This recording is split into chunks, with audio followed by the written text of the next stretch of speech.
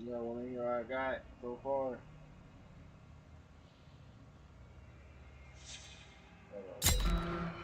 Hold on, wait. Yeah, I want to hear what I got so far.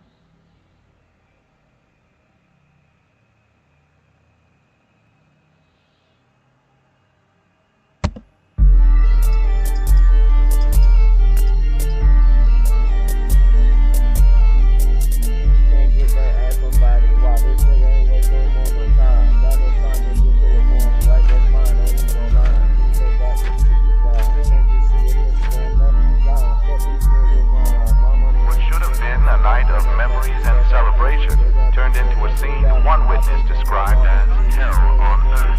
Teenagers at Dutton High School were celebrating an otherwise uneventful senior dance when two local men, identified as 43-year-old Hackett Wayford and his 24-year-old son Grant Wayford, entered the gymnasium with a variety of bladed weapons and began attacking.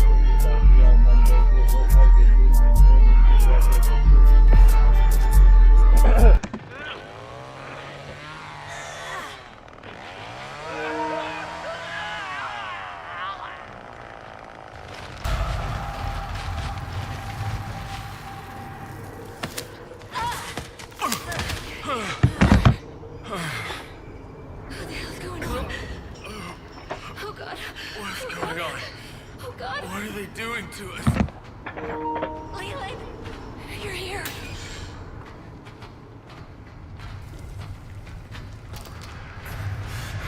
Anna, stay close. We're getting out of here.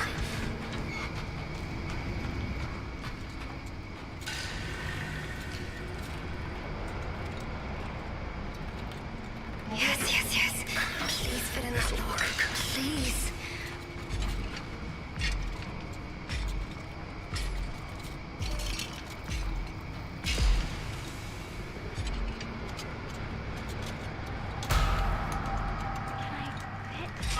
Keeping this. I can use this.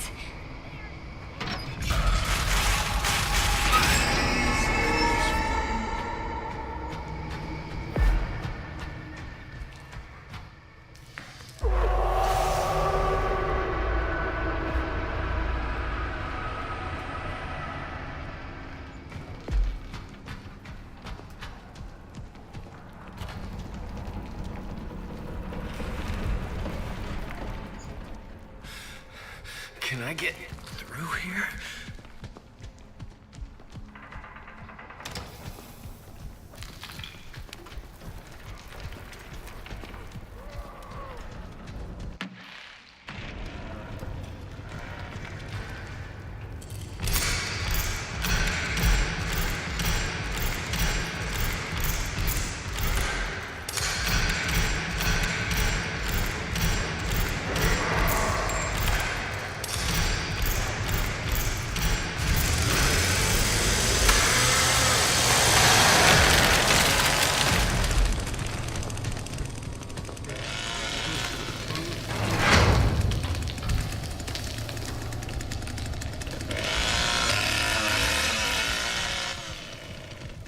I got the fuck out of there just in fucking time. That nigga was right there. He was about to shiver my dumb ass.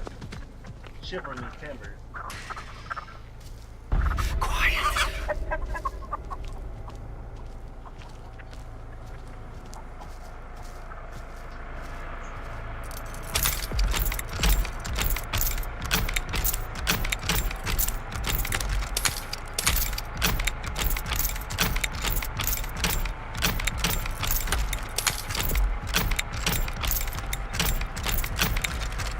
Okay.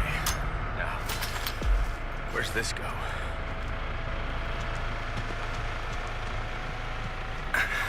This looks promising.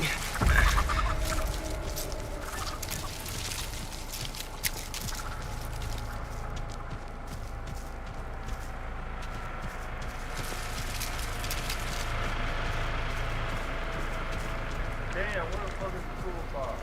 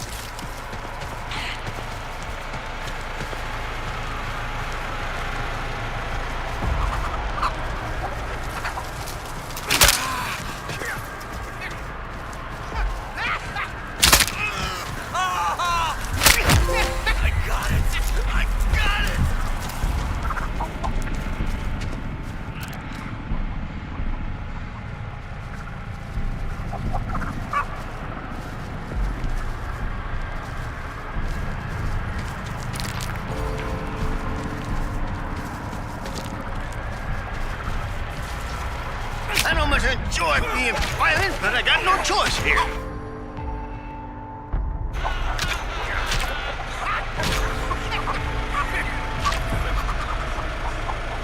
That's what you get.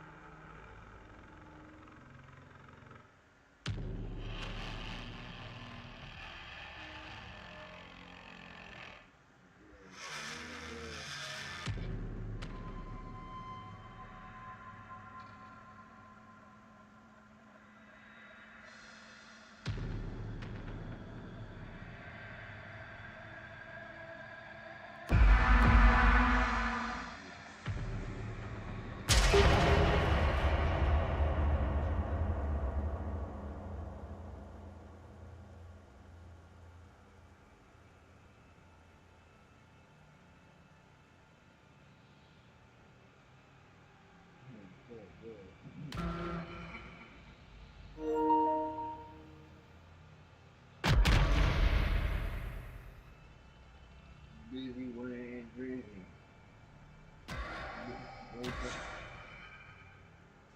Go to the house, both driving the Kenny.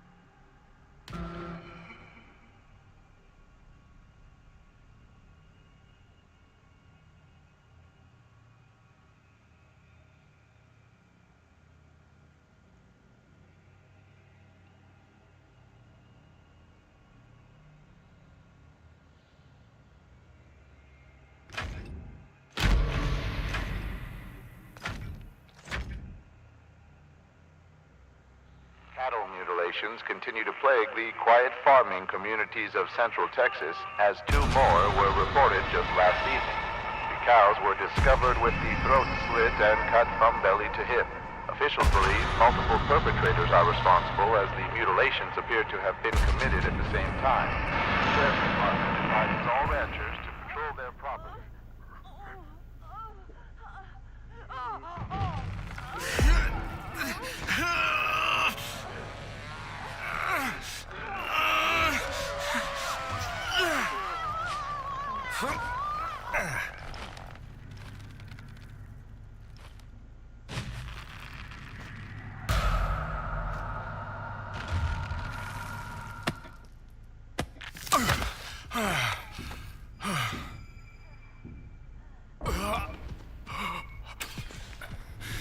What do we have here?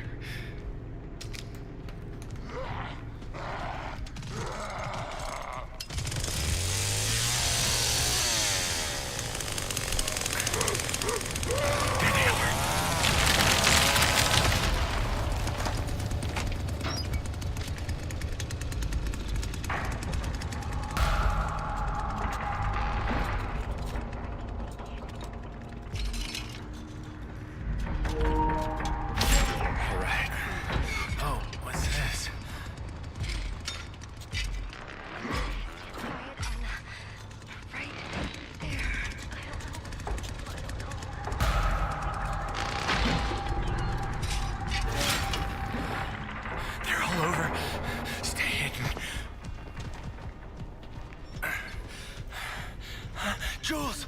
Jules! Right here! Everywhere I turn, there they are!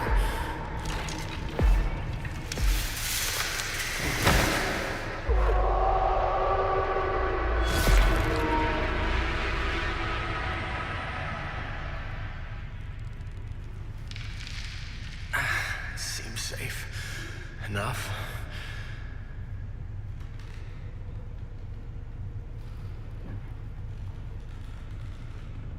How many are there? Come on.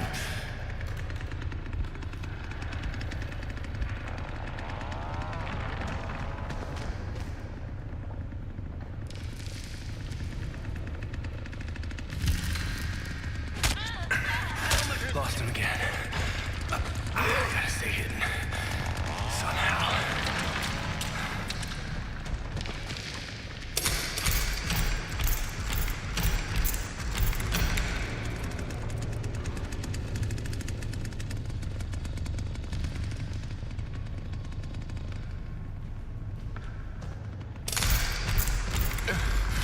Okay. Finally. They're gone. Where are the others?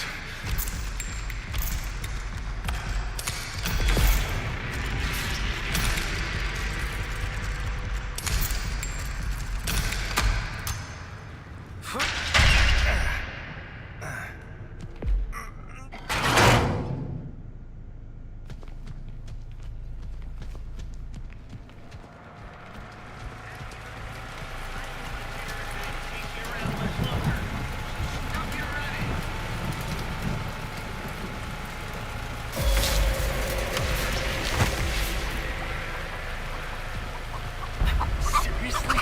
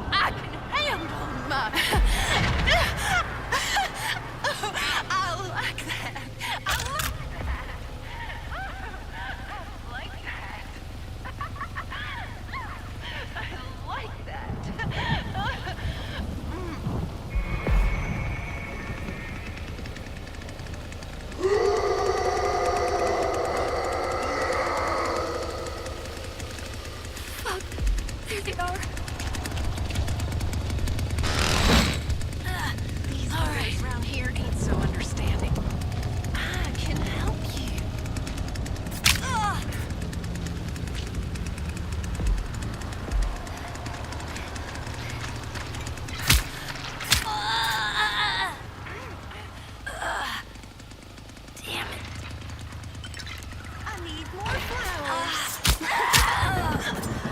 I'm gonna die. I'm gonna die.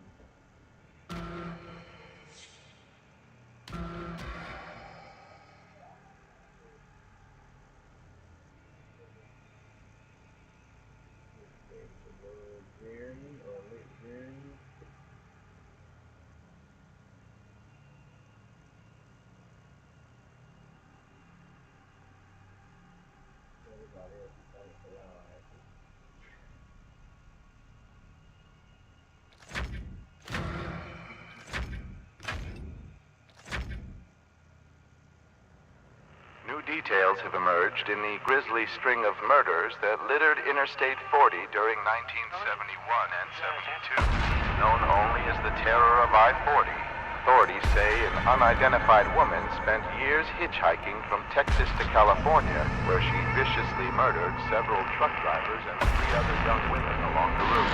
Billy Jasper of Winslow, Arizona, claims he liked...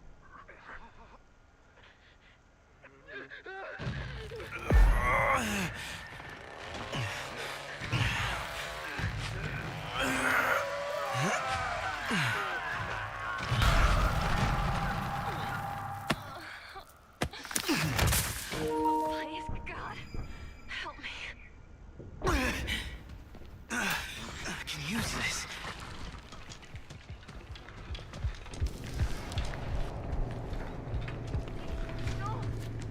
Where the hell am I? Damn freaks.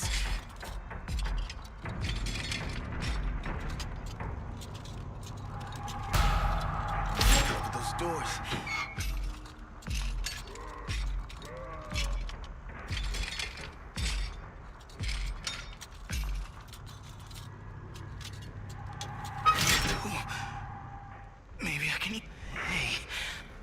use this.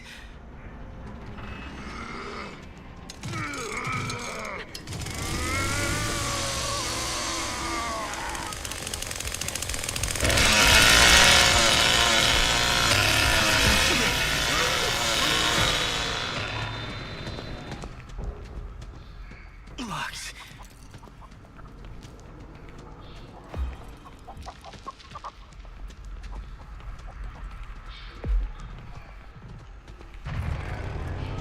Phew. Got it. Can I get through here?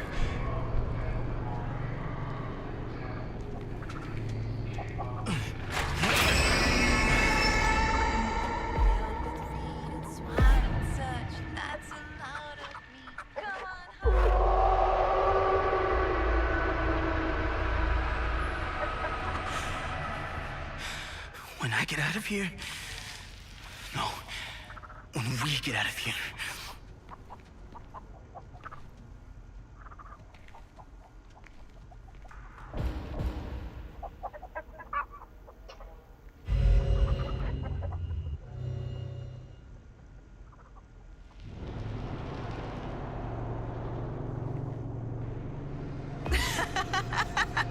You know, we could have been friends in a different life.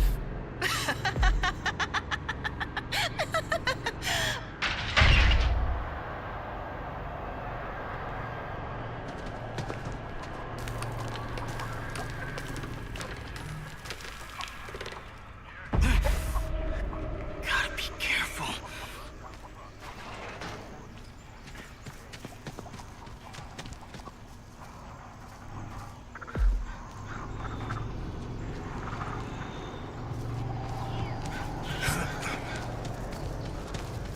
Don't worry.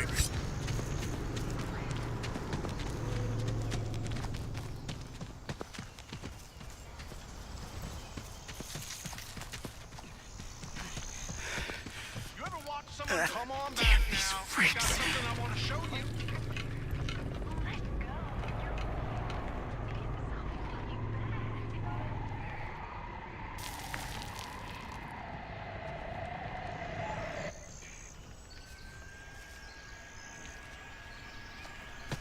Where are they? Are they gone?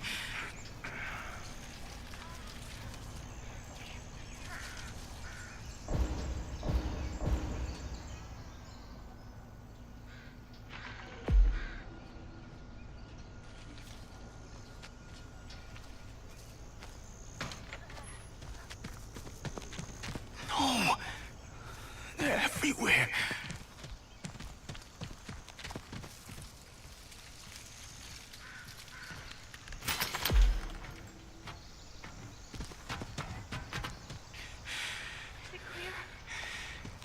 Gotta keep out of sight. Gotta keep moving.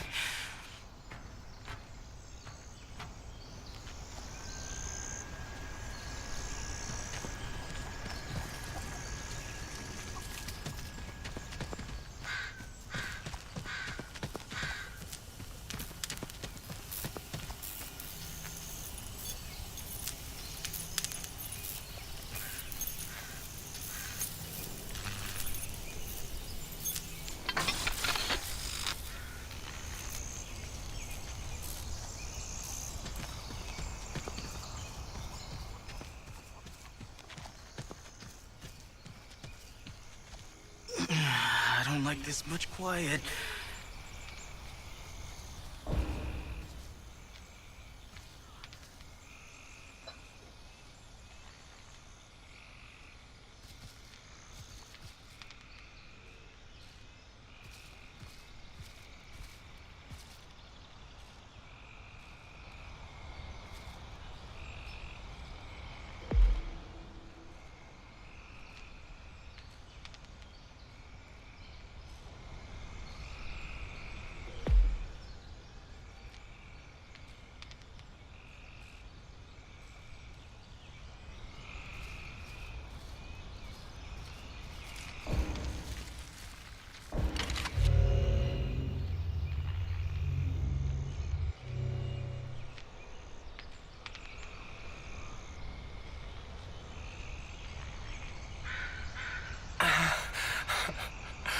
Why are they doing this?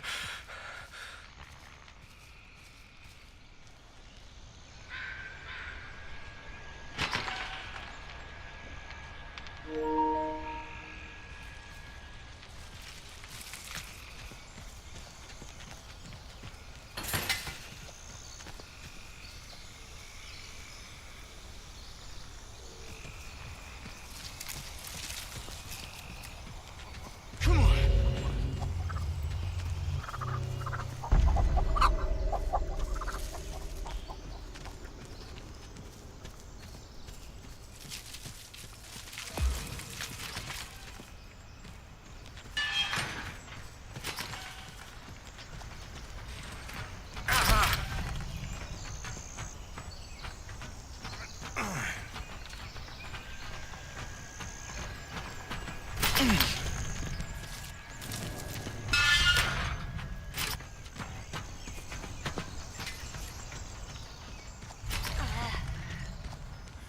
Let go of your I still fear. won't do this. It's holding you back.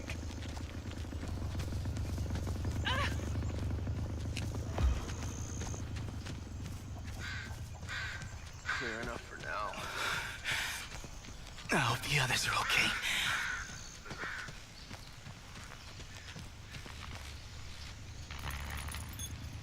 They're all over. Come on back now. Got something I want to show you. Please, sunshine. We're not done here. Hold up now. I have to find How help. did they find me? How does that feel? Oh my god! Please help us! Please!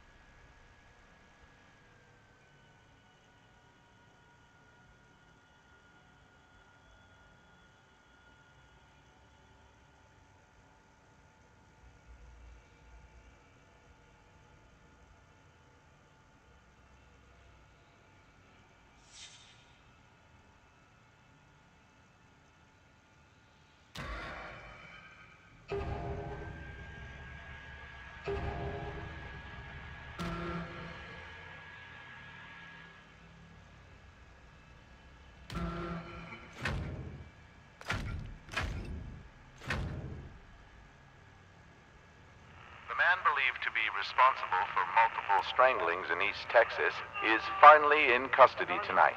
Authorities followed a tip that led them to a deserted motel outside Bryan, where they caught the man in the act of subduing 36-year-old Kelsey Kayo.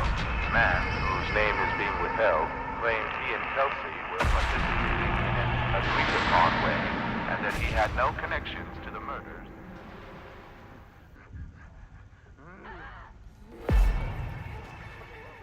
Oh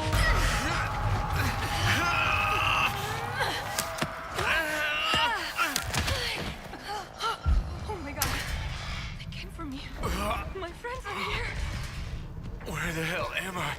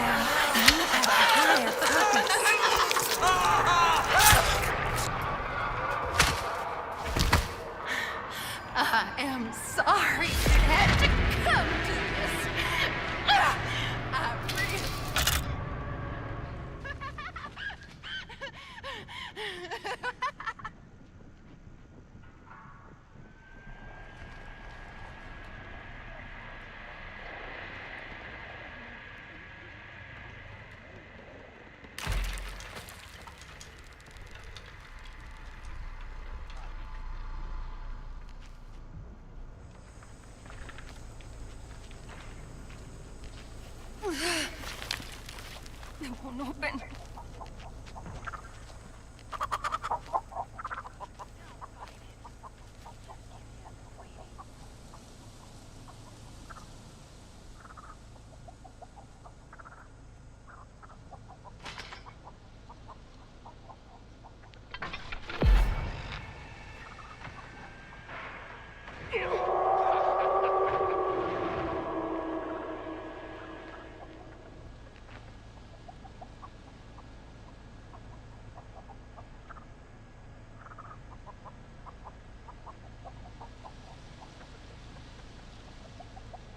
I think I remember a way out. Come on. Think.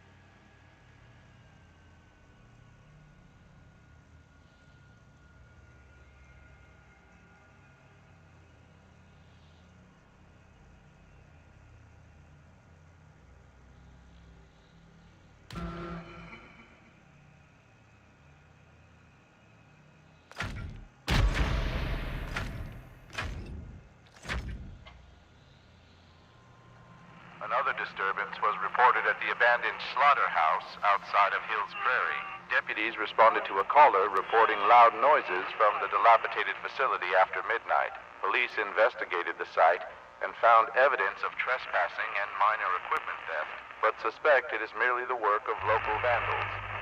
The man believed to be responsible for multiple stranglings in East Texas is finally in custody tonight. Authorities followed a tip that led them to a deserted motel outside Bryan, where they caught the man in the act of subduing 36-year-old Kelsey Kayo. The man, whose name is being withheld, claimed he and Kelsey were participating in an agreed-upon way and that he had no connections to the murders that have plagued the eastern part of the state since last June. Personal belongings linked to a missing Tulsa, Oklahoma couple were found last week. Police say Tim and Tyra Devine seemingly vanished overnight while on a trip through Texas Hill Country more than 6 months ago. The couple's vehicle was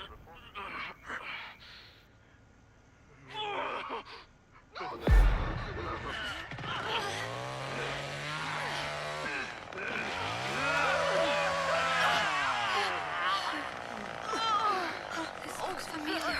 It hurts. I have to get out of here. God.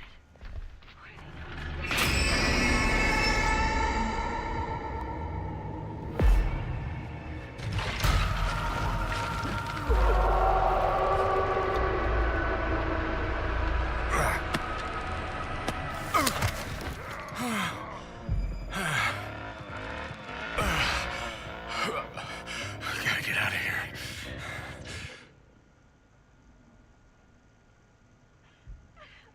Maria! Oh my God, you again? Is that really here? Look this way. I can't believe it.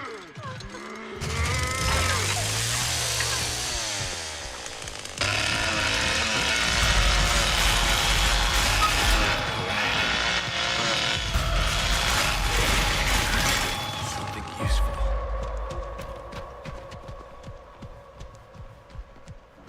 Quiet. Yes, I can use that. Go away.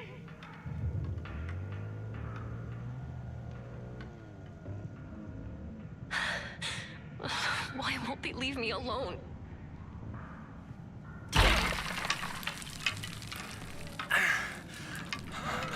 Connie! Finally. I thought you were dead.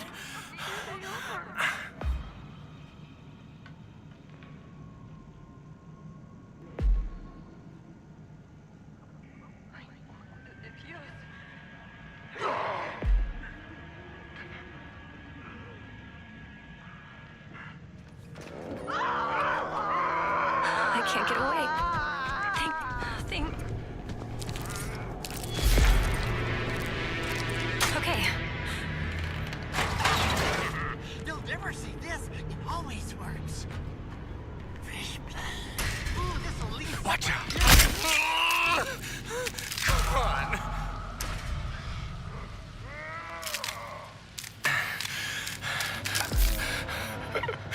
These things are everywhere.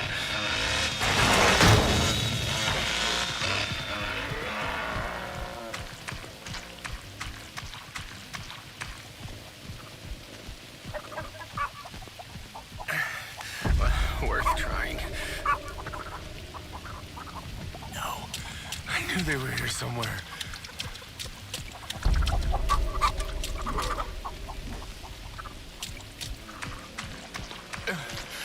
Okay, finally, they're gone. Where are the others? How many are there? Come on.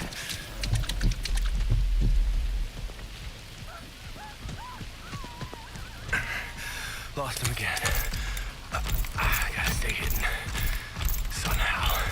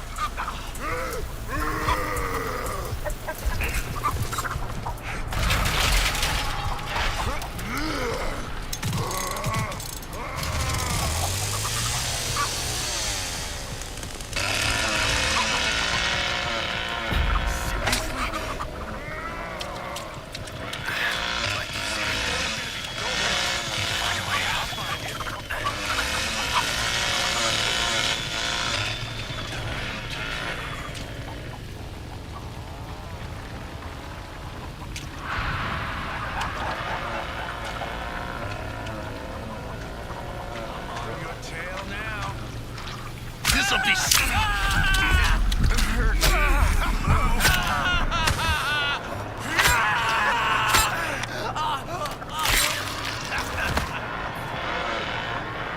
This is only gonna hurt.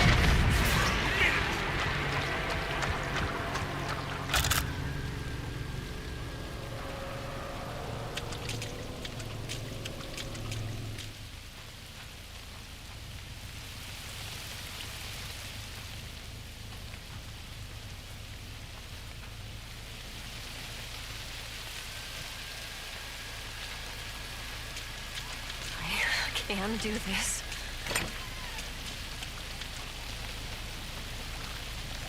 Come on back now. Got something I want to show you.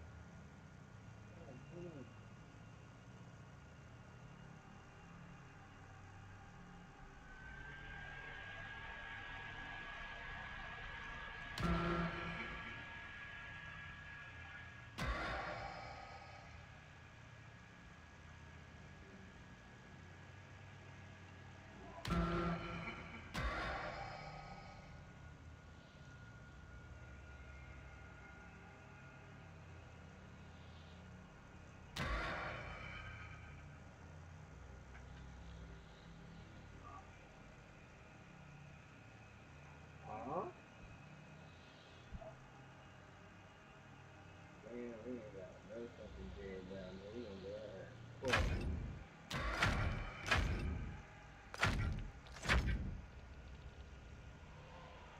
The search continues in Muerto County for a missing University of Texas student.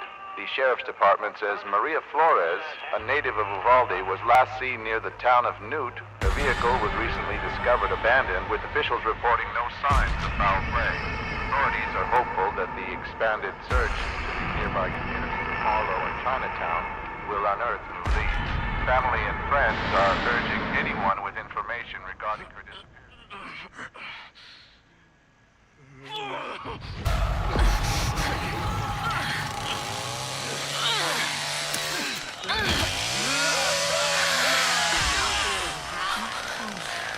I can't get through. What happened? You can do this. Could he really be here? Hang on to this. This will help. I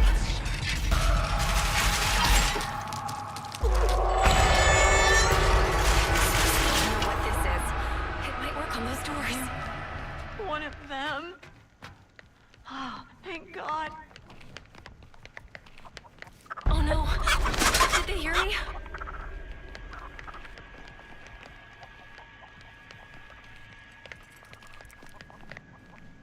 Okay, got it. Please don't hear me. Please. Can I get through there? I just want to see how it feels. You know, Come on. like that ain't gonna help your That was cause. too loud.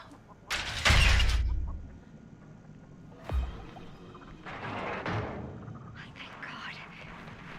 Oh, Leland, you're alive.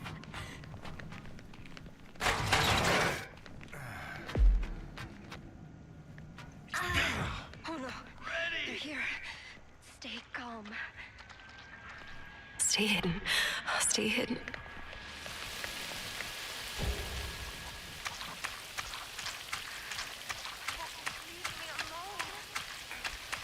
Please let my friends be okay.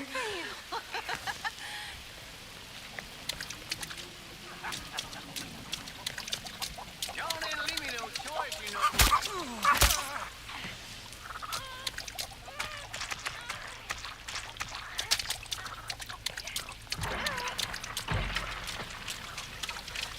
They are too close.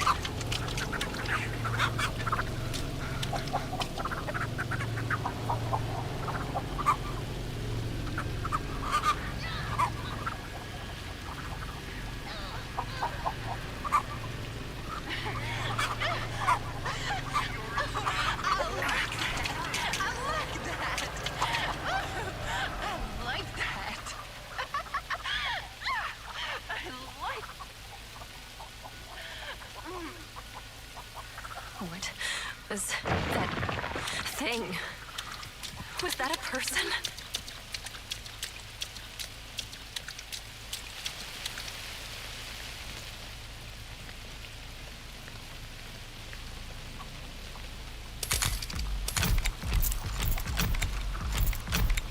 It's your own fault.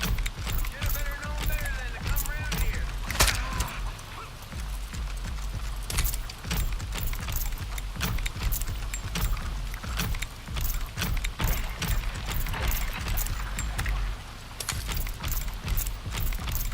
I know much enjoy being violent, but I got no choice here.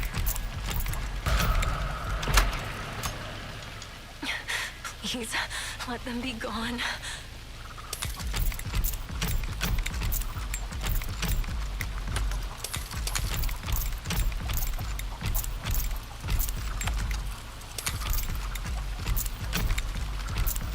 Okay, now stay quiet.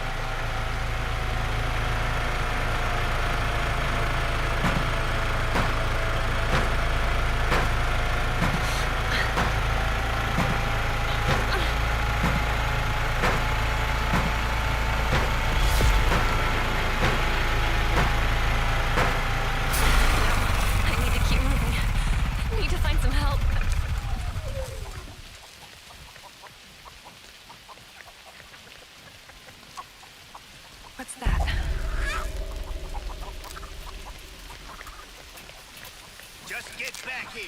You're only making things worse.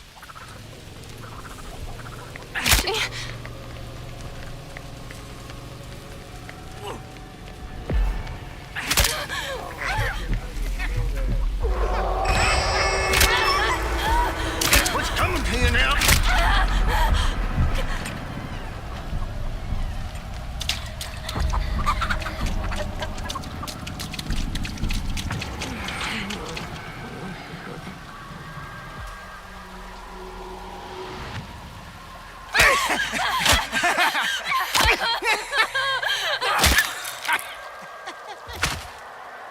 See what happens when you don't.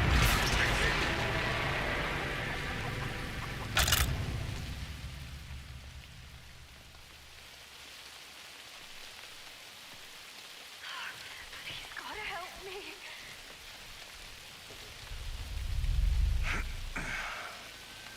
Oh, hi there. Shit. Did they see me? This.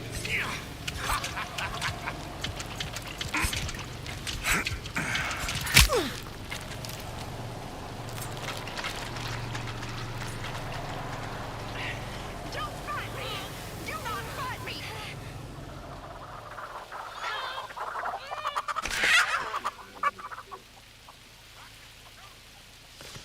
Are they gone?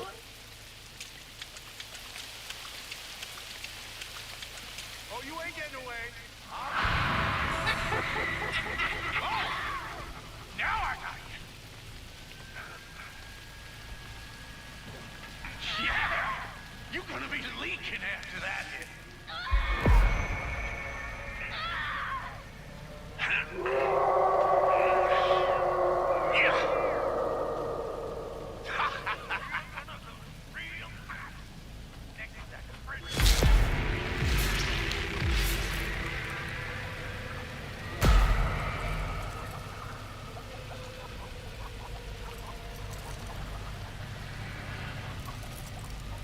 I have to fly.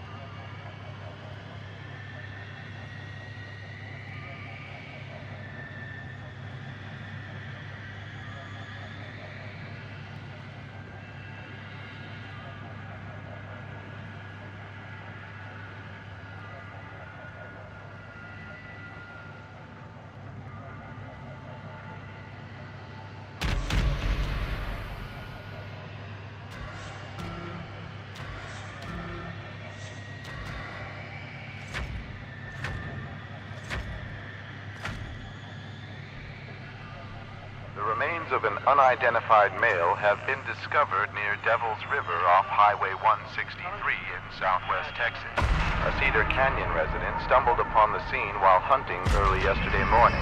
Authorities have confirmed this is approximately the same location where 2 females were discovered last June.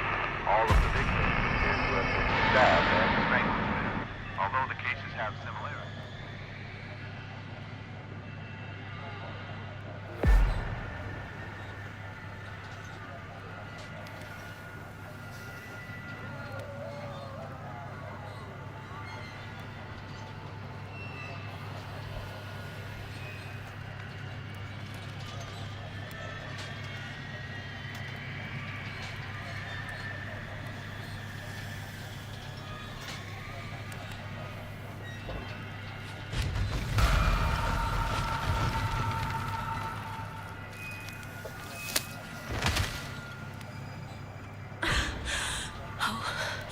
Oh my God.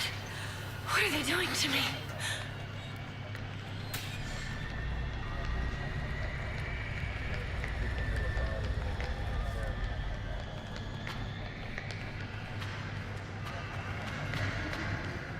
I can use that.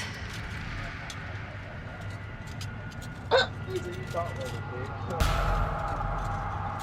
I can open those doors. I gotta find a way out of here.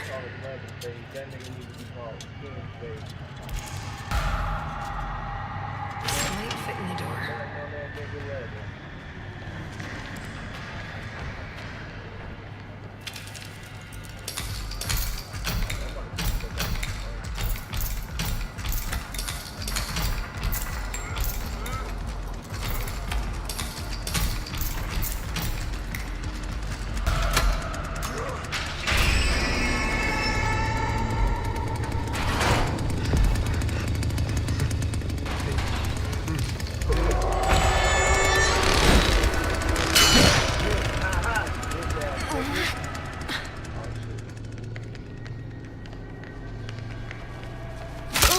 Stay hidden.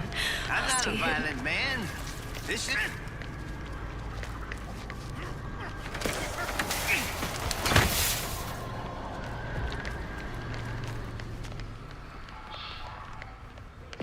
It always tastes best when it's fresh, don't it?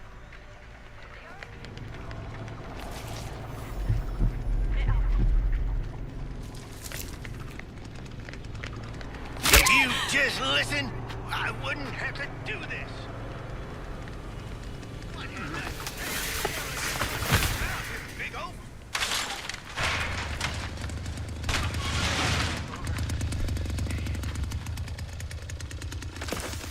Thought you knew how to run this household. What's This that? is a mess. Shit. Tastes good, don't it? I think I lost him. I can't get away. Think. Get your fill, old man.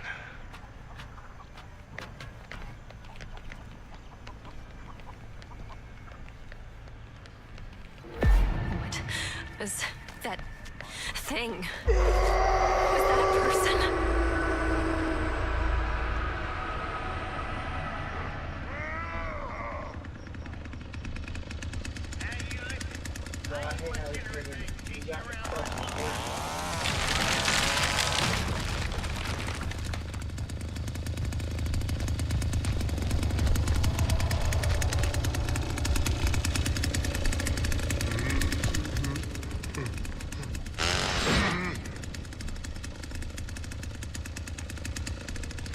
Why are they doing this to us?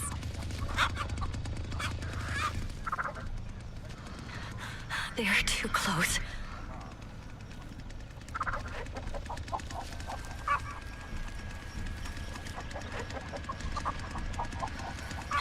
I think they left.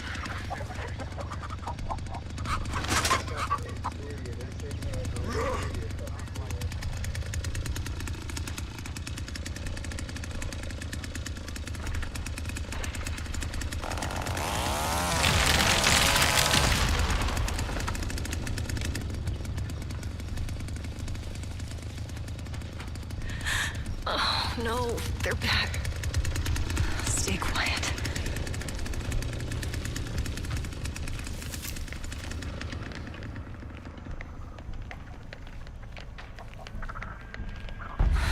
too loud.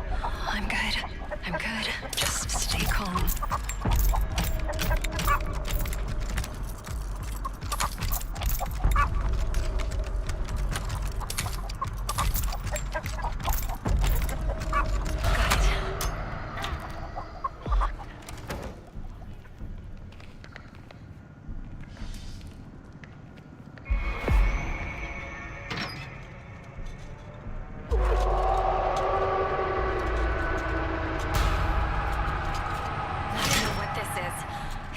On those doors.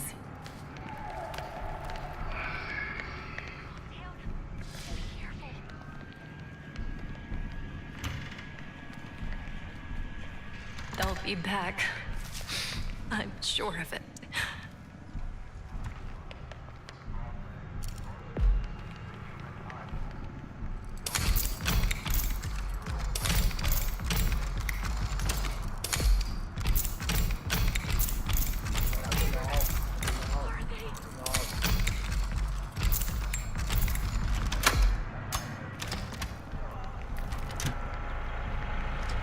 Oh shit, Johnny out here. Holy fuck. Hold on, man. Trust me.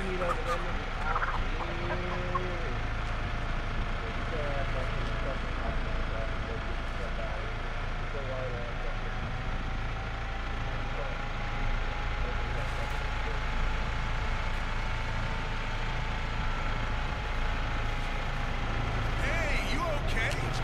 You seem to Oh, lose Julie. blood.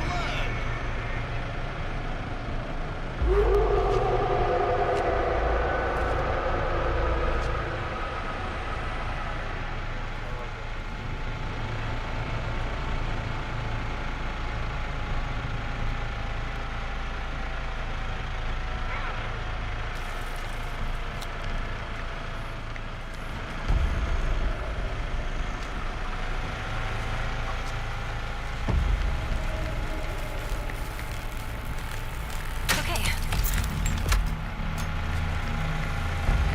Oh shit, Johnny said, fuck.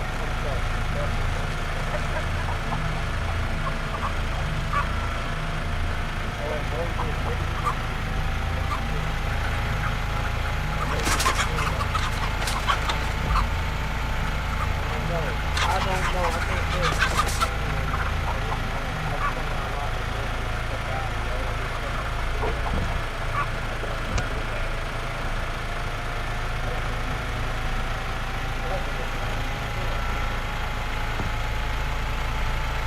Who the hell are these people?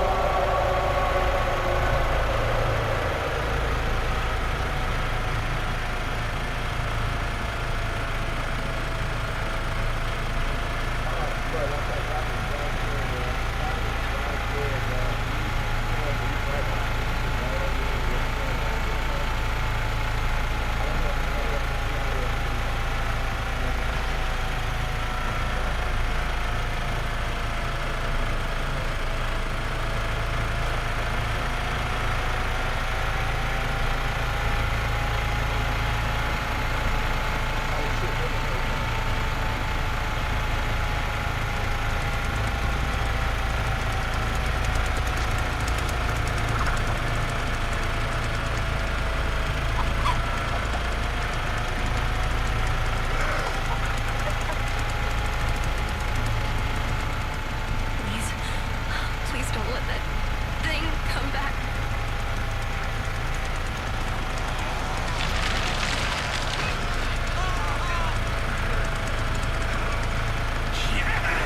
You're gonna be leaking after that.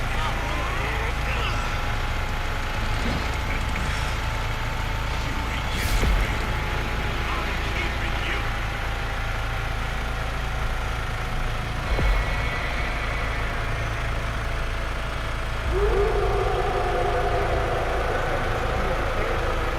This nigga sitting here camping waiting for somebody to come out.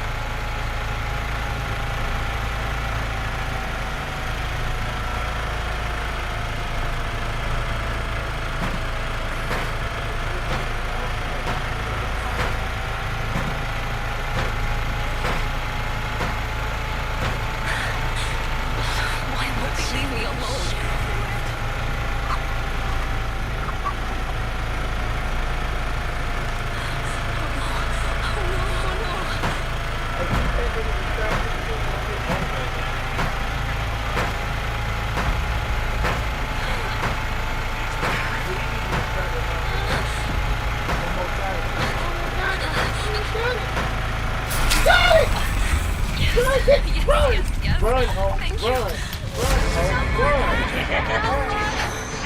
Yes, sir! Somebody! Anybody! Help us! Damn, one hit smack his ass. I have whoa.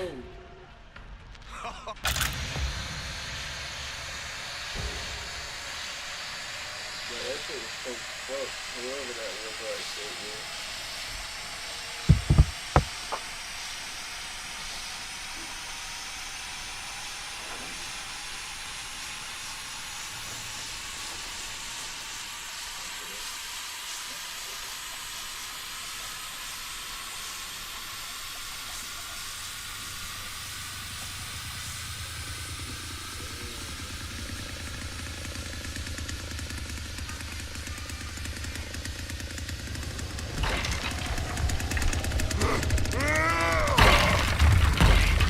Okay, here we go.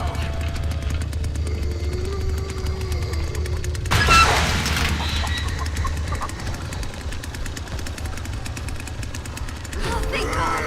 I think I can get help.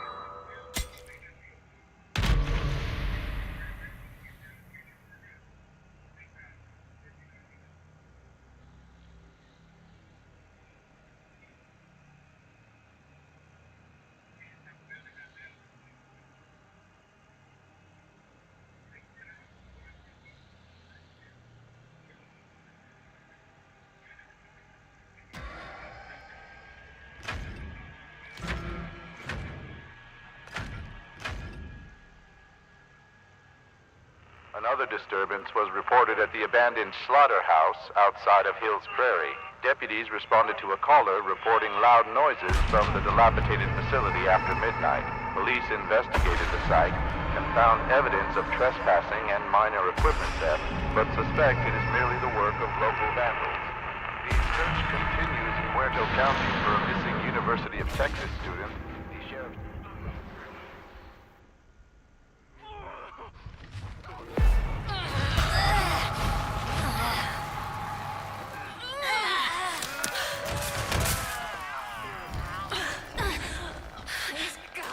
What the hell's going on? Oh God! Oh God! Oh God!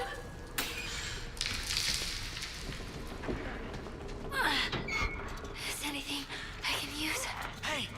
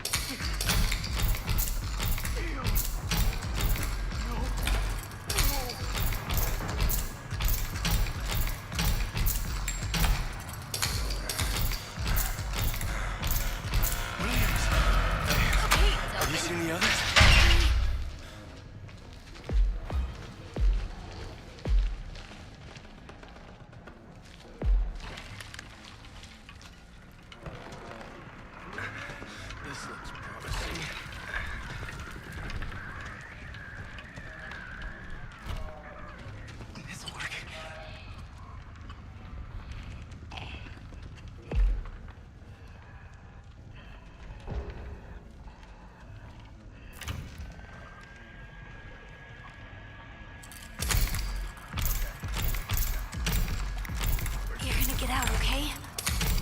You will, Julie.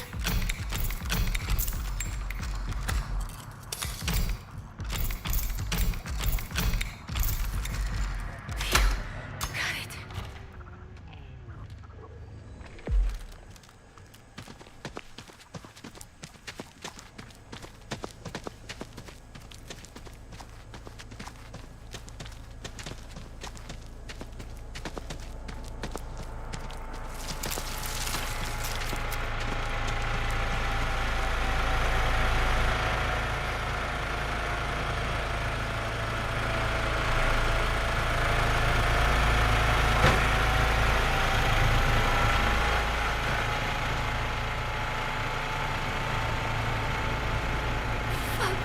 There they are.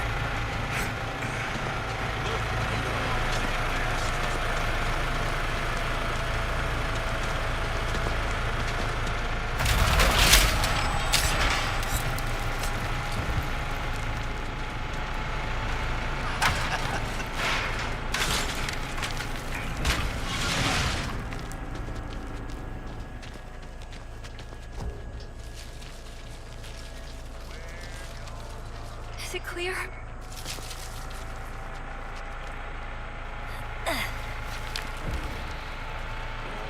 I gotta stay away.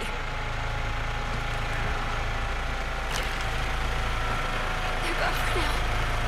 Okay, just keep moving.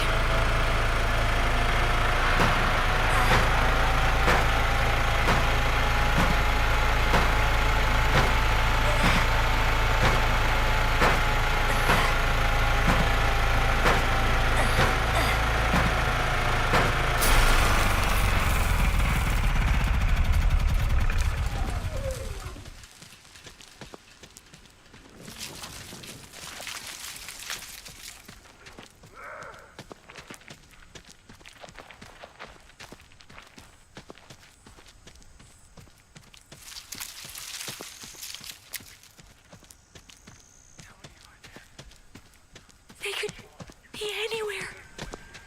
Nobody ever gets away from me.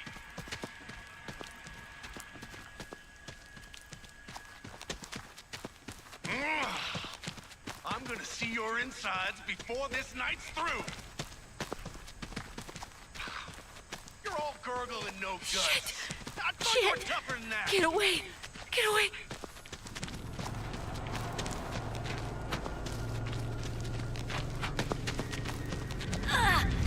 Here we go. This isn't gonna be good. Damn it, Johnny!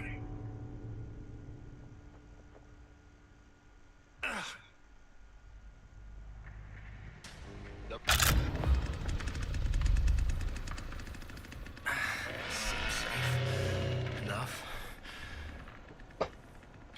I think they left. I can't get away. Think.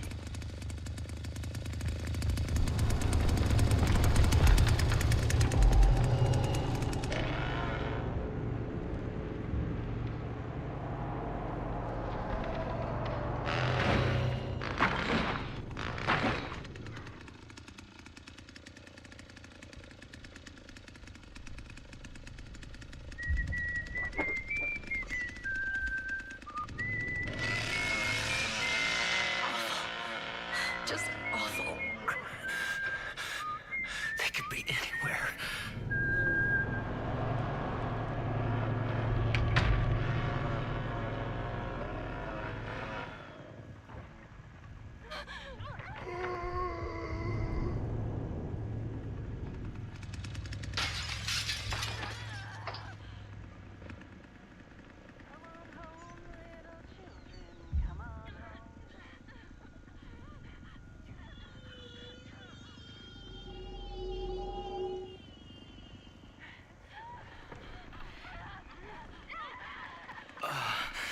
What the hell is wrong with these people?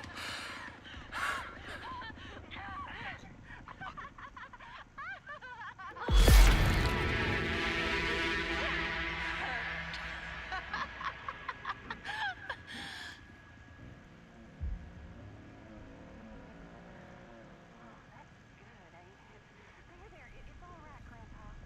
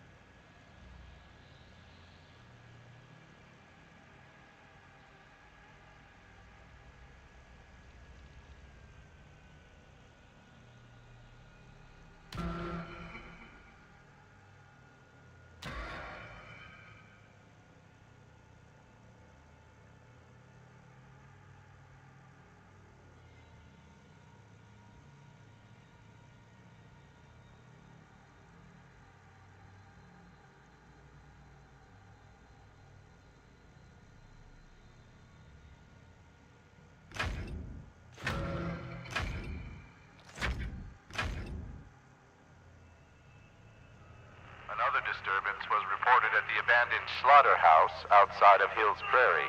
Deputies responded to a caller reporting loud noises from the dilapidated facility after midnight.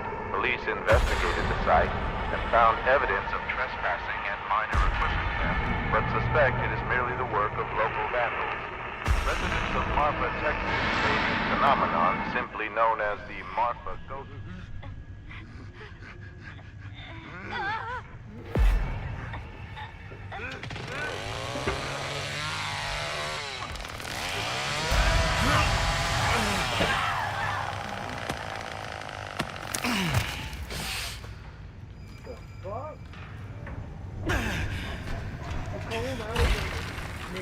What is this place? It hurts. Oh my God. It's them. From the campsite.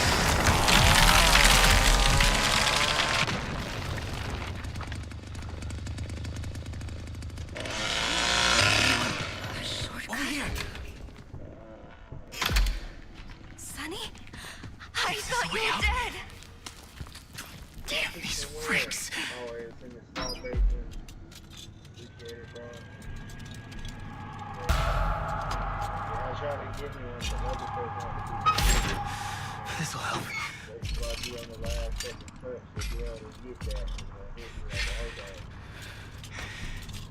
Gotta keep out of sight.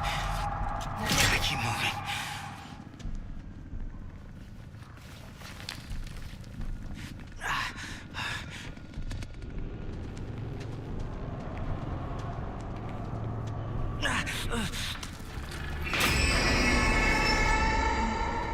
That might help.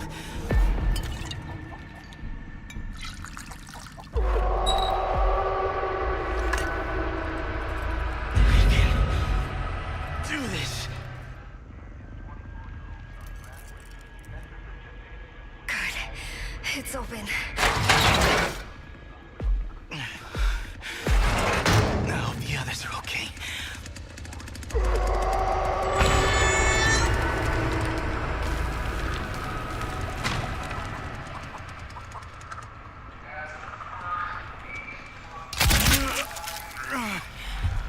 Come on. I can do this.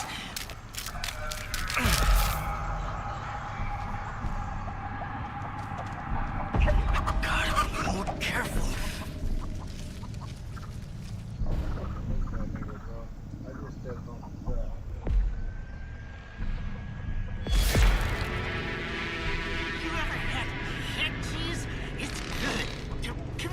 to you.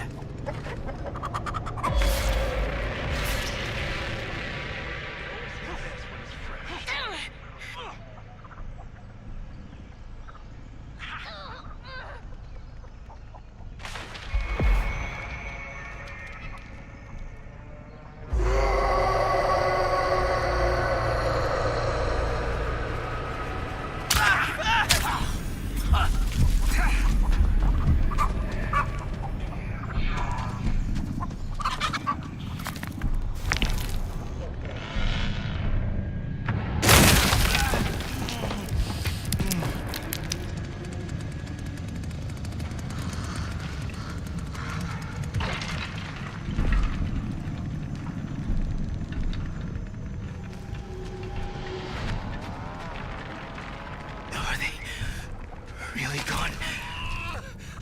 Come on.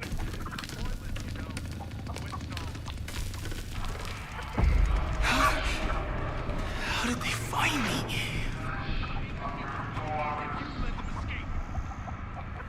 Everywhere I turn, there they are.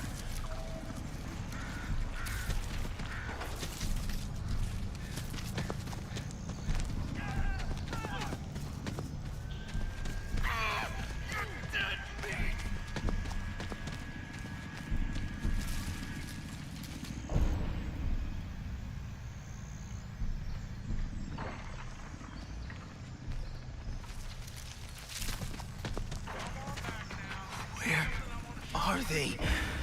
Are they gone?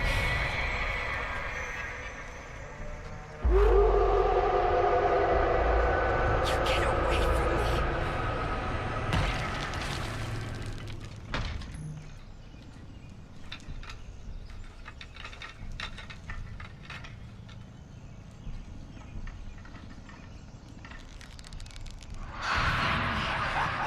They left. I need to find the others.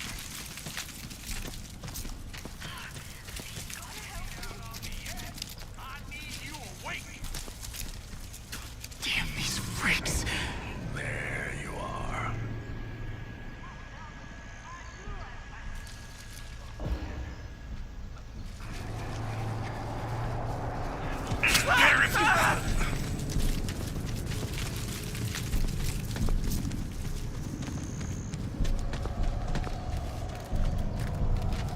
Bro, oh my god, you black nigga, run, you fucking, oh my god. Run like they had the dogs on you, man, fuck. You should have never came here looking for that girl.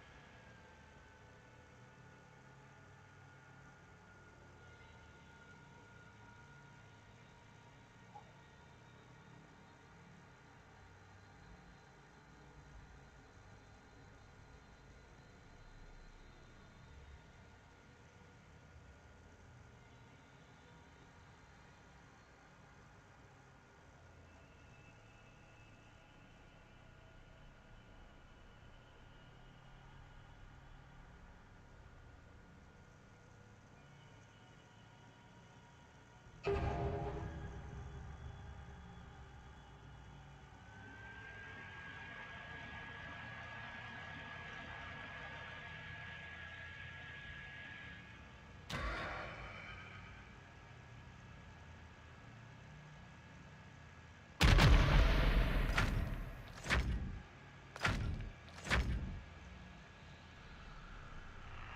belongings linked to a missing Tulsa, Oklahoma couple were found last week. Police say Tim and Tyra Devine seemingly vanished overnight while on a trip through Texas Hill Country more than 6 months ago. The couple's vehicle was reportedly recovered near Cypress Mill last November, but no further evidence has been unearthed until now. Police say a wallet and pocketbook containing ID.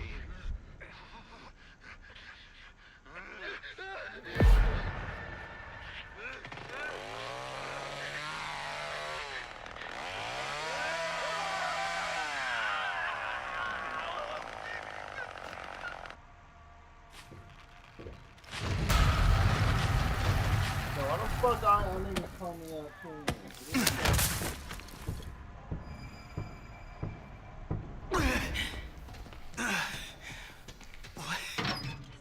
What is going on?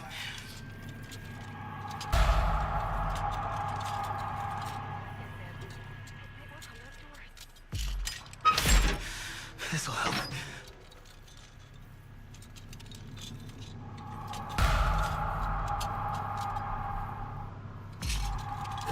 Those doors.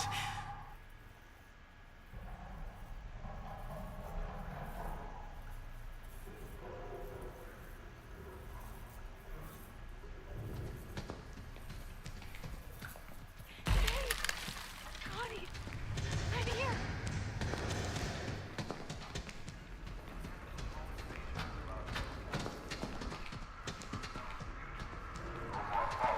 Native of Holland, Texas, was arrested in 1967.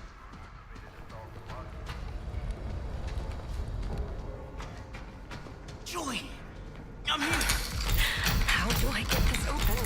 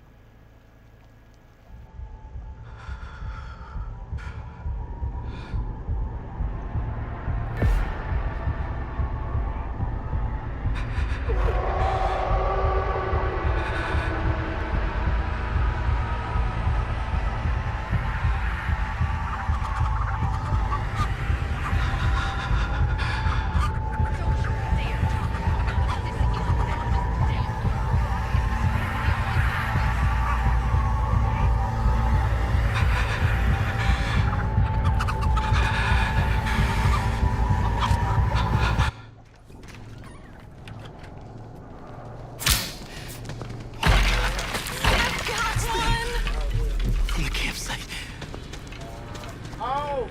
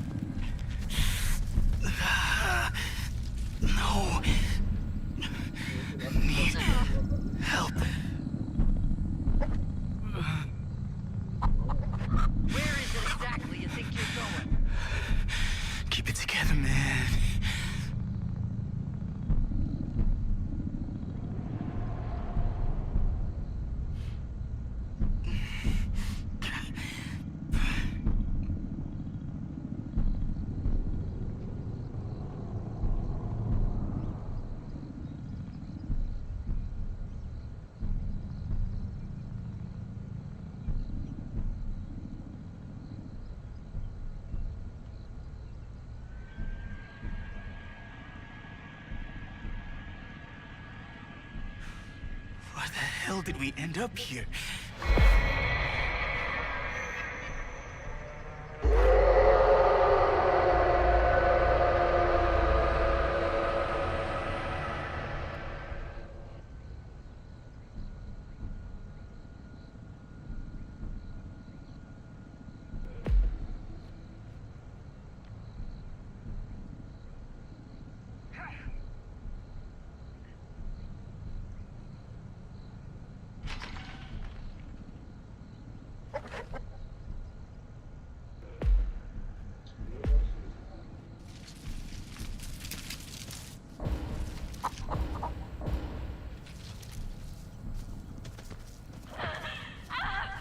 Someone please help!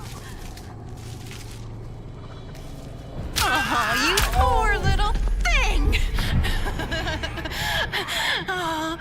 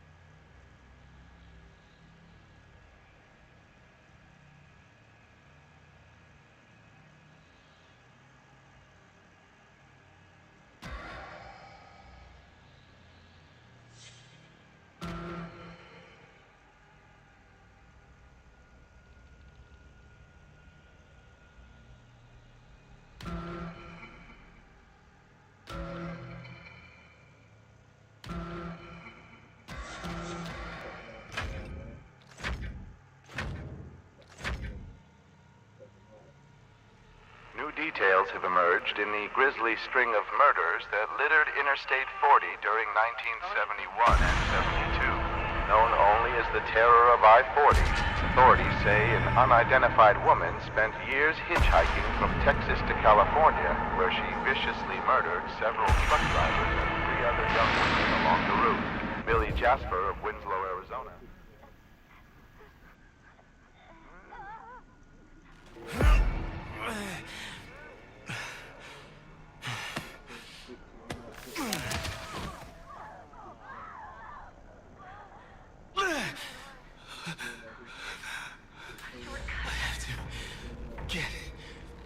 Out of here.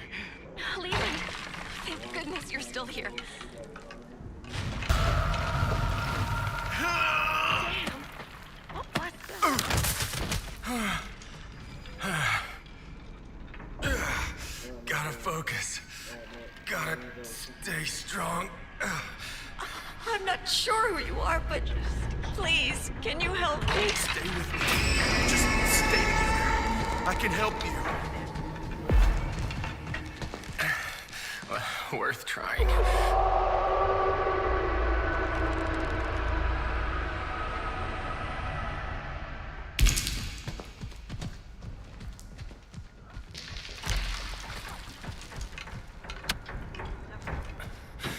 What do we have here? Let's stick together.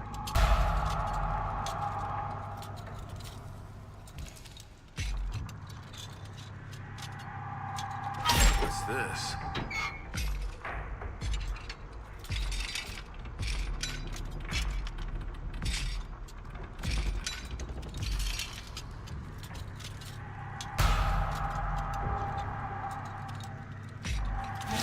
All right.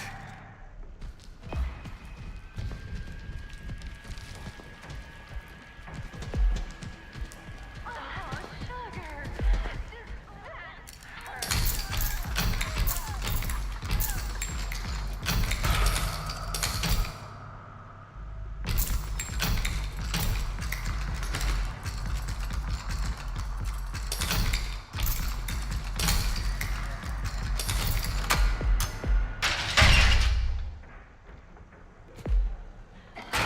Why won't they leave me alone?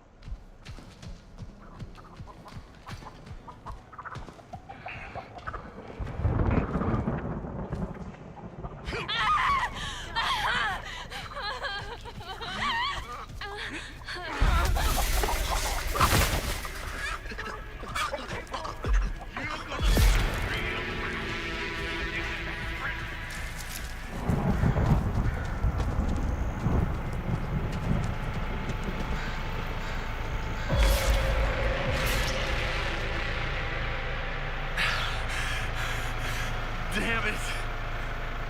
Not you too! Ugh.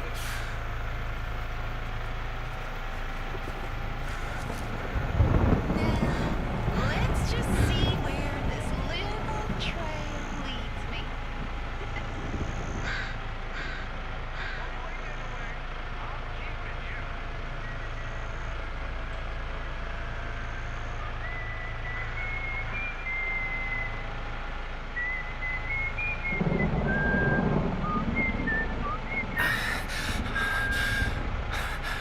Where is everybody?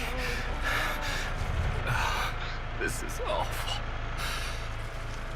Just get back here. You're only making things worse.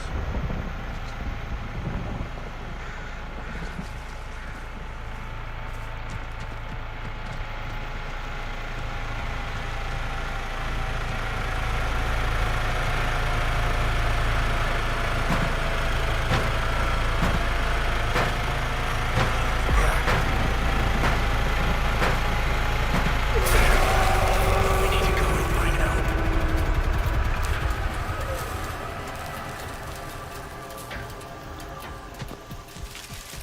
You know, bleeding like that ain't gonna help your cause. It's them.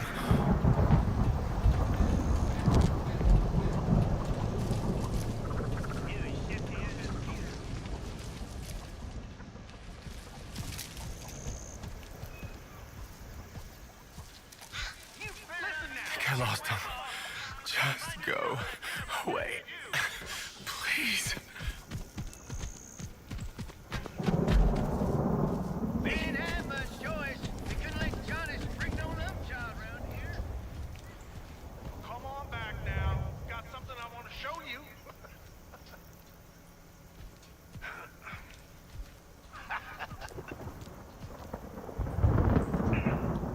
No.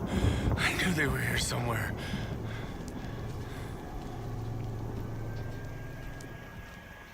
You want to know how your friend died? I can show you. You having fun yet? Go on out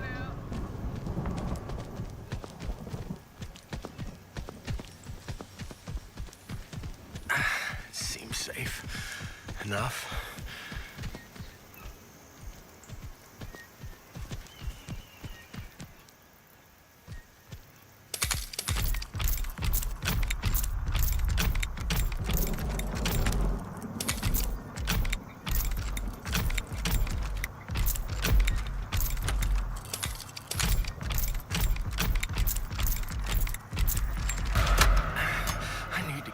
open.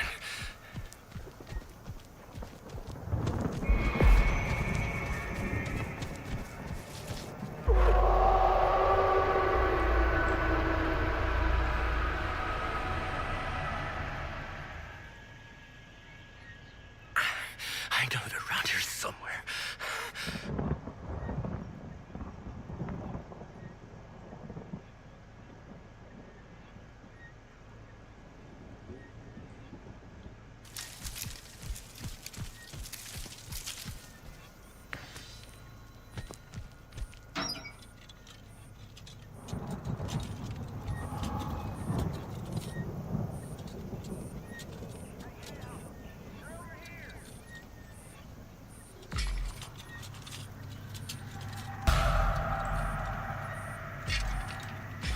Keeping this.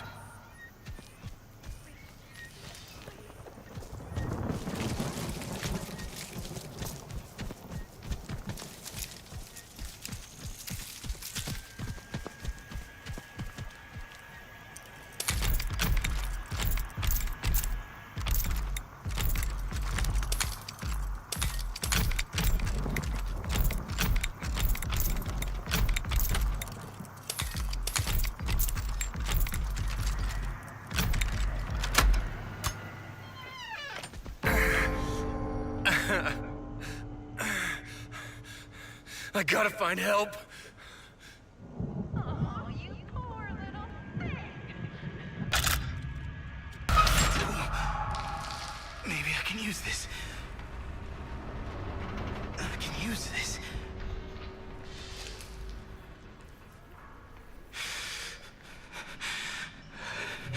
Keep it together, man.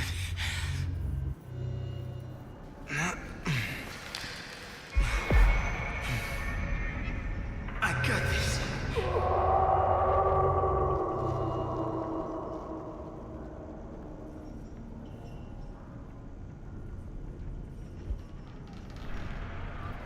I can do this.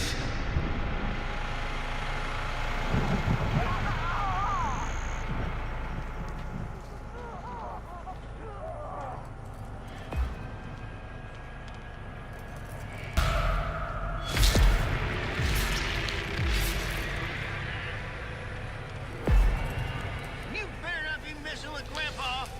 Gonna find yourself in a dinner bucket if you do. And you're gonna meet him real soon. Don't worry. I'll find him. Just go.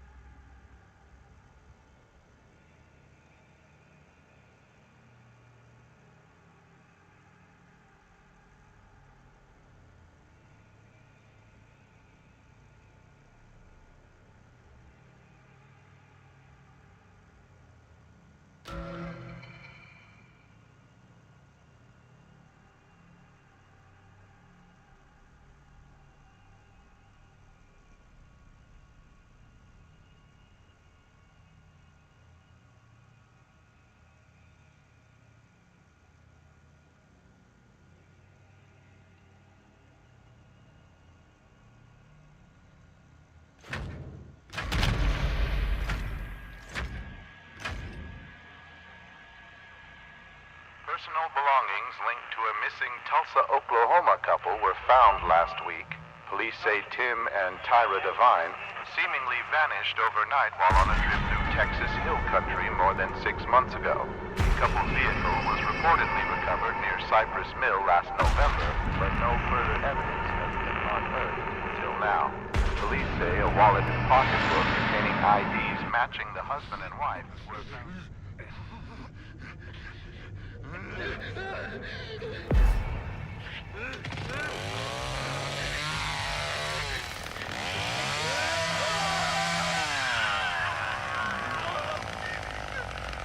out of here.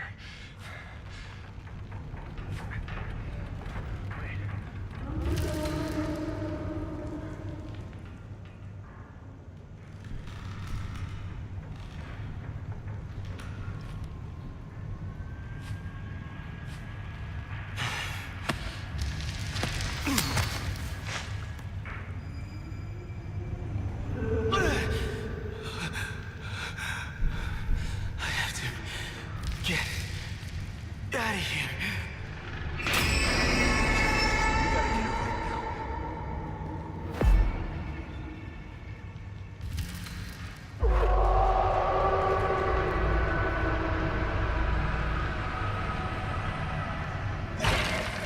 Gotta move slower. What? Did they get you too? How bad are you hurt?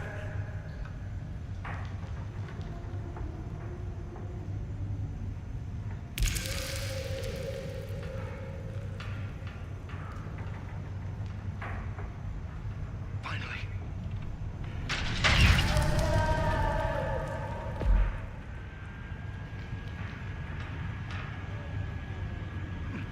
Quiet. They're right there. Now. Yeah!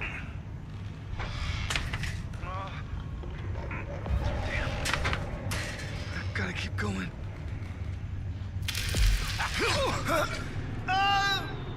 Oh my God. It's them. From the campsite.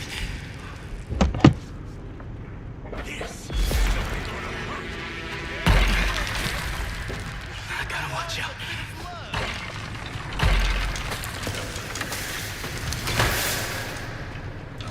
This is gonna be easy.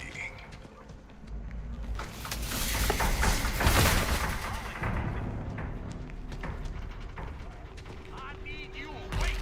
Better get moving. Damn these freaks. That's why you got that shifty scar on your back. Fight! Fight! Oh,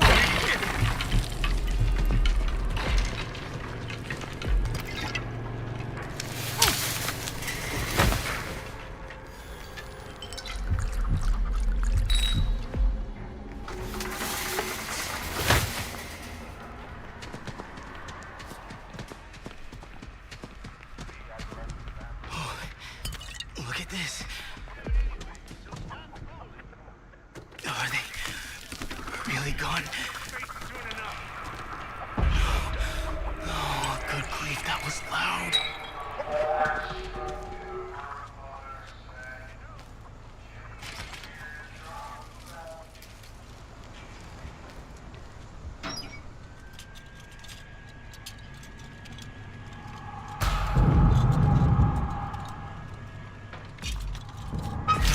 Open doors with this. Just Just go get back away. here. You're only making Damn things it. worse. They won't leave.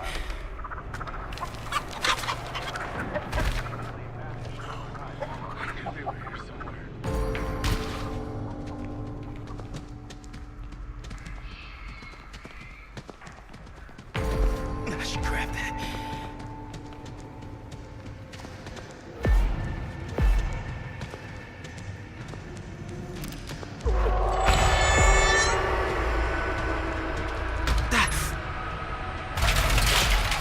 Damn! Did they hear that? Where Yeah, where the fuck are you they? think it Keep going. is?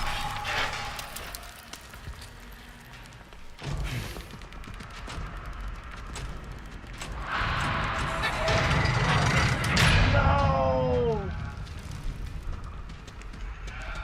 I gotta get out of here.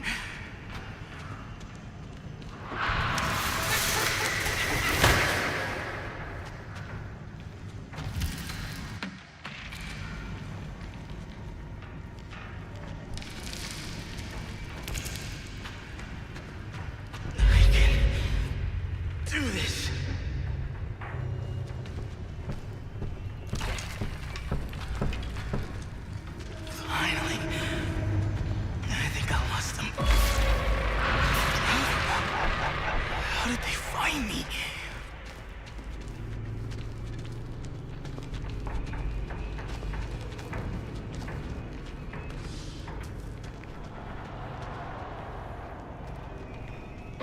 Oh, man. What in the hell?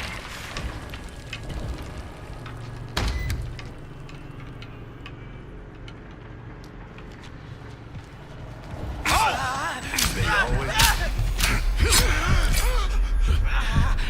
Looks as if something's leaking. Now you listen. I ain't much interested in chasing you around much longer. Yeah? Stop your running. Take it!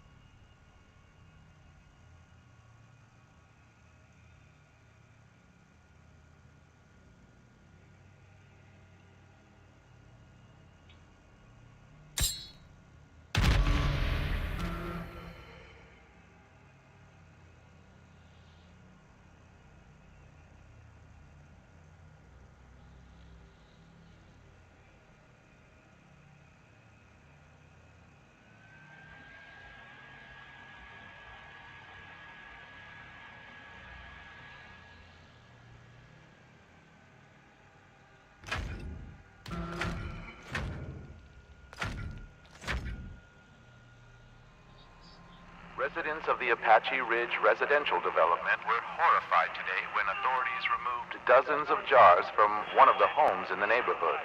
These jars contained a variety of body and animal parts, from frog legs to horse hooves to human eyeballs.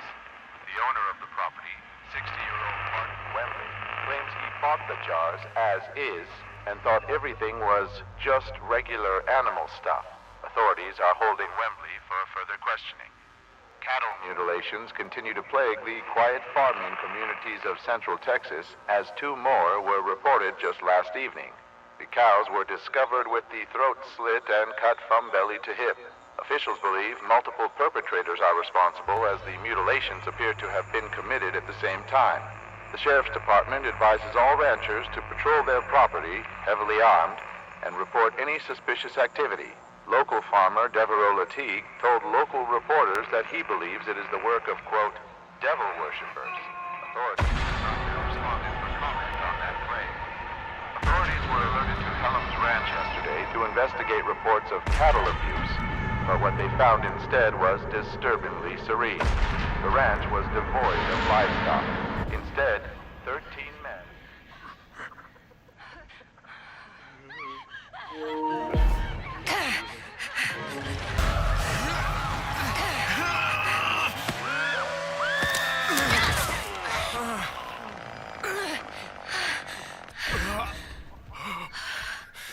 What do we have here? Come on, get more attention, Anna.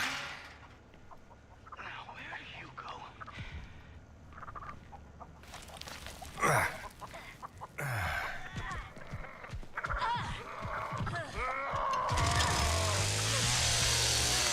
Can I get through here?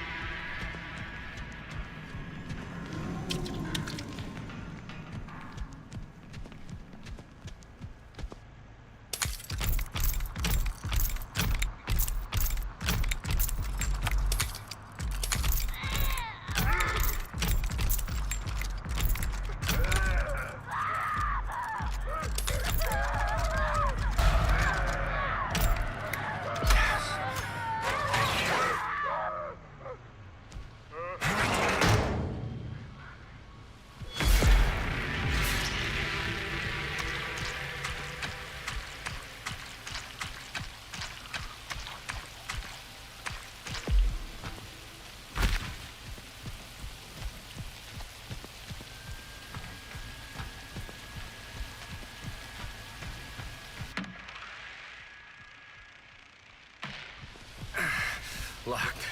Damn it. Think.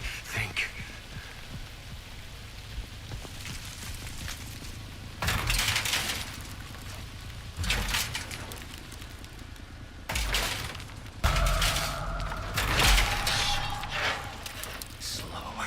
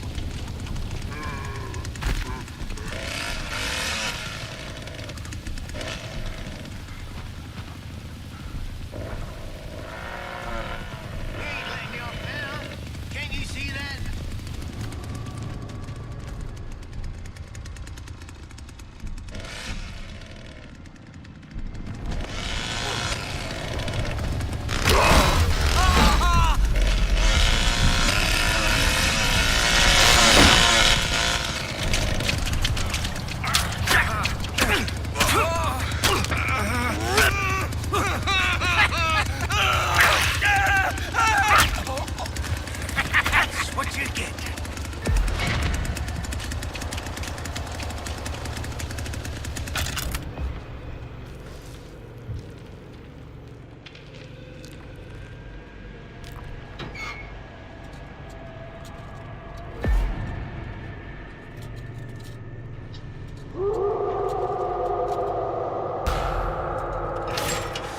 This'll help.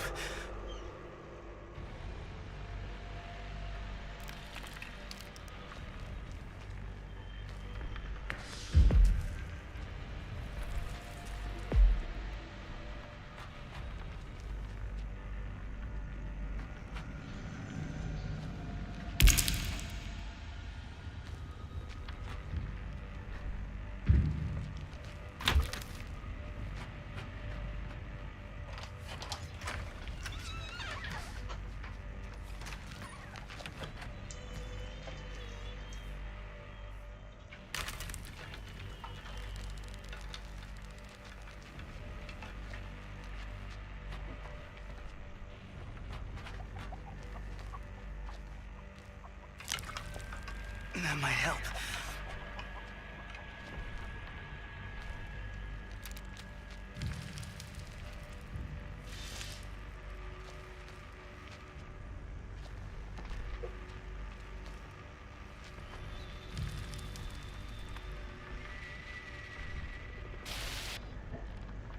I got this.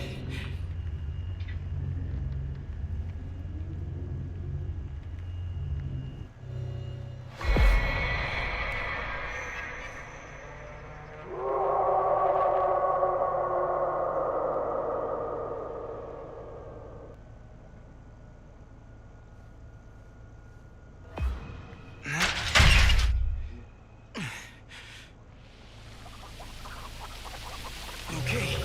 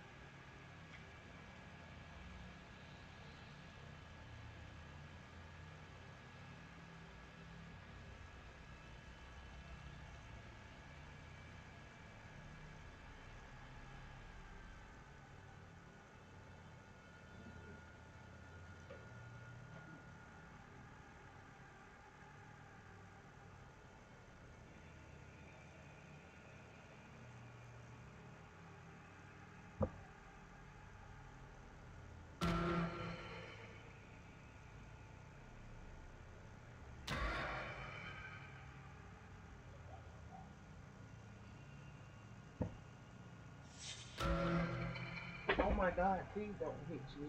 Please don't hands me. Don't put your fucking hands on me, hands. Don't touch a black person.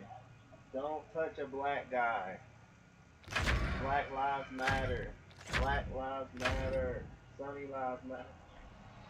What? Jared Gaines wasn't sure what he was expecting when he discovered a burnt-out truck on his back 40 this morning.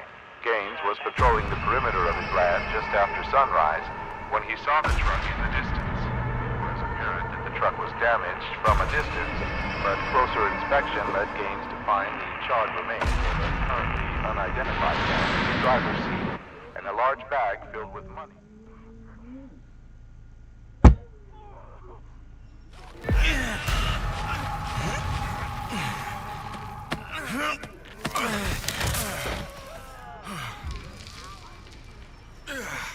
Gotta focus.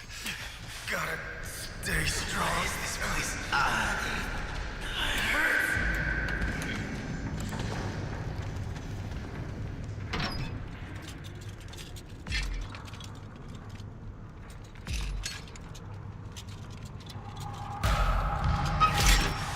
This'll help.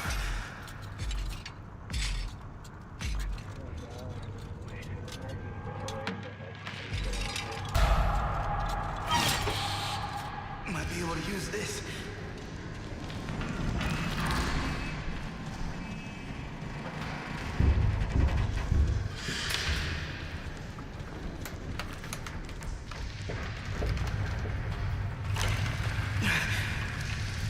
I gotta watch out.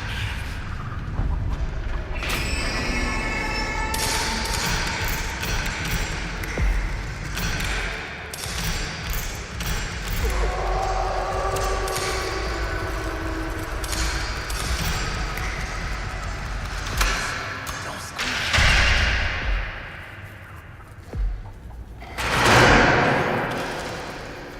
That is nasty. Disgusting.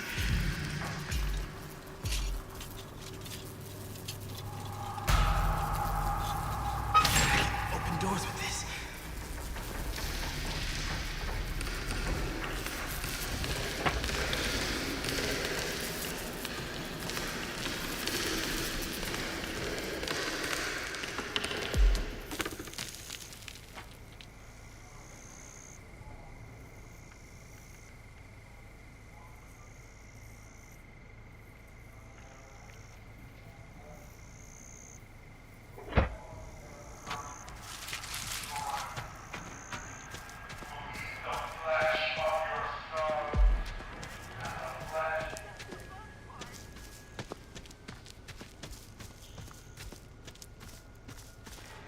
The man believed to be responsible for multiple shootings in East Texas is finally in custody tonight. I gotta get to the others.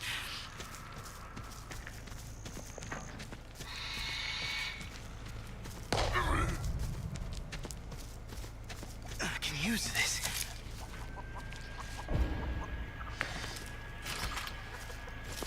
Oh, yeah. Love me some There they are. Just stay low.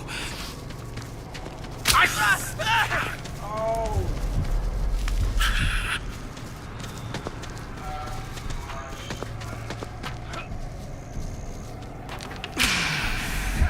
Bruh, are you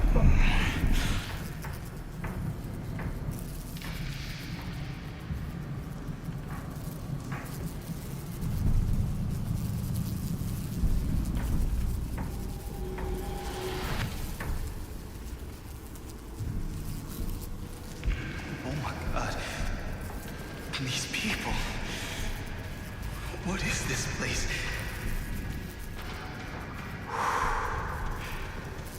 Clear for now. I should move.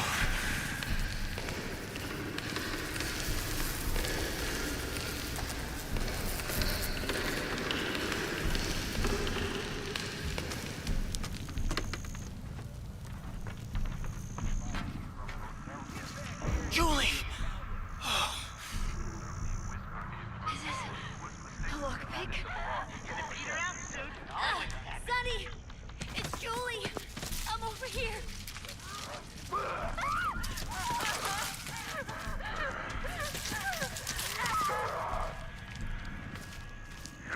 Come on! I don't like this much quiet.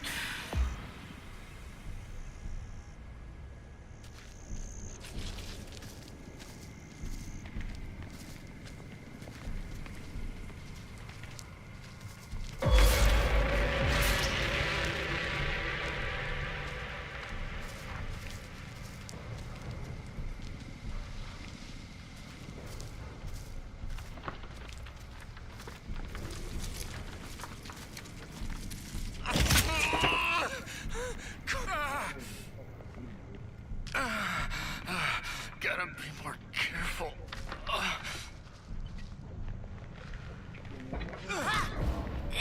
Shit. Quiet. Shit.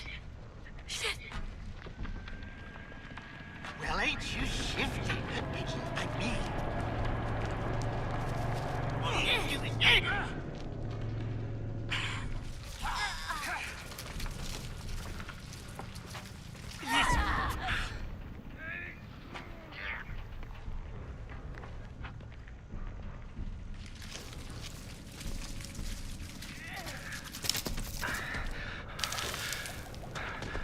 Where is everybody? This is awful.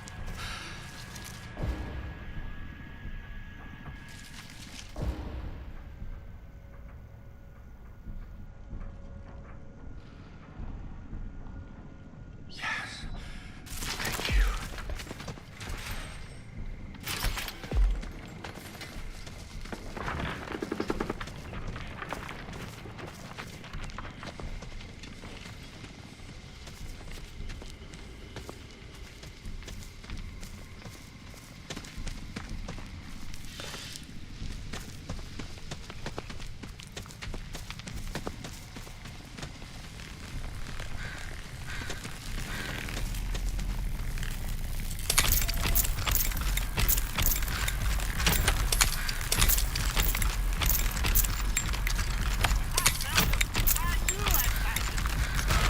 Way out of here. I got it. I'll kill you and swear you died. Trust me on that. Ah.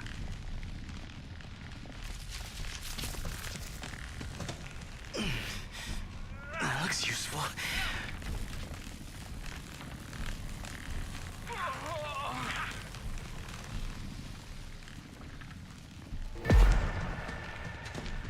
Now, where do you go?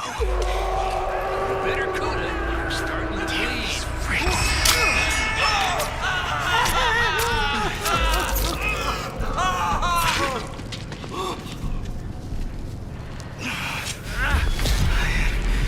Really hurt. Gotta find help.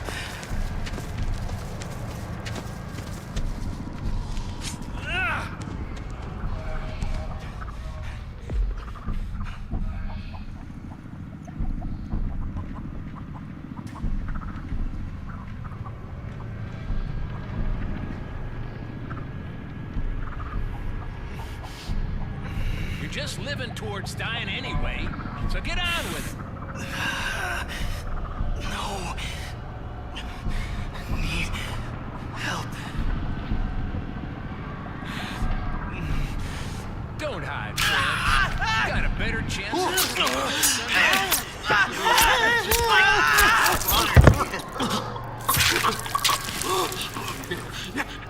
This'll lead somewhere good.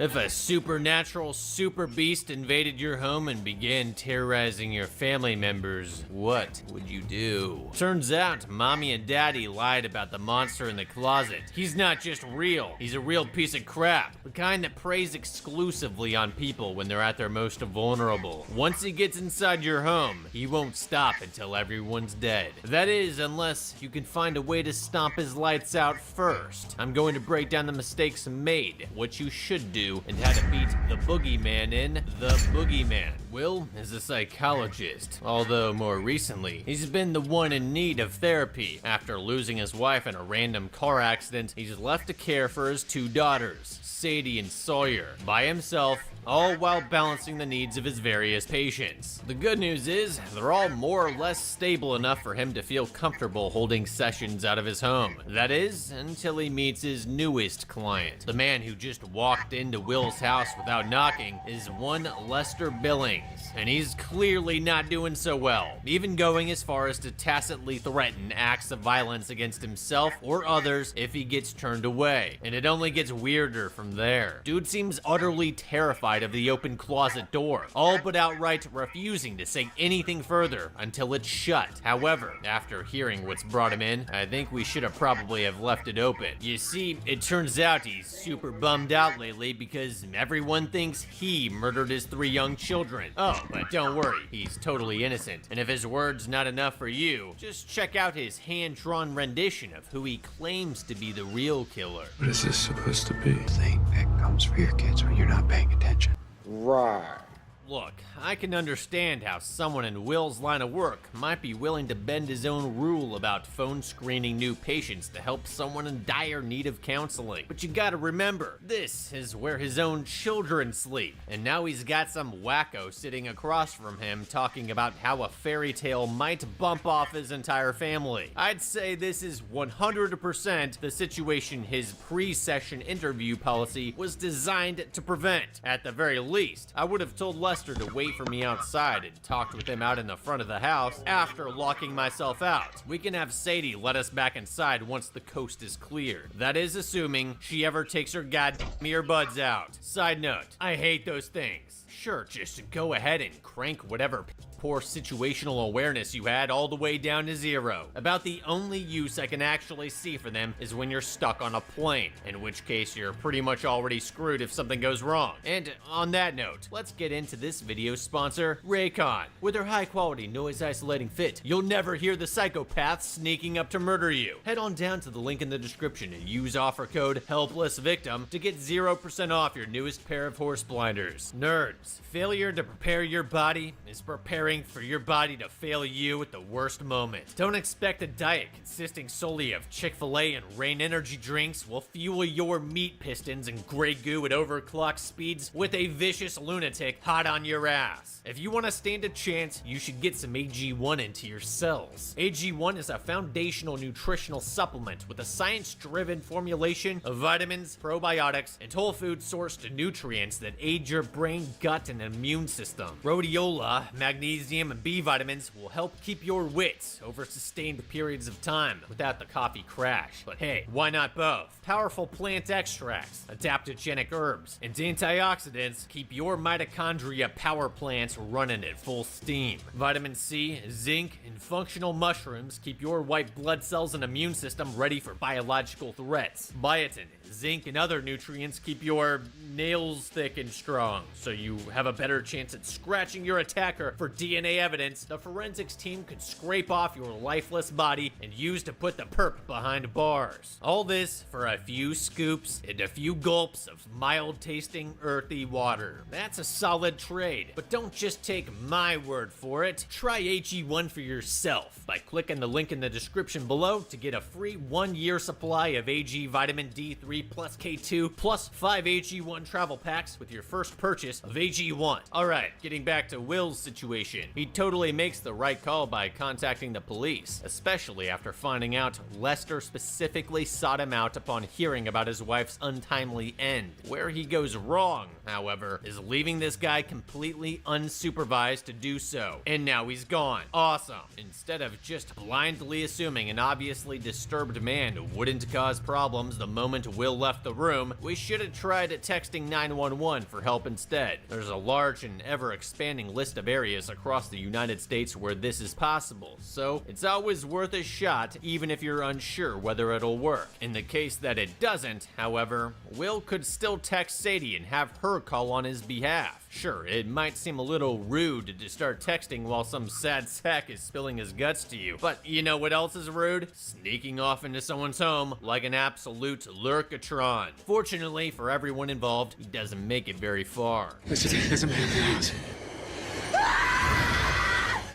Dude really takes hide and seek seriously. For real though, knowing his daughter was home from school, Will should have called her the second he lost track of that nut job and had her hunker down in her room until he gave the all clear. Even if it's just to spare her the trauma of seeing something like this. Besides, for all he knew, the guy was intent on making the Harpers one big happy family again. Oh well, what's done is done. Only thing we can do now is find a way to live with the fact some Reno decided to hang out in her closet. That said, the girls really don't seem all that broken up about it, least of all Sawyer, whose primary concern still seems to be keeping the boogeyman at bay. Lucky for her, her father's always willing to brave the darkened depths of her bedroom closet to check for any child-eating monsters. Only this time, it seems he might have missed a spot.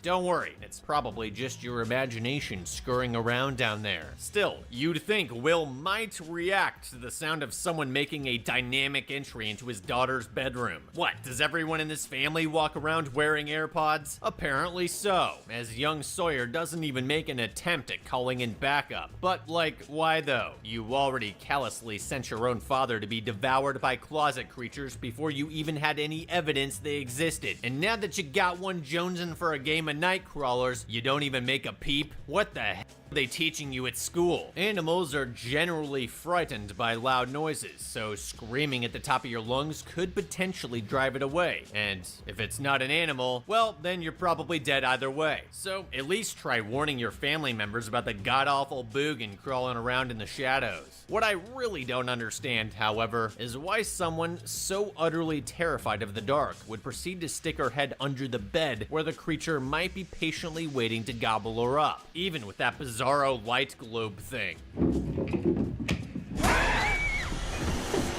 Nice. Well, at least small coffins run cheaper. That is assuming there's anything left of her to bury. We may only need a travel mug. Seriously though, how many times leading up to this do you think she called for her parents when something went bump in the night? Now the one time she's actually got a prairie fire emergency on her hands, she decides to sort it out herself. Fail. Except by some miracle, Sawyer isn't immediately eaten alive by El Chupacabra. In fact, it even lets her run on over to Sadie's room to futilely report the entire experience. Classic, you're a child, therefore everything you say must be make-believe. Then again, who in their right mind would actually believe a demon from hell picked here and now to yeet itself into existence? The more likely scenario, as Sadie sees it, is that Sawyer's loose tooth is giving her nightmares, so the pair sets out to deal with it the old-fashioned way. God, I wish. Nah, instead they just tie it to a stupid door and do it that way. However, unlike your typical dad, Sadie actually listens when her sister chickens out at the last second. The monster, on the other hand, not so much. But we don't have to do it. Honestly, good on old whateveritis for knowing how to get done. No way Sawyer was ever gonna let her go through with it counting down like that. So yeah, at this point I think it's safe to say something strange is going on around here. Sure, it's a pretty significant leap in logic to connect to this incident with some kind of nocturnal infant annihilator, but that thing very clearly did not close on its own. Like, I get that sudden pressure changes can slam a door shut, but that would require some other door or window to be wide open, as well as some fairly turbulent weather conditions outside. All things that would be pretty easy to verify. Of course, absent any concrete evidence of evil afoot, all we can do is keep our eyes peeled for any further paranormal activity. Although, if I'm Sawyer right now, I'd definitely be wedging a chair against my closet door for pretty much the rest of my life. The following night, after a painfully unhelpful therapy session, Sadie starts looking into Lester Billings out of suspicion their strange encounters might be somehow connected to his death, prompting her to sneak into her dad's office to try and find more information. The search ultimately turns up Lester's discarded notepad, which, upon tracing over, reveals a disturbing image of whatever that is. Meanwhile, Sawyer is once again awakened in the middle of the night, only this time it's by her older sister, or so she thinks. The sound lures her out into the hallway, where she once again tries rolling her globe light towards the source of the disturbance. It goes about how you'd expect. Great.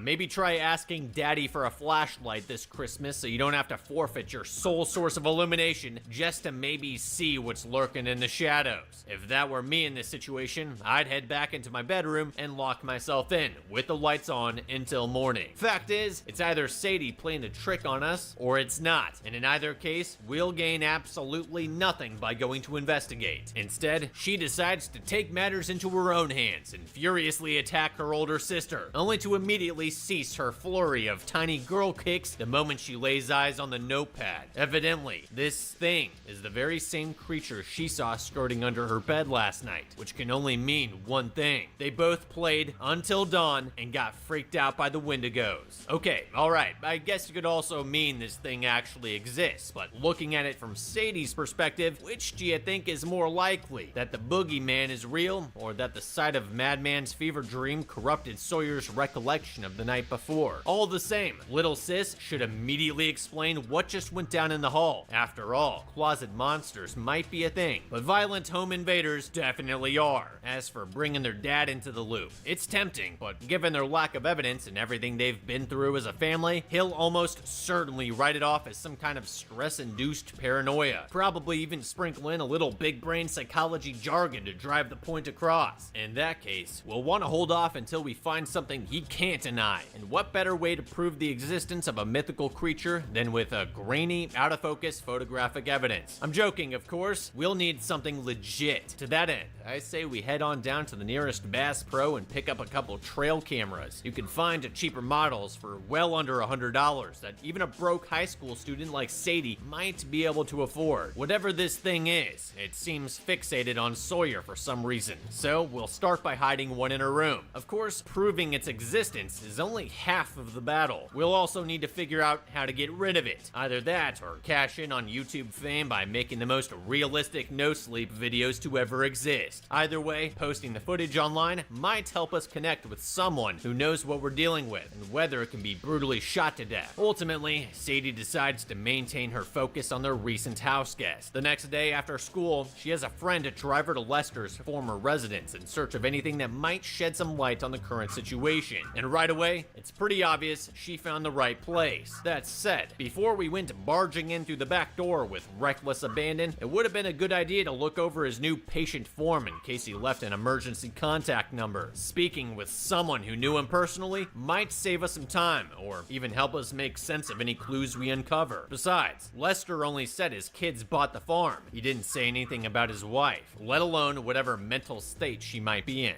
Just some kind of a dare.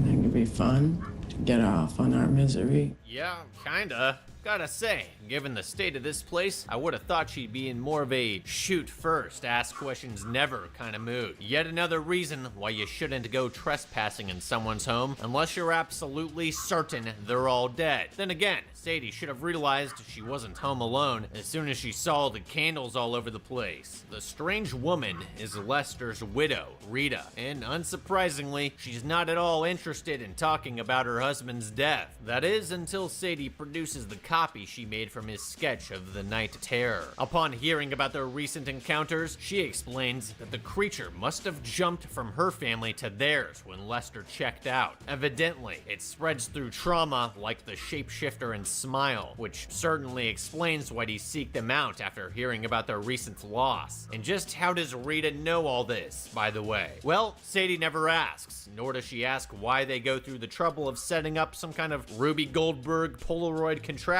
instead of going with a simple trail camera like I suggested earlier. What we do find out is that this uses darkness to hide. We also learn that water is wet, and the Kennedys are, in fact, all gun shy. Sadly, before we can pick up any other nuggets of wisdom, old Boogie Boy drops in for another visit. Well, maybe. It could just be an excuse for this random crazy person to start acting all crazy and random. I see you, you son of a... Well, that was helpful. About the only useful thing we actually learned from this encounter is how it moves from family to family, which does give us a nuclear option to save the rest of the household should all else fail. Suffice it to say, we did just have to comb the obituaries until we find something especially brutal, and then pay their loved ones a visit they'll never forget. For now, I think our best option is to try and exercise as much control over the lighting as we possibly can to keep this thing from getting the drop on us. Of course, if it can manipulate electricity like we saw earlier, there's no telling what else it could do to keep us in the dark. So our best bet is to arm ourselves with as many options as possible. In that case, we should have Bethany drive us over to the nearest sporting goods store so we can pick up some emergency chem lights and survival candles. A few weapons couldn't hurt either, but until we get Will on board, firearms will be out of the question unless we have the right connections. That said, we still could pick up some machetes and crossbows, assuming they fall within Sadie's financial means. One thing's for sure, I wouldn't rest until I found a way to prove the monster's existence. Fact is, unless they can win their dad over, Sadie and Sawyer don't even have enough autonomy to mount a proper defense. Sure, they could play the emotional distress card for a little while longer, but eventually they'll have to go to school, costing us a significant portion of our available time. Ideally, we'd want to flip our circadian rhythm to only sleep under daylight, kinda like one of my writers.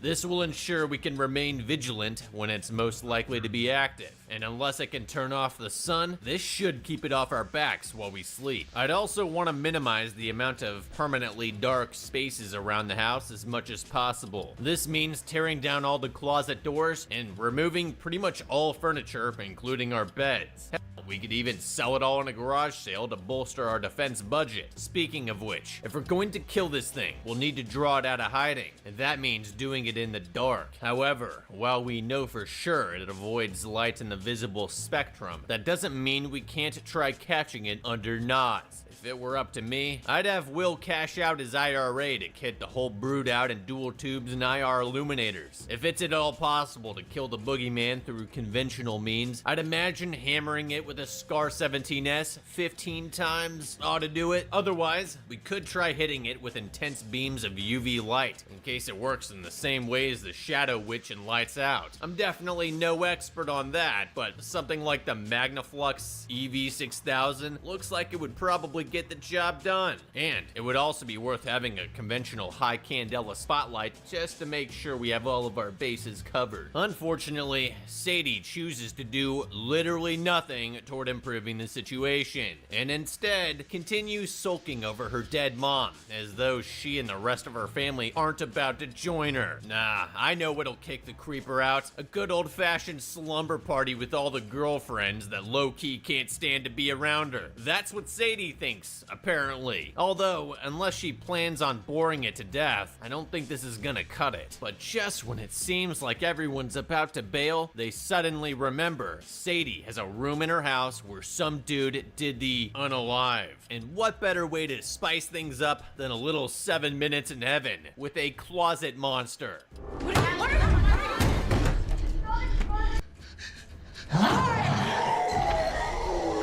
Well, don't leave them hanging. This is precisely why it is not a good idea to have friends over when you're 90% sure the place is being haunted. Best case scenario, this was going to be a complete waste of time. Worst case scenario, well, that's pretty much this. Lucky for Sadie, she's able to bust her way out before things get real. According to her so-called friends, the door became stuck after Regina George slammed it shut, but that doesn't stop her from slapping the at a Blondie in an act of well-deserved retribution. The others don't see it that way, however, and the party fizzles out about as quickly as the Netflix series. It's a real shame, actually. We could have used them to lure the bastard into a photo shoot. The good news is that now we know for a fact this thing is a thing. Unfortunately, so does Sawyer.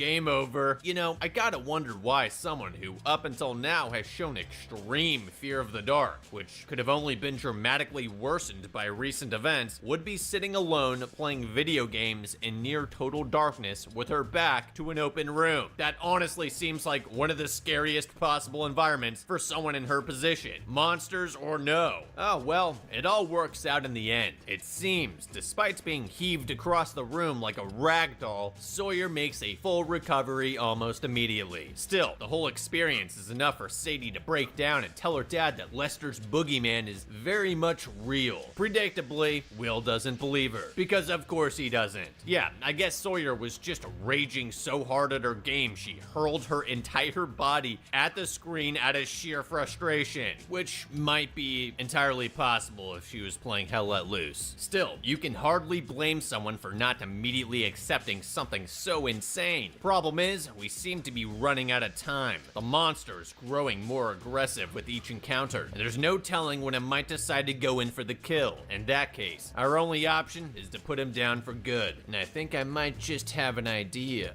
He's in there! Jokes aside, we're definitely looking at an uphill battle. We still have no idea how to kill this thing, assuming it can even be killed at all. And even if we did, we have no real weapons to speak of. What we do have, however, is a tentative ally in the form of Rita, and it turns out she has a plan not unlike that of Major Payne. Instead of lighting up the closet, she's rigged up the main hallway in her house with a gauntlet of tripwire shotgun shells, which she apparently plans to kill it with. Yeah, here's the thing. Without some kind of barrel to reinforce the shell and contain the expanding propellant gases, she's pretty much just lined the wall with party poppers. Regardless of whatever load she's using, the buckshot won't be able to reach anything even remotely close to lethal velocity, making this entire setup a colossal waste of ammunition. About the only way I could see this working would be if she put each round inside its own steel tube measuring somewhere around 8 inches in length. At this range, that would provide more than enough gas pressure to do some serious damage. At least to something fleshy, anyway. But let's assume for a second she's using some kind of magic shotgun shells that won't completely banana peel the second they go off. All she'd be missing then is some kind of bait, which is apparently why she decided to call up Sadie for another girls' night. Only this one's gonna be a lot more interesting. Oh, she actually got it. Well, don't stop now. I wouldn't get anywhere near this freak show without dumping an entire box of high brass directly into its skull. And even then, I'd want to have a gas can ready to burn this fucker straight to ash. After all, if light really hurts it, turning its entire body into a road flare ought to put it down for good. Whatever the case, only a total lunatic would stand over this thing's body after only 2 safety shots. Are you kidding me? Dead or alive? We still have absolutely no idea what we're dealing with here. At least get some more lights on it so you aren't forced to fire wildly into the darkness when it spontaneously reanimates. Told you it could be killed.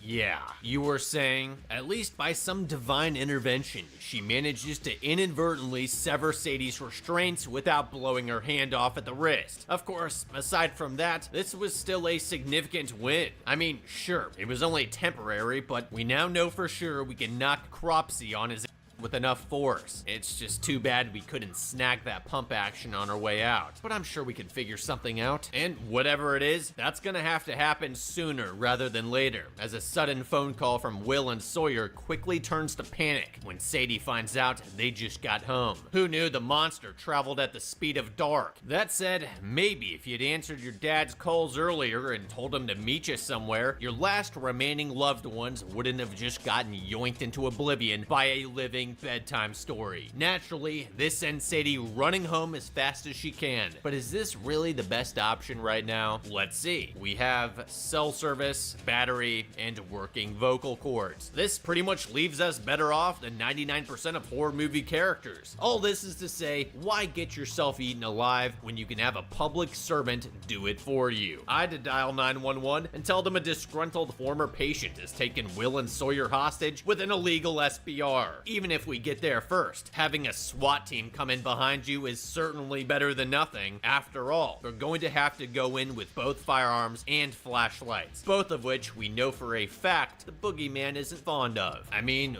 what's the alternative? Sadie just runs inside alone and screams a whole bunch? At least swing around the tool shed and grab an axe or something. Jesus. Oh, wait, never mind. She found a hockey stick in the hallway closet after honing in on Sawyer's Christmas light array. Smart move, wrapping herself up in those things. By the way, everyone knows Christmas lights run exclusively on holiday spirit, which explains why they're still working despite no other light source in the house having power. Still, you mean to tell me they don't have a single emergency flashlight or lantern in this place? That is a ginormous fail if I've ever seen one, especially after finding out the monster took your dad down into the basement. That minuscule light on the back of your phone might be good for finding your keys under a car seat, but if I'm in a situation like this, I want something I can use to bounce a beam off the ceiling and light up the entire room. Then maybe we could have seen this coming.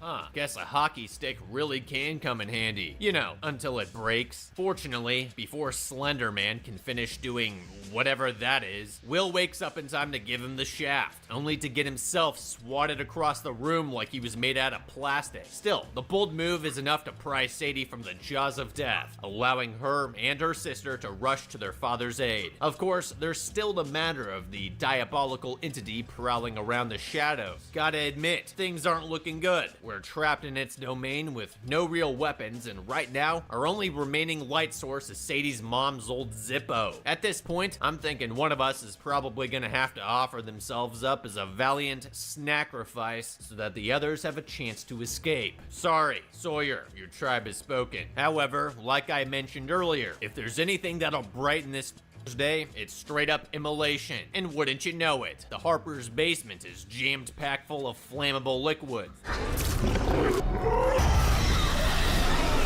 A fitting end. And with that, Sadie, Sawyer, and Will are finally free to resume grieving the loss of their wife and mother, and also probably never sleep again. In the end, all our heroes made it out alive. However, if Will had literally any amount of paternal instinct rattling around up there, he wouldn't have let some random weirdo wander around the house with his daughter home, thus likely preventing this entire ordeal from kicking off in the first place. That said, once Boogie took a liking to them, Sadie should have focused 100% of her effort on proving its existence. There's no guarantees, but given how active it was right off the bat, it probably wouldn't have taken much to get a photo or video she could use to convince her dad it was real, thereby enlisting his help in destroying it. For those reasons, I think the boogeyman was beaten. Moral of the story, it's not the dark you're afraid of. It's getting ripped apart by some vicious beast hiding in your closet, which is totally real, by the way. Sweet dreams.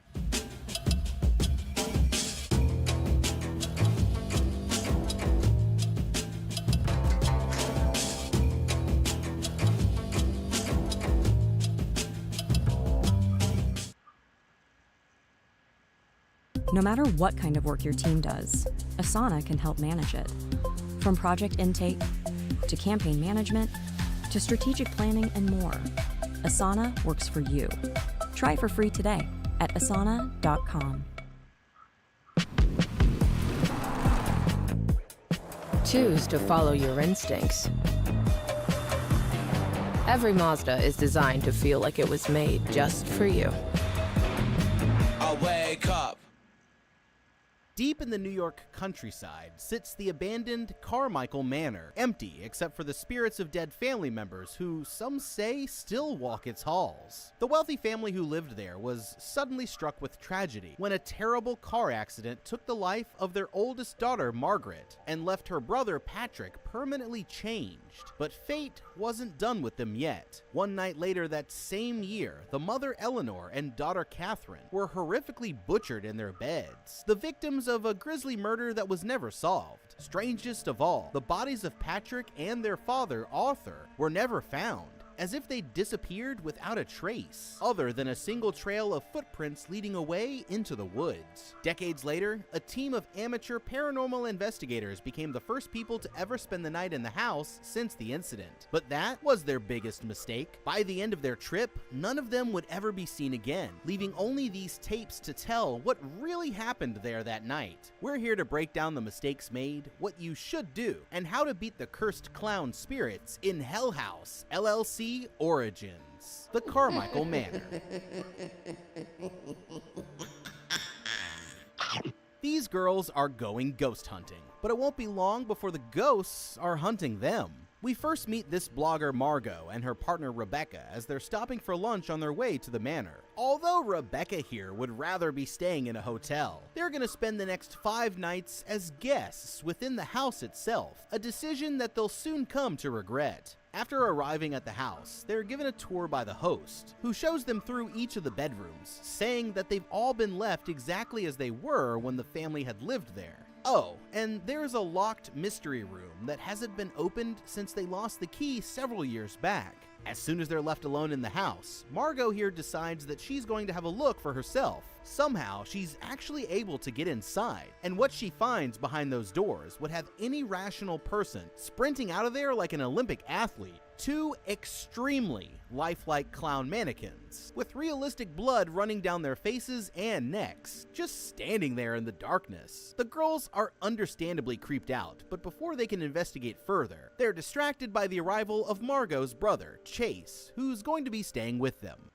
Okay, those clowns may be smiling, but for our amateur investigators here, this is no laughing matter. When it comes to clowns, everything depends on context. At a circus, town fair, or a kid's birthday party, you can safely bet that they're most likely harmless, and maybe even a bit of good old wholesome fun. Seeing a clown pretty much anywhere else, though, is a surefire way to trigger almost anyone's flight or fight response, and there's actually an underlying psychological reason for why we feel this way. The overwhelming fear of clowns, unofficially dubbed chlorophobia, affects countless people around the world, and although not everyone experiences this fear to the point of true phobia, almost all of us might find a clown at least a little bit creepy under the wrong conditions. There have even been real-life cases of killer clowns, like serial killer John Wayne Gacy, so it's not at all surprising that most of us would choose to steer clear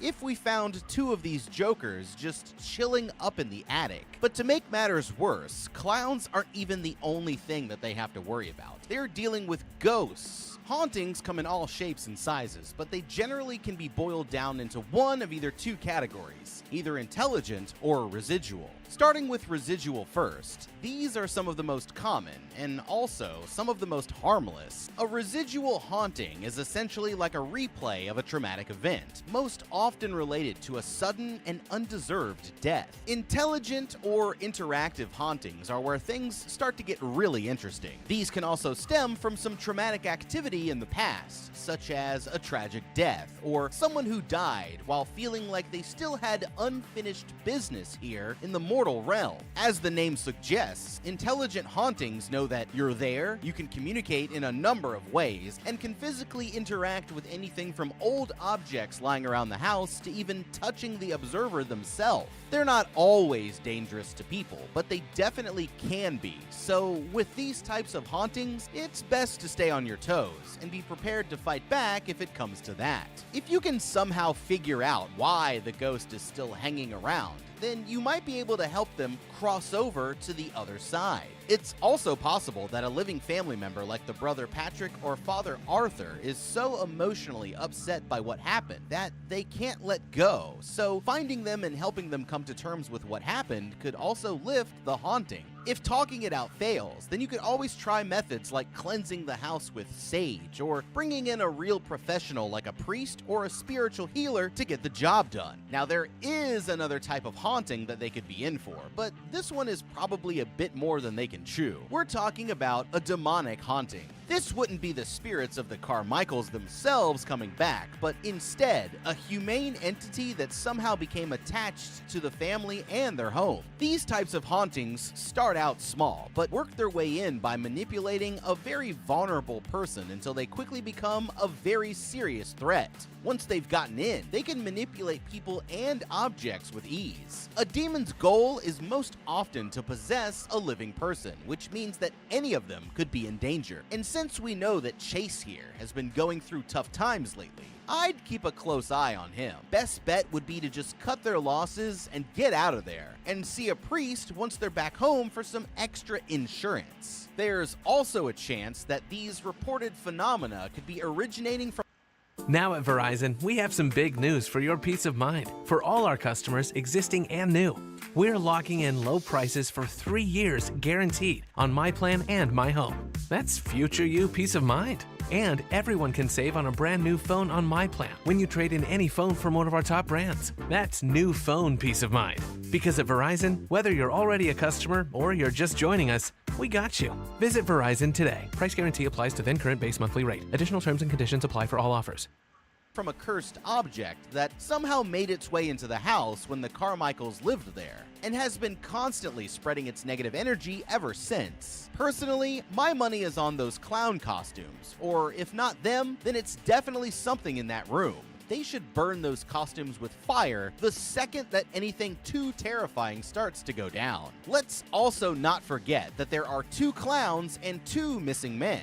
This might be unrelated, but that's a bit too much of a coincidence for me. The way I see it, they've got 2 approaches here. Either stop digging and leave, or look through the rest of the stuff in the storage room and hope that you find something useful instead of just making the spirits even more angry. Personally, I'd choose option 1 and just get the hell out of there while I still had the chance. But their curiosity is about to get them into a lot of trouble. As the first night starts, the spirits begin to make their presence known. While discussing theories around the dinner table, Rebecca steps out into the hallway to take a phone call from work, where she notices a closet that was just shut now sitting wide open. It catches her off guard for a moment, but she decides to let it go for now. The girls decide to sleep in Catherine's old room, while Chase takes the master bedroom. Late that night, Margot wakes up after hearing a strange sound and finds Rebecca already standing in the hallway with her camera. She swears that she heard what sounded like a woman singing from downstairs, but now everything is quiet except for the wind howling outside, and there's no sign of anyone else in the house. In the morning, Rebecca films herself changing their sheets, saying that the old ones had a strange smell to them. She finishes up and flips the camera around for a selfie, when all of a sudden, the girl's dead body appears on the bed, turning to look straight at her, but Rebecca never notices her there. After breakfast, she and Margot decide that they're going for a trip to the local antique store, leaving Chase on his own to look out for the ghosts. Before leaving, Margot takes another look through the storage room, where she finds a chest full of stuff from an old carnival game. But Rebecca comes and tells her that they need to get going. With the girls gone, Chase occupies the time by filming himself as he goofs around in the house. But that's when things get really strange. You see, the house is supposed to be empty, but while he's brushing his teeth, he hears the unmistakable sound of something hitting the floor out in the hallway. As he steps towards the bedroom door, his camera briefly glitches out, and in the hall, he finds the source of the noise, a little red ball from the case of old carnival supplies. As if this isn't bad enough, he can hear footsteps down the hall, and sees a human shadow pacing back and forth inside the storage room. Instead of running for his life, Chase inches slowly down the hall until he peeks into the room, but finds nothing inside besides the 2 clowns in exactly the same position where they've always been. Okay, that was unsettling. It looks like things have officially started to go bump in the night, so let's take a look at all of the paranormal activity that they've experienced so far, and see if we can start to put together a bigger picture for what's really going on here. First off, these 3 made quite the ballsy decision by choosing to stay in the exact 2 rooms where the bodies of Catherine and her mother were found. Of course, the only other option here would have been to stay in Patrick and Margaret's rooms, and I don't know if that would have been better or worse. One thing's for sure, if you're looking to see ghosts, then staying in the murder room is a great way to do it. That is why they came here after all, but they should really be careful what they wish for. Chase here is the first person to have actually seen anything that would qualify as paranormal. Now, a ball rolling out into the hallway isn't completely impossible, but shadows moving around on the wall and loud footsteps in a house that's supposed to be empty are a whole different story.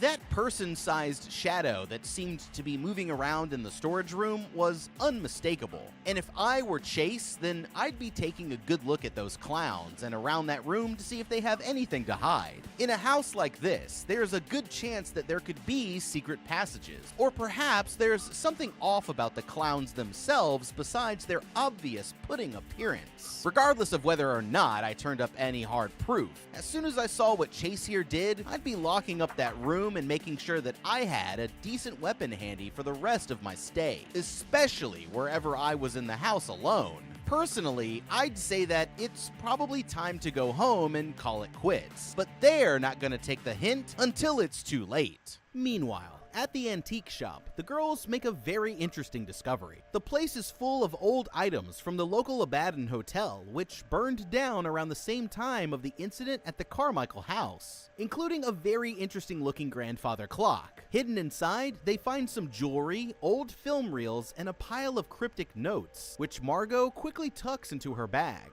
While they're having a nice time shoplifting, Chase is still fighting his demons back at the house. He's still hearing the unexplainable noises, and somehow, the power to the whole house has just gone out. As he searches the first floor looking for the cause of the problem, he hears a woman's laughter from somewhere behind him, and when he turns to look around, he sees a ghostly hand reaching around the corner. Terrified, he stands there completely frozen in fear as the rest of the spirit emerges. It's a young woman wearing a creepy pale white mask, and she's staring right at him without making a single sound. After a tense moment, the woman retreats back out of sight. Chase gathers his courage and runs into the room, but she vanishes without a trace just as Margot and Rebecca return from their trip. The three of them gather around to have a look at his recording, and for the first time, reality begins to sink in that the stories about the place might actually be true. Okay, things just keep getting worse for our ghost hunters here. Personally, I would have been long gone at this point, but it seems like they're determined to stay. Now that they're reviewing footage, they should at least take a careful look back through everything that they've captured so far to see what they can piece together. One of the first things they'd probably take note of is Rebecca's encounter with the closet opening by itself, which we'll come back to later. Then we have the woman singing from somewhere downstairs in the middle of the night. We know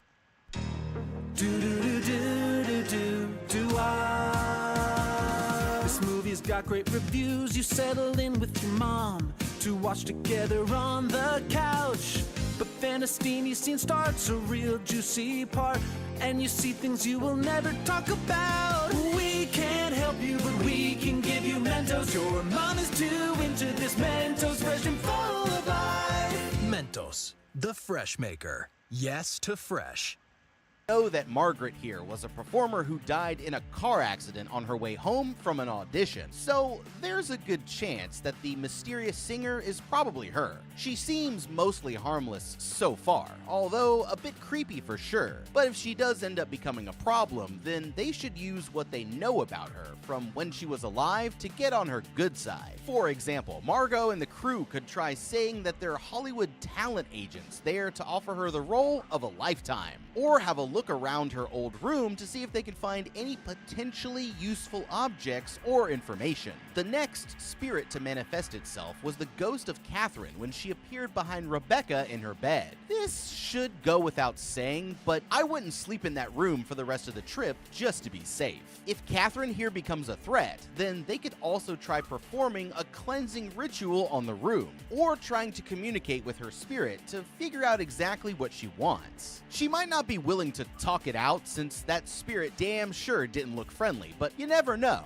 The ball incident and clown shadow that Chase here experienced become even more concerning now that we have a full-blown apparition manifesting in the first floor hallway. By now, it's safe to say that all of the spirits are definitely interested in the people there. But this one can also take a physical form and then disappear into thin air seemingly at will. Since it shows up on the camera, we know that it's more than just a hallucination, and I'd say that this is the first confirmed incident of a real ghost lurking within those halls. So we've got ghosts, that's for sure, but if they're paying attention, they also have a consistent way to detect them before they show up. In every incident so far, the camera seems to glitch out whenever the spirits are about to appear. They can use this to their advantage as a way to locate the spirits within the house, and then either try to avoid them or investigate them further if they're feeling courageous. If things get dangerous and it turns into a fight, then they could try communicating with the spirits or cleansing them using any of the methods that we've already discussed. With so much ghost activity going on, I'd also be looking into protective rituals that I might perform for myself. There's always the classic circle of salt, which, although the way to set one up isn't exactly common knowledge to most people these days, they do have access to the internet and could look up techniques for themselves if they feel the need to do so. Magical charms have also been said to fend off spirits, and it's possible that the necklace that Rebecca found in the grandfather clock was meant to do exactly that. So I'd keep that thing on me until I was leaving the house, just to be sure. As darkness falls on their second night in the house, the ghost hunters are gathered around the dining room table looking over their findings from the antique store when the power suddenly cuts out. Using the light from their camera, they try finding the breaker box in the front hallway closet, but for some reason, they can't seem to get inside. Luckily, the lights come back on, and they decide to ignore it for now. On their way back to the dining room, they discover one of the carnival balls sitting in the middle of the hallway, with no idea how it could have gotten there. Okay, they may not have had any more problems tonight, but there's two things that they should notice here. First, at the very beginning, we saw a scene from a previous documentary on the house where the host was jump scared by something in the front hall closet. Through all of her research, Margot here must definitely have seen that footage, so that closet opening for Rebecca the night before and then being locked tight the next day should set off some red flags in her head. I'd keep trying to find a way in there to see what was on the other side, like a hidden passageway to a secret part of the house, perhaps. Second, one of the notes that they found in the abandoned clock said something very interesting. It said that when they return, the most common side effect is bleeding from the face, calling it a form of hemolacria, which basically means to cry tears of blood. And who have we seen with blood on their faces? That's right, the clowns. If we need any more proof that those clowns have something creepy going on, this is definitely it. I'd be sure to take a close look at those clowns for any signs that they could actually be alive, and definitely find a way to restrain them and lock them in that room so they couldn't easily get the jump on us later. The next morning, Rebecca has to give a video presentation to her boss. It starts out normal enough, but she quickly realizes that her computer is full of photos from inside the manor that Rebecca definitely didn't take. The photos move down the main hall, up the stairway, and eventually come to the doorway right behind her, where Rebecca herself can be seen sitting at the desk. Terrified, she slowly turns to look, but there's no sign of anyone there. As the photos get closer, she sees a girl standing next to her looking out of the bedroom window. The final image shows the girl staring straight at her with empty black eyes and a scarred face, before the call suddenly cuts out, revealing three mysterious cloaked figures standing in the background of her desktop. Rebecca here has officially had enough, insisting that they need to get out of there now. Margot, on the other hand, says that finding ghosts was the whole point of their trip, and they can't just leave now that things are starting to get real. After an off-camera discussion, she convinces them to stay for just one more night. But the truth is that she should have listened to Rebecca while they still had the chance. That night, Margot finds herself a picture from the old hotel clock, showing the same two clowns and carnival game that are upstairs in the storage room, meaning that the house and hotel must be somehow connected. Although, for some reason, Rebecca seems to remember there being 3 mannequins and not just 2. Just then, the service buzzer in the kitchen starts to ring, and they realize that the call is coming from Patrick's bedroom. The crew springs into action, with Rebecca staying behind in the kitchen, while Margot and Chase go to check it out. Upstairs, they notice that the light is on in the bedroom, and when they turn the corner, they see the sad-faced clown standing there staring right at them. Confused, Chase here does the only logical thing and begins slowly walking towards it. But when he reaches out his hand to touch it, the clown remains perfectly still. It definitely seems to be a mannequin, but there's still no way to explain how it got there. Downstairs, Rebecca hears a door slowly creep open. It's the front hall closet that they couldn't get into before, but as she gets closer, a red ball rolls out and comes to a stop at her feet. She goes to the pitch-dark closet and turns on the lights, revealing the bloody-faced clown standing there in the shadows. When the other two run to help her, the clown has somehow moved and is now looking out into the hallway. Terrified, Rebecca begs them to leave, but the footage suddenly cuts out. Okay, it seems like for every night that passes, there's even more red flags that they're just choosing to ignore. And these have to be the worst of all. When they first got there, the kitchen buzzer definitely didn't work, but now that it's started back up again, this probably means one of two things. Either it's something paranormal or someone playing a weird prank, and neither of those options are good. But that's not even the worst part. It looks like the two clowns from upstairs have decided to take a stroll around the house while nobody was looking, and there is absolutely no way that this should be possible unless either some deranged prankster is moving them around or they're alive. At this point, staying 5 more minutes in this creepy-ass manner would have been completely off the table for me. But if they're still refusing to leave, then they should at least put something like some flour on the floor at night so that they'll be able to see footprints from anyone or anything that's sneaking around. I'd also once again suggest that they check each room for any secret passages that someone could be using to get in or out, because in a house like this, you're almost guaranteed to find one somewhere. Although I'd be setting those clowns on fire by now. If they aren't ready to take such drastic measures, then they really should at least put them back in the storage room. Find a way to lock that door and even tie them up with some rope or sheets. Of course, I'd also be keeping a weapon close by just in case. We don't know if they're vulnerable to physical attacks yet, but I'd rather be prepared than not. For the rest of this trip, these three should always stick together and never split up. That way, you'll always have someone around to help keep you guarded if the ghosts start playing mind games, and a handy meat shield in the worst case scenario. One thing to consider is that these spirits may become more powerful as you become more afraid, so it's best to try and keep your cool, as difficult as that's going to be.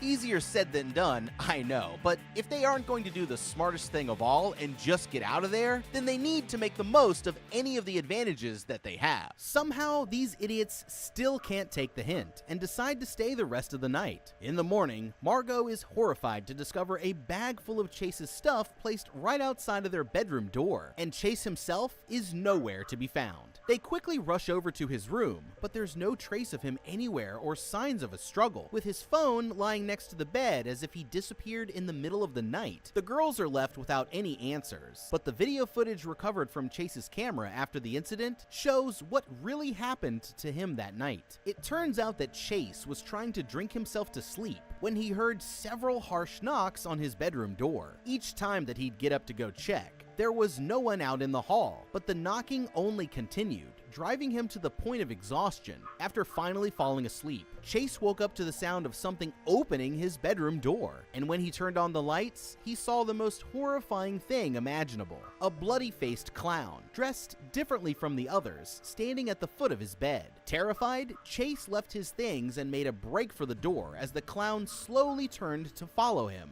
He was only able to get as far as the storage room before he turned to see the clown closing in, and that's the last time that he was seen alive.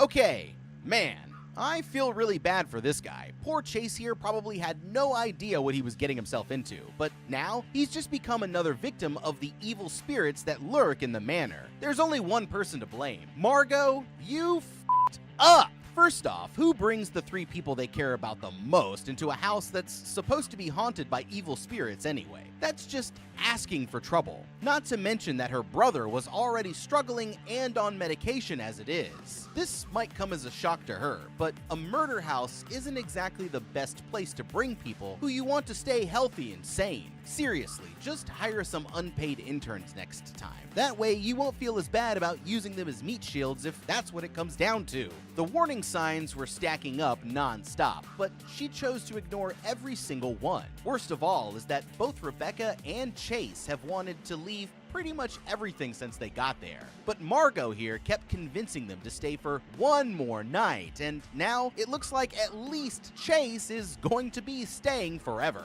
Her own brother is gone, and this maniac is still so stubborn that he's about to stick around and hope that he comes back, instead of getting the hell out of there. Which would not only get Rebecca to safety, but possibly even mean that she could send back some help for Chase. It's better if 2 of you live instead of all 3 of you ending up dead, but things are only gonna get so much worse from here, and it's all her fault. Margot, you f***ed up. Margot searches the property for any sign of her brother, but Rebecca here wants to leave without him, afraid that they'll be next if they stick around. Margot begs her to stay just a bit longer to give him a chance, and they finally agree to wait until it's almost sundown for him to show back up. The footage then briefly cuts to an interview with the documentarians, where they explain how back in the 60s, a man named Andrew Tully tragically lost his daughter and became obsessed with bringing her back. While on the run from the law, he met the 2 clowns at a fair in West Virginia, and the 3 of them eventually moved to New York, where they started a cult. They opened up the Abaddon Hotel as a cover business, hiring locals to work there, and one of those locals was none other than Patrick Carmichael himself.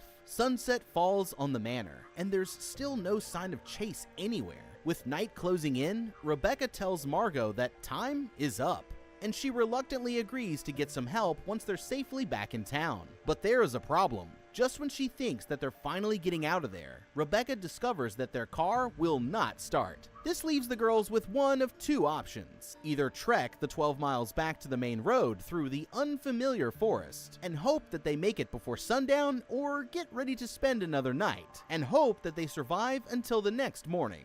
Neither choice is looking good, but they eventually choose to take the walk, never suspecting the horrifying things that are waiting for them out in those woods.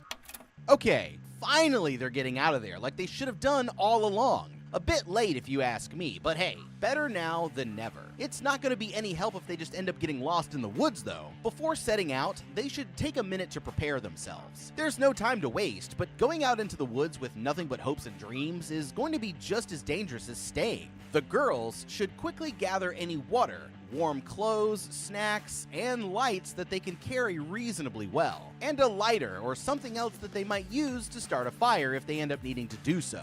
Of course, I'd also make sure that I was packing a weapon just in case they run into any trouble out there. Above all, they need to stick together and remain calm no matter what happens because of how easy it's going to be to get lost. They also need to make a choice about whether to stay quiet to avoid detection or walk around yelling for help once in a while, on the chance that a hunter or hiker might hear them. Personally, I'd try to get attention from outsiders if I could, because whatever's after them is probably already aware of their every move as it is. The girls start hiking back towards civilization, and at first, things seem to be going well enough. Feeling optimistic, Margot turns to the camera and says that she thinks that they're going to make it. Suddenly, they begin hearing noises in the woods around them that sound exactly like a woman screaming, which they both agree is most likely not a good sign. That's when Rebecca's fight or flight kicks in, and she says that she wants to make a run for it. But Margot here hilariously declares that there's absolutely no way that they could possibly run a whole 9 miles. And so they settle on speed walking out of there instead to save their energy. Things are looking pretty bad for the girls here, but at least they're able to keep moving towards safety. That is, until they see 2 cloaked figures blocking the path ahead of them. Now the girls decide to run, and Rebecca here only makes it about 50 feet before she decides that she's just too exhausted to go on. But Margot quickly reminds her that there are cultists currently trying to sacrifice them to their evil clown god, which seems to put the pep back in her step. With their survival instincts kicking into high gear, the girls head for the safest place of all, straight back to the murder house where this whole nightmare started. Sprinting inside, they rush back up to their bedroom, and decide that the best course of action now is to sit on the floor and do absolutely nothing. Sometime later, their cell phone service finally comes back, and Margot sees that she has a single text from Chase, simply reading, "Hi." Although, there's no way that this should be possible, since they left the phone in his bedroom. Margot is about to go and look for him, but Rebecca stops her at the last second, saying that they should text back instead. To their surprise, Chase responds, but what he says is not good. Apparently, he made some new friends while he's been gone, and now they want to meet the girls. The implications of this are obvious. It's the clown demons, no doubt about it. So Margot here does what anyone would do in this situation and invites them to come to their room. Rebecca wisely points out that this probably is not a good idea, but by then it's already too late, and Chase says that they're on their way. Just then, the girls hear a door open somewhere on the second floor, and the sounds of footsteps coming down the hallway that stop right outside of their bedroom. For a moment, there's silence, and then a knock at the door.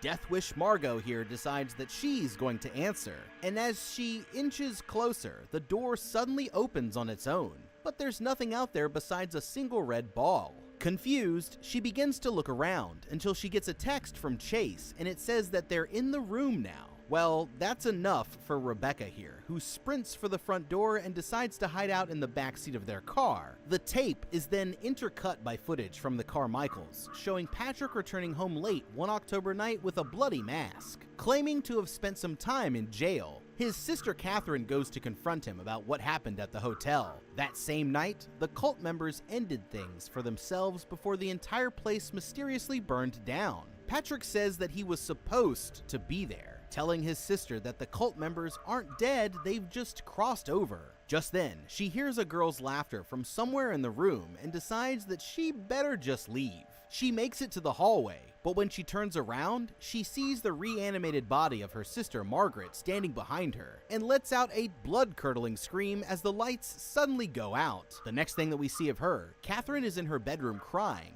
saying that they're in the house. As she peeks out through her bedroom door, she sees a cloaked figure pass by at the end of the hallway. Terrified, she runs to hide in her closet where she finds her sister's corpse slumped over in the corner. Catherine screams as the body lunges towards her, and with that, the tape abruptly ends. Now we cut back to Margot and Rebecca. They've been sleeping out in the car for an unknown amount of time when the alarm begins to go off, and they see two cultists standing in the driveway just a few yards ahead. Another haunting scream echoes through the forest as the girls sprint back into the house and up to their bedroom. Suddenly, Margot hears her brother calling out to her from somewhere in the house, and he's begging for help. Rebecca tries to stop her, correctly pointing out that the voice is most likely not her brother at all, but Margot desperately wants to believe that it's really him, and decides to go anyway just as Rebecca finally manages to contact the police.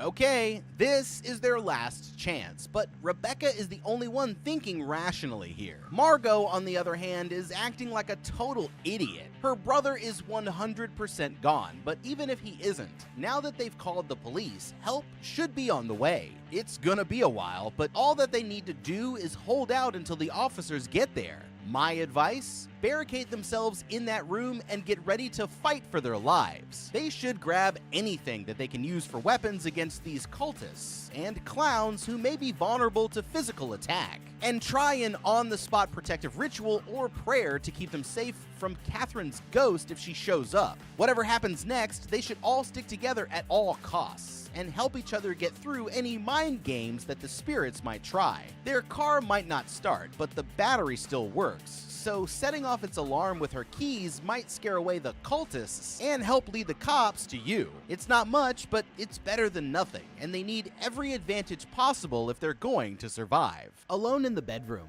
Rebecca hears a noise from the corner, but sees nothing there when she looks. Turning around, she finds Catherine lying on the bed with her face horrifically disfigured, and the spirit lunges straight for her. Rebecca screams as the lights go out, switching on the light from the camera. For a moment, it looks like the body has disappeared, but when she turns around, there's Catherine standing right behind her. The spirit closes in, and that's the end for Rebecca here. Meanwhile, Margot runs to Chase's room and actually finds him sitting at the desk. Whatever happened to him out there, he's now leaking blood from his eyes and mouth, and something tells Margot that she better get out of there. Terrified, Margot sprints back to their bedroom, only to find out that the door is locked, and Rebecca is not answering. She goes for the stairs, but she's cut off by the mysterious third clown, leaving her no place to run but back up to the second floor. This time, she sees the door to Patrick's room glowing like a red portal to the underworld. So she makes a quick about face and takes off down the long hallway. She doesn't make it far before she stumbles and falls though, and when she looks behind her, the clown is closing in.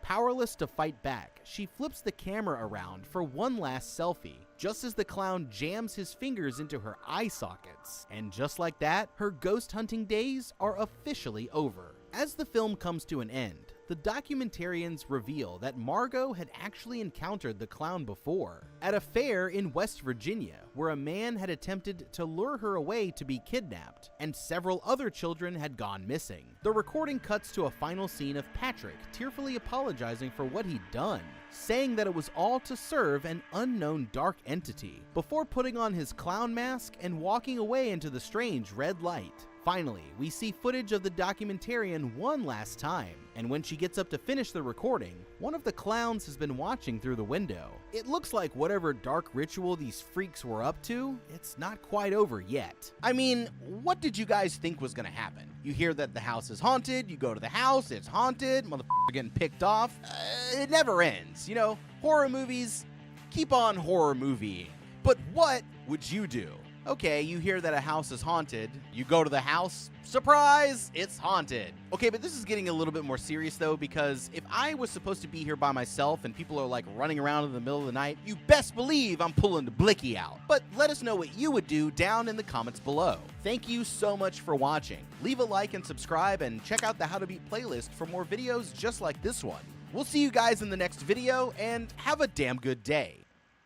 Sure, there's a tool for every job, but when it comes to PDFs and e-signatures, Adobe Acrobat is the only tool you need for any PDF job. It's the all-in-one, get-it-done solution for editing your PDFs, sharing them, even getting them signed. Lots of jobs, one tool.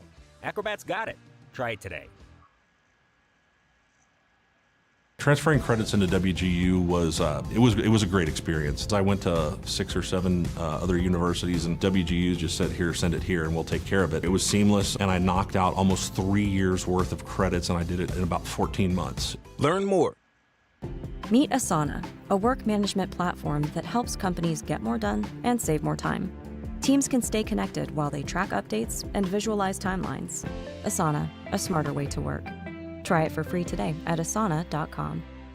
What would happen if 2 paranormal investigators found exactly what they were looking for? An entire mansion sitting 100 feet down below the surface of the lake with a family secret that could send chills down your spine. Nobody's been here for more than 50 years, but that doesn't mean that the house is empty. And by the time that this couple realizes they're not alone, it's already going to be too late. We're here to break down the mistakes made, what you should do, and how to beat the evil lake spirits in the deep house. This trip is about to turn into a fight for survival. Ben and his girlfriend Tina are amateur explorers who love finding creepy old buildings and sharing their adventures with fans of their YouTube channel. For Ben, it's getting frustrating that they can never catch some breakthrough footage that really goes viral. But on their next trip, everything is going to change. They're headed to France to do some scuba diving, and Tina's been feeling a little nervous about burning through her air supply, even though she lies to Ben that she's totally prepared. After driving for hours through the open country, they end up stopping at some small town in the middle of nowhere. The GPS says that they've arrived at their destination, but this definitely isn't a lake as far as they can tell. So Tina goes to ask for some directions while Ben waits by the van. In the meantime, he decides to get some footage of the town and notices that there's hardly anyone there, except for this one guy who's staring at him through the window. Tina comes back with some directions, and it turns out that they're not much farther from the lake. But when they get there, they quickly realize that it's not exactly what Ben had in mind. The place is already flooded with tourists, which is going to make it pretty difficult to film a creepy enough video. After talking it over, Tina finally convinces her boyfriend that they should just take the day off. But while he's down at the snack stand getting them some drinks, she notices him talking to a local named Pierre. When he gets back, he says that the guy told him about a super secret spot where they can find an entire mansion at the bottom of the lake, and he even agreed to take them straight to it, for a small fee, of course. Tina isn't sure about the whole idea, but Ben keeps pressuring her until she finally agrees to give it a try. And that right there was their biggest mistake.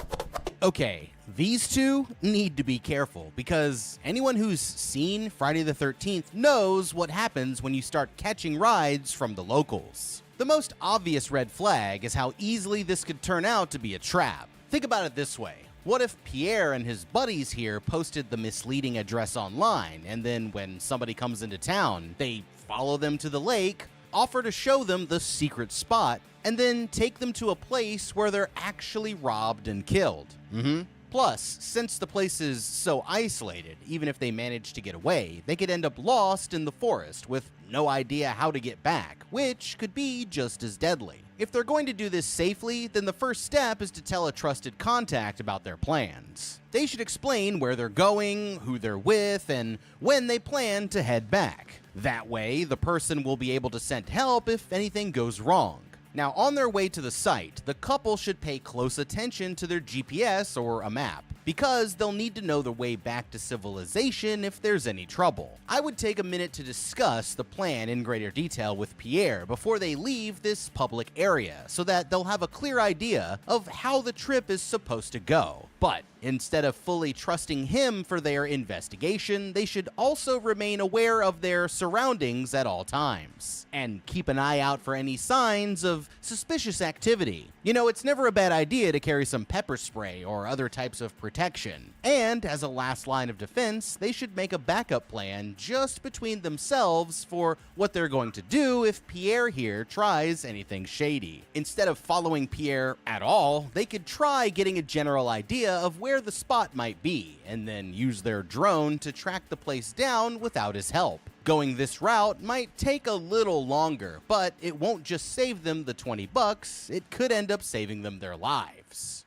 The old man gives them directions while Ben starts getting their gear ready in the back, filling them in on how the house ended up underwater. According to him, the area used to suffer from constant flooding until a dam was put up back in the 80s, trapping the house at the bottom of a man-made lake. As they're getting closer, he warns them that they'll need to hike the last few miles on foot, and Tina starts to wonder just how much they can really trust him. After following him a long way through the forest, they finally arrive at the spot, and it's just as perfect as their guide promised. The two of them quickly start getting their gear ready, but Pierre here is hitting them with some major side-eye the entire time. There's one piece of equipment that he hasn't seen before, their underwater drone called Tom, which they use to automatically follow them around and capture footage. As they're getting ready to dive, Ben notices that his girlfriend is still feeling nervous, so he promises that they can finally start planning their wedding if this footage gets them to 1 million views. Overhearing them, Pierre says that he'll find a good spot to propose if they follow the staircase down, and after putting on their masks, they slowly begin to make their descent, never suspecting that this lake is going to be their grave.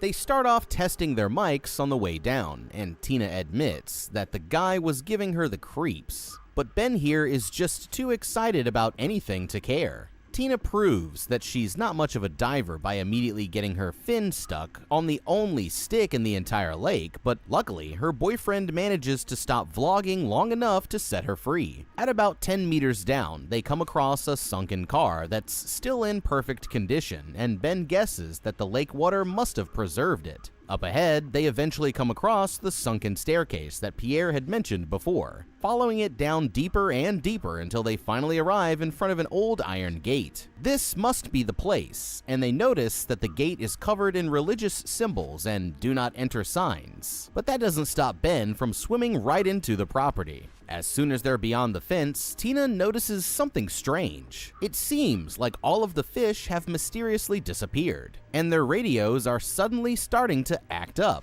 But Ben quickly changes the subject when they spot their first building. It's a mausoleum for the house's old owners, the Montagnac family, and this moron Ben here is actually about to go inside before Tina stops him. Annoyed, he mocks his girlfriend for being too superstitious, but they decide to leave it alone for now and press on towards the rest of the mansion. The first thing that they notice is that the front door is locked, but the place is so huge that there must be another entrance. So they decide to split up and look for a different way in. Checking the entire place, it seems like everything is completely shuttered up until they finally discover an open window all the way up on the very top floor. As soon as Ben opens it up, a huge fish rushes straight towards them. But once they're sure that the coast is clear, they decide to send in the drone first as a way to scope the place out. Inside, the room is full of moldy old furniture and a collection of items from the family who lived there. It's creepy as hell, but that's exactly what Ben was looking for, so he leads the way as they start following the drone into the attic.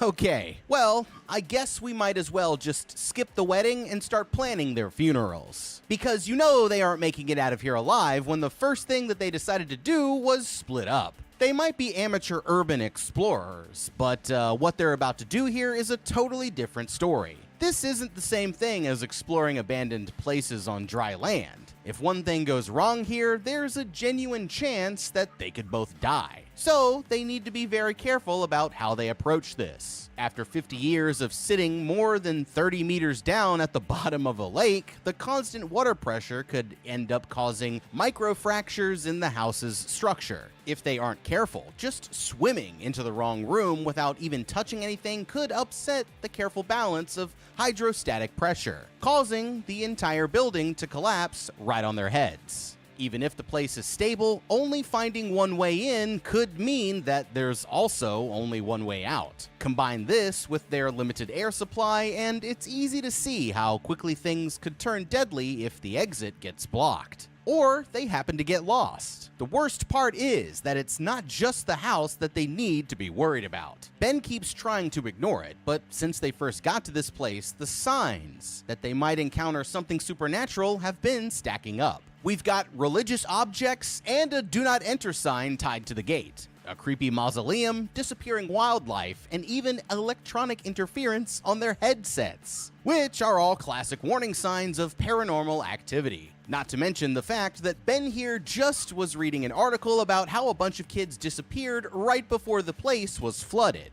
which sounds like the setup for a ghost story if I've ever heard one. If Ben is still insisting on exploring the house, then the best way to do this safely would be to use the drone to check the entire place out first. You don't want to set one flipper in there unless you know what you're getting into, but using the drone first would let us pre-plan for any dangers that we might face once we get inside. They need a way to get back quickly if anything goes wrong, so I would apply the same strategies that cave divers use to navigate complex underwater systems. We can start by laying a guideline to help us find the exit and use glow sticks or LED beacons to illuminate the rooms, making it easy for us to retrace our steps if there's an emergency. Now, since there's only one way in or out, they should find something to block the window open before they leave the attic. That way, there's no chance of them becoming trapped inside. Now, with how unstable the house is, they'll want to avoid disturbing any surfaces that might change the water pressure. And most importantly, set a strict time limit for when they're going to turn around, saving at least 2/3 of their air supply for the trip back to the surface. Using flashlights strapped to their wrists, the two of them slowly begin to explore the attic, getting footage for the channel of all the old stuff that they happen to come across. It looks like the family never took a single thing with them, which Tina finds a little bit suspicious, but hey, it's good content. So Ben here isn't asking any questions. He's flipping through an old book when, suddenly, a human shape floats out from behind some furniture, but it turns out that it's just a creepy little doll. They're both still doing fine on air, but Tina is burning through hers a bit quicker, so Ben asks her to take slower breaths because he wants to make it through the entire house. Passing through the door, they end up in a hallway where the walls are covered with animal skulls. It's getting too dark to see without a light, so they send in the drone first to get a sonar image of the next room. While Ben is controlling the drone, Tina hears a strange voice whispering to her from somewhere in the darkness, but her boyfriend swears that he didn't say a word. Blaming it on a radio glitch, he says that the sonar showed nothing up ahead, so they're able to keep following it farther down the hall, having no idea that they're swimming straight into a trap. In the parlor, there's a painting of the family still hanging on the wall, and Tina straight up says that they look like a bunch of freaks. She's getting more and more freaked out with every second that they spend in this place. But her boyfriend can feel their big break coming just around the corner, pressuring her to keep going until they've gotten as much footage as they can. The next room that they enter is the most bizarre one yet. It's a kid's room, with 2 small beds and toys scattered all around. But that's not even the strangest part, because even though the place went under almost 50 years ago, everything in there is perfectly preserved. There's a desk with a bunch of recording equipment, and on the wall above it, Tina finds dozens of pictures of different kids all hanging from deer skulls, causing her to wonder who they all could be. Meanwhile, Ben here is busy goofing around with their toys when suddenly he notices a human silhouette appear behind the curtain on the bed. For the ones who get it done, the most important part is the one you need now, and the best partner is the one who can deliver. That's why millions of maintenance and repair pros trust Grainger, because we have professional-grade supplies for every industry, even hard-to-find products. And we have same-day pickup and next-day delivery on most orders. But most importantly, we have an unwavering commitment to help keep you up and running. Call, click Grainger.com, or just stop by. Grainger, for the ones who get it done. Horrified, he starts shouting for Tina to look, and at the same time, their drone mysteriously shuts off. Tina starts to get annoyed, thinking that he's just pulling a prank, so Ben's only choice is to prove it by opening the curtain. When he does, he's frustrated to find that nothing's really there, even though he's still fully convinced about what he saw. After rebooting the drone, they decide to keep heading down and explore the first floor next, with Tina just waiting to get this over with so they can finally go home. Okay, this guy must be crazy if he's seriously thinking about going any further into the house after what we've just seen here. At this point, the evidence that something is wrong with this place is impossible to ignore, and I'd want to get out of here now before things get any worse. When Tina started hearing voices through their microphones, Ben tried to play it off as radio interference, but his explanation doesn't make any sense. Radio waves already have a hard time traveling through water, and with them being almost 100 feet down, in such an isolated area of the woods and also inside of the house itself, there's almost no chance that any radio signals would be powerful enough to reach them. Because of this, divers actually use specialized acoustic devices that produce mechanical sound waves instead of electromagnetic radio waves, making his explanation even more unlikely. And then we have the kids' room, filled with all of these pristine items, another thing that should be completely impossible considering the circumstances. Remember up in the attic how everything was rotted away and covered in algae? That's what household items are supposed to look like after spending 50 years at the bottom of a lake. There's absolutely no logical reason why this room, and only this room, should look like somebody was just living there yesterday. And when you combine that with the stories of the missing kids that Ben was reading about earlier, you don't exactly have to be young Sheldon to piece together what's really going on here.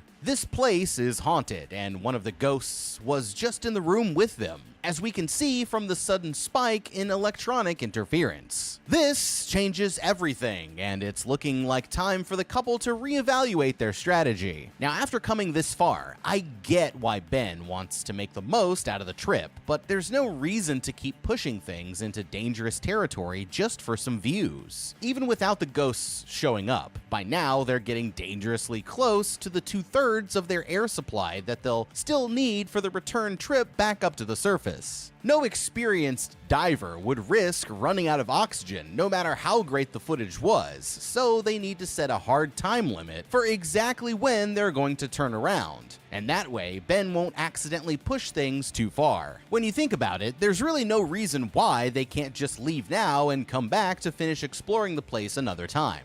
They know exactly where to find it, and it's not like the house is going anywhere, so personally, I'd be in favor of working with the footage that we had for now, and coming back later when we were more prepared. They could even try to spin this into a multi-part series for their channel, where their fans tune in to see what creepy stuff that they'll discover next. But Ben here won't be happy until they're in some serious trouble, and he's about to get exactly what he's asking for. Winding their way down the staircase, they eventually come to the front door, but when Ben opens it up, they notice an extremely disturbing sight. The metal gate used to seal it from the outside is covered in bloody scratch marks from somebody trying to get out. All of a sudden, they hear a sharp piano note from somewhere in the next room over, and Tina starts to get even more nervous as she wonders what could have made the sound. Instead of checking for themselves, they decide to send the drone in first. Strangely, the drone begins to pick up movement on its sonar, even though they can see that the room is completely empty. His best guess is that a fish must have swam down the chimney, and the noise that they heard was just a piano wire snapping off after years of corrosion. It's enough of an explanation for him to move on, but Tina here isn't so sure, pointing out that the strange incidents have been stacking up since they first came into this place. Still, Ben insists that there's no such thing as haunted houses, promising his girlfriend that they aren't in any real danger. Plus, now that they've come this far, he won't be satisfied until he's seen everything that this place has to hide. In the hallway, they find the walls covered with missing persons posters, mostly for children who couldn't be more than 12 years old. Sending the drone ahead, they see that the next room is a kitchen, where there's a sculpture of some kind of demonic entity hanging on the wall. The drone suddenly powers down again, forcing them to go in after it, only to find that there's a life-sized crucifix hidden in the shadows at the other end of the room. Ben goes in for a closer look, and that's when he makes another strange discovery. It looks like there's a secret door hidden behind the statue.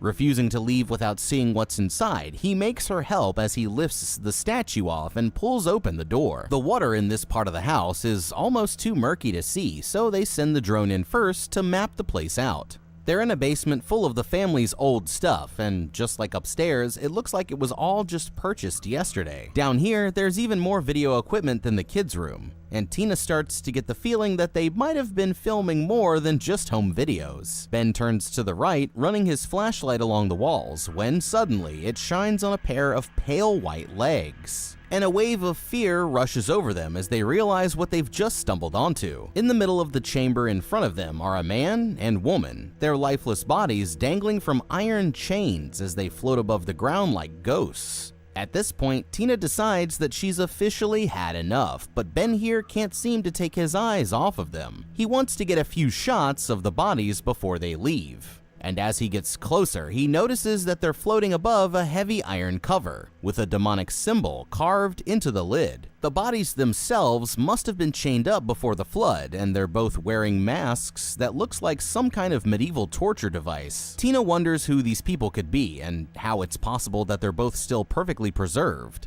But that's when an old door at the back of the chamber slowly creaks open. Unable to resist, Ben peeks his head in for a look, discovering that it's full of organs and body parts in jars. From the looks of things, the people who lived here had been doing some seriously messed up experiments, but he decides not to tell Tina what he found, finally agreeing that they've got enough footage to leave. Traveling quickly, they make their way back up the stairs and to the attic, rushing for the same window that they first came in through. Tina makes it first, desperate to finally get back to the surface, when all of a sudden, she lets out a terrified scream because their only way out has just been replaced by a solid brick wall.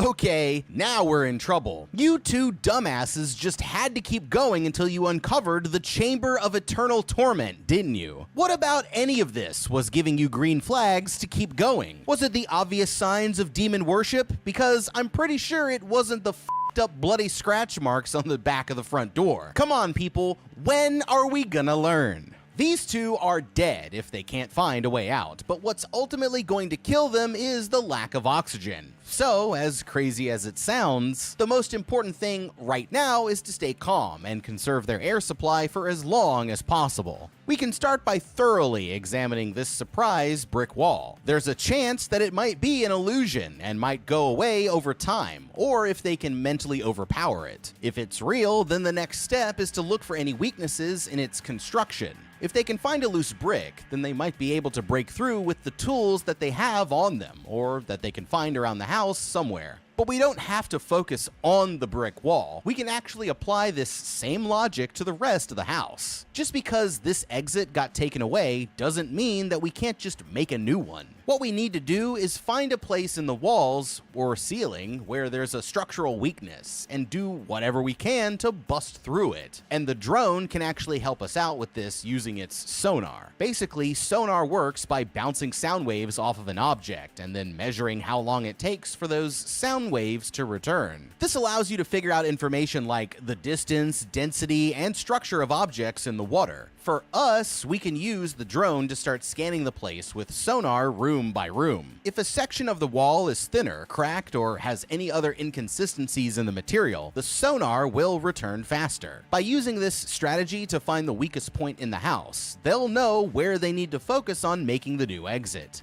The next step is to get their hands on some tools. There should be plenty of options lying around, like a crowbar, hammer, metal rods or pipes, or even a solid piece of wood from the furniture that they can use to bash straight through the wall anywhere that seems weak enough. As a last resort, they can try using one of their oxygen tanks as a projectile to smash their way through. Now, oxygen tanks are under a high amount of pressure, and if the valve is suddenly damaged, this can launch the tank forward like a torpedo. By using furniture to set up a track, allowing them to have precise aim, and attaching a solid object to the bottom of the tank, focusing all of the force into a single concentrated area, they just might be able to pinch through. Then they can split the remaining oxygen tank while they get to safety. But I wouldn't really try this unless they had no other ideas left. Even though he isn't sure what they're going to do, Ben's first reaction is to try calming Tina down. They only have about 50% of their oxygen supply remaining, so they need to make it last if they're going to survive. Just when she's finally starting to catch her breath, Tina turns to look at Ben as the ghostly spirit of a young woman suddenly emerges from the darkness behind him, shrieking in her face before disappearing into thin air.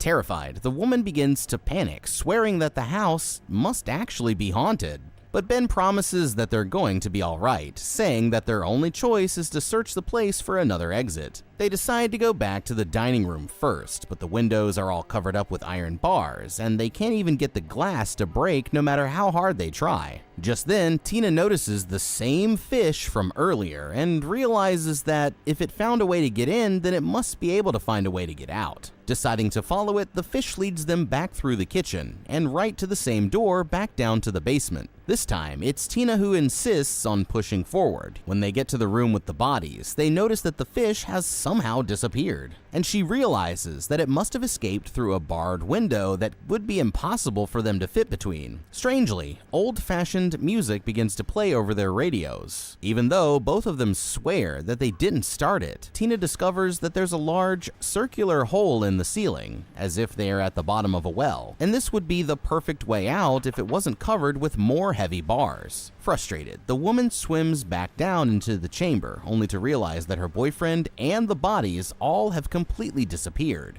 As she panics, Tina starts to get tangled in the chains until a rusty hook pierces through her leg. And the more that she struggles against it, the more stuck that she becomes. The woman finally manages to get the hook out when, suddenly, something drags her back down into the darkness. It's absolutely terrifying, but as the bubbles clear, she realizes that it was only Ben, and what happened was all in her head. Angry, she asks her boyfriend why he never came to help, but he promises that he was right next to her the whole time. Sure enough, the bodies are still in their original place, even though Tina swears that she saw them disappear. As a way to prove that they're really dead, Ben reaches out to pull off their masks, and they realize with a shock that these are actually the two owners of the house. Suddenly, both of the bodies' eyes shoot open, and they both scream as the corpses are staring right at them. Swimming for their lives, their only choice is to rush back to the kitchen, looking behind as the zombified owners pull themselves down from their chains and begin to slowly float after them. They make it through the kitchen and back up to the first floor, but the phantoms are still just a few feet behind. Finally, they're able to take cover back in the dining room, slamming the doors shut just in time as the two spirits try to force their way inside.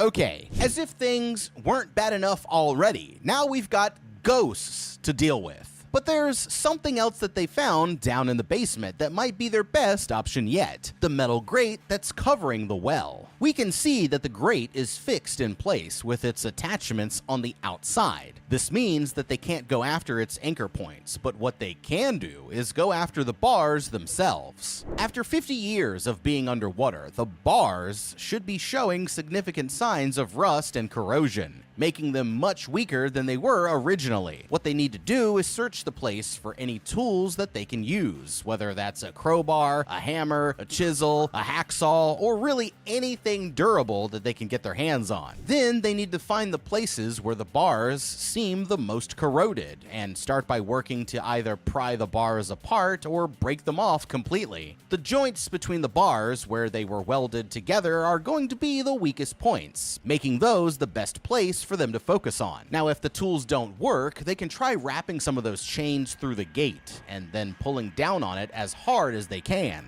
By using both of their strengths and putting a lot of pressure on the rusted bars, they just might be able to force them loose. The key is to make a hole just big enough for one person to fit through. From there, they can take off the oxygen tank, get out of the house, pass the oxygen tank through, and then repeat the process for the next person. Now, I know what you're thinking. How are they going to do all of that with ghosts still around? And that's a good question, but the truth is that these things aren't really as terrifying as they might seem at first. From this encounter, we've seen that the ghosts actually appear to have the same physical limitations as a living human. Closing a door on them is enough to lock them out of a room, at least for a little while, and this gives us a big advantage in the fight. As long as they have to remain in the physical world and can't just phase straight through walls and doors, we can actually turn this weakness against them and set a trap for the ghosts in their own house. The plan is to lure the ghosts into a particular room, preferably one that Ben and Tina won't need to return to at any point. When they get inside, we juke them out, go for the door, and then chain it shut or use furniture to keep them trapped in, allowing you to keep working on an exit strategy without them interrupting. If all else fails, then you can always just try beating the crap out of them. As long as it's got a body, that means that we can run its fade. If anything goes wrong, then we can always use Ben here as a meat shield, since it's his fault we're even still down here in the first place. Tina's officially finding it hard to keep calm, and she starts to panic that she's not getting enough oxygen, worried that she's going to suffocate. Her boyfriend knows that their only hope is to get out of this house before they run out of air. And that's when he realizes that they might be able to try going straight up through the chimney. She's pretty sure that they aren't going to fit through, but since they can't come up with any better ideas, the two of them decide to give it a shot. Tying a rope between them, Ben sends the drone up first to get a closer look inside the chimney. The path ahead looks clear, so Ben leads the way with Tina following close behind him. But it doesn't take long before they run into some trouble. All of a sudden, the entire structure begins to rumble, and they realize that the chimney is about to collapse. They're completely overtaken by the falling debris,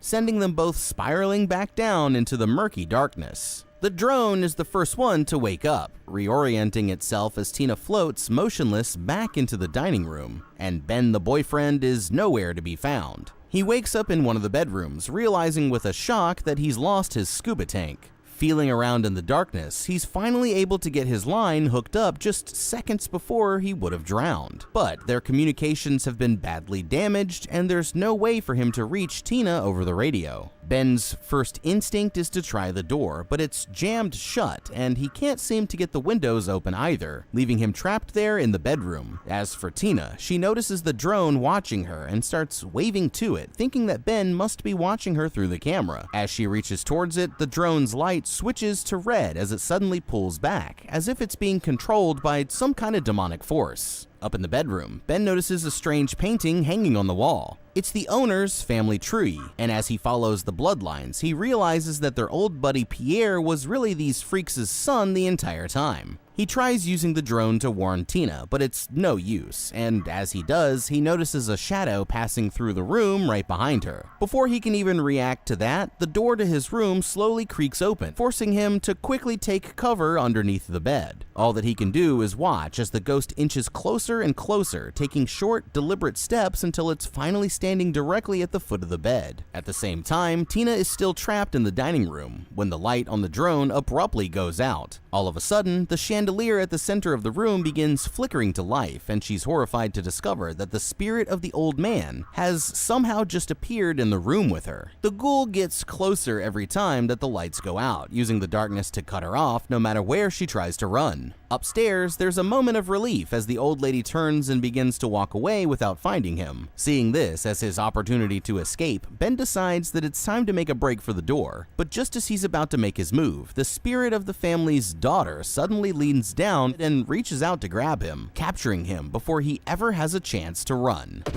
Okay, I've heard of people's careers being dead in the water, but this moron just took it to a whole new level. I guess your girlfriend's tears of terror aren't so funny now, huh, big guy? Can't exploit her misery for views if you're busy doing the monster mash 100 feet underwater with Uncle Fester and Undead Karen. You might have got the footage that you were looking for, but I've got some bad news for you, buddy. Ben, you f***ed up. Sometimes people end up in bad situations when it isn't even their fault. This is not one of those times.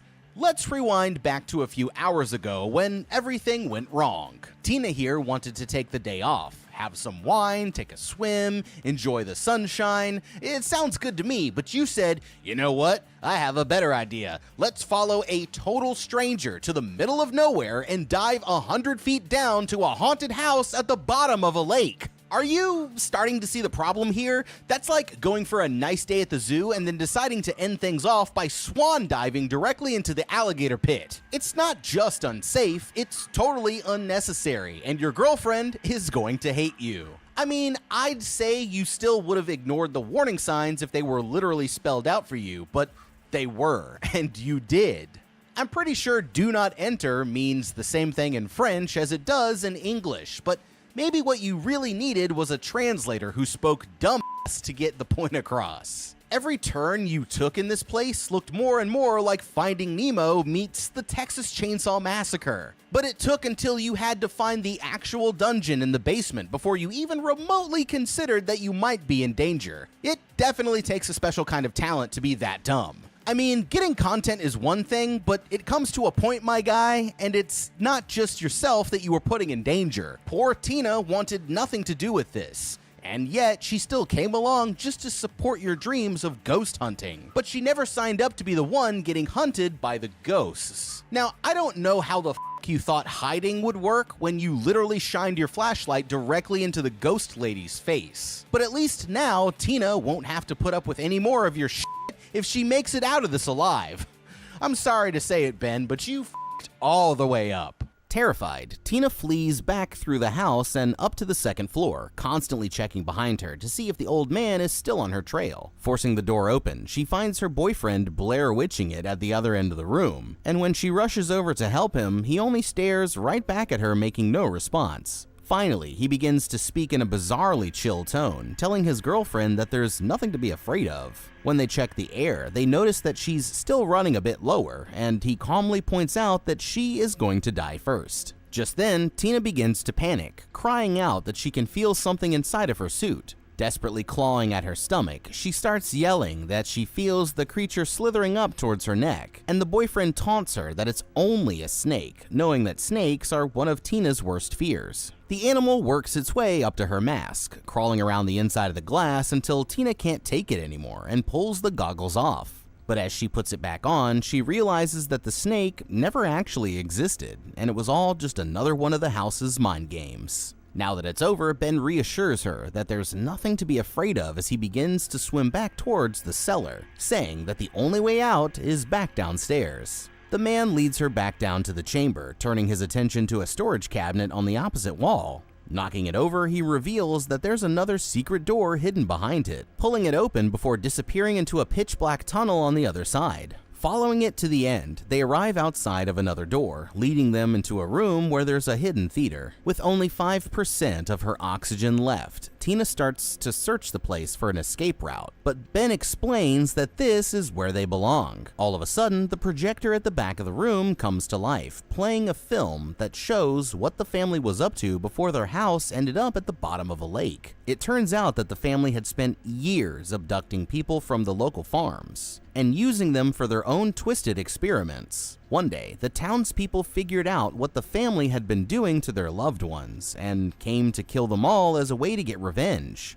except for their buddy Pierre, who somehow managed to escape. Suddenly, the screen tears open as the ghostly daughter of Sarah forces her way through, floating across the room until she's standing right next to Ben. The man reassures her that there's nothing to be afraid of, telling Tina to join them instead of trying to resist. But she takes off swimming through the hole in the screen, hoping that she just might find a way out. On the other side, she enters a cave that's filled with bones and all kind of other demonic artifacts. But to her surprise, there's actually a hole in the ceiling that looks like it might be her ticket out. Tina races towards it with only 2% of her tank left, but before she can get far, she's suddenly grabbed by her possessed boyfriend and violently yanked back down. Ben starts going for her mask, trying to drown Tina so that he won't be trapped down there alone. As the two of them struggle, she realizes that they are surrounded by the spirits of the family. In a moment of panic, she draws her knife and buries it into Ben's shoulder, trying anything that she can to get away. For a second, the pain actually snaps him out of it, but before they can escape, Sarah returns and plunges the knife into the boyfriend's chest, killing him instantly. Tina swims for her life as the ghosts start to come after her next, trying to hold her underwater until she runs out of air. With no other choice, she tears off her gear just to get away from them, escaping up the tunnel as the ghosts reach out after her. Fighting her way up through the rubble, she's finally able to dig through, realizing that she's just emerged into the mausoleum. Rushing through the gate, she ditches any weight that she can and starts swimming desperately up towards the surface. But there's still a long way left for her to go. The woman fights as hard as she can, pulling off her mask as she reaches towards the sunlight, but it's way too late, and she finally drowns just a few feet away from safety, unable to make it to the surface in time. It's a sad ending for Tina, but I think we can all use it to learn a very important lesson. If you ever want to shoot a ghost hunting video, just hire some actors to fake that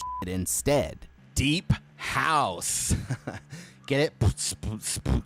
Yeah, Deep House. Not a big stretch on the title there, but yeah, interesting movie. I mean, they did some things. I would have done some things differently, but hey, let us know down in the comments what you would have done. Thank you so much for watching. Leave a like and subscribe, and check out the How to Beat playlist for more videos just like this one. I'm the guy. We'll see you in the next video, and have a damn good day. Hi, I'm Joel Alsop. When I was a kid, I had cancer, and I was treated at St. Jude. I've been talking with other people who are like me. I think I became more outgoing, and I got voted friendliest my senior year. Hey. Well, it turns out the guy won 3 categories, and he couldn't win all 3, and so I was at the default friendliest. But you take what you can get. I think you're a pretty friendly guy. Scott is pretty friendly, and you can meet more people like him on St. Jude's Storied Lives. Listen and subscribe right here. It's Valentine's Day, but this year, the only person busier than the flower shop is going to be the funeral director. That's because the world's angriest Minecraft player has a score to settle with the people here in town, and he's about to go on the most brutal rampage of revenge that anyone has ever seen. He's not just here to break hearts, he's here to take them. So I'm going to break down the mistakes made, what you should do, and how to beat the evil miner in My Bloody Valentine. It's been 1 year since a Valentine's Day mine collapse ended with 5 workers dead, but it wasn't the explosion that killed them. Harry Warden, the only survivor, killed the others to save oxygen for himself, and he's been stuck in a coma ever since. But tonight, that's finally going to change. Just then, the man opens his eyes for the first time since the accident and immediately begins to attack the first person that he sees. By the time that the police get there, the place is already an absolute bloodbath, with people literally torn apart all over the building. As for the nurse, he cut out her heart and left it in a box of chocolates before disappearing to the scene of his next crime, making 9 victims down with 18 more. I'll let y'all niggas know now, man. I'm about to eat this food. What's this? Oh, I wanna see this shit.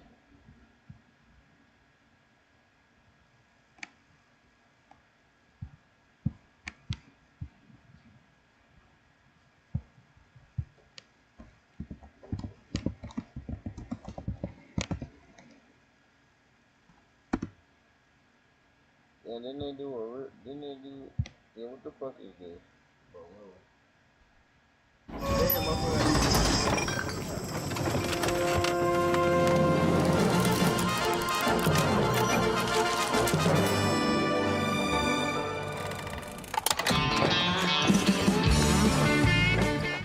Imagine that you're trapped in a sinking submarine 300 feet below the ocean's surface, and after losing one of the crew in a mysterious accident, you suddenly hear him tapping on the other side of the airlock. This submarine crew has no idea that they've just picked up a passenger from the other side, but it isn't just ghosts that they have to worry about, and as more unexplainable disasters begin to take place, they'll be locked in a desperate battle for survival where they can't really trust anyone besides themselves. We're here to break down the mistakes made, what you should do, and how to beat the haunted submarine in Below.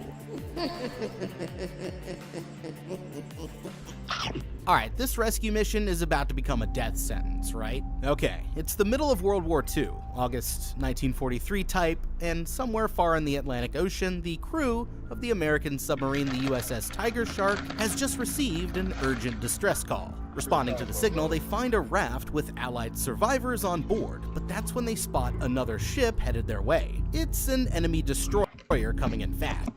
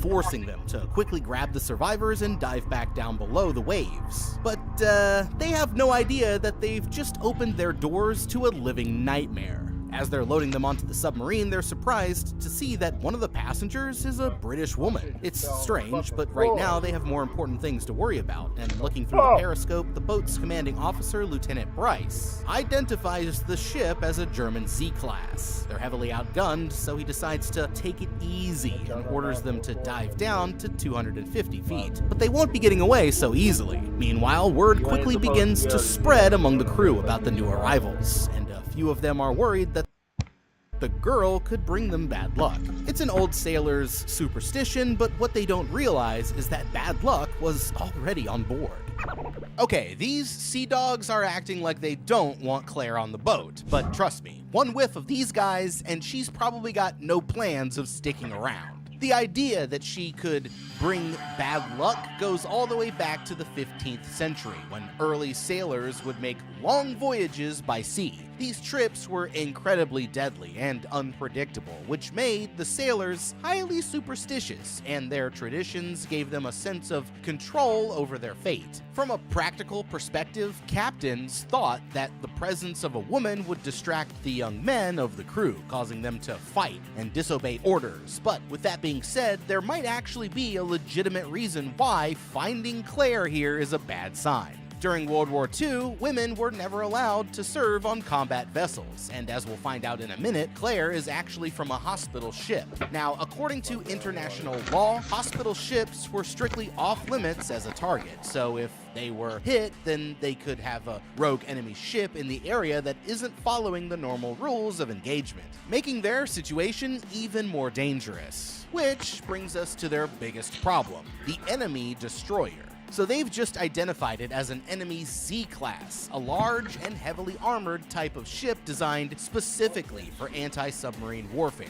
It's 400 feet long with a crew of 300 men and a top speed of up to 38 knots. Torpedo tubes, the works, and worst of all, depth charges. The ultimate counter for submarines, which are basically like explosive barrels that drop down and go off whenever they get close to a submarine. So needless to say, the ops have them beat in both strength and speed, so they'll need a good strategy if they're going to survive. There's one small detail that Loomis noticed about the enemy ship that could save their lives. The ship can only deploy their depth charges from the rear, not over the sides, like dropping a banana peel in Mario Kart. Bryce just lowered them down to 250 feet, which is a smart decision because it's low enough that the charges will be much less effective. It might seem like their bad luck has already started, but they could never imagine how much worse their lives are about to get. Hey, and you know what? Come to think of it, submarines aren't the only thing that be breaching around here. Bank of America recently announced a data breach. And now you might think, okay, that's not great, but here's the really disturbing part. They didn't tell anyone for months. I mean, talk about a torpedo to your peace of mind. But I don't really have to worry about my data thanks to today's sponsor, Aura. Now, I actually got an alert from them a few weeks ago. Thankfully, it was just my email address had popped up on some obscure list, some scandals within the Aura.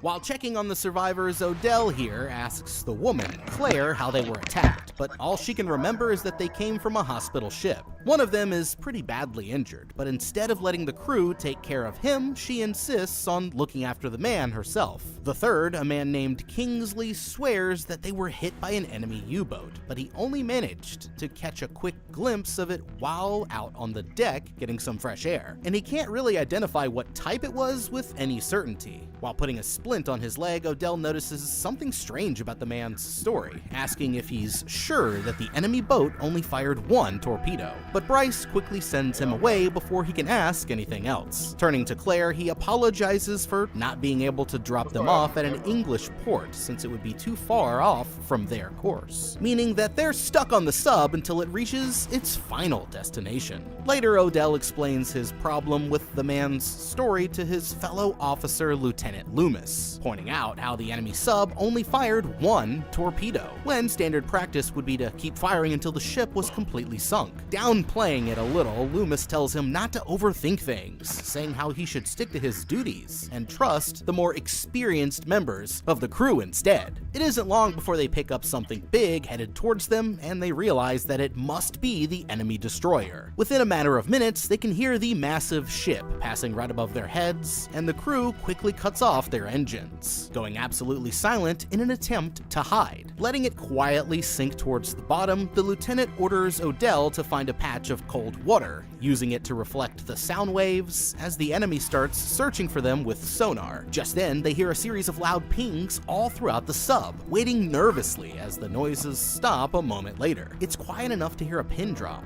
but just when it seems like they're in the clear, a record player screeches from out of nowhere in one of the officers' quarters, and Odell rushes to shut it off with no explanation for how it could have started. There really isn't any time to question it because that's when the enemy begins dropping in depth charges, and Bryce orders the crew to brace for impact as explosions start going off all around them. The blasts rock the submarine and send the crew scattering to the floor, battering them back and forth against the walls and ceiling until it finally stops. But somehow they managed to avoid a direct hit, and all of a sudden the final charge hits the water and lands directly at the front of the sub. But to their relief, it doesn't explode, bouncing harmlessly away from the hull. The crew can't believe their luck, but the truth is that fate is saving them for something even worse.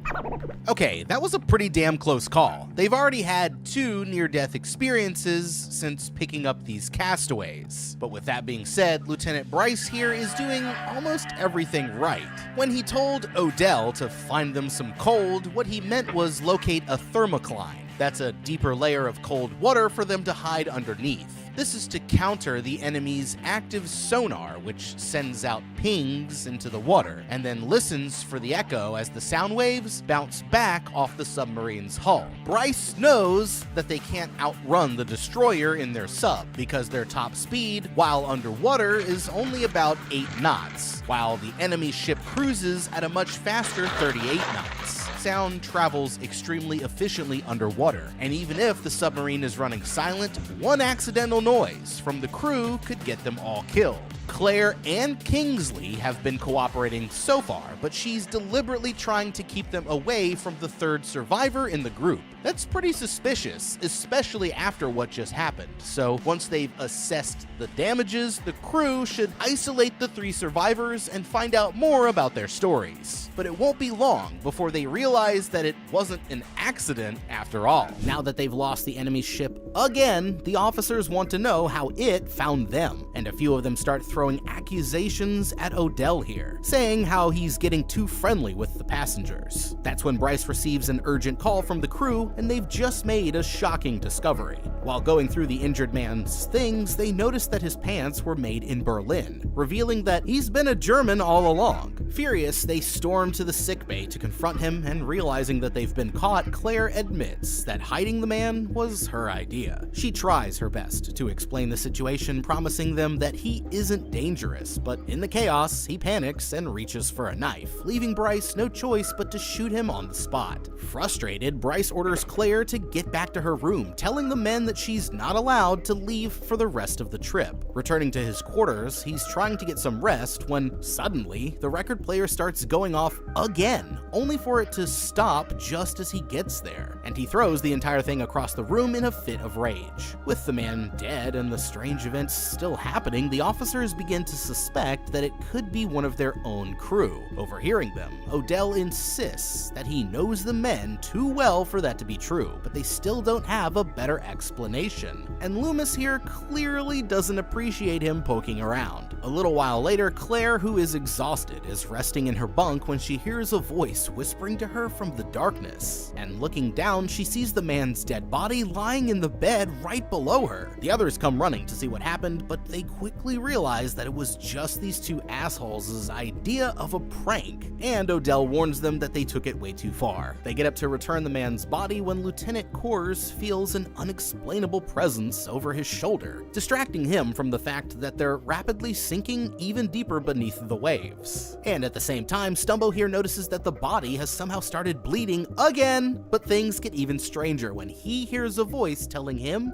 to turn around. Thinking that they're playing jokes on him, he looks around only to realize that there's no one else speaking. And as he leans in closer, an announcement over the intercom startles him so badly that he falls back down through the hatch, looking at the other guys like he's just seen a ghost. And after catching his breath, he tries to tell the others about what happened, but they act like it's all in his head. After all, the ghost spoke to him in English, not German, and it's enough to convince him not to worry about it, at least for now.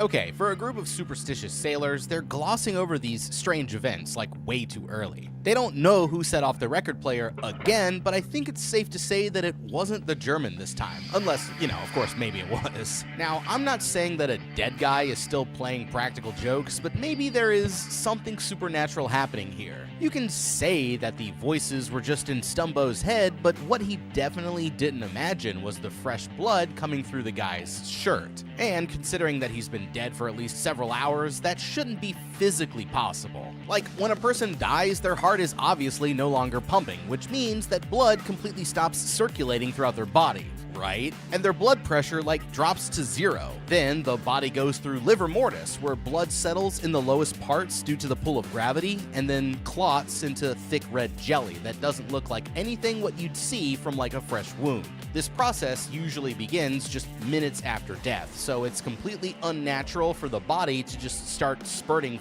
fresh blood after he's been dead for several hours, especially without a heartbeat. And I'd take that as undeniable proof that paranormal activity was afoot. Now, sure, it's a little weird that the ghost spoke to him in English, but it's not all that strange. I mean, after all, if you're accounting for native speakers plus those who spoke it as a second language, English was probably the most widely spoken language in the world at this time. And remember, this man was a pilot, which makes him an officer, so it's actually highly likely that he would know at least some English. But honestly, I'm less interested in what language he used and a lot more interested in what he said. You need to turn around. So many left behind. I want to go back. He's clearly talking about the site where their boat was wrecked, and it seems that there are more survivors still unaccounted for. But at least if we know what the spirit wants, then we can try to appease it before things get any worse. Now, obviously, they can't just turn around for several reasons, but what they can do is let the spirit know that it isn't being ignored. You know, spirits usually escalate their attacks when they feel like their message isn't getting across. So the first thing that Stumbo can do here is simply acknowledge its presence. It wants them to go back for more survivors, but that's not possible, so the best choice is to rationalize with it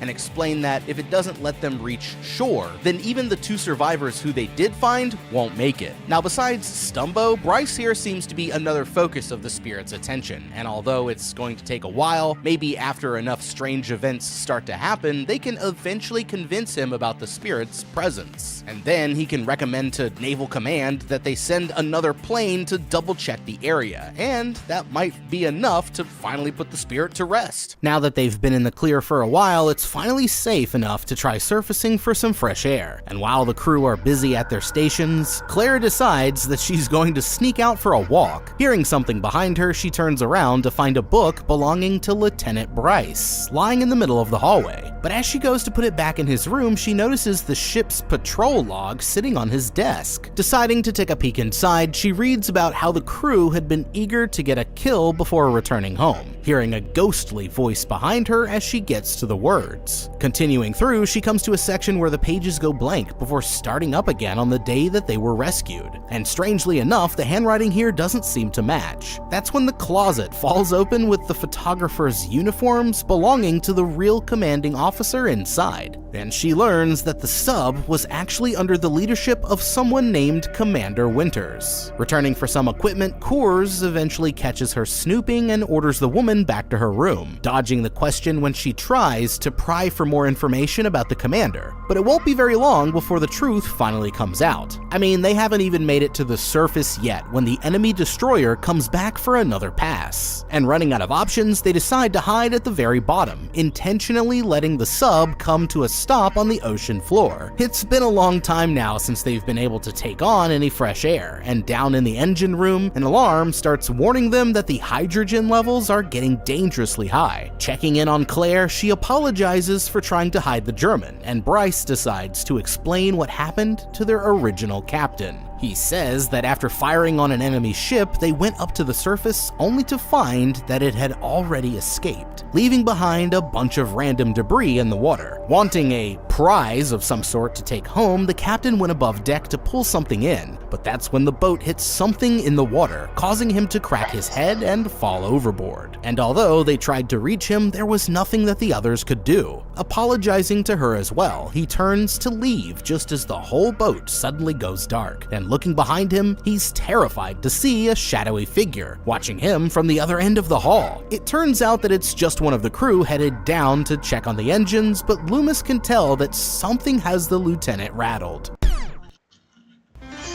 At Planet Fitness, no 2 members are alike, but they all have one thing in common. They're all strong. That's right. We're all strong on this planet.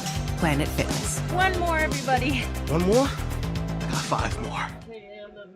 Working in law enforcement and in juvenile detention centers, I got to see the back end of it, like how kids are getting here, but I wanted to see the front end in a sense. How can I take what I've done and show students the reality of life maybe I could go into the schools to see what can I do to help these students. I would say to anyone who's looking to further their career with GCU, take a leap of faith and just trust the process. I didn't think that I could literally go back to school after finishing undergraduate. With the classes that GCU offered, I found myself taking things from classes that I was in and inputting it into my own classroom, stepping from one career into the next. That purpose that I was looking for, GCU literally brought it front and center. There's 120 students that's looking to me to help them find their own purpose. GCU was able to give me all the help and support I needed to graduate and reach my professional goals. Okay, this is not good. They haven't been able to surface for almost a full day, and if it goes on for much longer, then they're going to run into some serious problems. In real life, the Tiger Shark here is actually the USS Silver Sades, a Gato-class submarine that was retired from service in 1946. While underwater, these subs used a pair of twin electric motors that needed to be recharged every 24 hours, but to do that, they'd have to rise to the surface and run their diesel engines. Surely by now, they're running dangerously low on battery power and could be facing a total blackout if they don't recharge the motors soon. Not only that, but they're running on a limited air supply, and the longer that they go without getting fresh air from the surface, they'll start to see a dangerous buildup of both CO2 and hydrogen. CO2 is produced naturally whenever somebody exhales, right? But in a sealed environment like a submarine, it quickly builds up in the atmosphere. After almost 24 hours submerged, they're likely approaching CO2 levels close to 5%, which can lead to intense physiological effects like confusion, tiredness, and even oral and visual hallucinations. As for hydrogen, the sub's lead-acid batteries are constantly generating it whenever the power is on, and while too much of it can also be toxic, the real danger here is that the gas might explode. They've already surpassed 5% hydrogen in the air, and at those levels it becomes extremely flammable. One tiny spark could cause a flash explosion that instantly ruptures the hull and kills the entire crew, and then the destroyer won't even have to take them out for itself. Now, they're going to have to surface for some clean air soon, but every time that they try, the enemy ship keeps coming back, and if hiding from it doesn't work, then their only hope is to set up an ambush. They know that every time they try to surface, the destroyer tracks them down, so that the next time that they're getting ready to rise, they should already be at their battle stations. Then they can use their hydrophones to estimate the destroyer's path, line up below and ahead of its projected route, fire 5 to 6 of their torpedoes in a fan pattern at periscope depth, and immediately dive down to avoid their return fire. It's true that each of those torpedoes carries a warhead loaded with 643 pounds of TNT, so although it's risky, all they'd need is one good hit to a critical area to either sink the enemy ship or force it to retreat, and it might be their only option if they can't surface again soon. A little while later, they pick up a noise that sounds like someone dragging a bunch of metal chains along the ocean floor. And sure enough, they realize that the destroyer is attacking them with its giant grappling hooks. The men look to Lieutenant Bryce for orders, but he completely freezes up at the worst possible time, and one of the hooks even takes out the periscope, allowing water to come rushing into the hull. Moving quickly, Loomis takes over command and tells the entire crew to hit the throttle, saving them from another direct hit at the last possible second. But their rudder still gets clipped as the hooks are dragged past, and they've taken on enough damage to leave them in pretty bad shape. The crew eventually realizes that they have an oil leak somewhere in the engine, and every time that they try to surface, they end up giving themselves away to the other ship. The only way to fix it is from the outside, so taking Wally and Stumbo with them, Odell and Coors lead the group into one of the ballast tanks, where they split up into pairs to look for the source of the problem. Once they're alone, Odell begins to question his partner about what really happened on the night their commander went overboard. Knowing that he was one of the only witnesses, Coors sticks to the story, saying how the man fell when they hit something in the water, but Odell insists that he never felt any impact at that time. Just then, a loud impact echoes through the whole chamber, although none of them did anything to cause it, and they're all getting more freaked out by the second. Making Odell promise that he'll just keep it between them, his partner finally comes clean about how the commander really fell. According to him, a fight broke out when he ordered them to open fire on enemy survivors in the water, and as it spiraled out of control, Winters slipped on the deck and hit his head. He makes it sound like it was just an accident, but as he's looking at the reflection in the water in front of him, a vision of the commander Winter's face suddenly appears, causing him to fall from the place where he's working and crack his own head on one of the metal supports. By the time that the others get there, it's already too late, and they find Core's body with his head split wide open. All of a sudden, they hear a series of loud bangs on the hull, and Odell sees a vision of a ghostly face appear in the shadows. Turning back, he realizes that his friends are already gone, and terrified, they all swim back onto the sub as fast as they can. The others quickly notice that Kors is missing, but before they can even explain, something starts knocking against the outer hatch. Although there's no way that it could possibly be him. Listening closely, a few of the men start to think that it's knocking in Morse code, and it's spelling out the message, back. Okay, that shit is as freaky as it gets, and if these guys didn't believe in ghost stories before, then I bet they do now. I mean, at this point it's clear that the ghost wasn't the German, it's actually the captain's vengeful spirit coming back to settle the score. And if they want to stop him before he kills everyone on the boat, then the most important thing that they can do is find out the truth about how he went overboard. Now that Kors is dead, the only two people who really know what happened that night are Loomis and Bryce, so if they're going to get any information out of them, then they'll have to separate them first. If I were Odell, then I would gather Wally and Stumbo, who both witnessed the supernatural events firsthand, and quietly confront Loomis to find out what he's hiding. Now, I'm not really expecting him to be trustworthy since he acted surprised that Odell came back instead of Kors. I mean, he clearly wanted to take Odell out of the picture, but that means that he's getting desperate. And if they put enough pressure on him, then they might get him to slip up and reveal something that he otherwise wouldn't have said. In police interrogations,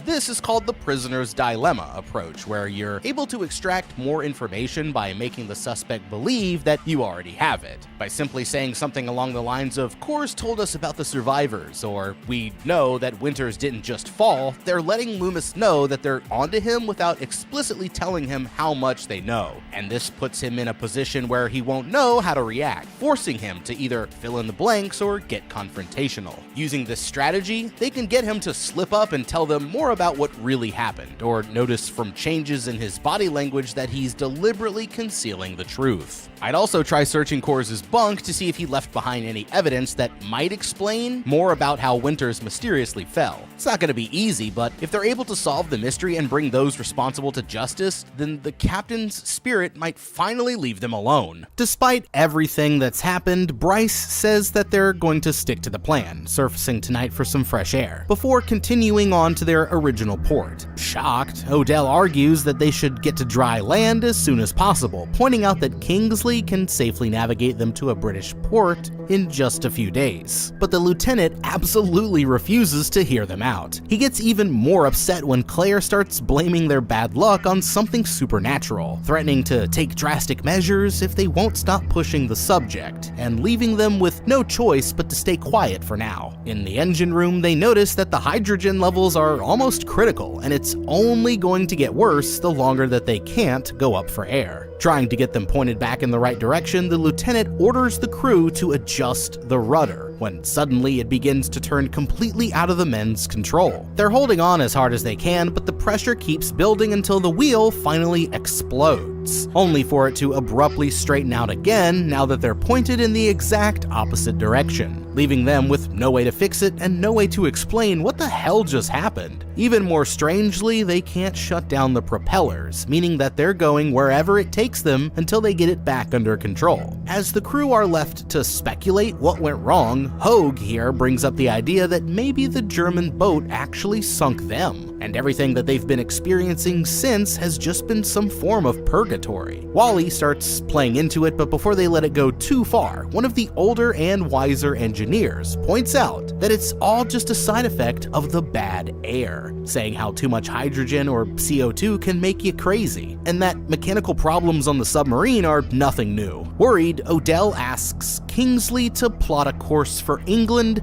just in case, sensing that their problems are just getting started. The only way to fix the rudder is by tapping straight into its dedicated line, and the only place where that's possible is in the battery room. but it's so full of hydrogen that one spark could cause a catastrophic accident. Still, the engineers insist that they can do it safely, and with no other choice, Bryce reluctantly agrees to let them try, having no idea that they've just made their biggest mistake. Sealing themselves in the chamber in case of an explosion, the men get to work repairing the rudder, starting the job with no signs of trouble. Meanwhile, in their quarters, Kingsley here is just looking at their course when he makes another incredible discovery. They're actually headed straight back to the original wreck site. Alarmed, Odell brings the map to Loomis, who tells the rest of their crew to clear out while they talk. But down in the engine room, things are about to go horribly wrong. Just as the men are getting ready to finish up, something causes them to lose power, and in his hurry to get the lights back on, one of them drops his flashlight. At the same time, Hogue opens the door just as the engineer flips the switch, igniting the exposed filament and accidentally causing an enormous fireball that instantly flash cooks every single crew member who was unlucky enough to be caught in its path. Back in the control room, Loomis confronts Odell, suggesting once again that he might be the one sabotaging the boat. The two of them break out in a heated argument, but they're interrupted by the lieutenant, and things get even worse when they realize that the rest of the crew are no longer responding. Going to the door, Odell tells the others that it's warm, but when they open it, what they find is worse than what they imagined. Oh god. This right here was an absolute catastrophe, and the worst part is that it was completely avoidable. They've just created the exact scenario that we were worried about before, where a tiny spark created a massive explosion from the too much hydrogen in the air thing. Now, even here on the surface, the air that we breathe isn't pure oxygen. It's actually about 78% nitrogen and 21% oxygen, with the remaining 1% being made up of trace gases. The total amount of hydrogen in the atmosphere is less than 1/10,000th of a percent, making it virtually non-existent. But here on the sub, with hydrogen levels at 15%, that's approximately 275,000 times more hydrogen than you'd find under normal atmospheric conditions. The reason why this is so incredibly dangerous is because hydrogen is extremely reactive. I mean, hydrogen molecules are small, light, and highly flammable, mixing easily with the surrounding air and forming an invisible cloud of fuel. It has an extremely low level of required activation energy, meaning that it ignites easier than most gases, and when it does, it burns almost instantaneously, creating an explosive shockwave that can reach speeds of up to 3,000 meters per second in a confined space. I mean, that's strong enough to crush a human body against the wall, and with an instantaneous temperature of approximately 3,600 degrees Fahrenheit, it's hot enough to melt steel. That's why their mission here was so dangerous, but what could have made it a lot safer is if Bryce had just told the rest of the crew what they were doing. They wouldn't have been thrilled to know that such a dangerous job was necessary, but it was the only way to get the rudder working again, and if everyone had been aware, then they would have known to keep the chamber sealed, and then the worst case scenario would have been losing a handful of mechanics, not the entire crew. Now there's hardly any of them left to keep this boat running, and if they think that the nightmare is almost over, whew, then they're about to be in for a bad surprise. There's nothing on the other side but the charred remains of their fellow crewmates, cooked at such high temperatures that their dog tag toxic. The real danger here is that the gas might explode. They've already surpassed 5% hydrogen in the air, and at those levels it becomes extremely flammable. One tiny spark could cause a flash explosion that instantly ruptures the hull and kills the entire crew, and then the destroyer won't even have to take them out for itself. Now, they're going to have to surface for some clean air soon, but every time that they try, the enemy ship keeps coming back, and if hiding from it doesn't work, then their only hope is to set up an ambush. They know that every time they try to surface, the destroyer tracks them down, so that the next time that they're getting ready to rise, they should already be at their battle stations. Then they can use their hydrophones to estimate the destroyer's path, line up below and ahead of its projected route, fire 5 to 6 of their torpedoes in a fan pattern at periscope depth, and immediately dive down to avoid their return fire. It's true that each of those torpedoes carries a warhead loaded with 643 pounds of TNT, so although it's risky, all they'd need is one good hit to a critical area to either sink the enemy ship or force it to retreat, and it might be their only option if they can't surface again soon. A little while later, they pick up a noise that sounds like someone dragging a bunch of metal chains along the ocean floor. And sure enough, they realize that the destroyer is attacking them with its giant grappling hooks. The men look to Lieutenant Bryce for orders, but he completely freezes up at the worst possible time, and one of the hooks even takes out the periscope, allowing water to come rushing into the hull. Moving quickly, Loomis takes over command and tells the entire crew to hit the throttle, saving them from another direct hit at the last possible second. But their rudder still gets clipped as the hooks are dragged past, and they've taken on enough damage to leave them in pretty bad shape. The crew eventually realizes that they have an oil leak somewhere in the engine, and every time that they try to surface, they end up giving themselves away to the other ship. The only way to fix it is from the outside, so taking Wally and Stumbo with them, Odell and Coors lead the group into one of the ballast tanks, where they split up into pairs to look for the source of the problem. Once they're alone, Odell begins to question his partner about what really happened on the night their commander went overboard, knowing that he was one of the only witnesses. Coors sticks to the story, saying how the man fell when they hit something in the water, but Odell insists that he never felt any impact at that time. Just then, a loud impact echoes through the whole chamber, although none of them did anything to cause it, and they're all getting more freaked out by the second. Making Odell promise that he'll just keep it between them, his partner finally comes clean about how the commander really fell. According to him, a fight broke out when he ordered them to open fire on enemy survivors in the water, and as it spiraled out of control, Winters slipped on the deck and hit his head. He makes it sound like it was just an accident, but as he's looking at the reflection in the water in front of him, a vision of the commander's face suddenly appears, causing him to fall from the place where he's working and crack his own head on one of the metal supports. By the time that the others get there, it's already too late, and they find Coors' body with his head split wide open. All of a sudden, they hear a series of loud bangs on the hull, and Odell sees a vision of a ghostly face appear in the shadows. Turning back, he realizes that his friends are already gone, and terrified, they all swim back onto the sub as fast as they can. The others quickly notice that Coors is missing, but before they can even explain, something starts knocking against the outer hatch, although there's no way that it could possibly be him. Listening closely, a few of the men start to think that it's knocking in Morse code, and it's spelling out the message, back. Okay, that shit is as freaky as it gets, and if these guys didn't believe in ghost stories before, then I bet they do now. I mean, at this point it's clear that the ghost wasn't the German, it's actually the captain's vengeful spirit coming back to settle the score. And if they want to stop him before he kills everyone on the boat, then the most important thing that they can do is find they want to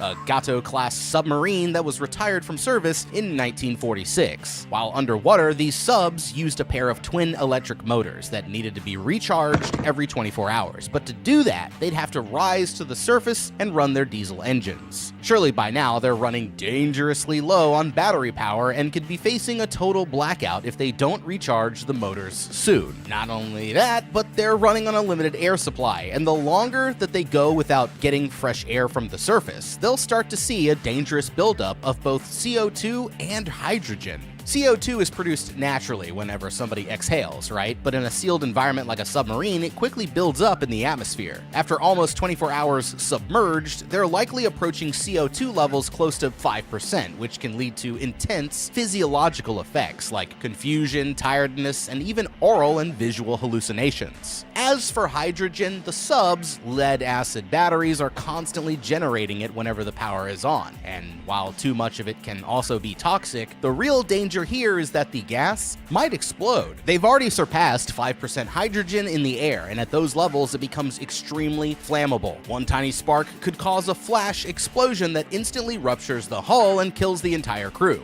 and then the destroyer won't even have to take them out for itself. Now, they're going to have to surface for some clean air soon, but every time that they try, the enemy ship keeps coming back, and if hiding from it doesn't work, then their only hope is to set up an ambush. They know that every time they try to surface, the destroyer tracks them down, so that the next time that they're getting ready to rise, they should already be at their battle stations. Then they can use their hydrophones to estimate the destroyer's path, line up below and ahead of its projected route, fire 5 to 6 of their torpedoes in a fan pattern at periscope depth, and immediately dive down to avoid their return fire. It's true that each of those torpedoes carries a warhead loaded with 643 pounds of TNT, so although it's risky, all they'd need is one good hit to a critical area to either sink the enemy ship or force it to retreat, and it might be their only option if they can't surface again soon. A little while later, they pick up a noise that sounds like someone dragging a bunch of metal chains along the ocean floor, and sure enough, they realize that the destroyer is attacking them with its giant grappling hooks. The men look to Lieutenant Bryce for orders, but he completely freezes up at the worst possible time, and one of the hooks even takes out the periscope,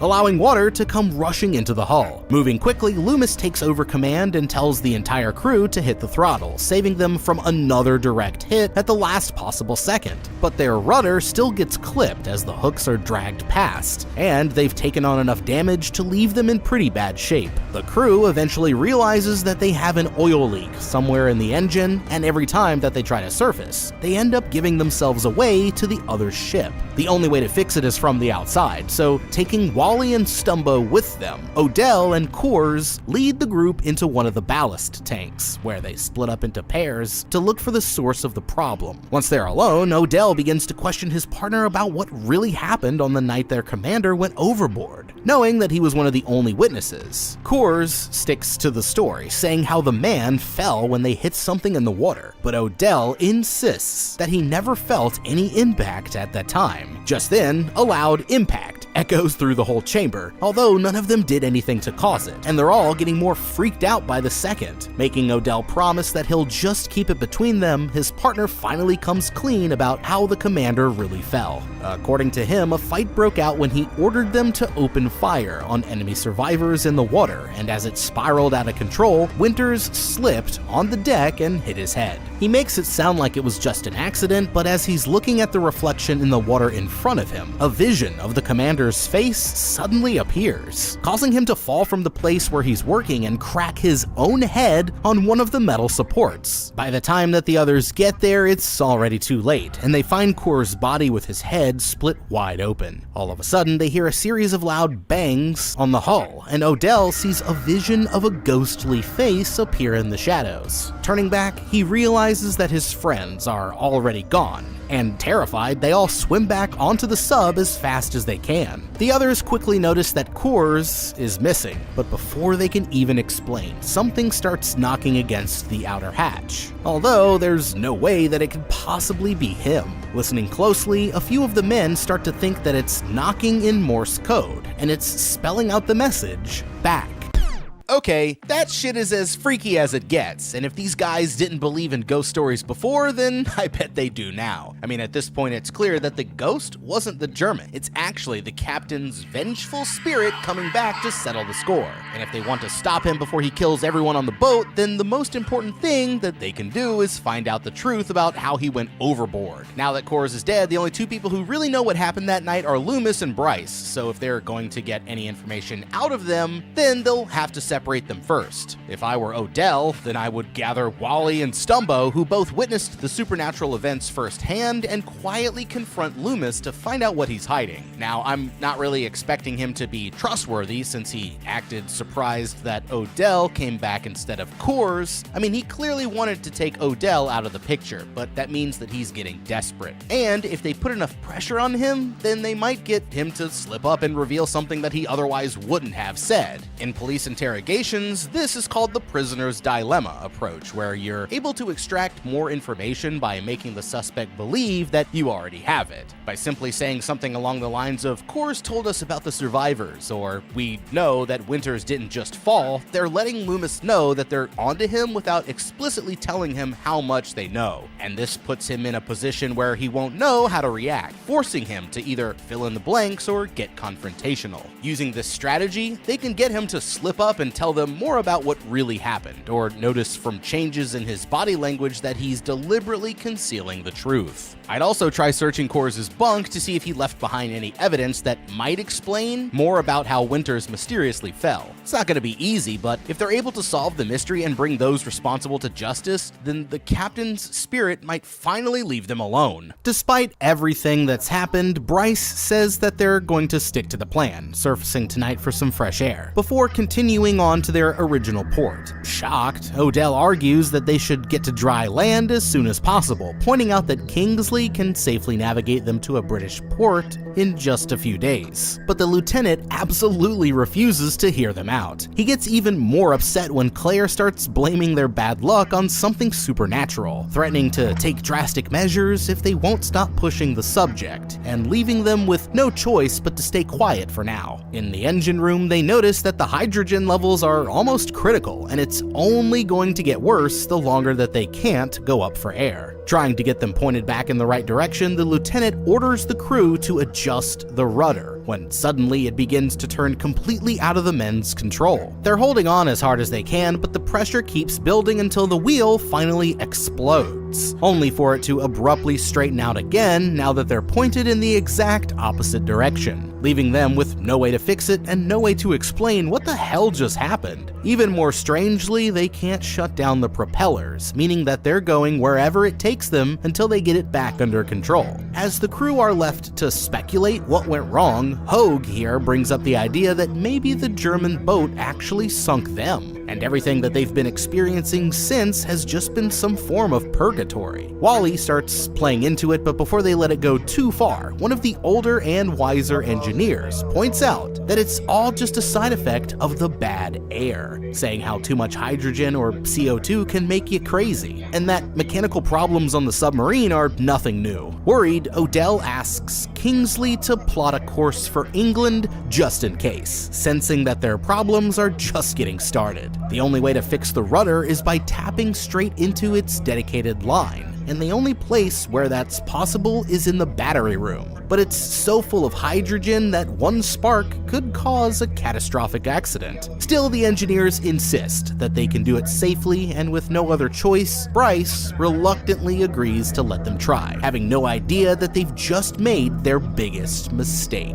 Sealing themselves in the chamber in case of an explosion, the men get to work repairing the rudder, starting the job with no signs of trouble. Meanwhile, in their quarters, Kingsley here is just looking at their course when he makes another incredible discovery. They're actually headed straight back to the original wreck site. Alarmed, Odell brings the map to Loomis, who tells the rest of their crew to clear out while they talk. But down in the engine room, things are about to go horribly wrong. Just as the men are getting ready to finish up, something causes them to lose power, and in his hurry to get the lights back on, one of them drops his flashlight. At the same time, Hogue opens the door just as the engineer flips the switch, igniting the exposed filament and accidentally causing an enormous fireball that instantly flash cooks every single crew member who was unlucky enough to be caught in its path. Back in the control room, Loomis confronts Odell, suggesting once again that he might be the one sabotaging the boat. The two of them break out in a heated argument, but they're interrupted by the lieutenant, and things get even worse when they realize that the rest of the crew are no longer responding. Going to the door, Odell tells the others that it's warm, but when they open it, what they find is worse than what they imagined. Oh god. This right here was an absolute catastrophe, and the worst part is that it was completely avoidable. They've just created the exact scenario that we were worried about before, where a tiny spark created a massive explosion from the too much hydrogen in the air thing.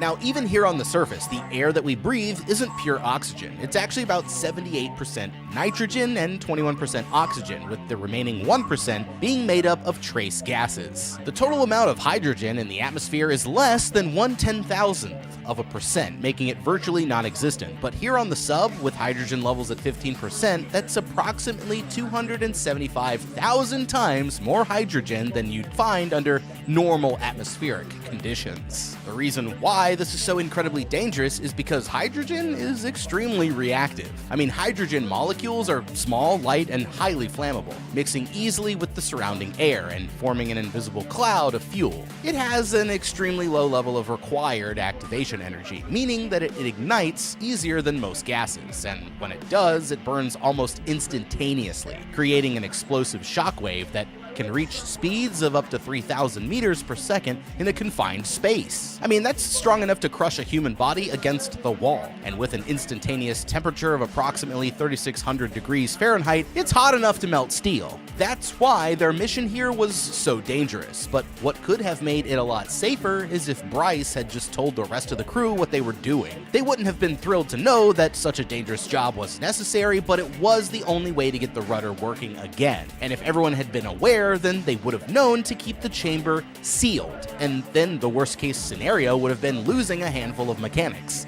not the entire crew. Now there's hardly any of them left to keep this boat running, and if they think that the nightmare is almost over, whew, then they're about to be in for a bad surprise. There's nothing on the other side but the charred remains of their fellow crewmates, cooked at such high temperatures that their dog tags and watches have melted straight into their skin. And as they're looking for any survivors, Loomis notices his face in one of the mirrors, and what's strange is that every moment of his reflection seems to be on a barely noticeable delay. Suddenly his face transforms into the pale specter of their fallen commander, and panicking, he books it straight past all of his friends, running for the escape hatch before anyone can slow him down. There's nothing that the others can do to stop him, and by the time that they're able to catch up, he's already gone out through the hatch and emerged at the bottom of the ocean, only to be impaled on a broken part of the submarine. As the ship rocks to the side, they hear something clatter to the ground near their quarters, and going to check it out, it looks like all of the lieutenant's things were just tossed out of the room. Hearing something inside, they pull back the curtain just as the lights go out, and in the darkness, Bryce catches an unmistakable glimpse of the commander's ghost as it disappears back into the shadows. They still haven't gone up for air in a dangerously long time, and it seems like there's nothing they can do to make the ship rise, even 1 foot towards the surface. Odell tells Claire what he heard about the accident from Lieutenant Kors, but she points out that it's completely different from what Bryce told her. Wanting answers, they find the lieutenant sitting in a mess along with the crew's dead bodies. It's pretty obvious to everyone that he's completely lost it, and when Claire tries to ask him about the captain one more time, he cryptically replies that she should stop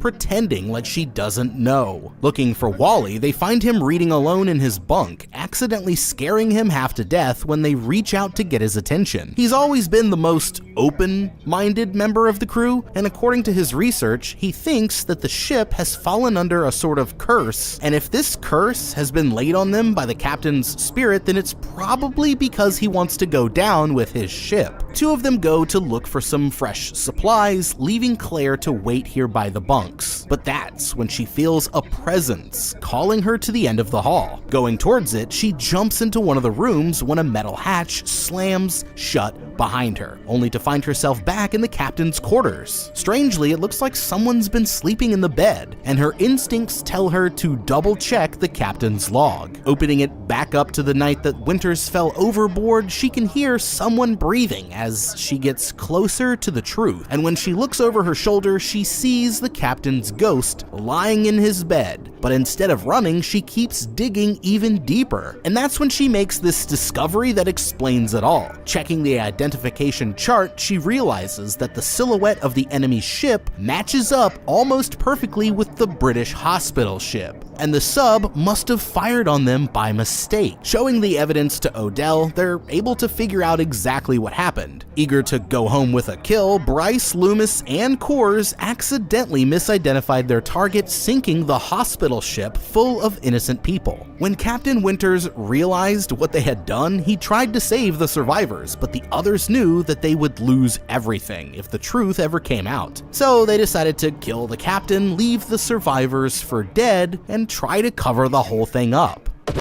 Okay, and there we have it, folks. It looks like the truth has finally come to the surface, but now I can see why Bryce was so focused on getting home before they asked too many questions. It's one thing to make a mistake that ruins your whole career, but when your little whoopsie-daisy ends up costing the lives of 300 innocent patients, plus your whole entire crew, and brings down the curse of a vengeful sailor who came back all the way from Davy Jones's locker just to make you suffer, that's how you know that you seriously f***ed up. Now, it's not just Bryce who's to blame here. I'm also looking at you, Loomis, but it also looks like you already got what you deserve. You sure seemed to be a resourceful thinker when you were making a plan to kill the captain and cover the whole thing up. But I guess you never thought that he'd come back from the spirit realm to make your lives a living hell. And now your guilty conscience just caused all of your survival instincts to literally go flying out the escape hatch. You must have forgotten that you were 300 feet underwater, where the outside ocean pressure was over 9 times greater than the human body can handle. Without a pressurized escape suit, that's like trying to sprint to the moon in a pair of flip-flops. I mean, the pressure would instantly crush your lungs and collapse your blood vessels, leading to a painful and terrifying death. And even if you could somehow hold your breath for that long, the rapid change in pressure would have caused nitrogen bubbles to form in your bloodstream, meaning that you'd die of the bends. Even in the best case scenario, you would have been stranded in the freezing waters of the Atlantic Ocean in the middle of the night, with absolutely no chance of anyone finding you. Great escape plan, genius, but at least you won't be causing any more trouble. Now, as for you, Lieutenant Bryce, it looks like your secret is finally out. Here's an idea. How about the next time that you spot an enemy target in the middle of the night, maybe make sure that this isn't a hospital ship first before you shoot it with a fucking torpedo. This isn't a video game where you're trying to rack up kills on a leaderboard. People's actual lives were at stake, including your own crew, but you decided to fire on a target that you weren't sure about just for some bragging rights back home. Well, look how that turned out for you. Now, nearly 400 innocent people will never get to see their families again, and best case scenario, you're looking at life in prison, if you ever make it home, that is. If I were Odell and the others, then I know exactly what I'd be doing right now, and it would be making sure that your ass went out the escape hatch next, so that hopefully the captain's ghost would let the rest of us live, because Lieutenant Bryce, you, sir, have majorly f***ed up. Just then, the boat comes to an abrupt stop, seemingly out of nowhere, and they realize that it's because they've reached the site of the attack. Using a winch and chain, they even start trying to make the submarine rise to the surface, but no matter how hard they pull, it just keeps sinking even further down. All of a sudden, the bar snaps off, flying across the room and killing Kingsley as it strikes him in the head. But something that they did must have worked, because now the submarine is rocketing back towards the surface. The boat breaches the wave's rudder first, and as it violently rocks back and forth, Bryce's pistol somehow falls right into his hand. As luck would have it, they pick up another ship headed their way and decide that their best option is to signal for help, even if it could be the enemy. But that's when the lieutenant comes walking back to the control room acting like he's still in command. Refusing to stand down, he orders the survivors to get to their battle stations, and when the crew tries to outvote him, he suddenly goes to the radio and destroys the equipment, leaving them with no other way to contact the ship. The others are too injured or afraid to do anything, but while he's distracted, Claire sneaks outside and starts waving at the ship with her flashlight. As it rolls into view, she's relieved to see that it's actually a friendly cargo ship. But before she's able to get their attention, the lieutenant appears right behind her, pressing his weapon against the back of her neck. Throwing her down, he orders the woman to get back below deck, but she refuses to let him scare her, calling him out for betraying his whole crew. In the control room, they realize that the ship might crash right into them, and if they don't do something soon, they're basically gonna be duffed. So they grab some weapons and rush outside to stop the lieutenant before it's too late. He's extremely conflicted about what to do, saying how he never wanted things to end this way. But taking the flashlight, he throws it into the ocean before deciding to relieve himself of command, falling in after it as the ship passes by. Running to the deck, Odell sprays his Thompson into the air, but the ship keeps going without noticing. Just when it looks like they're about to miss their chance, someone fires a flare from the other side of the submarine, and finally the other crew notices where they are. The sun is just coming up as the 4 survivors are lifted onto the rescue ship, and although he was superstitious about her before, Stumbo here actually thanks Claire for saving his life. For a moment, it starts to seem like maybe there were no ghosts after all, but that's when the sub lets out a long metallic groan as it begins to disappear back beneath the waves. Odell can't decide if it was all in his head, but Claire feels confident that they've just witnessed something supernatural. And far below them, the sub finally comes to a rest right next to the hospital ship that it mistakenly sunk. And whether there were ghosts or not, I know one thing for sure. You'll never catch me setting one foot on a fucking submarine. Real talk. Below, classic joint. And I know all y'all submarine heads out there was fucking with this one. And that's what the world needs. More submarine movies. Am I right or am I right? But anyways, let me know down in the comments what you would have done differently. Be sure to like and subscribe and check out that How to Beat playlist for more videos just like this one. I'm the guy. We'll see you next time and have a damn good day. Extra aroma, extra sensual, extra dose. The newborn enrollment. Meat Shields, I got a question for you. If your tribe was being attacked by an invisible human hunting alien, what the hell would you do? This terrifying creature is about to invade and slaughter everyone that you know and love with no way to fight back. So today I'm here to break down the mistakes made, what you should do, and how to beat the predator in Prey.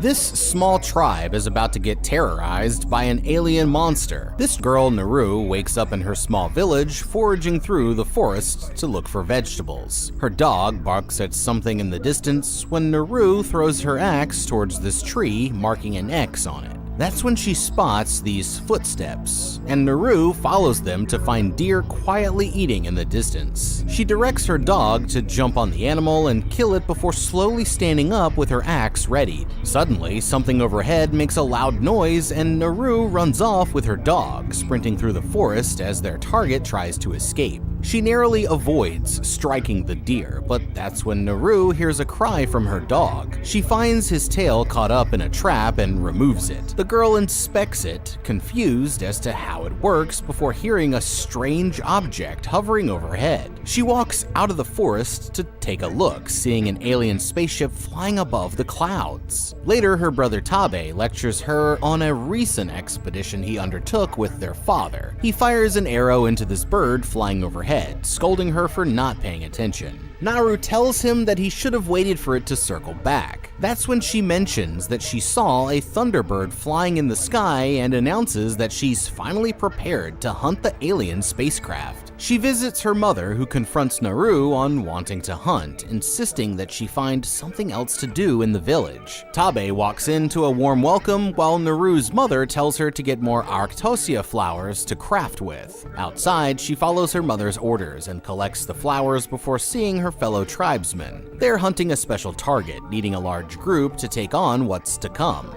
Running through the forest, this tribesman hears something coming from behind and readies his bow, realizing that it's only Naru. They question why she's tagging along and tell her to go back to camp, but Tabe puts in a good word and insists that the girl is a good hunter. The group run through the forest and find this piece of crushed bone on the ground. It's a hint that a mountain lion is up ahead. They continue moving forward and hear their dog barking at something up ahead in the distance. The hunters find an unconscious body lying on the ground, and Naru informs them that they have to get to work on constructing a rescue platform. Finishing up, Naru takes out the arctosia flower and spreads it over the injured man's mouth, feeding him water and watching as he convulses. That night, Tabe tells his fellow hunters that he's going to hunt down the lion on his own. Naru insists that it's a different creature, demanding that she tag along. But Tabe refuses to let her come along and asks the girl to help out with sending the injured man back home. She walks with the hunters, but that's when her dog spots something lying on the ground. She looks down to see a snake along with these large footprints and blood splattered on the tree. The other hunters tell her to keep moving along, but Naru insists that these footprints aren't the cause of a typical animal.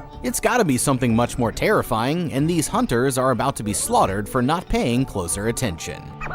Well, seems like for veteran hunters with hundreds of years of ancestral guidance and hunting experience, these guys sure didn't know what the hell they're doing. To be honest, after the incident with the deer, I'd probably take the dog over these dudes as co-hunters like any day. I'm also no expert on bears, but I'm pretty sure that they also don't skin snakes like that. Yeah. These dudes seem far more interested in the glory of taking down a mountain lion than approaching things in a tactical way or listening to Naru. Here is also where they break one of my cardinal rules, which is never split up at night after seeing a giant alien ship in the air a day before. I'd return the injured man to the village as a group and then head back out, especially if we knew where the den of the mountain lion was or could easily track it. Mountain lions' padded paws are remarkably quiet, allowing them to move through dense undergrowth without alerting their prey. I mean, they can stalk a prey for like hundreds of yards, closing the distance inch by agonizing inch until they are within striking distance. Perhaps waiting until daylight would be a more beneficial time to go out after the lion? The Namino, Comics, and other tribes in the Pacific Northwest were known to utilize spring traps or deadfalls to capture mountain lions. I mean, these traps were ingeniously designed to use natural materials and leverage to ensnare the animals, just like the trap that caught the dog's tail. I think the smart move would be to set some traps and let this mountain lion come to us rather than fumbling around in the dark after it. But let's see how that works for our friends here. Naru insists that the skinned snake is a sign of something bigger, refusing to go along with the other hunters. They tell Pake to accompany her, and she continues to find strange footprints on the ground. That's when she runs into Tabe, who questions why she came back. Naru mentions the tracks that she found, knowing that it's something that she's never seen before. Tabe insists that she comes along as they crawl along the ground and argue over the correct way to hunt this mysterious creature. Tabe explains that the plan is to bait it out, telling Naru to confront the lion as it arrives. They climb a tree to prepare for what they think is a lion when suddenly Pake here is dragged down from the tree and taken away. Shocked, Naru readies her bow and looks around to see the lion jump up next to her. She brings out a spear to scare the animal away before being viciously attacked. Naru wakes up back at home where her mother informs the girl that Pake carried her back home. She's told that the injured man survived because of her medicine and the others are still out hunting. Her mother hands over a herbal tea, but Naru insists that she needs to get back out to help him. Later, Tabe here brings back the lion to his tribe and they begin conducting a ceremony celebrating a successful hunt and giving praise to Tabe for his accomplishment. Seeing this, Naru storms out of the party. She's stopped by Tabe, who questions why the girl is leaving. Naru confronts him, insisting that there's something out there that is much more dangerous than a simple lion. He can tell that the girl failed to complete her hunt and just isn't cut out for the job. The next day, she wakes up to see the villagers leaving home and ventures off on her own to retrace the mysterious creature's footsteps. Naru finds the marking, placing a stick to measure its length. She just knows that a terrifying monster is getting nearer to the village, and soon they're going to find out how dangerous it really is. Okie dokie. I feel like I may have said this one before, but for real, don't go wandering off alone to hunt a predator or really any huge animal that you don't know what it is. I know Naru is eager to prove herself, and at least it's finally daytime, but certainly conditions could be more ideal for her when she's mixing it up with something unknown. I guess it's hard to fault her too much when dealing with something beyond her comprehension, and it's clear that she is certainly skilled enough to handle something like a large animal via her extensive tracking knowledge, as well as skill with a bow and an axe. But she's in over her head. She knows she f***ed up by lacking the killer instinct needed to take out the mountain lion on the tree, but hopefully she learned her lesson the hard way. Collecting 3 branches, she makes a lasso and attaches it to her axe, learning how to properly throw like a hunter. Naru continues on her journey through the mountains, taking a break during sunset to eat her findings. Meanwhile, a dangerous predator is slowly coming alive, getting ready to strike down these tribal hunters. Naru here finds multiple skinned rhinos in this outfield, placing her hand on the animal and reciting a tribal chant. She finds a strange object near the rhino, keeping it and moving back into the forest for more clues. That's when she hears a similar sound to her dogs, walking towards it and finding herself sinking into the ground. Struggling to get out, she throws her lasso over on a nearby tree, failing to properly attach it while her body continues to sink. Naru manages to throw her lasso, attaching to this stick lodged against the tree. She frantically pulls herself out of the thick pool of mud while narrowly avoiding death. Washing off her equipment, Naru's dog returns with a dead rat. They head over to the creek and find a giant bear feeding on another animal, noticing that another prey is near. She readies her bow to fire when suddenly the weapon breaks and attracts its attention. The bear comes rushing uphill before Naru's dog distracts it, giving her time to rewire the bow. She watches as her dog runs back and spots the dangerous creature coming right towards her. She dives into the creek, emerging under this wooden structure as the bear tries to attack her. Suddenly, it backs off, fighting against this invisible creature. Shocked, she can't believe her eyes. She's found the source of those footprints, and now the entire tribe is going to be hunted down. Oh snap, you definitely f***ed up, Naru. That makes it a great time for everyone's favorite segment, You F***ed Up. You've made about 5 mistakes here in a very short amount of time. Let's start with the old quicksand problem. Quicksand is typically found in areas like beaches near river mouths, marshes, swamps, and even some desert oases. Recognizing potential quicksand zones involves looking for visual cues such as a rippled or bubbly surface, unstable ground, or unusual vegetation patterns. Not sure how a bear managed to avoid the quicksand, but Naru didn't have the wherewithal to spot it. The key to quicksand survival is to remain calm. Panicking and struggling will only worsen the situation. Instead, gently try to remove your limbs, and if possible, lie back on the surface to distribute your weight evenly. Slowly and deliberately move your arms and gradually work your way free. Instead, our girl here decides to freak out and get out of the mud maybe the hardest way possible, through a perfect axe throw. Good on her, definitely could have gone worse, but she also made a bad situation even tougher. Next, let's move on to the bow problem. Probably gonna want to double check your bow before you shoot it at a 600-pound killing machine like a grizzly bear. I'm not even sure it's an ideal shot. She seems pretty far away and would essentially need a Robin Hood-ass perfect shot to take down an animal that size, even if she's downwind and she probably could slip away. Instead, she snaps the quiver and her dog steps in for the save. A silver medal for saving Naru's ass goes to the beaver. A beaver dam is actually an incredibly smart choice to hide from a grizzly since they're far more strong than you might think. Massive beaver dams can be quite substantial, built with a combination of sticks, mud, rocks, and branches to create a surprisingly strong and resilient structure designed to withstand the constant pressure of flowing water, often for years at a time. Conservatively, a beaver dam can withstand several tons of pressure or about 15 seconds of a really pissed off grizzly. The bear lets out a terrifying roar before walking away from Naru.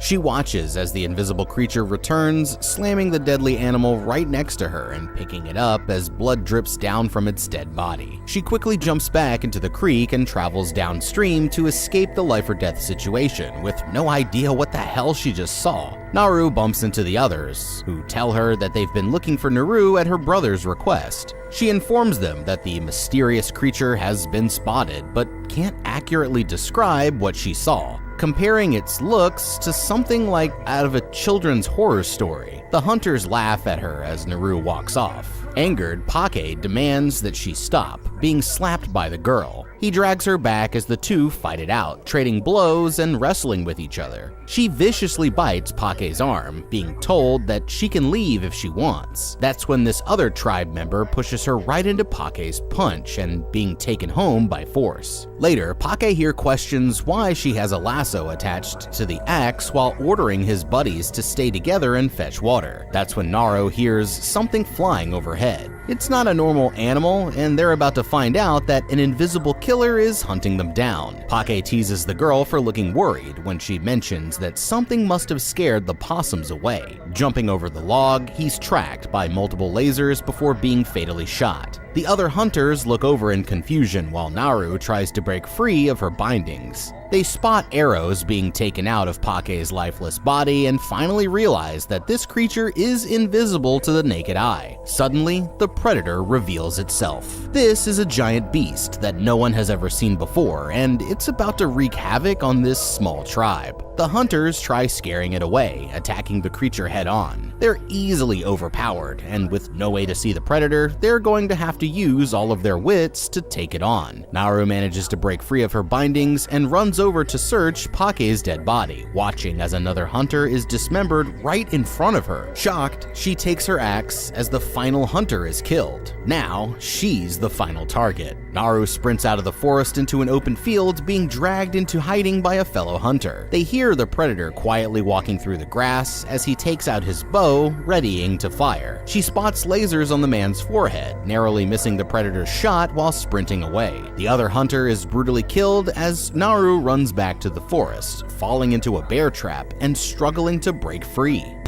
Well, if I were Naru, I think it would be a pretty good time to hit the whole party with, told you so, but it probably wouldn't do much good. Naru knows how this is probably going to go. I mean, she just saw this thing take down a freaking grizzly bear. She, up to this point, has constantly been ignored and even chastised for trying to warn everyone about the danger the monster poses to the tribe. And it's too late to go back and make everyone reconsider. It is nice that at least there is some understanding of the need to stay together. I guess to some degree, the hunting party must know there is some danger out there, whether they want to recognize it or not. The guy who says he needs to go take a squat ironically makes the right move by breaking away from the pack, intentionally or not, and lasts a tiny bit longer than everyone else. Naru also makes the decision to get out of there, but far too late. I mean, she most likely was weighing if she should take the monster on like the other two hunters, but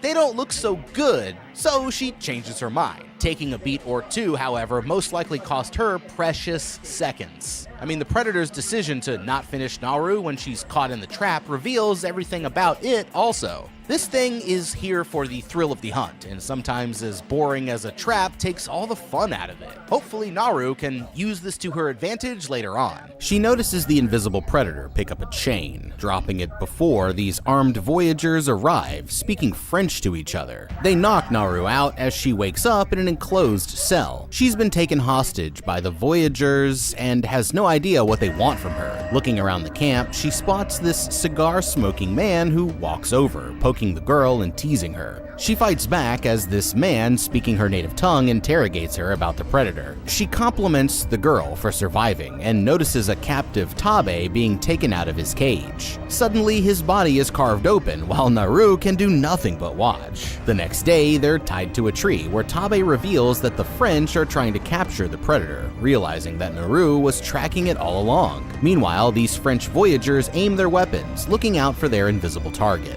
That's when they notice that their comrades have already been killed, without them noticing. The predator appears from behind with no chance of being left alive. Tabe and Naru spot the Frenchman running from something with a giant arrow being fired his way. They struggle to break free from their restraints as the predator appears in front of them. Tabe insists that they're going to be hunted, but Naru mentions that the predator isn't looking to kill anyone because she came into a close encounter and wasn't harmed. Tabe praises the girl for helping him with the previous hunt that they did together, but she's not sure that this creature could be killed. He insists that if it bleeds, then they can kill it. The Frenchmen capture it in a hidden trap, running out of their hiding spots and managing to knock it over with their chains. They place a trap over it and cheer, thinking that the creature has been captured. Suddenly, this man's brutally pierced through the head as the predator breaks free. The man is brutally killed with a net slicing through his body, and it pierces through the trap with a laser and throws this cross, killing another Frenchman. Looking back, it finds more voyagers firing off shots before realizing that they've run out of ammo. The predator continues to kill multiple soldiers with ease. After all, this is a terrifying creature with seemingly no weaknesses.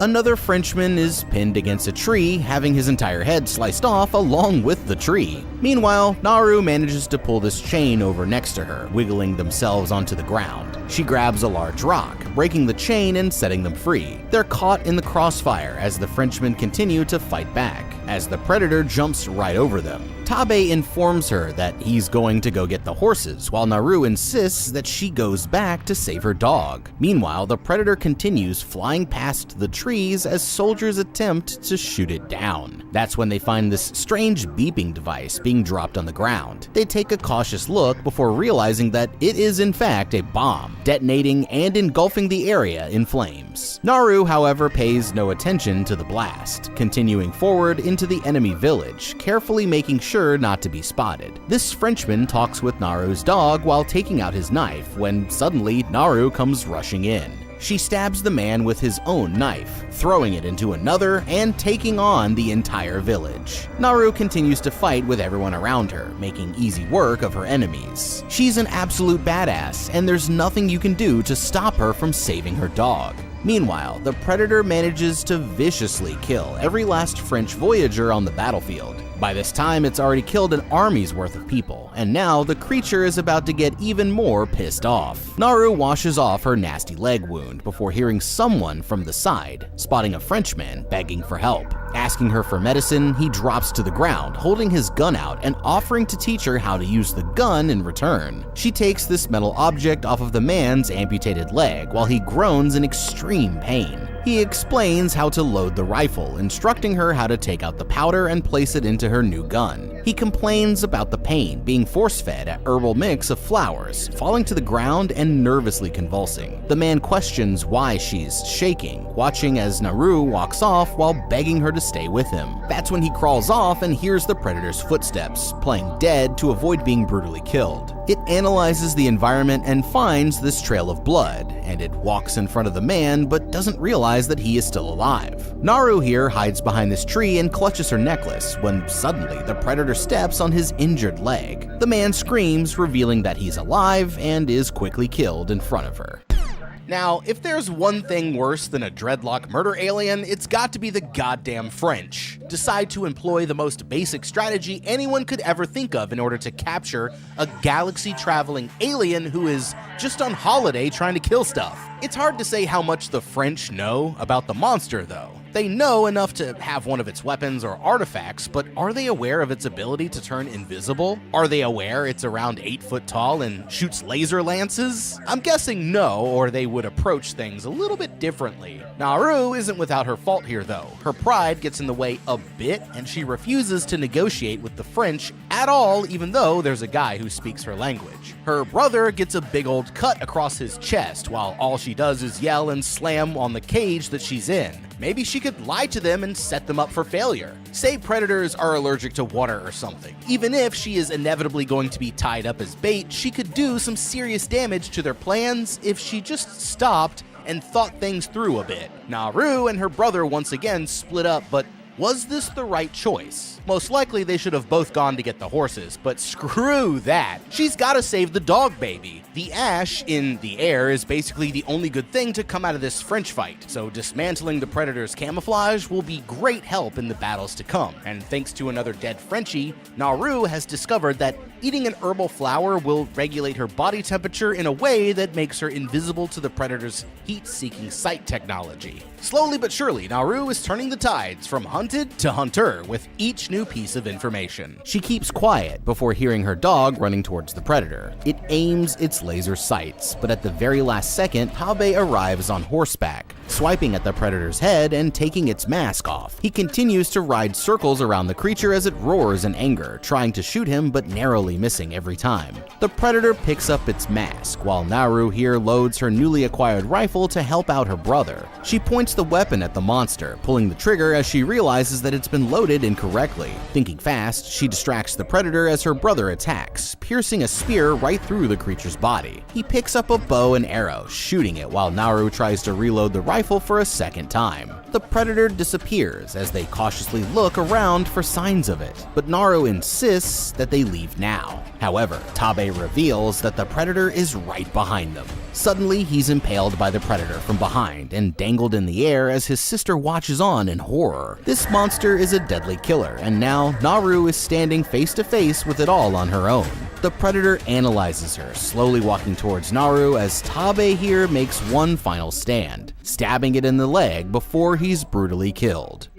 I hate to say it, but here is where Naru really blew it. She had tons of time to double team the Predator or fill him up with arrows while her brother was on horseback attacking. Instead, she fumbles with a weapon she can't get to work and ultimately buys the Predator enough time to find his footing and completely wreck her brother. She once again can't bring herself to finish the job, with plenty of time to shoot the pistol once it's prepared, possibly ending things right then and there. Instead, she gets scared and runs off after her brother's untimely demise. The good news is though she's now in a pretty good spot to take this thing on, and she's going to use all of the information gathered about this thing in order to hash out a plan. The average time to load and fire a flintlock pistol is around 20 to 25 seconds, and Naru took considerably longer since she's never used something like this in her life, so she would have to tighten up just a little bit if she wanted to match wits with the Predator. Naru runs off in the chaos and washes off her wounds. While she's washing her hands, someone in the tribe is simultaneously informing her mother about what has transpired to her two children. She's struck with guilt over what happened, and her mom is sadly left with sadness as she continues to work on a hide. Later, she wakes up next to her dog on the creek, noticing the lead Frenchman who wanted to kill her most off in the distance on the creek bed. She points her pistol at him before having second thoughts, taking out one of the Predator's knives instead and sprints over to him, knocking him out with a huge rock. He wakes up later with his leg brutally dismembered and rats inside of the wound, eating at his own flesh. Terrified, he crawls over to the rifle, being told by Naru that he's going to pay for what he did to Tabe. The Frenchman hounds insults towards the girl while attempting to load the rifle as Naru hears something coming from behind. She has set the Frenchman up for failure, of course. He is about to be identified as a threat. She takes some of the plant that lowers her body temperature, rendering her invisible to the Predator who was on the approach. That's when the Predator walks right past her, killing the man and brutally beheading him. Naru points her gun towards its head and fires off a shot that takes away its face mask. She picks it up and runs away while the Predator lets out a terrifying roar. Naru places it on a tree as the Predator follows a trail of blood, distracted as she jumps from above and lands multiple blows on the invincible killer before being shaken off. It takes out a spear, ready to strike as her dog jumps him from behind and momentarily distracts it. Naru runs away from the Predator and grabs its spear, managing to cut off the creature's arm. They fight back and forth before she is thrown onto the ground and starts to be choked out. She places her head in between these tree stumps to avoid being fatally decapitated, stabbing it in the face and injuring the Predator. She stands up as the creature roars and signals for her dog to hand over the weapon. Naru ties it up with a rope around its head and pulls it into the sinking mud, but it emerges right away. The Predator's targeting system is activated, however, since Naru has strategically placed it on a log, and when it goes to fire, its barb swings back around and ends up being stabbed in the head. Exhausted but triumphant, Naru returned to the village, carrying the Predator's severed head as proof of her victory. A hush falls over the villagers as everyone gathers around, their eyes wide with awe and respect. Naru, however, had other plans. "We must leave," she declared, her voice firm. "This land is no longer safe." The villagers, still reeling from the recent tragedies, readily agreed. They packed their belongings and, under Naru's guidance, embarked on a new journey, leaving behind the horrors of the past. Now, that was a Predator sequel. That movie should have, I would have traded that one for Predator 2. I'm sorry. I know everyone likes Predator 2 out there, but if they had followed this one with Predator, the Predator franchise, even though it's as popular as it is today, would probably be in a stratosphere that it could never imagine. So hopefully they keep the Predator franchise with this, in different times, like how Assassin's Creed goes into different times. They need to put the Predator in different, feudal Japan, you know? I know they just kind of did the Stone Age caveman thing with Prey, but they need to do a feudal Japan Predator. That would do numbers, man, online. But anyways, let me know down in the comments what you would have done differently. Thank you so much for watching. Leave a like and subscribe, and check out that How to Beat playlist for more videos just like this one. I'm the guy. We'll see you in the next video, and have a damn good day. But no match for a girl casually waiting around the corner with a Glock. Or at least she wouldn't be if the girl with the Glock shot her instead of monologuing.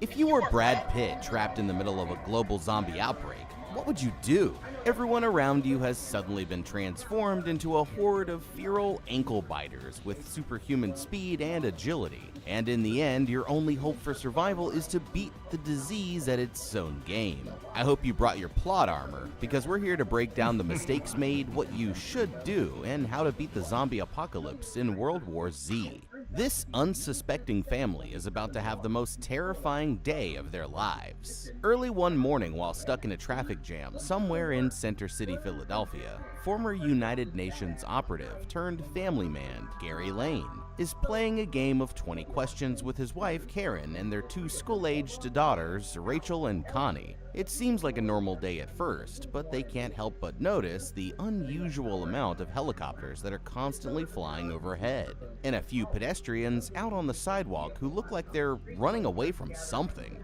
Curious, Jerry turns on the radio and the news reporter mentions something about a global rabies outbreak. But what they don't realize is that the disease isn't rabies at all. They're about to be caught in a worldwide zombie apocalypse.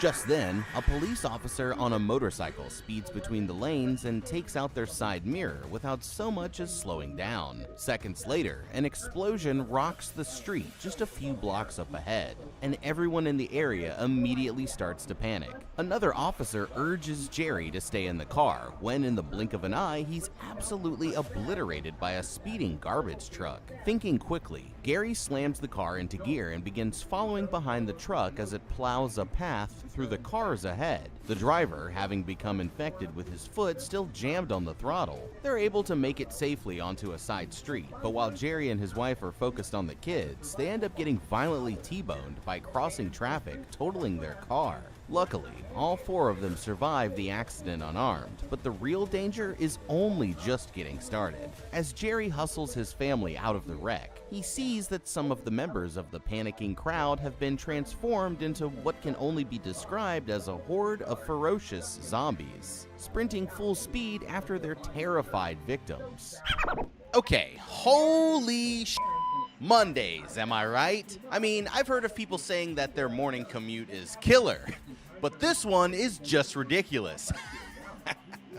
I'll be here all week. Poor Jerry here was just trying to get his kids to soccer practice, or wherever it is that they were going. But now, it looks like they're going to be practicing a much different kind of sport. How to run for your absolute life. Think of it like playing tag against a group of Olympic sprinters, and if they catch you, then you die a horrible death. Sounds fun, right? The good news is that Jerry and his family have a level of plot armor that would give Jason Statham in The Meg a run for his money, and that it's going to take more than just a little zombie apocalypse to slow him down. As for the rest of us though, who would probably die in approximately the first 15 seconds, we're going to have to rely on a lot more than just our dashing good looks, and a very particular set of skills to make it through this in one piece. So for those of us watching who don't also just so happen to be Brad Pitt with secret agent training, here's a few ideas for how we might make it out of this situation like this alive. Zombies. We know them, we love them, sometimes we even are them. But one thing's for sure, when it comes to horrifying survival scenarios, nothing feels quite more like home than a good old-fashioned zombie apocalypse. Whether you're a cowboy, hat-wearing deputy from Georgia, or a freelance journalist trapped in a Colorado shopping mall, I think it's safe to say that this is a block that we've all been around once or twice before. They're slower than a snail with a broken toe, and basically just shuffle around waiting for you to come along and put them out of their misery with a headshot. So you're probably wondering, what's the big deal here? Just walk at a brisk pace in the opposite direction and you should be fine, right? Not exactly. You see, these aren't your average George Romero type zombies. These are more like the 28 Days Later kind, which technically makes them infected, and that, my fellow survivors, changes everything. Unlike the more traditional varieties that are corpses reanimated by some sort of black magic, these zombies here are the result of otherwise healthy humans becoming infected with a previously unknown rabies-type virus that's spread from person to person with a bite. They're faster than the employees at a Chick-fil-A drive-thru, and angrier than me when I want some Chick-fil-A and realize that it's Sunday. This variety of sprinters in particular don't feel any pain and have no fear of danger, and can only be permanently killed by a clean headshot or being cleansed with the power of fire, as Jerry here will be finding out for himself soon enough. There's two things that make them really dangerous though. The fact that they never get tired and their ridiculously overwhelming numbers. Try fighting one of these freaks mano a mano and you're already screwed, but the problem is that there's never just one. If you so much as sneeze when one's around, then the next thing you know, you've got an entire tsunami of the undead barreling down on your ass. And all that it takes is just one bite before you're joining the party, comrade. Now imagine that you're stuck in the middle of a city full of these things, and you should probably start to see the problem here. So alright, now that we've established what we're up against, I think that it's time to start talking about some strategy. Our good buddy, the sympathetic nervous system, has already probably kicked you into fight or flight mode, and hopefully it chose flight, because fighting here isn't really much of an option at all. I don't care how brave you are, the last thing you want to do is get caught throwing hands with one of those sprinters, because before you know it, 30 more of them will be on their way. What you need to do instead is put as much distance as possible between yourself and the horde, and then find a place where you can temporarily hide out and fortify your position while you wait for the initial turmoil of the outbreak to wind down. Nobody's saying that this is going to be easy, but if you're creative, then there are ways that you might be able to use the chaos to your advantage. Like, for example, one of the only advantages that you have over one of these infected is their low intelligence. So you have to take any opportunity that you have to use that factor against them. Like, let's say you're being chased by one through the streets. That's when you need to use any dangers in your environment, like a speeding garbage truck, the gaps between rooftops, or even large crowds of other people to lose them. Remember, you don't need to run faster than the zombie to get away, you just need to run faster than the guy next to you. And if there was ever a situation that called for using other pedestrians as meat shields, then trust me, this is definitely it. If you're lucky enough to even survive the first wave, then it's only going to get worse from there. So once the zombies start showing up, it's time for all forms of common courtesy to go right out the window. Maybe we can all get together and sing Kumbaya later on, but right now, it's every man, woman, and child for themselves. Now, if Jerry and his family stay where they are, then they'll have about the same chances of survival as a baby sea turtle that just hatched from an egg. Their ultimate goal here should be to get out of the city entirely, and for that, they're going to need to find another vehicle, since it looks like the Volvo is going to be spending some time in the shop. There should be plenty of abandoned ones around that they could take, which, as it turns out, is actually what Jerry here is about to do. Thanks to that plot armor that we mentioned before, you're going to see that he already knows pretty much exactly what to do in any given situation. But what if you weren't lucky enough to find a ride? In that case, they'd need to escape on foot. The key here would be to lose the sprinters however you can, and then quickly take shelter on the top floors of a tall building. This will give you an easily defensible location with a good view of the city, so that you can keep tabs on what's going on and when it looks like it's safe to keep moving. You just need to make sure that you have a backup escape route in case the infected find your hideout. Obviously, it couldn't hurt to pick up a weapon somewhere along the way. You know, some firepower would be great, but anything that they're able to get their hands on is better than nothing. When they can, they'll want to keep moving out of the city and as far away from any population centers as possible, because the virus spreads from person to person. Out in the country, there should be less people to get infected, and therefore less infected in general, because they have no prey out there. They'll also want to stay away from any refugee camps, police stations, military bases, or anything like that. These kinds of locations might seem like a safe bet at first, but you have to remember that the zombies will always be drawn towards anywhere where there are large groups of uninfected people. Finally, they'll want to get an idea of the bigger picture and find out if this is a global event or something more local, since that's going to dramatically affect their long-term plans for survival.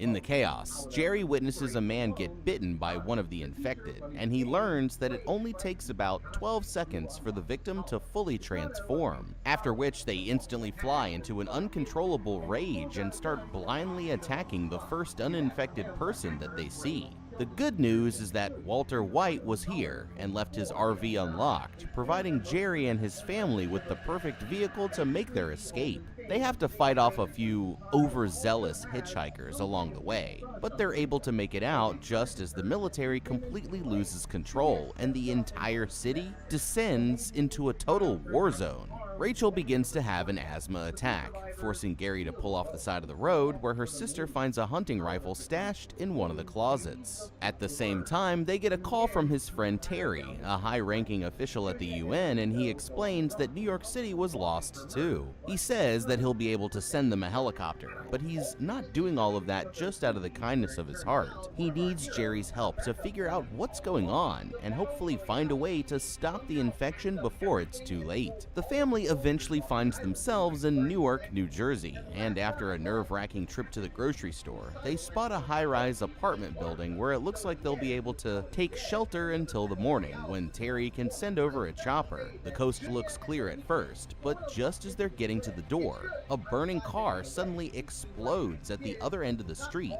drawing a horde of sprinters to the source of the noise. With the zombies closing in, they quickly duck into the building and use a fire hose on the wall to temporarily hold the doors shut from the inside. It can't keep them back forever, but it's enough to give his family a crucial head start as they run for the safety of the upper floors.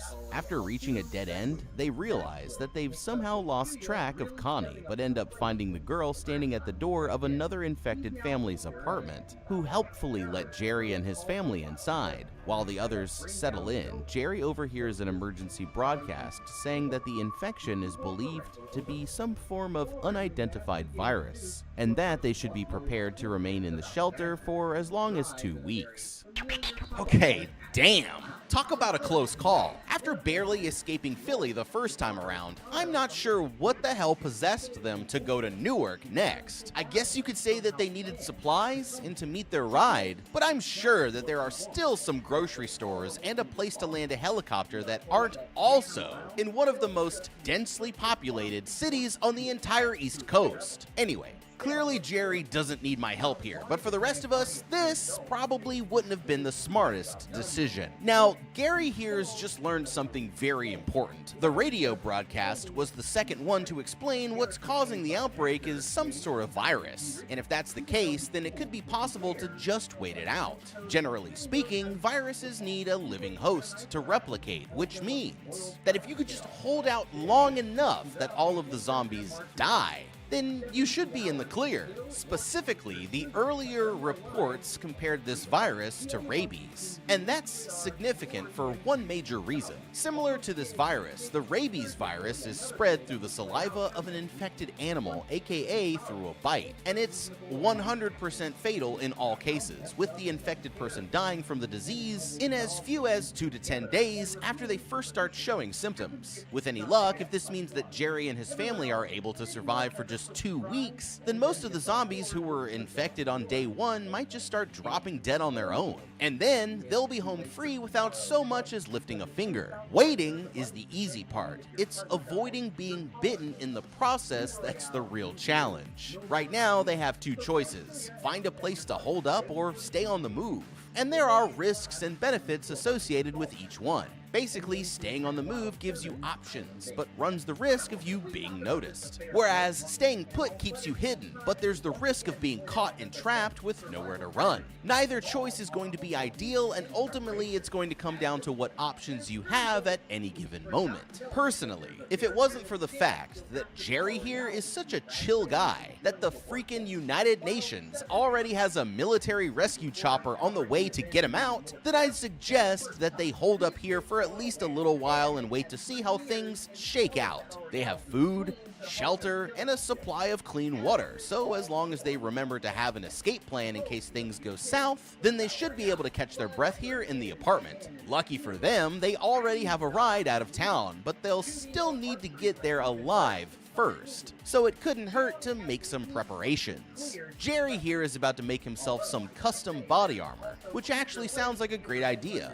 but they could also make shields out of furniture or things like cabinet doors, that is, if the family who lives there doesn't mind them tearing up their apartment. They could also try simply layering up with thick clothing like a leather jacket. since extra layers would make it harder for the zombie bites to get through. Karen should also get her hands on a weapon, but they'll want to avoid getting into a fight for as long as possible because the noise will only draw more sprinters. Knowing this, they should remind the kids to be as quiet as possible and come up with a system to communicate using hand signals instead of speaking out loud whenever they're in a dangerous spot. Since the zombies are attracted to noise, they could also try using this against them by luring them away from their objectives somehow, like having Jerry sneak out on his own to the other side of the building and then create a loud noise to draw the zombies over there instead, which should clear up the path for he and his family to get up to the roof. The next morning, Jerry tries to warn the other family that they'll have better odds of survival if they keep moving, but they're determined to stay in their home no matter what. He and his family still need to meet their chopper on the roof, but he knows that they'll probably run into some trouble along the way.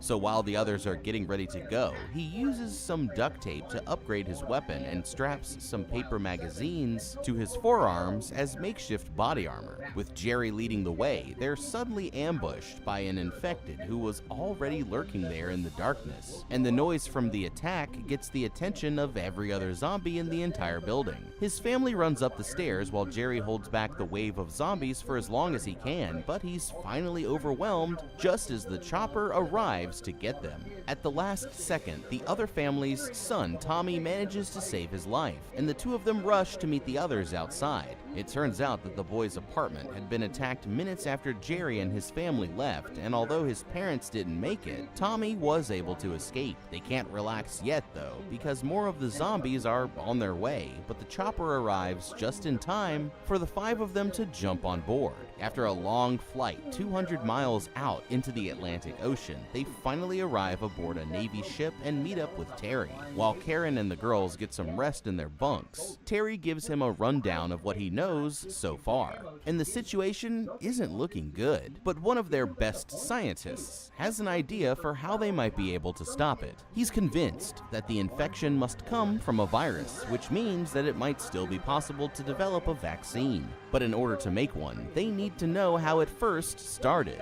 According to their information, the first message reporting a zombie attack came from a US base in South Korea. So they're sending Gary along with the doctor and a team of Navy SEALs to check it out. Hours later, the pilot wakes them up as they're approaching the camp's runway, but moments after first touching down, they're immediately charged by one of the sprinters, forcing the crew to open fire, and everyone instantly begins to panic. Terrified, the doctor sprints back up the landing ramp, but accidentally slips and is killed before Jerry can stop him. It looks like this mission is over before it even started, but just then, another team of soldiers who've been surviving at the camp come to their rescue and hustle them into their safe house before they're completely overwhelmed. Once they're safely inside, Jerry explains that he's here looking for a cure, and the captain brings him to the scene where the outbreak at the camp first started. While out in the field, the camp's doctor was bitten by a man who was supposed to be dead, and turned when he got back to the base before going on a rampage that infected dozens of the others. They were able to get things back under control, but any records of where the virus might have originated from were destroyed in the fire that broke out during the attack. This leaves Jerry with another dead end, but there's someone else here at the base who's about to point him in the right direction.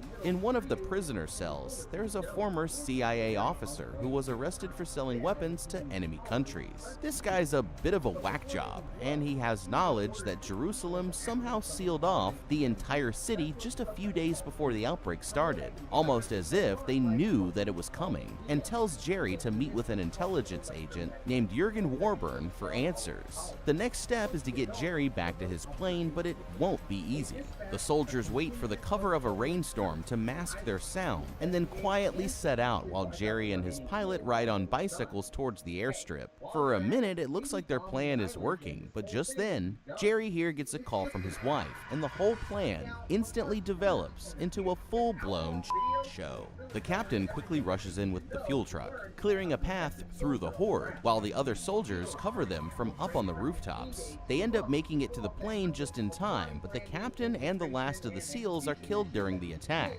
leaving only Jerry and the pilot still alive as the plane takes off and the remaining zombies are sent tumbling out of the cargo hold. Well, that was a total disaster, they flew all the way to South Korea in the heat of a full-blown zombie apocalypse, learned just about nothing, and got a dozen people, including the nation's top virologist, who, by the way, was the closest person to creating a cure, killed in the process. So I think it's safe to say that this little escapade did not go as planned. At least Captain Plot Armor himself is still kicking, and trust me, he's only just getting started. Let's take a look at where it all went wrong and see if we can't come up with some potential solutions. One thing that they did right was try to remain as quiet as possible, since by now everyone has figured out that the zombies are attracted to noise. What I'm not still understanding is how no one has come up with the idea yet to use this attraction to noise to their advantage. It seems like a no-brainer to me. Get it? No-brainer? Because zombies? Anyway, send a smaller team out as a distraction or something next time. Let them lure the zombies away from the plane by making a lot of noise somewhere else, and then while they quietly circle back to the base, you can get the plane all fueled up without getting the attention of every sprinter in the country. With that being said, something important to notice from the first encounter is that the noise from them landing the plane wasn't actually what attracted the zombies. One zombie came to investigate and attack, but it wasn't until they killed that zombie that the rest of the horde decided to show up. This means that you want to avoid fighting them at any chance that you can, because killing one will only make the situation worse, since even if you manage to take it down quietly, the others might still sense it somehow, and immediately swarm to your location. Just like the noise factor, this can also be used against them if you're creative. You just have to be careful that whatever you're about to do is worth the risk of getting them all pissed off. As for the rest of their strategy, it was actually pretty damn good, besides Jerry the moron forgetting to put his phone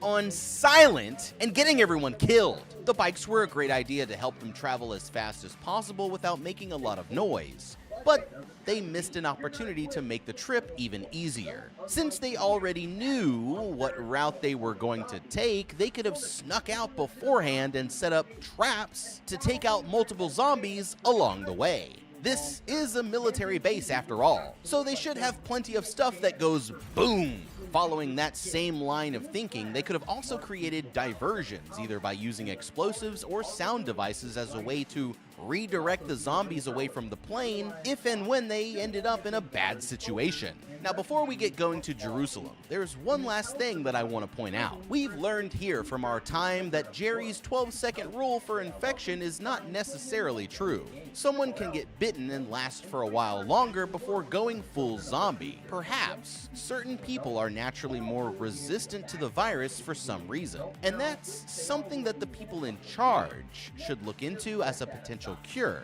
while Jerry is still out in the field trying to track down the virus's original source. After a long flight, they finally arrive at the Jerusalem airport, and for once, they find that the city is still standing, at least for now. Jerry is quickly taken to meet with Jurgen, where he learns how they've managed to do so much better than anywhere else. It turns out that they've intercepted a message from the Indian military early on about a zombie outbreak, but unlike other countries, they decided to take it seriously. Although the majority thought it was nothing to worry about, in his organization, 1 out of every 10 agents has to assume that the other 9 are wrong, no matter how unlikely that may be. In this case, he was the 10th man, and he just so happened to be right. Essentially, their survival boiled down to a lucky guess, but it worked. And although they still have no idea where the disease originated from, they've been taking in as many refugees as possible, in hopes of defeating the outbreak by cutting off its food supply. So far, the plan has been working, but nobody survives for long when Jerry is around. At that exact moment, the loud noise of the celebrating crowd gets the zombies' attention, causing them to instinctively form ladders out of their own damn bodies and scale right over the city walls. In a matter of seconds, chaos erupts as hundreds of zombies begins flooding over the walls and crashing down into the streets below. forcing Jerry and everyone else to run for their lives. Jerry quickly joins up with a group of soldiers who start rushing him back through the streets towards his plane. They avoid a few near-death experiences along the way, but eventually their path forward is cut off by another horde of the undead, and they decide to duck into a nearby building for shelter. During the attack, Jerry notices something incredibly strange. There's a sick-looking boy caught out in the open, but for some reason the zombies completely ignore him as if he isn't even there. The soldiers actually manage to hold off the horde for now, but just when it looks like they're safe, a straggling biter lunges up and takes a chomp out of the woman named Segan's hand. All of a sudden, Jerry grabs a machete and slices the woman's hand off with one swift chop. It's a brutal solution for sure, but she's going to thank him later, because to everyone's surprise, the woman doesn't turn. Okay, I've got to hand it to you, Jerry. That was some pretty quick thinking right there. You might want to ask someone's permission first before you go amputating any limbs next time around, but since she didn't turn into the zombie, I guess that we can let it slide. Now, let's take a quick break from the action for just a second to catch up and go over what we've just learned. Since Jerry's back alley operation here was a success, it seems to be the case that you can stop the infection if you're able to isolate the bite wound before the virus fully passes into the victim's bloodstream. That's good to know, but the only problem is that it goes against what we heard back in South Korea. The soldiers there said that the infected didn't turn for about 10 minutes after they'd been bitten, and the doctor from their base lasted even longer than that. What this means is that Sergen here could still turn at any second, so I'd be keeping a close eye on her just in case. But it's good to at least have an option that you know might save someone's life if they catch a bite. During their escape, Jerry and the soldiers made good use of a choke point between the buildings to give them some space from the horde. We should keep this move in mind the next time that we're being pursued by a large group and try to squeeze into a tighter area so that the sprinters will be forced to bottle up, which might even cause them to get stuck on each other for a moment like they did here. The only thing that Jerry can do right now is keep moving as quickly and safely as he can until he's able to get back to the plane at the airport. For anyone else, this would be a damn near impossible task, but I think it's already a foregone conclusion here that Jerry won't have much of a problem. This leaves us to focus on the bigger picture, and although we still don't know where the virus came from, Jurgen made a great point about cutting off the zombies' food supply by taking in survivors. In order to get control back, the world governments should gather as many survivors as they can into fortified communities. And without any new victims to infect, the virus should die out on its own. The problem here is that any large group of people will make too much noise and inevitably end up attracting them anyway, so it needs to be a calculated risk. As for me, it still seems like the best bet is just to take off on your own somewhere, far out into the middle of nowhere. Dig a moat around your house and fill it with gasoline. In the meantime, Jerry's still working on figuring out that vaccine, but he's about to have an idea that changes everything. After getting her bandaged up, they finally make it to the airport just as Jerry's pilot decides that he's seen enough and leaves his ass for dead, which is honestly the smartest move that anyone has made so far. Their luck hasn't run out yet though, and they're able to board a commercial airplane full of other civilians just as it's about to take off. While disinfecting Surgeon's arm, Jerry starts to wonder why the zombies seem to completely ignore certain people like the sick boy that he noticed during the attack. And this gives him an idea. Using his emergency satellite phone, he's able to get a call through to Terry and explains that he needs him to locate the nearest World Health Organization research facility where they have supplies to make vaccines. After handing the phone over to the pilots, they decide that they're going to land at an airport in Wales, which should hopefully get him close enough to the facility located nearby. The only problem is, this plane is never going to make it there in one piece. While everyone is getting some rest, one of the flight attendants opens a storage closet at the back of the plane, only to be attacked by a stowaway zombie that was lurking inside. Almost instantly, the zombies begin rampaging through the back half of the plane, and Jerry silently motions for the other passengers in his section to barricade the aisles off with as much luggage as they can gather. It's a decent plan, but it can't hold them back forever, and the zombies quickly break through, threatening to infect everyone on board. Cornered,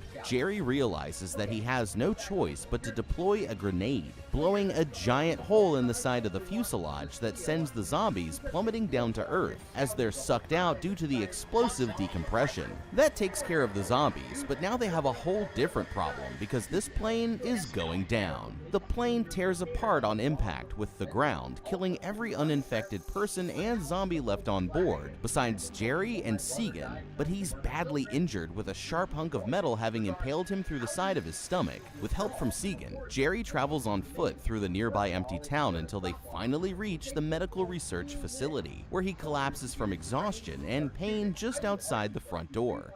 Okay, if you're anything like me, then you probably went into this thinking that the zombies would be the biggest danger in the zombie apocalypse. But I think that we've learned over the course of the last hour that Jerry here is the real threat to society as we know it. He may not have f***ed up in the way that we usually see, but there's no denying that everywhere he goes, Jerry leaves a path of untold death and destruction in his wake. And it's so bad that I really think that we should take a moment and let it all sink in. Remember all the way back to that nice family in Newark who so selflessly took Jerry and his family in? Well, they didn't last 12 hours after Jerry the Grim Reaper Lane here showed up on their doorstep. And that's pretty good compared to his other victims, if you can believe it. They might have just survived fine up there in their apartment until he came along with every zombie in the city hot on his trail, tore down the barricade that they'd made in the staircase, used them for food, supplies, and shelter, and then dipped out just as the sprinters knocked down their door. That kid Tommy is literally an orphan now because of Jerry here, and somehow it only gets worse. Next stop,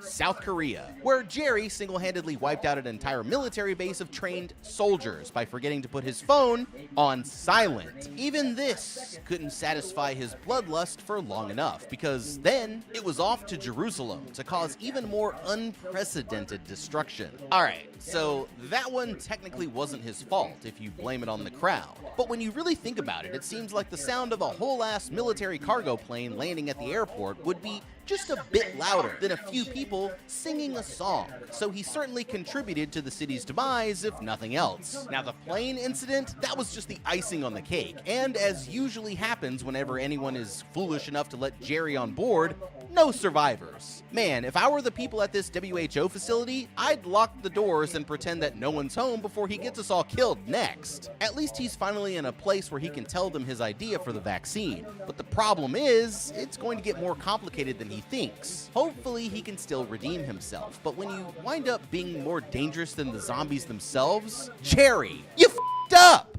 When Jerry eventually wakes up, 3 full days have already passed. Segan is there too, still alive and well except for her missing hand, and now it's time for Jerry to explain the plan. He says what they need is an extremely deadly but curable disease as a possible way to stop the outbreak. From his experiences out in the field, he's noticed a few strange incidents where the zombies seemed to completely ignore a particular person for no clear reason. To Jerry, the connecting factor must be that all of these people were terminally ill or otherwise injured, and that the infected chose to ignore them because the virus is naturally aware that it needs healthy hosts in order to continue to spread. By making everyone in the world sick with another disease, they can essentially make themselves invisible to the zombies, using the illness like a form of camouflage, which will allow them to cut off the virus's food supply, create new pockets of society, and gradually begin to take cities back. The doctors agree that this plan is so crazy that it just might work. But there's one major problem standing in their way. All of their disease samples are located in the facility's B wing,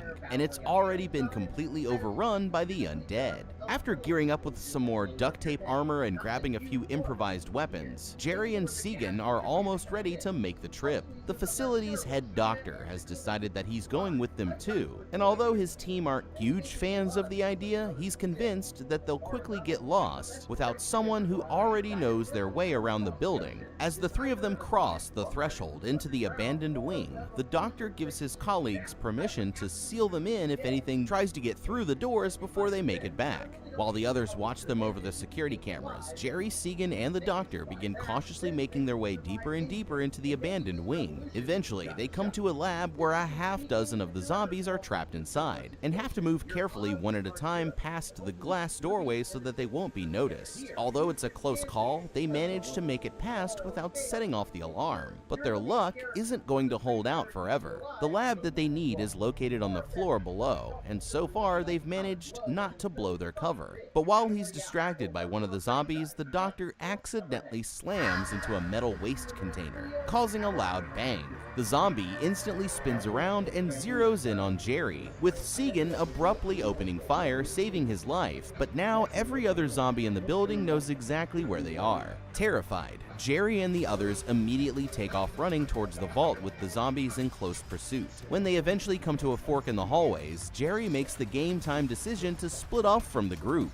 making as much noise as possible in the hopes of getting as many zombies as he can to chase after him instead. Meanwhile, Segan and the doctor make it to the lab only to find out that it's completely cut off by biters, leaving them no way to get through. Luckily, they're still able to make it back to safety and barricade the doors at the last possible moment, but Jerry is still trapped inside. With the bulk of the zombies distracted by the others, Jerry finally finds his way to the vault. Without the doctor's help, he has no idea which disease samples will actually work. So he does the next best thing and just starts gathering up as many of them as he can into a small metal box. Now that he has what he came for, it's time for Jerry to head back to safety. But that's when he realizes that there's a zombie doctor blocking his only exit, and he left his only weapon on the other side of the door. Considering his options, Jerry realizes that there's only one thing left for him to do. He's going to have to try the experiment on himself, but without the doctor's advice, he has no way to know which sample to use. With no other choice, he holds up a clipboard to the security camera with a message for the others to tell his family that he loves them, before selecting one of the samples at random and injecting himself with the unknown disease. Okay, now, you hold up just a damn minute. You mean to tell me that after everything we've been through, all of the countless lives lost so we could be here, we're leaving the fate of mankind up to a lucky guess? What in the actual is going on right now? I know that I'm not the most genius level scientist in the room, but can anyone tell me which one of these brainiacs thought that it would be a good idea to send Jerry here on a death mission, or at the very least, a list of which disease samples to grab once he got there? That's a level of stupid that I wouldn't have even thought possible to achieve until witnessing it with my own two eyeballs. The truth is that the plan was botched from the very beginning. The doctor should have drawn them up a map of the area instead of going in with them for two reasons. Less people means less noise to attract zombies, and society is still going to need his doctoring skills to make the vaccine. Also, when Jerry was deciding which bottle to choose, they could have easily used the security camera to signal yes or no if they thought he was able to control it. I thought that these were supposed to be smart people here, but clearly I must have been wrong about that one. Now, I don't think that I even need to go into all of the reasons why just picking a bottle randomly out of a box full of the deadliest diseases known to man is an insanely bold move. Hopefully he didn't inject himself with the bubonic plague, but I guess that now all we can do is just wait and see. After waiting for what seems like long enough for the infection to really set in, Jerry gathers his courage and opens the door. The zombie shuffles in, clicking its teeth directly in his face, but as luck would have it, it walks right past Jerry like he's not even there. The plan worked. Taking the samples, Jerry uses a soda machine to lure the remaining zombies away from the secure area, passing right between the horde as they charge in the opposite direction. Once he's back in the lab, the doctors are able to inject him with a vaccine for the mystery disease. And now they finally have their secret weapon. Sometime later, Jerry is finally able to reunite with his family, who are safely waiting for him at a military facility in Nova Scotia. For the rest of the world, there's still a long way to go. But now, with the discovery of this new vaccine, they're able to start taking the world back from the infected one city at a time. He may have gotten nearly everyone he crossed paths with killed along the way, but in the end, Jerry learned a valuable lesson. When it comes to surviving a zombie apocalypse, the best defense is always an insane amount of plot armor. But what would you do? Honestly, if there's a zombie outbreak, I'm surviving that mother. Straight up. My friends and my family always tell me, oh dude, you're gonna be the first one to design a zombie apocalypse. You're so lazy. You do, you know what I'm saying? I can see you dying first in a zombie apocalypse. Man, you know how many Die Hard movies I've seen? You know how many Rambo movies I've seen? I know how to survive in the jungle. I pick up a zombie like this. Zombie, which is to say that, you know what I mean? Ain't no zombie taking the kid down, but let me know what you would do down in the comments below. Thank you so much for watching. Leave a like and subscribe and check out that How to Beat playlist for more videos just like this one. I'll catch you guys in the next video and have a damn good day. Welcome to a moment of calmness from One A Day. That's right, a calming moment from a vitamin brand. Wait, don't zone out yet. One A Day multivitamins help provide nutritional support for your well-being as part of a healthy lifestyle. Whether you're navigating a busy day or seeking quiet reflection, One A Day vitamins are here for you. Choose clarity, choose wellness, choose One A Day multivitamins. Science that matters for nutritional support. Grab your One A Day vitamins at your favorite retailer today. Ahead of time that Michael's going to snap and try to kill you tonight, you did just learn that he compulsively kills and tortures animals, and that the school's psychiatrist... If you were freshly released from life in an underground bomb shelter in a post-nuclear wasteland full of murderers, maniacal machines, mutated monsters, and mech suit mayhem, what the hell would you do? Lucy's leaving home to rescue her kidnapped dad, and she'll find that the surface ain't what it used to be. We're here to break down the mistakes made, what you should do, and how to beat the wasteland and survive the Fallout series.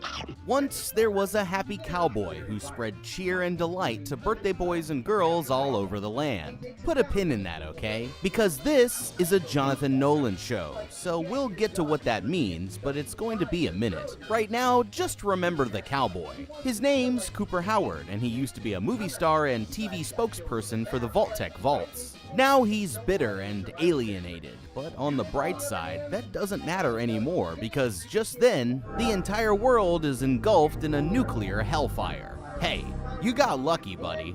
The end. Of the world, not the show. 219 years later, Lucy's a peppy and productive member of her underground society, living in Vault 33 with her father and brother, and about to get married. And I mean productive literally. After a council confirms that her reproductive organs are intact, she's set to be married off to a rando from the next vault over, number 32, and start a family and solidify ties between the neighboring communities. They get right to that, and everything seems to be going well between her dad, the vault's overseer, and Vault 32's overseer, Moldavier. Unfortunately, as they often do, her bratty little brother spoils the party when he wanders over to the other vault and realizes that everyone there is dead, and it's been burned to the ground. It turns out Vault 32 was taken over by a band of raiders from the surface, and they want 33 next. Lucy is able to gently incapacitate her guy, but gets stabbed in the process, which sucks because that dress was probably expensive. Ultimately, the Vault Dwellers rally and almost oust the raiders, but suffer significant casualties, like a fork in the eye to a pregnant lady who doesn't take it very well. Even the Vault itself helps out, cheerfully cutting one of the invaders in half with a door. After drowning his new son-in-law in pickle brine, Overseer Dad finally runs out of moves and Moldavier forces him to choose between the life of his daughter or everyone else in the vault. He picks Lucy, shoving her to safety and quickly getting knocked out and dragged away. It's unclear whether the rest of the Vault Dwellers live or die, as a huge explosion fills the screen and we transition to Maximus. Specifically, Maximus getting the snot beaten out of him. He's desperate to become a squire, which is basically a glorified gopher for a knight of the Brotherhood of Steel, a guy in power armor who goes around the wasteland looking for pre-war tech and laying down the laser law. For now though, he just cleans toilets, which he doesn't take very well. In fact, when one of his classmates gets wounded by a razor blade in their boot shortly after landing a slot, it looks like the authorities suspect him of the dirty deed, since they drag him off in a black hood. He gets questioned, but maintains his innocence and thanks the Brotherhood for adopting him when he was orphaned, which seems to smooth things over, because he's assigned his friend's spot, after all, as a squire to Knight Titus. The new team is dispatched right away to search for a key piece of ancient tech the Brotherhood has made their highest priority. Supposedly, it's in the hands of a rove Enclave doctor with a bow tie and dog meat companion. Luckily, the folks underground have indeed survived, and they start to clean the place up as Lucy heals from her wound. As a next step, she pitches the idea of sending someone up to the surface to rescue Daddy Overseer, but the council's too scared of the outside world, and you know what? After all, the outside world just stabbed a pregnant lady in the eye with a fork. Still, our gal can't be dissuaded. She gets her pal, the gatekeeper, to help her open the vault door and runs off anyway. It looks like she's got the Wild Wasteland perk on, because the next thing we know, it's the middle of the night and 3 dudes are digging up a fresh grave in order to make contact with a ghoul. Turns out it's our old friend, the cowboy, with the pin in him.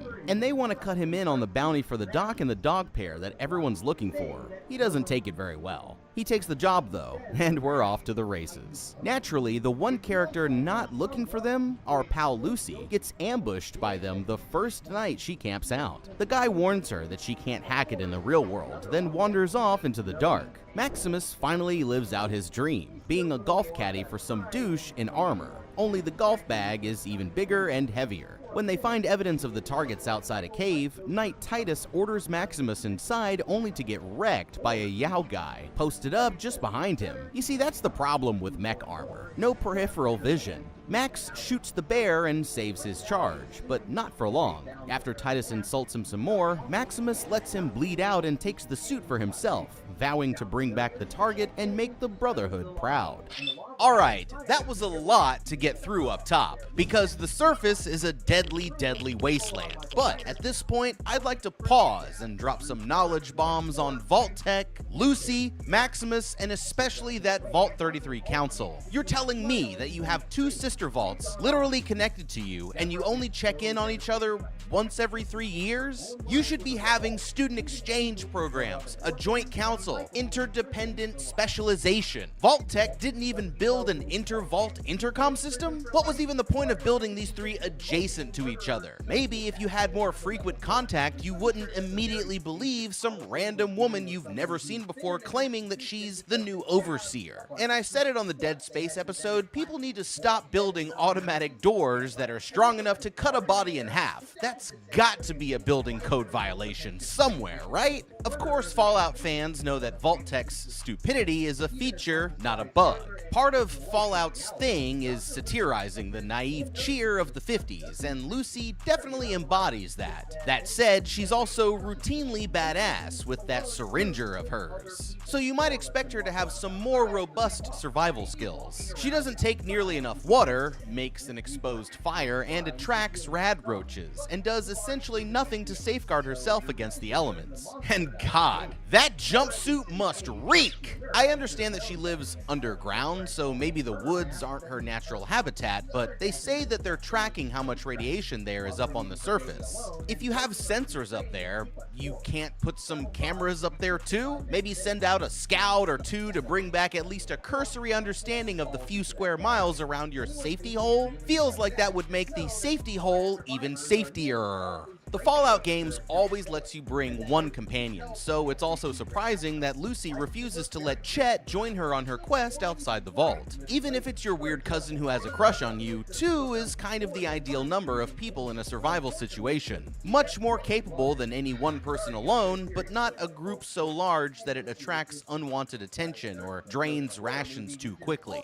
Lucy goes it alone, throwing herself into the uncharted, running on pure grit. Incredibly brave or incredibly stupid? You decide. Speaking of incredibly stupid, a quick word of advice to the pickle barrel guy. To escape having your hair grabbed from behind or head being pushed into water, you want to reach back, place your hands over the attackers, then rotate your body from your hips, twisting their arms into a joint lock. You're welcome, but also your lungs are already full of brine, so that probably comes as a little consolation. On the bright side, think about how well your body will be preserved. And while I'm picking on side characters, here's a pro tip for true survivalists. If you can't be bothered to check your boots every time you put them on, at least stop trying to wedge them on as soon as you feel the big flat edge of the top of a razor blade pressing against your foot. I know that sounds crazy, but the boys down at the lab have been testing it out with monkeys, and we're up to an 85% survival rate. But enough appetizers, back to our mains. Maximus needed to study more, full stop. For a guy who's so devoted to getting his own suit of power power armor that he'll basically second-degree murder for it, he seems legitimately surprised at some of the features, like those flamethrower wrists. That's like being the biggest Superman fan, but not knowing he has laser vision. A word? Like Cyclops? No, you illiterate swine, Superman's from the 30s. Cyclops is the imitator, and the dude can't even control his lasers. It's like, get a grip, Scott. My point is, it's the apocalypse. There's no TV, no internet, and no bocce ball. All you do is get raised by a cult to obsess over this armor. Maybe take the time to learn all the controls before you jack one. Now, thankfully, we don't actually live in a post-apocalyptic society like that of Fallout. But sometimes, reading the news sure makes you feel like it. There's a lot of information out there, and sometimes it feels like getting to the bottom of a story is impossible. That's where Ground News comes in. Ground News was created by a former NASA engineer to help people navigate the complex world of news. It gathers articles from over 50,000 sources around the world, so you can see how different outlets are covering the stories that you're interested in.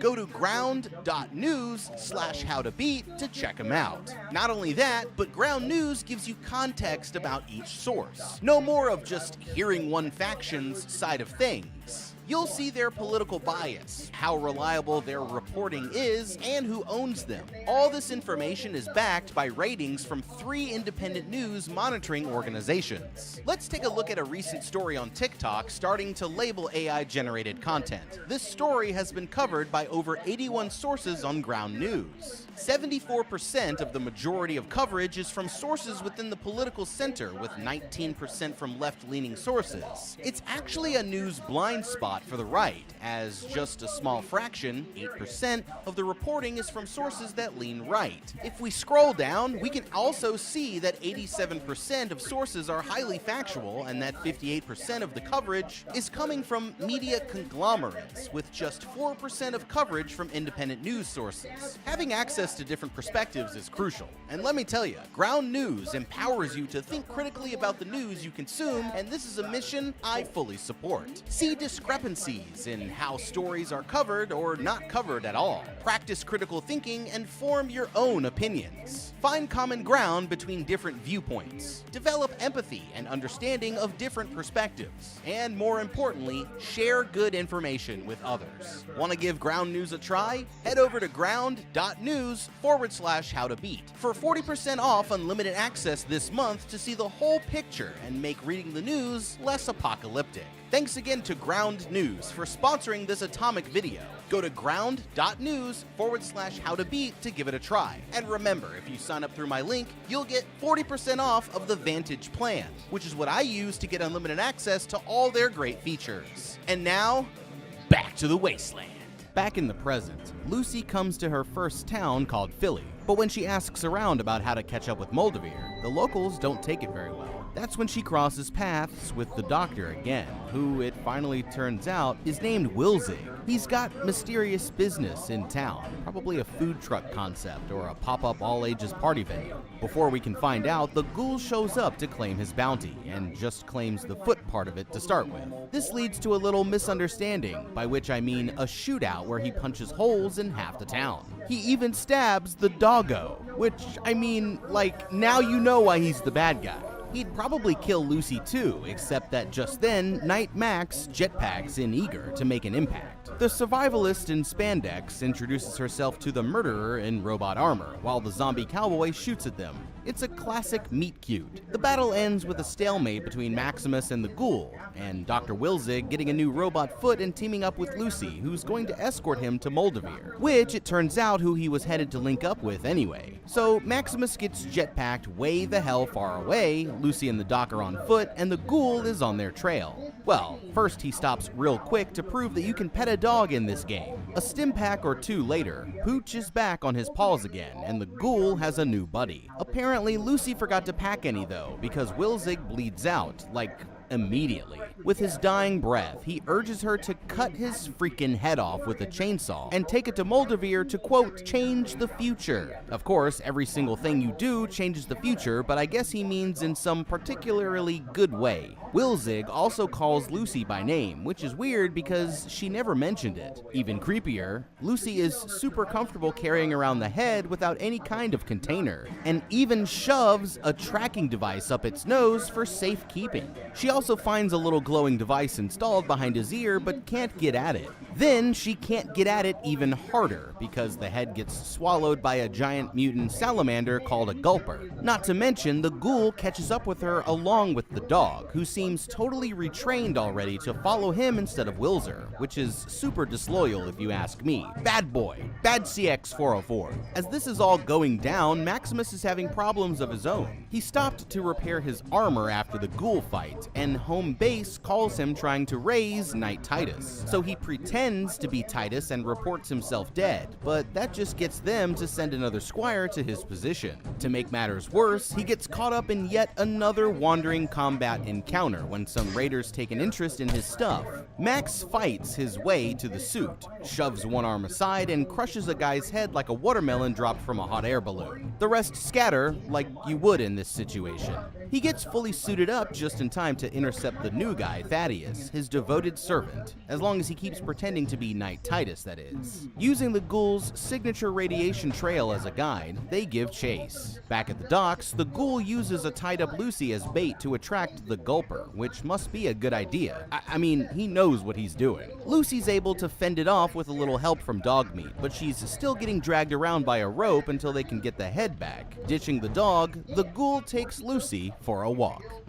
Let's rewind to talk about that shootout. Now, Lucy does follow the basic active shooter protocol of run, hide, fight. Can you tell where Lucy messed up? That's right, the fight part. Now, fight can mean a lot of things, but when a pizza-faced bounty hunter is blasting baseball-sized holes in everyone willy-nilly, it should probably mean that you use some stealth and come out gunning with something larger caliber than a dart. Lucy had plenty of time to grab one of the many weapons we see scattered all over the town, and if you're not picking up weapons as you go until you're lugging around an impossible pile, you're not doing Fallout right. And again, if God forbid you're ever in an active shooter situation and it comes down to fight, please don't monologue. Knight Titus of the Brotherhood of Steel, stand down. Especially if you already have the drop on them. Get the job done and then dispense your hilarious one-liner. Like, imagine if Lucy snuck up behind the ghoul with a plasma rifle. It seems cooler than getting tied up and drowned, but maybe that's just my opinion. The ghoul's following Lucy and Maximus, and Thaddeus is following the ghoul, and absolutely no one is even thinking of taking the time to cover their tracks. It's not like they have to constantly sweep up after themselves, just cover enough of their tracks to leave a big gap in the trail and throw off your pursuers. And if you have to leave your power armor somewhere to go into town and buy parts, consider hiding it too, or at least locking it. And if you're telling me that power armor doesn't lock, I'm telling you that's a huge design flaw. So huge that we need to go back and redesign the drawing board itself. You know who we haven't checked in on a while? Vault 33. Turns out the good folks Lucy left behind took a bunch of raider prisoners and have decided what to do with them. Lucy's brother Norm suggests killing them all and risking some negative karma, but the rest of the group decide to rehabilitate the prisoners instead and integrate them into society. I'm sure that'll go great. They better get to it quick though, because their water chip was also destroyed in the battle, meaning they only have about a 2-month supply of the wet stuff left. On the other hand, Maximus has plenty of water because he just got to the docks, but then he's quickly attacked by that same pesky gulper. Luckily, with some quick thinking and clever timing, Max is able to delicately turn the animal completely inside out and empty it like ripping open a wet paper bag. This means our boy from the Brotherhood now has the football, by which I mean that doctor's severed head. The ghoul drags Lucy through a ghost town where they meet, then eat, an old friend of his named Roger. She eventually gets so thirsty that she drinks some irradiated water from a hubcap too, so she's picking up clutch survival skills left and right. The ghoul has a little problem though, which is that he needs to constantly ingest vitals of special anti-zombification drugs. When he gets low on the juice, he starts having a coughing fit, which Lucy takes as an opportunity to make a run for it. Ghoul catches Girl, Girl bites Ghoul's finger off, Ghoul returns the favor. Now that the small talk is out of the way, the bad man takes Lucy to a super duper mart, where he trades her for a Mr. Gutsy hovering robot for a 2-month supply of his zombie juice. The robot fixes her finger, calmly informs her that he's going to harvest her organs, and puts her out with a tranq dart. When she wakes up on a gurney with a saw blade inches from her torso, kicking the saw to the side where it cuts through her restraints. She then defibrillates the crap out of the Dr. Robot, which isn't something you can do in the Fallout games, but totally should be. Lucy fills Gutsy's syringer with a Braxo drain cleaner and uses it as a makeshift gun to force the slavers who run the organ harvesting facility to release her and all of the other folks that they have locked up. Unfortunately, some of those turn out to be feral ghouls, and they don't take it very well. A slaver versus ghoul fight breaks out, and when the dust settles, Lucy's the only survivor. Man, she's tough to kill for a vault dweller. In a stunning display of mercy, she then gives the ghoul his vials anyway and takes off on her own, presumably flipping the Lone Wanderer perk back on. The ghoul takes a beat to rest up, even pausing to watch an old tape of himself, which means that holotape survived for 2 centuries, which is the hardest thing to believe in this show so far. Back underground, Brother Norm and Chet, the gatekeeper who was crushing on Lucy, do some digging around through the abandoned Vault 32 and discover that the bodies there are years old, meaning the raiders couldn't have been the ones to massacre them, and terminal records indicate the vault door was opened from the outside by Norm and Lucy's mom, Rose, who's been presumed dead or missing.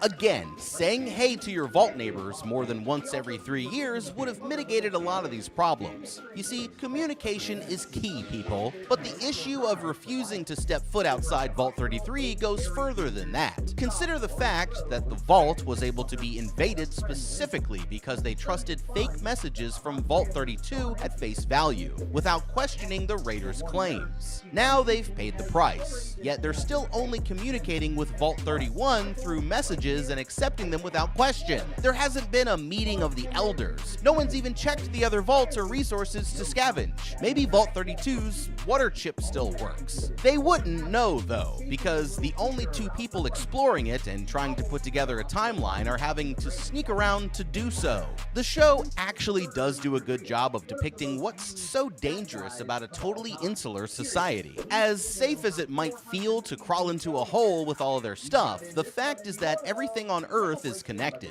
and they'd be better off exploring those connections than hiding from them. Make alliances and treaties, not just walls and closed doors. Otherwise, you never know what's festering out there in the dark, but it's probably rad roaches. Oh, that reminds me, you know the constant problem Lucy faces of never knowing where to go to get clean water? That's actually something we've already solved with a little device called a reverse osmosis pump. They don't require electricity. They remove 99% of radioactive contaminants, and you can grab one online for about $100. Why Vault Tech didn't issue one to every dweller, I'll never understand.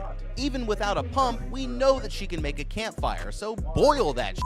Last but not least, always shoot your captor in the head if given the opportunity. I kind of can't believe I have to say this, but it's just not the right time for a big showy act of mercy. I like you. I want you to live. Next time you've got the advantage, just take the shot. Lucy's not alone in her incompetence, though. Case in point, the very next thing that happens is Maximus decides to tell his squire Thaddeus his real identity, rather than killing him to tie up the loose end. Big mistake. It's Fallout. Always choose kill. Thad's able to disable Max's mech and leaves him locked up in his T-60 without a fusion core. That's where he is when Lucy happens by. She helps him out of his armor. He gives her some rat away so that she doesn't die of radiation poisoning. It's a classic second date. They decide to team up and track down the all-important head, which is currently in Thaddeus's hands. Lucy is willing to give the head to the Brotherhood instead of Moldavir, if they're willing to assign some knights to help rescue her dad. Everybody wins, except the guy who got his head cut off, I guess. They tune Lucy's Pip-Boy to the tracking device in the nose and head out. This is the Wasteland, so it's not long before they run into some cannibals. Maximus downs them both with Lucy's gun while taking a shot in the arm. She becomes one notch less naive when she sees a billboard for the new California Republic and realizes that Vault-Tech's story about a great reclamation day when the dwellers would return to the surface and repopulate the Earth was just a marketing gimmick. Then, while scavenging for a first aid kit or a stim pack to treat Max, both of them get gassed and drop down chutes into yet another vault, which it turns out are more common in the wasteland than heads on Brahmin. Down in Vault 4, Max's gunshot wound is quickly treated, and he and Lucy are quarantined in a room that, unbeknownst to them, has a big sign on the outside that says test subjects. Traveling is bringing the couple together, too. Lucy's DTF from Jump Street, but Maximus keeps things light with just a handhold. Their tender moment is a little ruined, however, when they realize most of the people in Vault 4 are mutants with one eye or two noses or mitten hands. Meanwhile, Norm and Chet, aka the Fallout Hardy Boys, wrap up their investigation of Vault 32, but decide to keep their discoveries to themselves for the time being. There's a vote for new Vault Overseer, and Betty, one of the council members, takes it in a landslide. Norm is suspicious of her motives, especially when she announces she's splitting the Vault's population so that they can reclaim 32, where all the bodies have been mysteriously removed.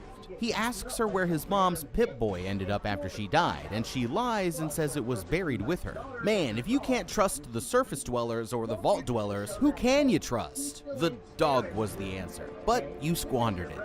Okay, leaving the dog behind for now, which is exactly what you shouldn't do, let's get back to those bloodthirsty cannibals on the bridge. Lucy thought the best way to ensure safe passage for both parties was for everyone to keep their hands up as they crossed. Now, if you put your hands up at home right now and just imagine a gun on your belt, you might notice you can still reach it within, say, like a half a second. Your hand can go up in the air to right back down to your holster. That's just facts. Maybe next time they should have the other group walk entirely away and, like, sit down 100 yards off. Then they cross, then the creeps cross. There are ways to work this out. If the cannibals refuse to be orderly about it, just get out of their way and come back later, or find another crossing. In a world this dangerous, taking chances in close quarters with desperate strangers is never going to be the safest strategy. And how about that power armor, huh? So you can't lock it to protect it from getting stolen or ransacked by raiders, but someone else can easily lock it from the outside and make the knight inside slowly die of thirst, a triumph of sci-fi engineering. If that's how much the Brotherhood of Steel thinks things through, my caps are on the Enclave.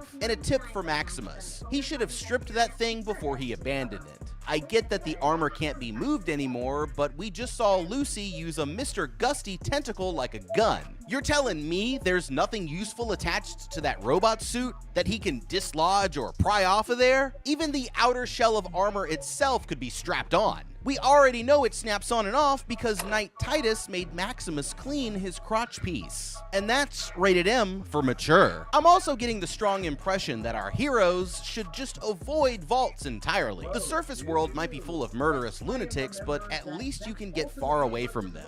This is an end-of-the-world scenario. That means desperate people, and desperate people are dangerous. If they had a vault all to themselves, sure, great, but putting a bunch of survivors in a box underground with limited resources is just asking for trouble.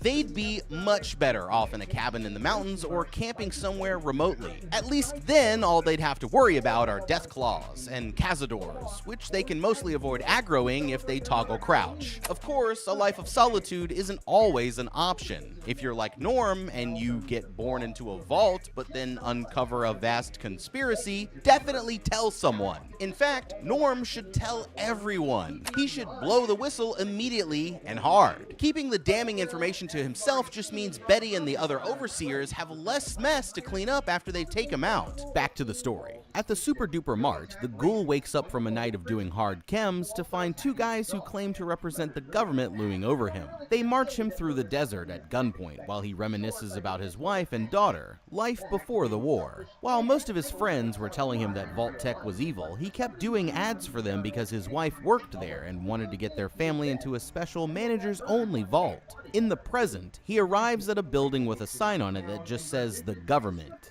and meets up with Sorrel, the self-proclaimed proclaimed president of the region. He's upset that the ghoul shot up an organ farm under his protection, but before he can feed him to the pigs, the ghoul takes out both of his guards and demands to know where Moldover is. Cut back to the past yet again, and we see Cooper going to a meeting of the Communist Party, where he meets her for the first time, which should be impossible considering it was over 200 years ago. Damn, did the nuclear holocaust actually kill anyone? Everyone in the flashbacks seems to still be alive. Anyhow, we find out that he actually worked with Moldover to try and uncover some of Vault-Tec's crimes before the bombs fell. In 2277, the ghoul continues to track her relentlessly, eventually killing a kid who knows her location, which turns out to be Griffith Observatory. At the same time, Lucy and Max chill for a while in Vault 4, and the Vaulties even lug his power armor back for him. That said, everyone's a little too cheerful here, and if you ask about level 12, they all clam up and act weird. Still, Maximus enjoys caviar and a hot shower, and Lucy joins all of the people in the vault who originally came from the surface to take part in a ceremony. This turns out to be even weirder, as the dwellers all get naked, drink blood, and smear the ashes of the dead on themselves before unveiling a huge flag of Moldover, who they call the Flame Mother. This chick is everywhere in this episode. Lucy immediately goes to level 12, since that's obviously where the hideous secret is hiding, and as you might expect, it's a straight-up horror show. There are a bunch of crazy experiments in progress, people in stasis everywhere, and when a scientist realizes she's in there, he reaches for an emergency harpoon gun. The room quickly floods with blue suits, and Lucy is taken captive again for like the 6th time. Maximus is none the wiser, still posted up in his new room, wearing a robe and slippers and chomping popcorn like a boss. The Fours tell Lucy that their ancestors were actually the victims of horrible genetic experiments, and the people in stasis are being tended to for that reason. This explains the wide array of mutants in the vault, and also reveals that every Vault-Tec vault was originally designed as some kind of social experiment, 33 included. That's all well and good until they drag her away to be punished for trespassing and pass right by Max's window. He kicks into gear, stealing the vault's main fusion core, and uses it to power his suit back up for a rescue mission. Tragically, he's so busy handing everyone their asses that Lucy doesn't have time to explain that her punishment was just a slap on the wrist and a trip back to the surface. And the Vault 4 folks are actually super nice. Feeling bad, they return to the stolen core and leave the T-60 behind. This leads to a heartfelt conversation in which Maximus tells Lucy about his real name and letting Knight Titus die. And Lucy invites Maximus to come live in Vault 33 once they find the head and get her dad back. Again, everyone wins, except the Vault 4 guy Lucy threw acid on in the fight. Out in the wasteland, Thaddeus the Squire has the very valuable head all to himself, plus a crushed foot from the fight with Maximus, and a dog that won't stop following its master's head. He locks the dog in a Nuka-Cola bin, which is a real asshole move, and limps across the desert hoping to get all the glory. Lucky for him, at least for now, he also runs into a wandering doctor with a serum that literally makes his foot unbreak itself like a damn Harry Potter spell. In fact, let's address that foot real quick. First of all, never trust someone calling themselves a doctor, but working out of a ruined building in the desert. Even if you live in the Fallout universe and that describes almost all doctors, great, then don't immediately trust any doctor. Matter of fact, that's probably good advice in our universe. Just because someone has a white coat on doesn't make them infallible. And this guy's wearing a gold chain and a fedora. Thad shouldn't just drink anything he hands him. In a desperate wasteland full of murder and mayhem, this guy has a drink that literally morphs your destroyed foot back together like Play-Doh. He's not mass-producing it. In fact, apparently, Thaddeus has never even heard of such a thing. So it's basically a magic potion as far as he's concerned. Situations like that are what the phrase "too good to be true" was invented for. If you don't believe me, keep watching until the end. Do that anyway, whether you believe me or not. It's YouTube, baby. Hopping back a bit, as you might if you only had one foot, I'm surprised the ghoul doesn't have more survival sense. So far in the series, we've seen him consistently one step ahead and in tune with the wasteland, yet he gets blackout wasted without setting up traps or even alarms. Forget that. When we met him, he was buried in a hole in the ground. If he's going to do the most drugs ever assembled in one spot, he should have dug a quick grave and passed out in that. No chance of wandering encounters, and You get to sleep it off with a lovely dirt nap. Honestly, I'm also confused as to why the ghoul lets himself be led at gunpoint by only 2 dudes, considering we've seen him take dozens of bullets in the back without slowing down and shoot up the population of an entire town. We'll let that slide, since it's not really a survival issue. On to Lucy. Don't go to level 12. Do not go to level 12. She has no reason to. She's trying to find her dad, and this has nothing to do with that. If she feels she's justified in being suspicious of the mutant society, she should grab some supplies and get out of there. She was never there to stay anyway. She has a quest to continue. Even if Maximus chooses to stay behind, remember she was doing just fine by herself for a long time before he showed up. Part of me just finds it hard to believe Lucy would have gotten so caught up in a side quest like that. But regardless, I do have one tip for you. If you must sneak into a hidden lab designated off limits by some nice people who just happen to look a little different than you, bring a partner and a weapon. Hell, bring a partner, a weapon, and a couple of stealth boys. At the very least, scope the place out for a day or two and see if you can find any patterns. Are there fewer people inside at any times of day or night? Any unsecured points of entry? Is there a way to get some information indirectly? Don't just get a hunch and go straight to that place. Stop down for a second and make a plan. Of course, not all plans form from good intentions. Down in Vault 33, Betty sorts everyone into 2 groups so that they can repopulate 32 whether they like it or not. Also, all the Raider prisoners get poisoned and die. Basically, no one's having a good time but Betty. Norm wants to know why, so he sneaks into her office and uses her messaging system to make contact with the overseer of Vault 31. Pretending to be Betty, he talks his way into an in-person meeting. Back on the surface, the ghoul follows Thaddeus, picking up his on-again, off-again dog companion on the way. Lucy and Maximus catch up to him first, though, at a wasteland radio station run by Fred Armisen. Because, yeah, he'd totally survive in the apocalypse. After a booby trap accidentally goes off and spears Thaddeus in the neck, that wound heals itself just like his foot did, and he realizes that the miracle serum actually turned him into a ghoul.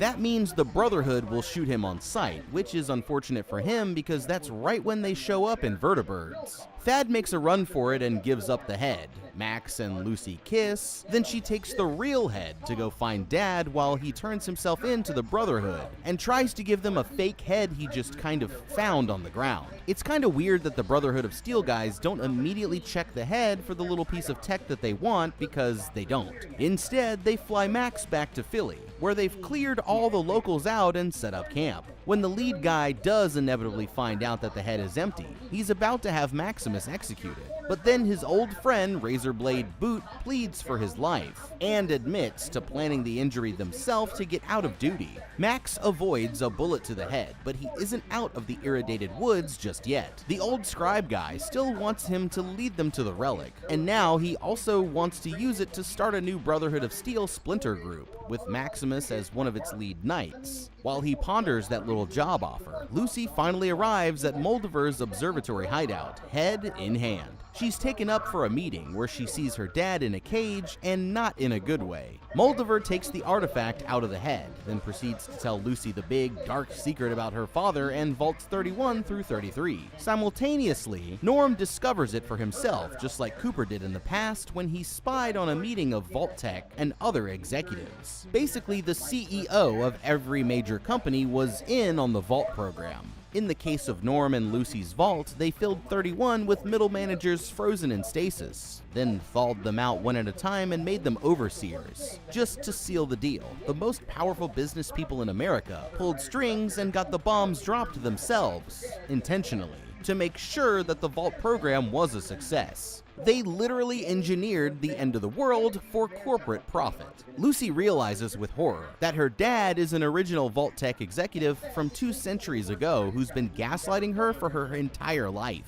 But wait, there's more. When Lucy's mom fled to the surface with the kids and made her home in Shady Sands, a big survivor community, he had the whole town nuked, and Mom turned into a hideous feral ghoul. Not cool, Dad. Not cool. Now Moldover wants him because only a Vault-Tec employee can activate the device that we've been chasing this entire time, which turns out to be a cold fusion generator capable of supplying infinite free energy to the whole wasteland. Lucy convinces Dad to give up the code. Moldover triggers the device, and we're off to the races. The Brotherhood show up in force and clash with Moldover's troops, Maximus included. Then the Ghoul shows up too and starts taking knights in full power armor to school with his pistols and grenades. Max makes his way to Moldover's office and frees Lucy's dad, just in time to learn that he's the one who blew up Shady Sands and killed everyone he ever loved. He doesn't take it very well. Dad hops into some empty power armor and knocks his ass down, so Lucy pulls a gun on him. Before she can make up her mind to pull the trigger, the Ghoul pops in and does it for her. He just wings the guy though, and Dad flies off to fight another day.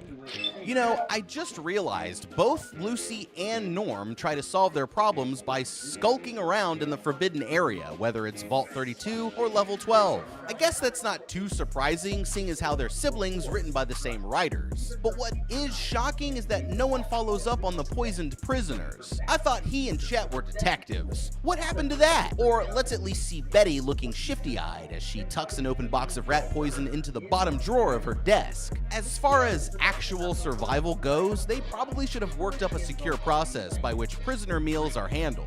Food should go directly from the cooks to the server and travel only through secured areas. Then, if there is a poisoning, they know where to start. Again, security cameras would be a good investment. Thaddeus, try not to chill in the middle of dozens of unsprung booby traps, my man. That's survival 101. Maybe more importantly, don't take off sprinting when you're in a relatively open area and the people you're afraid of are in the middle of arriving by helicopter. At that point, all he is visibly fleeing, and cops and soldiers tend to react one way to that. Thad is either getting minigunned in the back, or if he's lucky, rounded up and questioned until it's too late to hide his ghoulishness, and he gets shot by some other kind of gun instead. Currently, he has magic healing powers and looks 100% human. In light of that, he should probably try and talk his way out of this one. There's no reason to believe he can't hold his shit together long enough to finish the transaction and stroll away calmly instead of dead. And while I'll give our heroes Lucy and Maximus points for the old head switcheroo plan, I still think that there was a stronger option available. After all, the only reason they don't gun them down right there and then is because they don't check the head, which is again, dumb luck in their favor. Considering that Lucy seems to get away successfully, maybe it is a good time for both of them to flee, now that the helicopters have landed and are in the middle of unloading. With fleeing, like with comedy, timing is everything. Maximus was just planning to live with Lucy in Vault 33 and is obviously in love with her by this point. Often, the safest way to survive a confrontation is to avoid it entirely. Then of course there's giving up, which is the route Max chooses. Not as popular, but at least he's got a smashed head with nothing in it to offer. Not a terrible plan for improvising in the heat of the moment. You know what I mean? Like, he was spinning a lot of plates. So the Ghoul plans to track Dad down and hopefully get some answers from Vault-Tec, and he invites Lucy along for the ride. Despite their differences, she leaves Max unconscious and takes off towards a brand new quest marker. Maximus wakes up just in time to see Moldover trigger the cold fusion device and light up the whole city before dying of her wounds. He's thoroughly disillusioned with the Brotherhood of Steel at this point, but he's kinda trapped because they all did flood the room and declare him champion for taking Moldover out, which he totally didn't. In our final scene, Lucy's dad runs all the way from LA to Las Vegas with nothing but the power armor on his back, which is patently impossible, but also cool as hell because it means that Season 2 is going to be the new Vegas season. I hope they have the Yes Man robot in it. I could really use some of that positive energy in my life. Regardless, even though cold fusion is a thing now, it's a safe bet that the struggle isn't over yet for Maximus, Lucy, or the Ghoul. Each one still has to deal with the fallout of their decisions. But what the hell would you do? I personally love Fallout, as you can see. New Vegas, best game in the series. We know that. I can't wait for Season 2. You know, they kind of teased the Vegas thing going on there. And I, generally just enjoyed the show overall. It was great. Better than any video game adaptation that I think I've ever seen. So kudos to Microsoft and Bethesda and Amazon and Jonathan Nolan and all those motherfuckers. But let us know down in the comments what you would do. Thanks for watching. Leave a like and subscribe, and we'll see you guys in the next video. Have a damn good day. You should always call the police as soon as you can if you're afraid that your life is in danger. But depending on where you live, it will usually take If you were trapped on a spaceship in a decaying orbit with an alien artifact turning everyone into zombies, what would you do? Let's find out as we break down Aliens. Sorry, I mean Dead Space Remake 2023. Want to hear a scary story? Go ahead, kids. Gather around the plasma torch. It's all about Isaac Clarke, the #1 guy you call to fix broken stuff in space. He's like an intergalactic TaskRabbit. Isaac is the engineering and ship system specialist on the maintenance ship, the USG Kellyan, which has been sent by the Coordinates Extraction Corporation, or CEC, there are a lot of acronyms in this video, to locate a lost vessel, the independent mining ship, the USG Ishimura. It went dark around Aegis 7, a planet you're forbidden to mine that the miners were, you guessed it, mining. Isaac and his crewmates were supposed to scope out the situation and, if possible, get comms up and running again. There's our boy IC, Kendra Daniels, the computer specialist, Zach Hammond, the chief security officer, and the 2 others whose names you don't need to remember because they're clearly there to be killed immediately in gruesome, awesome ways. But for Isaac, this mission is kinda personal. He's haunted by the last video message that he got from his girlfriend Nicole, who works aboard the Ishimura as the chief medical officer. Things apparently got so bad that they haven't spoken for 6 months. And that's in space months. The crew of the Kellyan find the Ishimura parked near Aegis 7, having mined it illegally, the space equivalent of building your house on Native American burial ground. Guns are useless. What in God's name is that?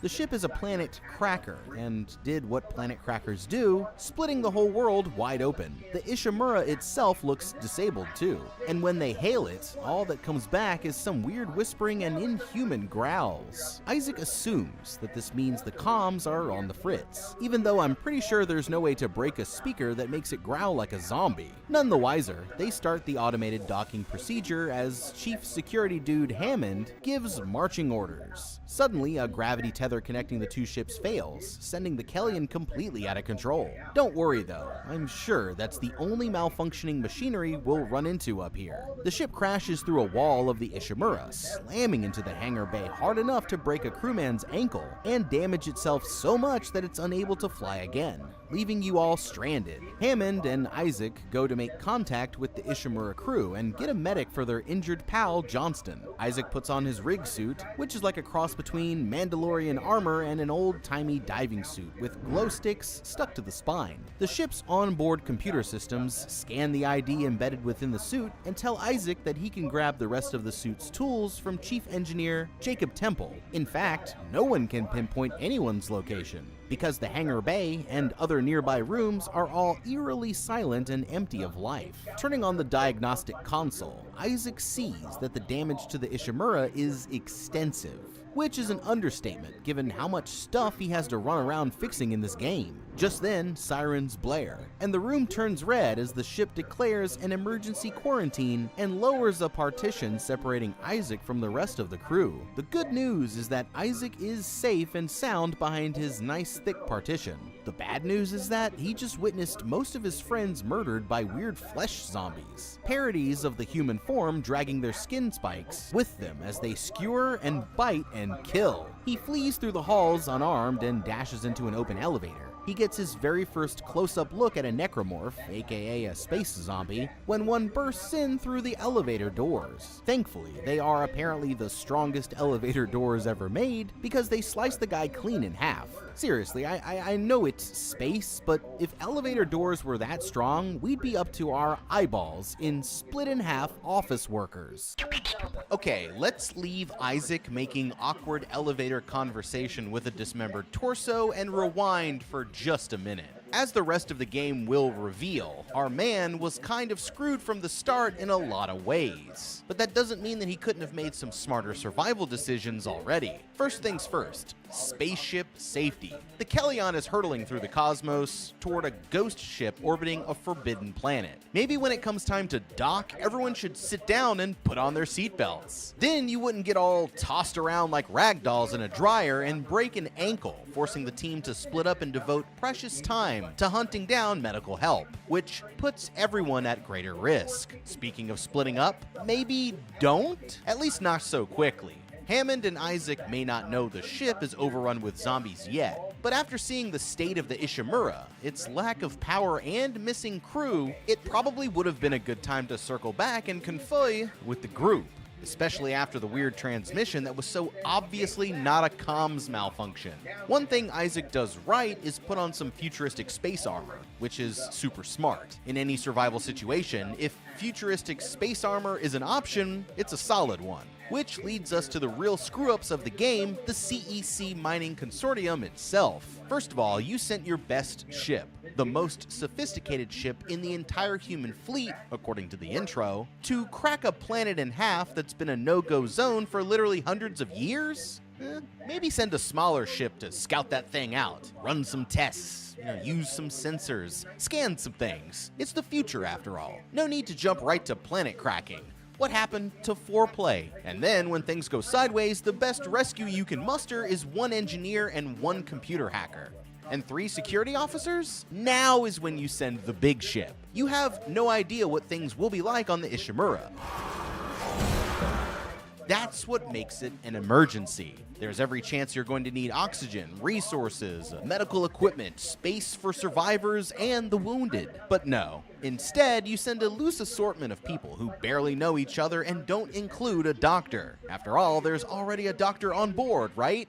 Dr. Nicole Brennan, Chief Medical Officer and Isaac's semi-estranged girlfriend. All we know so far is that she's sorry for something and that Isaac regrets whatever happened between them. But from CEC's point of view, why would you ever send someone with a deep personal stake in the mission on the rescue team? That's all I'm saying. Especially considering that you're currently engaged in shady dealings around Aegis 7. Maybe don't send a guy who has every reason to fight as hard as he can to save your crew and expose your crimes. Also, maybe pack enough of those rig suits for everyone, huh? We find out later that there are tons of escape pods, and there's huge rooms full of mammoth machinery everywhere. So we know you've got the resources. It's futuristic space armor with magical jet boots that can survive in the vacuum of space, and literally heal the wearer using some kind of glowing life juice in the spine. Isaac is about to use it to kill his way through about 14,000 necromorphs without a scratch, so maybe an extra rig or 2 lying around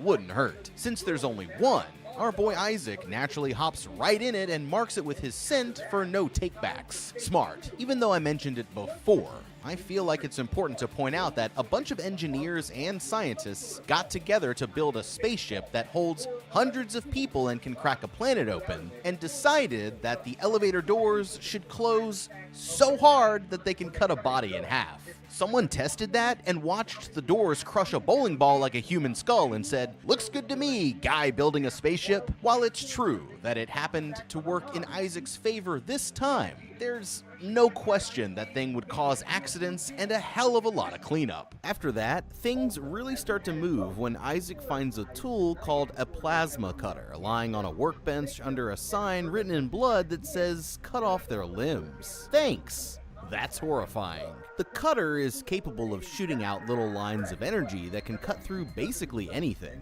including the tortured flesh of the restless undead, which is great for Isaac. Taking the advice of some bloody graffiti, which always works out well, Isaac battles his way down the corridors, shooting necromorphs who lunge at him or lumber out of the dark. He either fires into their center mass over and over to no effect, or else chops their hideous limbs off to kill them, depending on how quickly you caught on to that mechanic when you played the game. These limbs include big fleshy spikes growing out of their backs. Isaac finally gets a call from his surviving crewmates, Daniels the hacker and Hammond the soldier. In order to reconnect, they have to fix the trams. I can't lift the lockdown or call the tram until we get a spare from the maintenance bay. But it's all on Isaac's side of the quarantine. Which means Isaac has to fix the trams. Seriously, no one helps this dude out the whole game. Hoping to run into Nicole or at least one other non-zombie person, Isaac ventures into the Ishimura. Along the way, he uses nodes at stations called benches to upgrade his suit and weapons, buys survival supplies from vending machines, and slices up necromorphs like a guy behind a deli counter cutting salami in one of those machines. In case he gets lost, there's a magic line on the ground that knows where he needs to go and points the way, which is maybe the most important piece of technology in this whole future. Isaac powers on the tram tracks and clears a busted car from the tubes, collecting a stasis module on the way by pulling it off of a severed arm. That's one of the extra rig tools the ship computer mentioned. This time it can zap stuff and freeze it in place, or at least slow it way down. Even though he's just an engineer and has presumably never killed anyone before or been in this type of situation, Isaac takes all this really calmly, tossing the severed arm of another human being aside like it's nothing. He's ready to rock. Returning to tram control, Isaac sends a ride to pick up Hammond and Dallas and bring them to his side of the big partition. Hammond orders Isaac back to the hangar to check on their friend with the broken ankle and try to repair the Kellyan while he searches for more survivors, but fails to find any. There's no survivors. Daniels is trying to get into the command computer. Meanwhile, Isaac tells Johnson about the monster situation, but they're interrupted when the ship's singularity core, the engine, starts to overload. At the same time, necromorphs start breaking into the ship, the classic double whammy. Isaac probably would have been toast as well, except that an explosion throws him free of the ship before it falls from the docks, crashing and exploding below with Johnson inside of it. Isaac finds his other rig module, the kinesis module, attached to, you guessed it, another corpse. This one gives him force powers, but only with particular objects mysteriously placed right near traversal puzzles that need solving. Well, that and you can use it to throw dismembered limbs back at necromorphs like spears and stick them to the walls, which is half of what makes this game so awesome. Hammond and Daniels are driven off the bridge by more zombies and get separated, while Isaac looks for codes stored in the captain's rig they can use to access the Ishimura's computer files. Taking a pulse rifle from a dying soldier just as they bleed out instead of, I don't know, saying something comforting, Isaac determines that the captain is already dead and heads to the morgue on the medical level. Alright, time for a survival check-in. Let's address the elephant in the room, which in this case is the elephant man in the room, or men as the case may be. There's no easy way to protect yourself from an enemy that needs to be chopped up into little pieces to make it stop chasing you. But a suit of armor is a good start. It's unlikely any of the necromorphs are going to be able to bite through that with their human mouths, although it seems like their stabbers can puncture the rig and deal some damage. Best to avoid. To do so, try a little stealth. Instead of stomping around in your giant boots grunting as you can attract every necromorph in the area, maybe search dead bodies in the normal civilized way. It doesn't change the fact that a naked necromorph carrying a single clip of ammo makes no sense, but at least your feet stay clean. Again, that's more of CEC's problem. Who took all the ammo and medicine on the ship, separated it into little portions, put those portions into boxes, and then scattered the boxes all at random over the hallways? Someone absolutely insane, that's who. Same goes for the stasis module. Now that Isaac's got it, it's his best shot at staying alive, but it has to be recharged from stations dotted around the environment. Instead of charging and moving on, maybe stomp around a little to attract all the nearby baddies, zap them all with your topped up stasis module, and use that method to clear the areas one at a time? Maybe. Plus, Isaac's an engineer. Try popping the front off of that bad boy and seeing if the stasis module recharger stations have batteries inside that you can take with you, or if there's some way to store any more. To the shipbuilders, maybe next time don't make it so that when there's an emergency, the tram controls are on the opposite side of the lockdown wall as the trams themselves. Like, it's okay to quarantine areas off, but maybe keep those two things together. Back to Isaac's advice though. Hey, try using that fancy kinesis module to open doors and stick a crate or some debris through before you explore yourself. That way, any necromorphs poised to pop out become less of a threat. As for how to survive zombies breaking into your ship while the engine overloads, getting blown by a clear, convenient explosion is about the only route to survival possible. That was wild. Next, Isaac finds the morgue barricaded and searches for supplies to use an explosive to clear the path. Meanwhile, Hammond calls to say that he was attacked by the zombie version of Chen, one of their crewmates, and was able to lock him up in an unused escape pod. This might make you wonder why they don't use escape pods, but let's table that for now. As Isaac explores, he triggers old holographic recordings, audio logs, and text messages that reveal a bit of what's happened. When the Ishimura cracked Aegis 7 open, they found what seems to be an alien artifact, a large red stone monolith called the Marker, because there's already a thing called the Monolith. Shortly after that, the miners on the surface started to experience paranoia and hallucinations, and committing suicide by the dozens. As things spiraled out of control on the ground and on the ship, a number of people on board banded together to worship the Marker and celebrate what was happening. They're all members of a church called Unitology, and think that the Marker is divine and will lead to the paradise their religion promises. Some of the science staff, like Dr. Terrence Keane and Nicole, tried to run tests and figure out a solution, but they were overpowered by the Unitologists, including their boss, Dr. Mercer, and the ship's captain, Ben Mathias. After messing with some circuit breakers and a quick zero-G spacewalk, Isaac gets the parts he needs and blows the barricade. Once in the morgue, he finds the captain's body and tries to get his rig codes. But just then, Ben decides to turn into a necromorph right in front of him. Fortunately, Isaac is able to throw a fire extinguisher at him and electrocute it, causing it to explode, because that's totally how fire extinguishers work. After re-killing the captain, Isaac gets a call from Hammond, saying the ship is falling out of orbit since the thrusters are offline. And guess who has to fix them? Isaac wades through an army of dead to reach engineering, running into some more holograms of his girlfriend along the way, and picks up a gun that shoots circular saw blades and sends them bouncing around the room. You know, for construction. They sell them at Home Depot. What? Kendra Daniels calls, revealing that she's still alive in the ship's computer core, and will spend the rest of the game there hacking various doors and files to help Isaac out. She's his man in the van, or damsel in the capsule. He fixes the engines by flying around and physically moving a bunch of machinery into place, then turns a corner and gets grabbed by a giant tentacle coming out of the hole in the wall.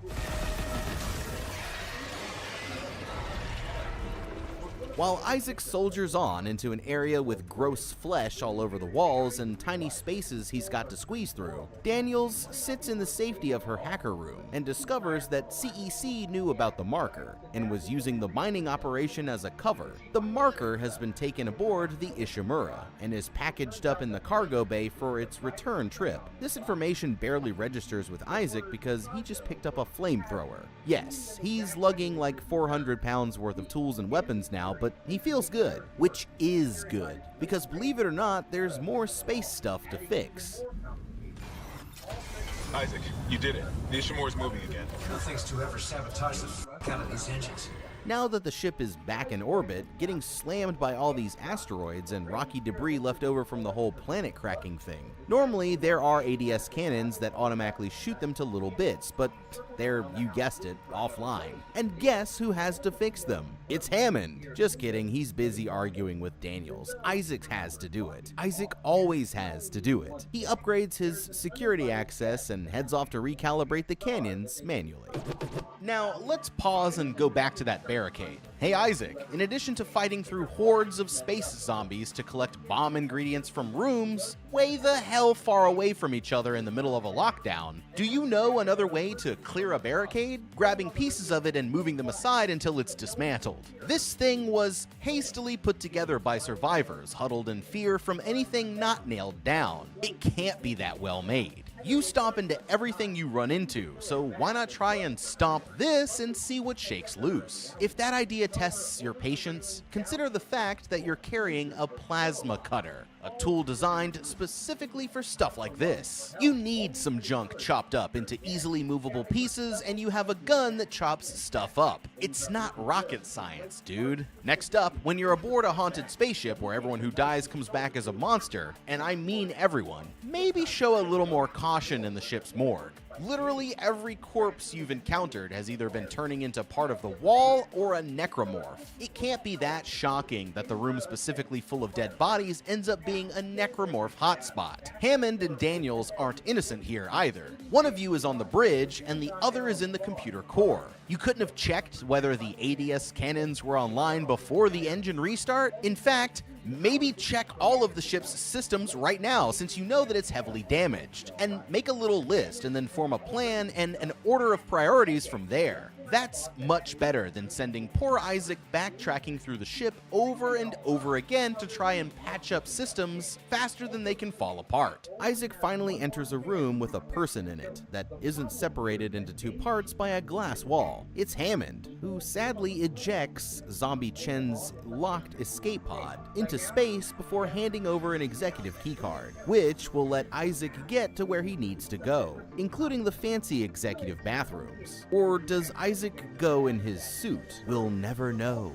In the atrium, Isaac encounters the biggest necromorph yet, a hulking pile of flesh that moves like a gorilla. It's like someone told Christian Bale to gain weight for a role and forgot to tell him to stop. He also starts to see baby necromorphs, which is to say dead zombified babies with 3 scorpion tails each. In fact, Isaac cuts up so many zombie babies, it kind of makes you wonder how many babies the Ishimura had on board. Was there a full-on preschool up in here or what? Kendra Daniels, still hacking away at the ship's systems, calls to say that she accessed some medical reports and concluded that the fleshy goo on the walls is slowly changing the environment, and that the marker released a zombie-like infection that spread through the miner population and the Ishimura crew. Thanks, Kendra, Isaac thinks. Kind of already figured out that part. Then he blasts back out into the space outside the ship to get away from any more obvious exposition. Once he's free and floating, Isaac links his own gun to the ADS cannons and plays a little game of asteroids, while repeatedly stopping to top off his oxygen tank from yet another set of handy dispensers scattered around the ship. The cannons eventually start to work on their own again, not to mention Daniels discovers a recent transmission from the medical bay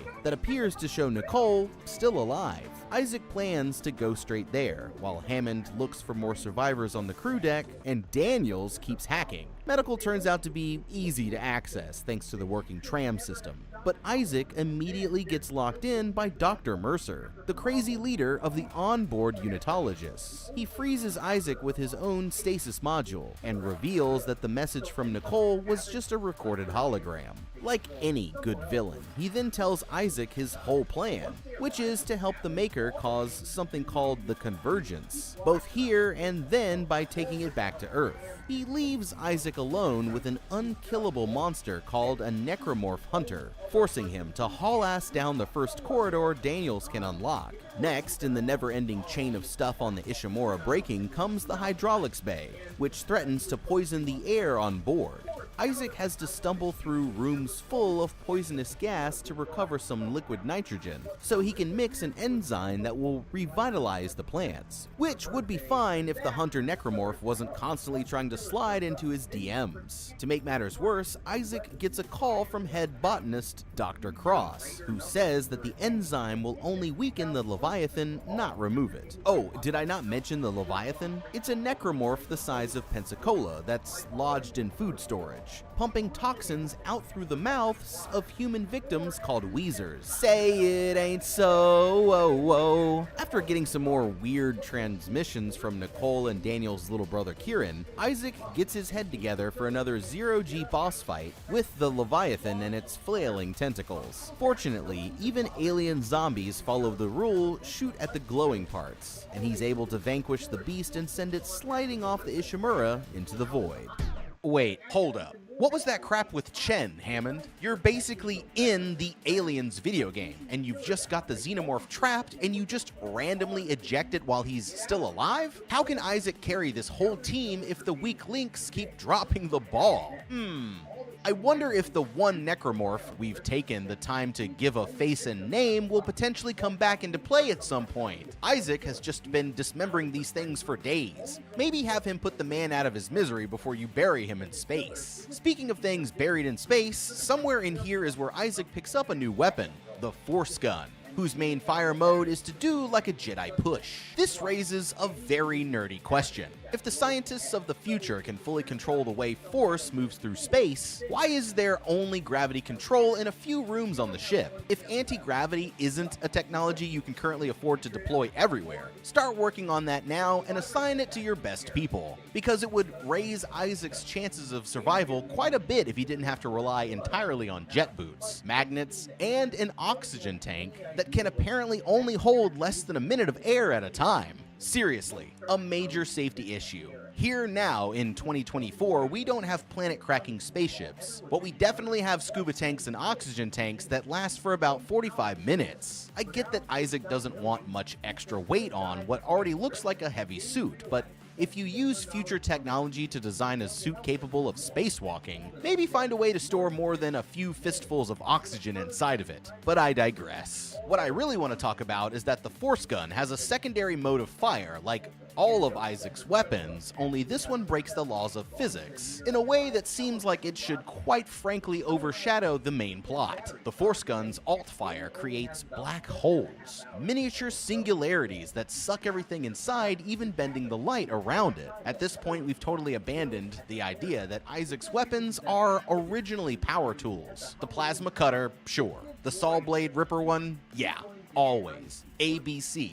Always be circular sawing baby space zombies. But using a weapon that can spawn black holes of any size just feels dangerous as messing with an alien artifact. Like, there was literally news about how when they started the Large Hadron Collider particle accelerator, some scientists thought it might create a miniature black hole. And just that one would destroy the whole world. Not to mention escape velocity. You think you're in hell now, Isaac? Maybe stick to the flamethrower before you open a literal portal to the underworld. Honestly, there is so much to talk about in this section. For example, CEC. You already invented a force gun. Just make really big versions of those bad boys and mount them on the ship's hull facing outward into space. And boom. Anti-asteroid force field. Way safer than cannons that blast each fragment into multiple smaller fragments, most of which have to be blasted again and again. Like all survival horror, this is a universe of severely limited ammo, and you're wasting it. Also, the ship's job is to crack planets in half. You need a better solution for rocky space debris anyway. Breaking a planet open and not expecting to have to deal with a bunch of flying rocks is like eating spaghetti and marinara in a white sweater. Thrilling, but ultimately a very stupid move. As for the best survival strategies for Isaac versus a necromorph Hulk or Leviathan, or the literally unkillable Hunter, I'd just get naked, wiggle into one of those fleshy walls, and pretend to be one of the necromorphs that's stuck to the environment. Seriously, when something is literally described as unkillable, my how to beat hands are kinda tied. Isaac's tactic of flee and escape is the only move here. At least until Dr. Cross tells Isaac that her man Jacob was building an SOS beacon on the mining deck that never got deployed. After scavenging some more rig codes, he gets a call from Hammond saying that all the unitologists are gathering in the crew deck and are clearly up to something. Just then, some kind of psychic wave sweeps through and makes Isaac and Daniels both experience great pain, which means the marker's starting to wake up. Isaac finally runs into Nicole, for real this time, not a hologram, and she tells him that she can unlock the place where the SOS beacon is stored. Isaac's like, "It's been 6 months and I thought you were dead. Should we maybe talk more?" But I guess time is of the essence or whatever. Isaac's able to secure the beacon, strap it to the big chunk of the planet the Ishimura was in the middle of mining when it got disabled, and release the payload. He also uses the ADS cannons to shoot the Leviathan off of the ship again, for real this time, and extends a comms antenna, you guessed it, manually, to navigate to all of these places. He's forced to dodge giant crushing machinery, perfectly timed to walk by walls of flames as they turn off and on, and telekinetically float a bunch of car batteries into their sockets. They finally make contact with a military ship, the Valor. But before they can talk much, the Valor recovers the escape pod Chen was in, like you would, and he turns or slaughters everyone on the ship. It flies out of control, because there's no spaceship in the Dead Space universe that doesn't lose control and crash into the Ishimura. Hammond calls Isaac to say that he found a working executive shuttlecraft, but with no singularity core, Isaac decides to remove the singularity core from the crashed Valor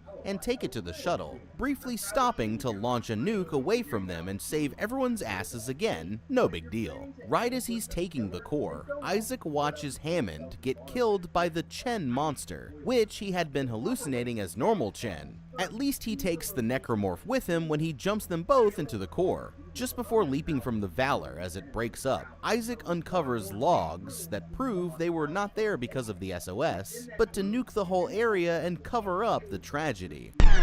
Yeah, so we just started covering games here, so I'm just going to lean into this once. Maybe don't build your spaceship with huge sheets of fire blocking walkways, guys. Let's knock it off with the giant blocks that have to be telekinetically floated into place to turn the lights on. Are there no building codes in the future? Something Isaac definitely neglects through this section is trying to control the ventilation systems. Considering he's accessing almost every other system on the ship, it doesn't seem like it would have been too tough for his engineer ass to figure out how to shut off the gas globally, or at least in one section. He even messes with the pipes when he's fixing the toxic air. Secondly, and this one feels kind of obvious, but when you've just fought monsters for 6 hours and see your girlfriend, the person you specifically came here to save, and she's somehow miraculously alive, you should definitely stop and try and talk to her for like at least a little bit. And if she says something creepy like, "You will make us whole again,"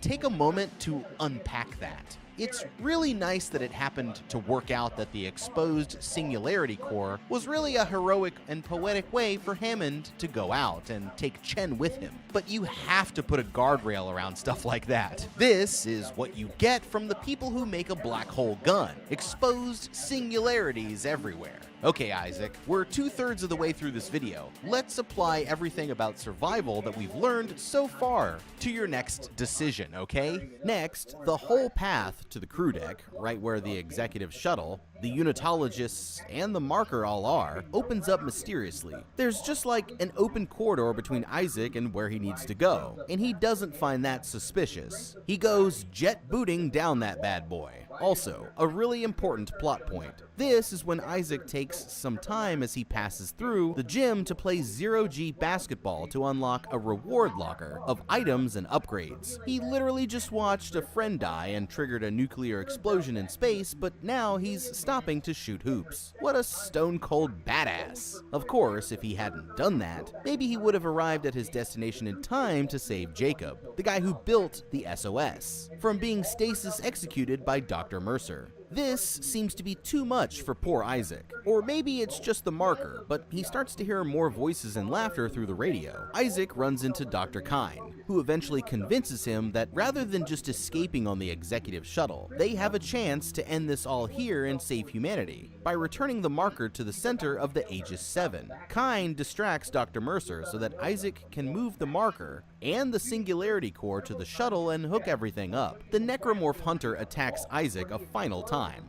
but it turns out unkillable was an overstatement after all, when Isaac incinerates the sucker in the shuttle's repaired engines. Unfortunately, just as Isaac seems ready to roll, some giant tentacles burst in and one drags the marker down along with Mercer, who's understandably feeling a little bit betrayed. Another tentacle goes for Isaac and pulls him away, but he's able to get it to relinquish its grasp with a very clever move called shoot at it desperately for one more moment of precious life. Oh my god, here it comes.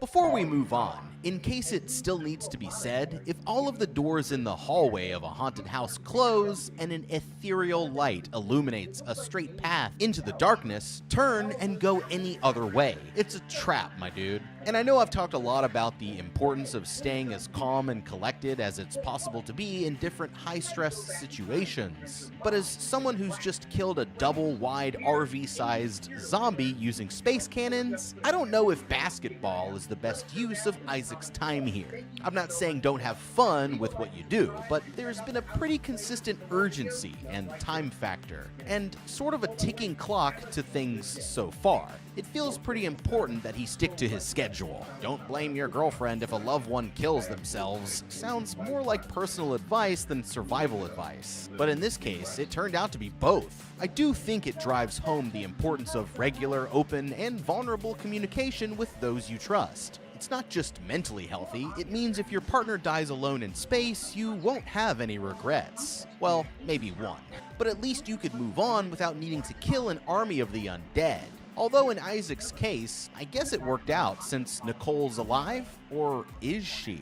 At any rate, if you do become aware that you're having active hallucinations like hearing voices, weird laughter over your radio, or seeing your memories play out on broken TV screens, the best thing to do is get yourself to a mental health professional. But if you're stuck in space fighting monsters, the next best things for short-term symptom relief include talking back to the voices, which may help you regain a feeling of control over them. The point is, if Isaac used some coping mechanisms here, there's a chance he'd be better equipped to handle the increasing influence of the marker's effect. As for dealing with tentacles, the best real-world equivalent I could think of was how to escape from the grip of a giant octopus, which is a procedure I'm sure we all know. Stay stiff, peel the suckers from your body, and turn somersaults in the water. It should be pretty easy for Isaac to stiffen up in the rig, and we'll let him take a bye on peeling the suckers away manually, which it looks like might not be practical in this situation, but he's a zero-G master with jet boots, so he should nail the somersault thing. As an engineer, you'd expect him to know this stuff. Forget laying back and shooting down at its glowing joints. Isaac should have been doing as many flips as possible to maintain range of motion. Although Isaac does escape the tentacle, it turns out it yanked open a big hole in the ship when it took the marker away. At this point, the thing's at rest in a cargo bay, so he sends Kine to take the repaired shuttle to the hangar while he retrieves the missing ancient artifact. He uses giant cargo loaders to wrench the marker out and send it on its way. The ship's automatic loader of giant things is busted, so Isaac has to turn off gravity in the hangar so he can do it. You guessed it, manually. Just when he turns gravity back on, Kynes gets shot at long range by the other character still alive, Kendra Daniels. As she flies the hell out of there, ditching Isaac on the Ishimura, she does like all good villains and explains her whole plan. She was sent by EarthGov to cover all this up, and Valor had come at the request to help with that. The truth is, the very first marker was a smaller version discovered on Earth, and determined to be of true extraterrestrial origin. The government, and this was hundreds of years ago, decided to build a huge one and activate it on Aegis 7 as a test. It's unknown exactly what happened after that, but it wasn't awesome, because they buried the artifact at the center of the planet and made it illegal to mine there. Nicole calls Isaac from flight control and says she knows how they can escape,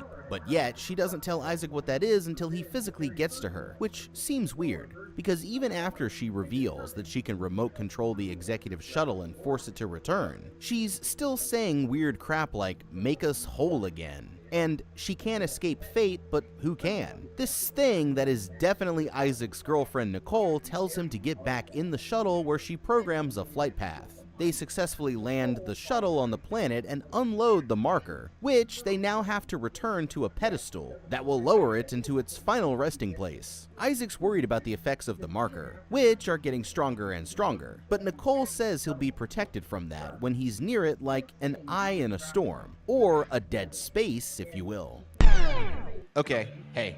Cutting in again. And this is more of an idea pitch than a survival tip I can back up. But consider the fact that the marker needs to get buried at the center of Aegis 7, and also that the ship it's on, the Ishimura, is currently carrying a huge payload of planet chunk. Or at least it was before Isaac launched it to get the SOS out into space. So at one point, they had control of the asteroid and the ship's engines because Isaac fixed them. So why not flip the ship so the asteroid is facing up and crash the whole thing into the planet? You don't need to manually load it onto the shuttle and hand deliver it like an evil pizza. Also, a survival tip for humanity itself. If you ever find an alien artifact, there are more responsible ways to test them by immediately building a giant one. It's good that you tested it on a remote planet, but why make it huge? Scientifically speaking, maybe start with a medium-sized one, or hell, here's a wild idea. Maybe run some tests on the actual alien artifact you found before reverse engineering a giant one and running tests on that. Then when it causes some kind of horrible disaster, burying it and slapping on a warning sign probably isn't going to keep evil trapped for long.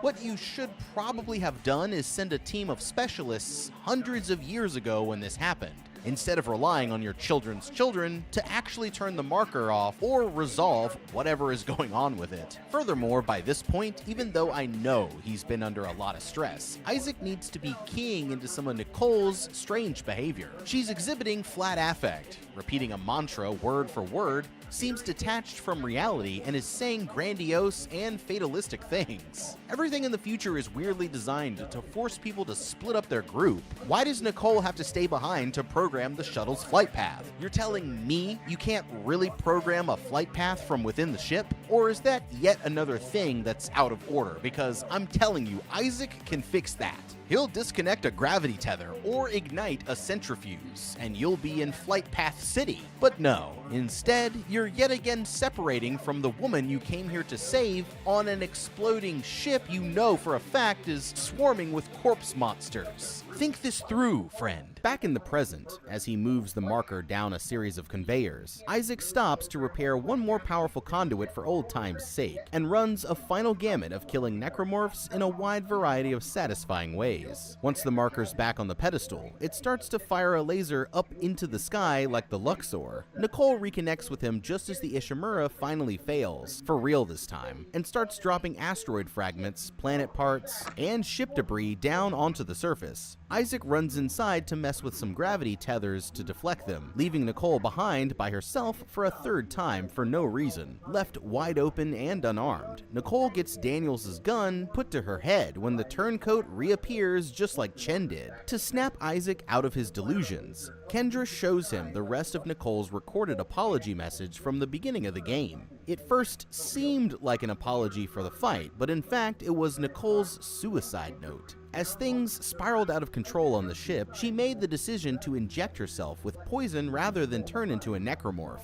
At this point, Isaac can see that the person he's been seeing as Nicole has actually been Dr. Cross this whole time. And she's also been seeing him as her partner Jacob. That was the marker's way of influencing them both to work together to return it to its home. She kills Cross, reloads the marker, and prepares to steal the shuttle, expecting Isaac to be buried along with everything else when the sky falls down. He ends up running towards the shuttle just as she starts to board it, when the biggest alien tentacle of them all crushes her and drags her off to her death. And although this tentacle at first seems like a friend, it quickly turns foe when Isaac realizes it's connected to the hive mind, a big flailing mass of necrotic flesh at the heart of Aegis 7 that all the other necromorphs are linked with. Isaac dodges flesh bombs, more enemy dudes, and tentacles aplenty until he finally pours enough pain into the hive mind to trigger its death animation. Once that's done, he gets back on the shuttle and takes off. Now the lone survivor of what will surely come to be known as the curious case of 1,000 dead bodies with stomp marks on them. Alone in the safety of the first ship to ever fly away from the Ishimura and not crash back into it, he removes his signature helmet and airs out his body. He gives Nicole's apology message another watch, but again is interrupted, this time by Nicole's voice over his shoulder. Did she survive her gunshot wounds and crawl onto the shuttlecraft? Nah, she's a zombie. Or,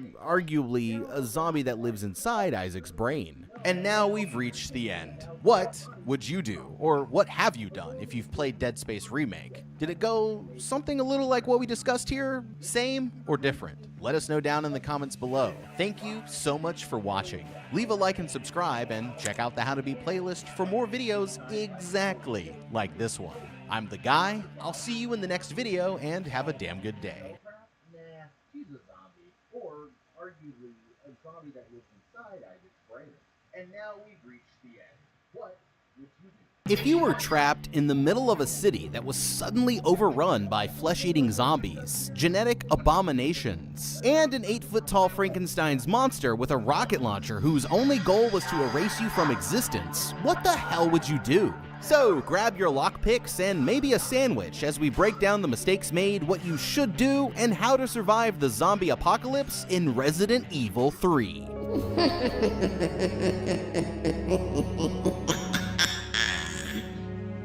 Meet Jill Valentine, former star of the Raccoon City Police Department's Special Tactics and Rescue Services, or STARS for short. In the summer of 1998, Jill and her team were sent to investigate the cause of strange occurrences that led them to an abandoned mansion far out in the Arklay Mountains. The place turned out to be full of zombies and other terrifying creatures, the products of twisted experiments with a newly developed bioweapon called the T-Virus, created by Umbrella Pharmaceuticals in their top-secret underground lab. Jill and her partners eventually escaped the mansion and destroyed the facility, but the virus escaped as well. When they told their story to the police chief, who was also in Umbrella's pocket, Jill was removed from the force and chose to continue her investigations on her own. The pressure slowly driving her to the brink of sanity until one night when everything changed. After passing out while elbow deep in her research, Jill wakes up at around 8 p.m. to a frantic call from her former teammate Brad,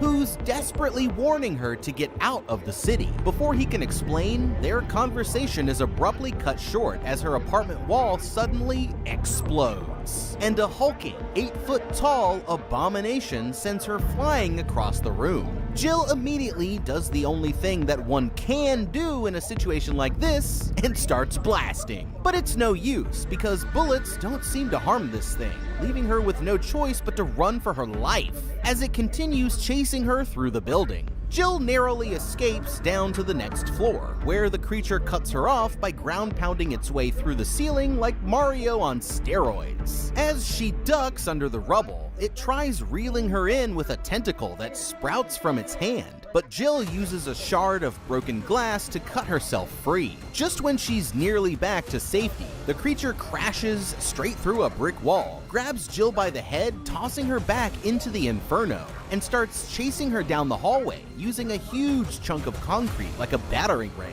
Luckily, Jill dives out of the building just as the floor above collapses, saving her from the creature for now. But this is no time to celebrate. Somehow, the virus contaminated the city's water supply, transforming nearly everyone into roaming hordes of flesh-hungry undead. And that's when she realizes that the nightmare is only getting started. Okay, I don't know if it's the fact that he can take several rounds straight to the dome without flinching, or that he just demolished an entire apartment building with nothing but his bare hands. But something tells me that this guy is about to be a big problem. Right, let's do this. Call me crazy, but I'd take your ordinary hordes of shamblers or even some sprinters any day over this walking apocalypse, whose only ambition is to follow me to the ends of the earth and stomp me into jelly. Now that we've seen what he can do, I think that it's about time we give him a proper introduction. This big fella goes by the name of Nemesis T-02, or just Nemesis to his victims. Basically, he's what would happen if the T-1000, a zombie, and the Thing from The Thing somehow met and had a baby. He's more than strong enough to put Jack Baker in his place, and that's a fight that I think we'd all like to see. But until they get their own Freddy versus Jason moment, let's just be grateful that we only have one human-shaped bulldozer to worry about for now. Nemesis here is the most successful product in a line of prototype super soldiers created by Umbrella that were infected with the same virus as the zombies, but also implanted with a nasty parasite to restore a significant amount of their brain function, giving them near human levels of intelligence. Now that he's all grown up, he stands somewhere close to 8 feet tall and weighs in at approximately 600 pounds. That's one big zombie. Right now, his one and only goal is to eliminate the surviving members of STARS and anyone else that gets in his way, covering Umbrella's tracks so that their connection to this outbreak will never reach the public eye. Along with possessing superhuman strength, speed, and agility, he's able to sprout tentacles that he can use to reel you in like Scorpion from Mortal Kombat, and grapple from rooftop to rooftop, Spider-Manning his way around the city. If you're really determined to fight him head-on, then it's going to take some serious firepower. The more that he's damaged, the more the parasite takes over, deteriorating his intelligence and transforming him into a more beast-like state. This hardly makes him less dangerous in a fight, but it does potentially give you the opportunity to take advantage of his animal rage by using strategies on him that wouldn't necessarily work if he was operating at full mental capacity. Clearly, Nemesis here is the main threat, but we can't forget about the mobs of zombies roaming the streets either. I think these are technically supposed to be infected, as after death, the virus reanimates their corpses, turning them into mindless, shambling ghouls. If you have to fight them, aim for the head. Easy enough, right? But unfortunately for us, these zombies are especially resilient, to the point where they'll even take multiple headshots before going down. The only way to kill them is by decapitation, completely destroying the brain or eliminating their entire body with fire or acid. So the key is to find a reliable weapon and make your shots count. If I were Jill in this situation, my only priority would be to get the hell out of town ASAP and as far away from the big guy as possible. Jill might try hitting him with massive amounts of anti-parasitic medication or antibiotics, somehow exposing him to extreme heat or cold to kill the parasite from within, or stunning him and then surgically removing the parasite to literally cut out the source of his abilities. Easier said than done, but hey, at least it's a start. Now, those are all great ideas on paper, but one look at this guy tells you that trying to fight him should be an absolute last resort. For now, Jill needs to focus on getting out of the city in one piece. I'd try to find an abandoned vehicle that's still working and see how far I could get. It won't be easy, but it's better than sticking around. As they're fleeing from the zombies, the two of them are forced to take shelter in a nearby pub, but Brad ends up getting bit in the process and chooses to sacrifice himself so that Jill can escape. She manages to find a Glock on the body of a fallen officer in the alley out back, but with so many zombies flooding the streets, fighting them all isn't exactly an option. Her only chance is to find a way out of the city, and she gets her opportunity when the crew of a passing helicopter tells her to meet them on the roof of a nearby parking garage. But that was their biggest mistake. With Jill only a few yards away, the helicopter is suddenly knocked out of the sky by who else but your friendly neighborhood nemesis, leaving her stranded. Thinking quickly, Jill jumps behind the wheel of a car and floors it straight for him, sending them both careening back down to the streets below. Despite everything, Nemesis just keeps coming, but right when it looks like she's about to be turned into a Jill sandwich, a shaggy-haired hero named Carlos steps in to save the day, stunning the creature with a direct hit from his rocket launcher. Carlos quickly leads Jill into a nearby subway station, where he introduces her to the rest of his team. As part of a mercenary group hired by Umbrella, they've been sent in to evacuate civilians from the city, or at least that's what they think. They need to get the train running so that they can get the survivors to safety, and since Jill also needs a ride out of town, she agrees to help, although she doesn't exactly trust them after finding out who they're working for. Jill's first step is to restore power at the nearby substation, but getting there will not be easy. After making her way through a garage, Jill encounters an enemy that she hasn't seen since the first incident back at the mansion, a pair of zombified Dobermans. They're just as ferocious and much more agile than the zombies, but Jill manages to take them down and continue onwards towards the substation. When she finally gets there, she finds that the place has been overrun by a strange, hive-like structure that seems to be made of decaying flesh. It isn't long before she meets the creature who built it, as she's suddenly attacked from above and infected with the offspring of a repulsive, mutated insect. Fortunately, she's able to kill the larvae before they hatch by swallowing some medicinal herbs, but she'll have to fight her way through the hive to restore the station's power. These freaks of nature are technically known as drain demos, getting their name from an ancient Greek deity who was considered the physical embodiment of fear itself.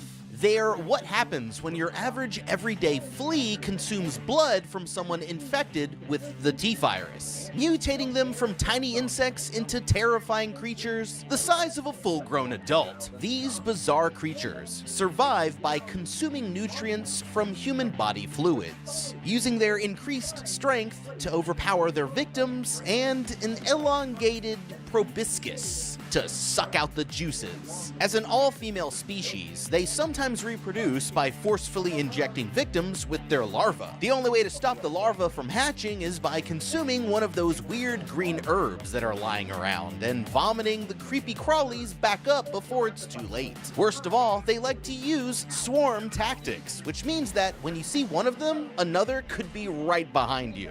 The only good news is that they aren't nearly as resilient as Nemesis, or even the zombies. Explosives and fire can take out entire groups of them at once, although right now our offensive options are somewhat limited by the supplies that we have available. We'd need to use anything in the environment that could give us an advantage in the fight, like those exposed power generators to stun the bugs with electricity. We'll also want to constantly stay on the move, because remaining stationary for too long gives them the chance to group up and overwhelm you. But with that being said, she does need to find a way out of the city somehow. A giant can of insecticide would be great, but I don't know if there's enough anywhere in the city to get rid of these things. If it were me, I'd be calling Carlos and his squad in for help. They need to get out of this city just as badly as Jill does, and no one is going anywhere if we can't restore the power. If we have no choice but to go into that nest, then it would be helpful to have some meat shields.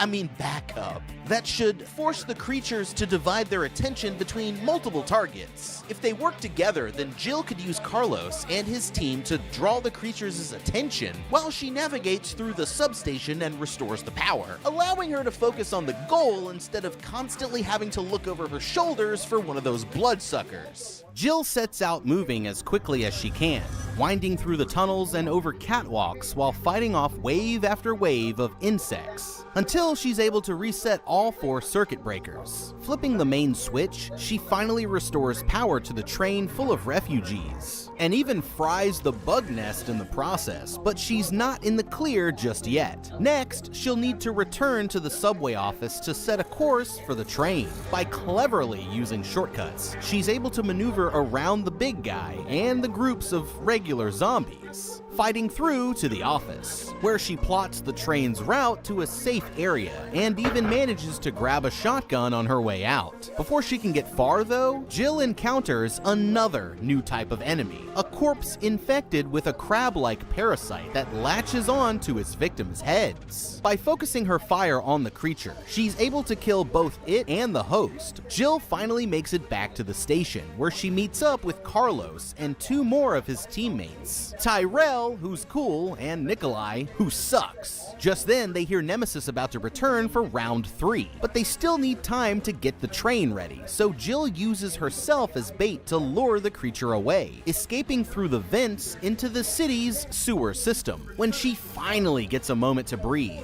Jill immediately tries contacting Carlos over the radio, but there's no signal down here in the tunnels, meaning that they won't be able to talk again until she finds her way back up to the surface. Unlike the streets above, the sewers are 100% zombie-free, and for a while, everything is quiet, until suddenly, a terrifying monstrosity that looks like some kind of cross between a chicken and a goldfish comes slithering out of the pipes ahead. It's disgusting, but Jill manages to injure the creature by firing into the exposed flesh when it opens its mouth to attack, eventually damaging it enough to take it down for good.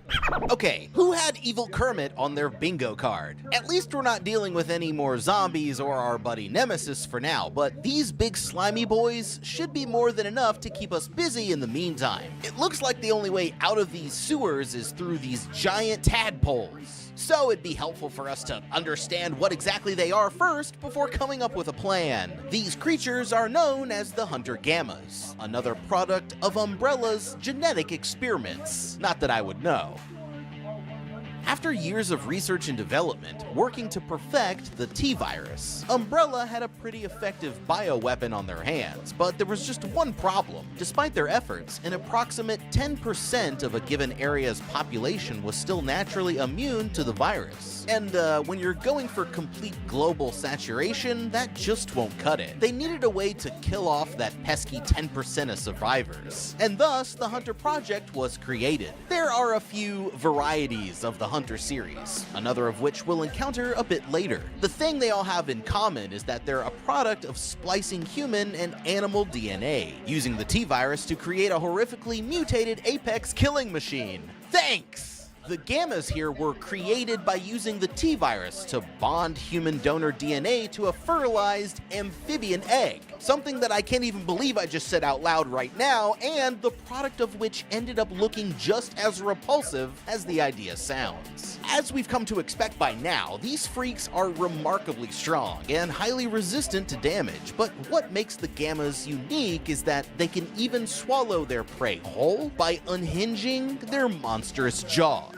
Going in for the attack forces them to expose their inner layers of flesh that aren't protected by their armored skin, and wouldn't be able to remain on dry land outside of the sewers for long. But since Jill is stuck down here and can't magically change the humidity, I might attempt to use their limited intelligence against them by luring out as many as I could and then hitting multiple creatures with one shot to maximize what ammo we do have. No, seriously, I could do it. The creatures also go into a sort of blind charge when they're attempting to swallow their prey, so it could be possible to bait them into accidentally attacking something dangerous, like corrosive chemicals or sharp debris. Although there are several ways to take them down, the important thing to remember is that we aren't here to play exterminator. Our only true priority is to escape the city, and the first step towards that is getting out of these sewers, and use the map that Jill found along with the following exit signs to find my way out. If she gets turned around, she could try following the flow of the water, as it may lead toward a treatment plant, or listening for sounds of life coming from the surface. Jill should also use the maze-solving strategy of sticking near the wall to make sure that she doesn't end up getting lost. Sure, we could waste ammo fighting the frogs, but personally, I'd prefer to let the Raccoon City Department of Public Works clear out their own sewers instead, since they're the ones who gave Umbrella the license to turn their entire city into a zoo for genetic abominations in the first place, that is. If there's even still a city to clean up once this is all said and done. Up ahead, there's an office where Jill collects some more supplies, including a freaking grenade launcher that the mad scientist who created these creatures was planning to use against them if things ever got out of control. It's a strange weapon to find down here in the sewers, but she's not complaining because the tunnels are absolutely crawling with the amphibious freaks, and her new arsenal allows Jill to fry them up like a Cajun barbecue. Navigating the tunnels, Jill fights her way through nearly a dozen more of the mutants, until she's finally able to find a ladder back to the surface. Good news, right? Wrong. Because no sooner does she get her first breath of fresh air than you-know-who suddenly grabs her by the skull like Shaq palming a basketball. And this time, he has a flamethrower.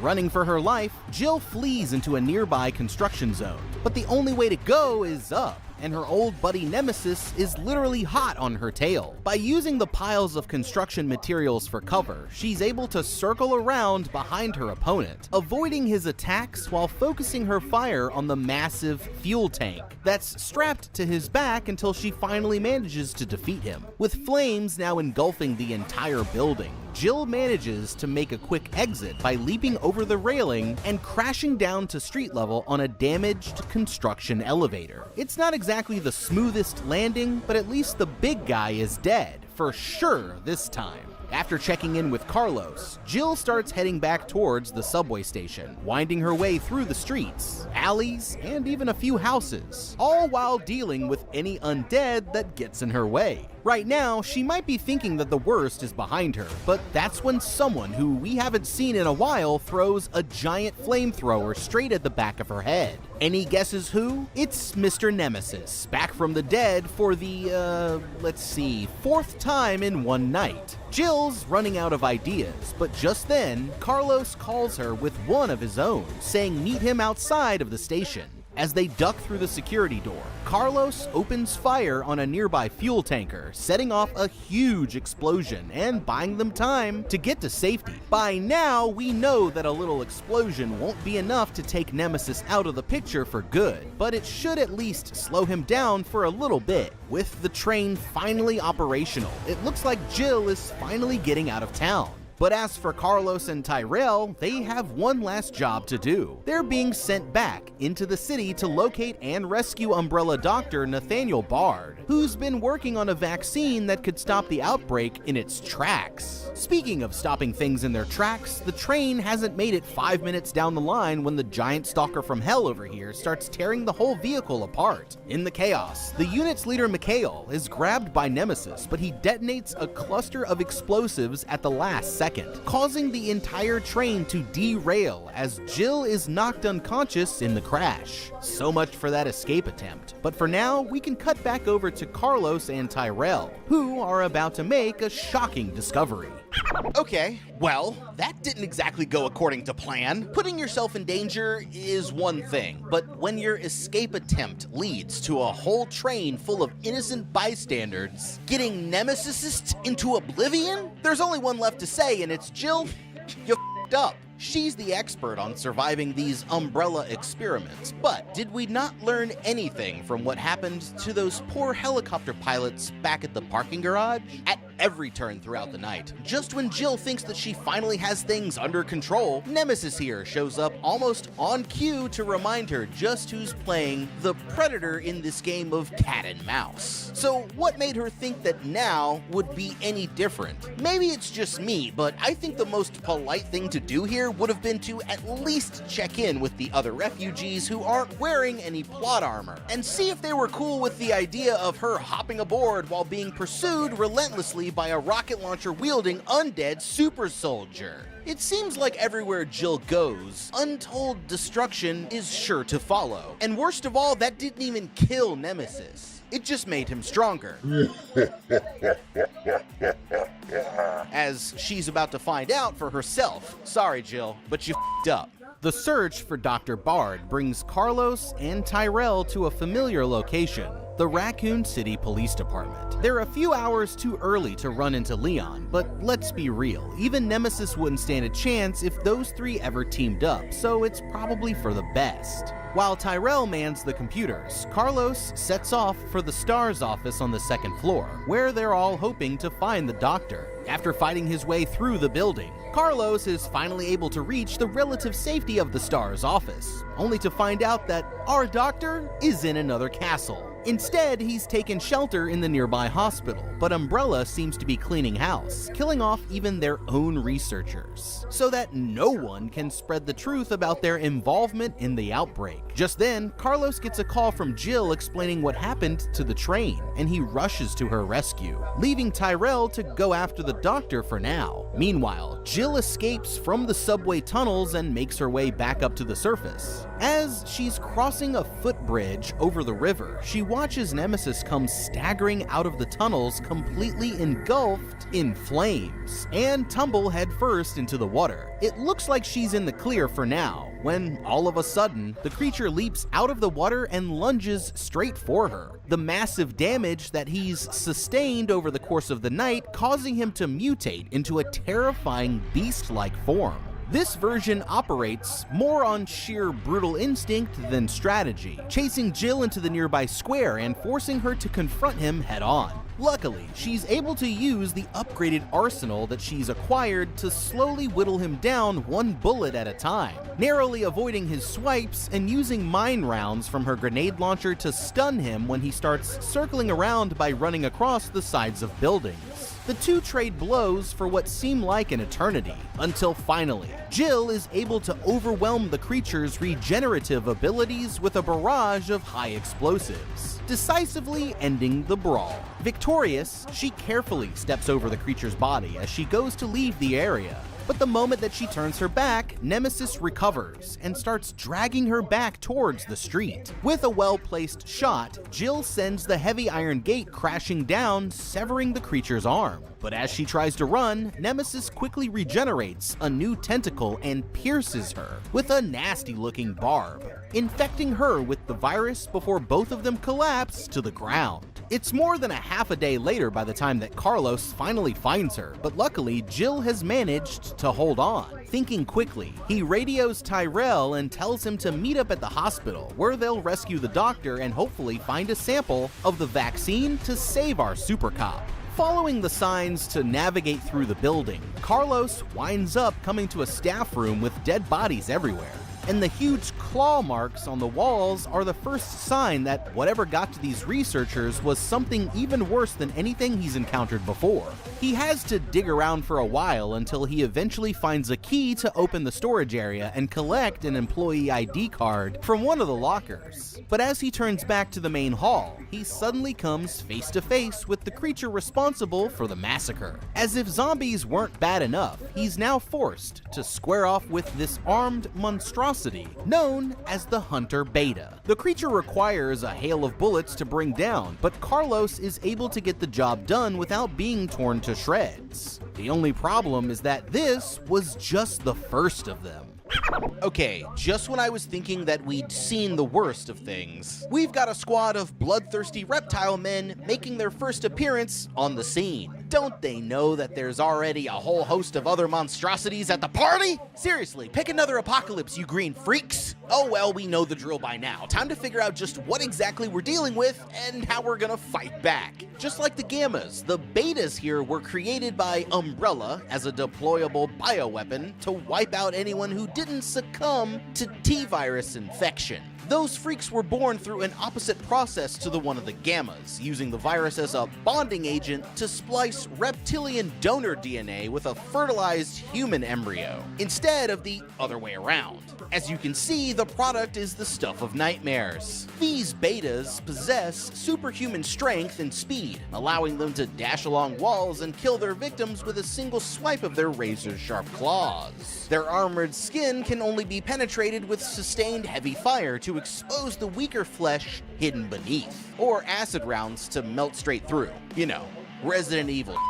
Fortunately, Carlos is well equipped to deal with these monstrosities and has a number of weapons in his arsenal that are capable of taking them down. But given just how much firepower that it takes, and that we don't know what else we might run into before the night is over, I'd still try my best to avoid getting into a fight with them whenever possible. Just like Jill, one of the biggest things slowing Carlos down is that he keeps running into locked doors that he has to find some way around. But with Jill about to become a zombie, there's really no time to waste. If I were in Carlos's position, I'd use his high-powered weapons to open up his own paths through the doors, windows, or right through the walls if possible. That way, he'll save a significant amount of time and lower the risk of being killed in a fight with any zombies or other creatures that are roaming the halls. Still hell-bent on saving the day, Carlos cuts a path through several of the hunters and even more zombies, until he's finally able to get to the doctor's lab. But what he finds there is not good.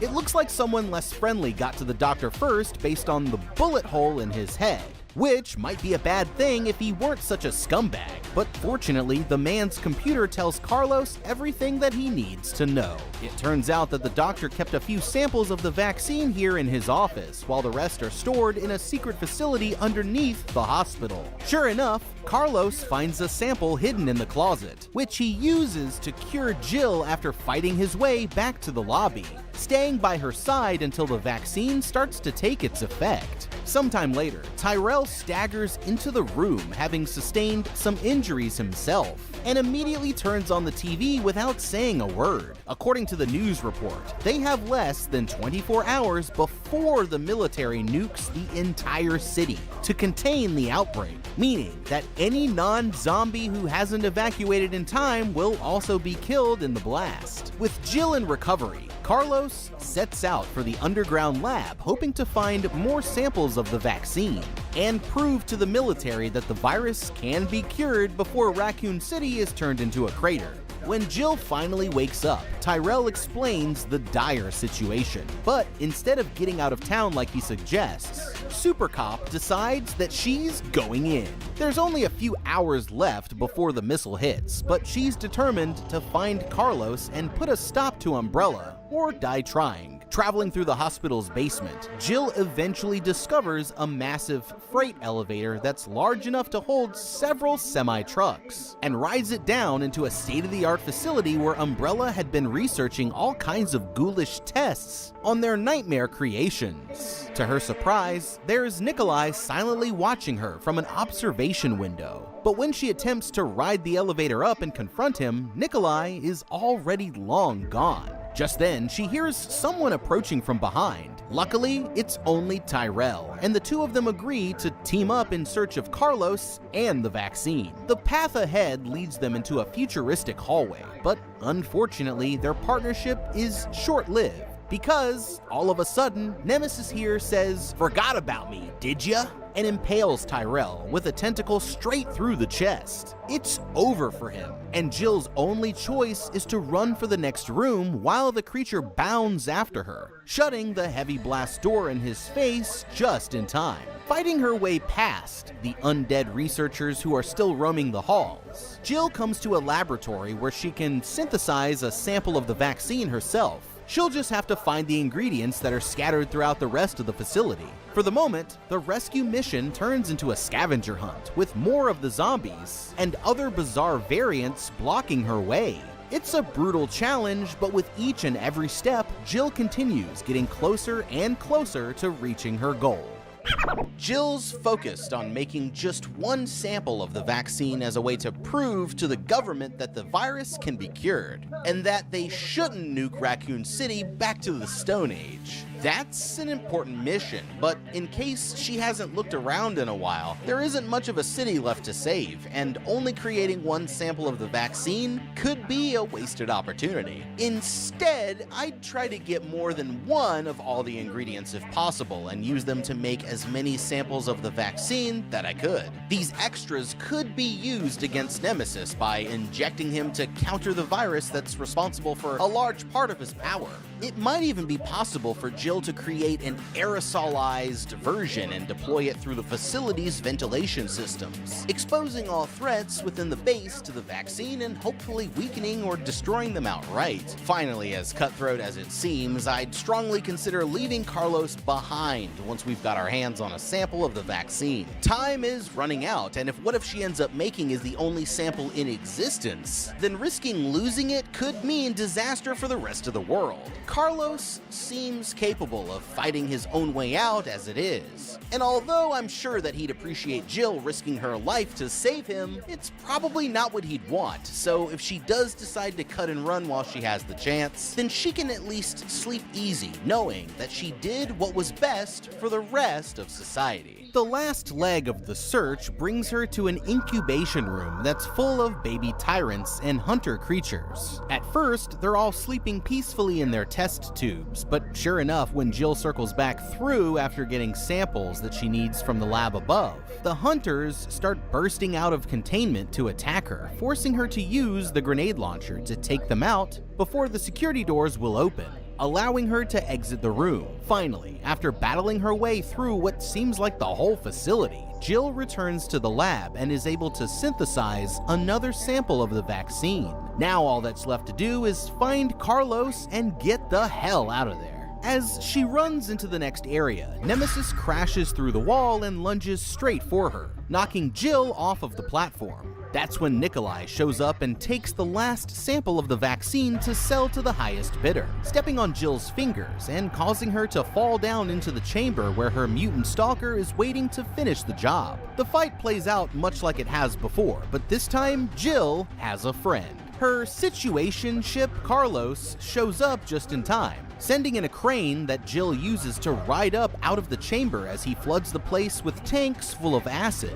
boiling Nemesis into a big puddle of goo. Back upstairs, Jill confronts Nikolai as he's trying to flee the facility, but their argument is cut off when Nemesis crashes through the wall again, in the shape of a giant blob. This thing is horrifying, but by now Jill is good and fed up. Sending Carlos after Nikolai, she uses a massive railgun that just so happens to be in the chamber to blow a hole right through the creature's mouth and straight through the heavy steel walls of the facility, finally doing enough damage to actually take the big guy down once and for all. Catching an elevator back up to the surface, Jill finds an injured Carlos lying motionless out on the helipad. Nikolai suddenly attacks from the shadow, kicking Jill to the ground and destroying the last remaining sample of the vaccine. There's only 10 minutes left until the missile hits, so Nikolai's planning to kill off Jill and see himself out. But just as he's about to pull the trigger, Carlos heroically leaps into action, disarming Nikolai and holding him still so that Jill can take the shot. Lucky for them both, Jill has good aim and takes Nikolai down while leaving Carlos unharmed. With the missile closing in, they decide to take the helicopter for themselves and leave Nikolai to his fate.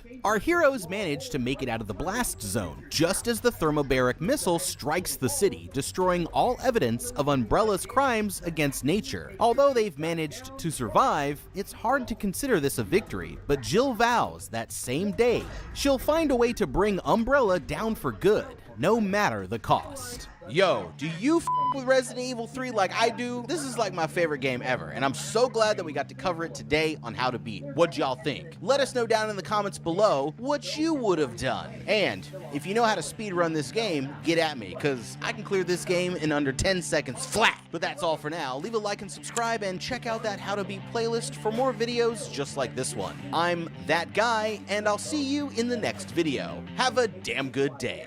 While leaving Carlos unharmed. With the missile closing in, they decide to take the helicopter for themselves and leave Nikolai to his fate. Our heroes manage to make it out of the blast zone, just as the thermobaric missile strikes the city, destroying all evidence. Oh no. Although they managed to survive, Not again. Not again. Dean with the multiple photos.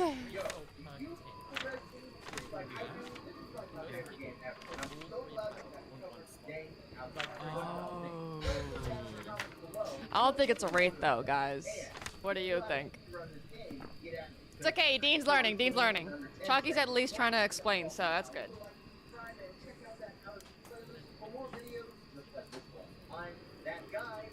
At least Chalky's trying to explain. And then depending on how many stacks on top of each other, different players like okay. That okay isn't reassuring, not gonna lie.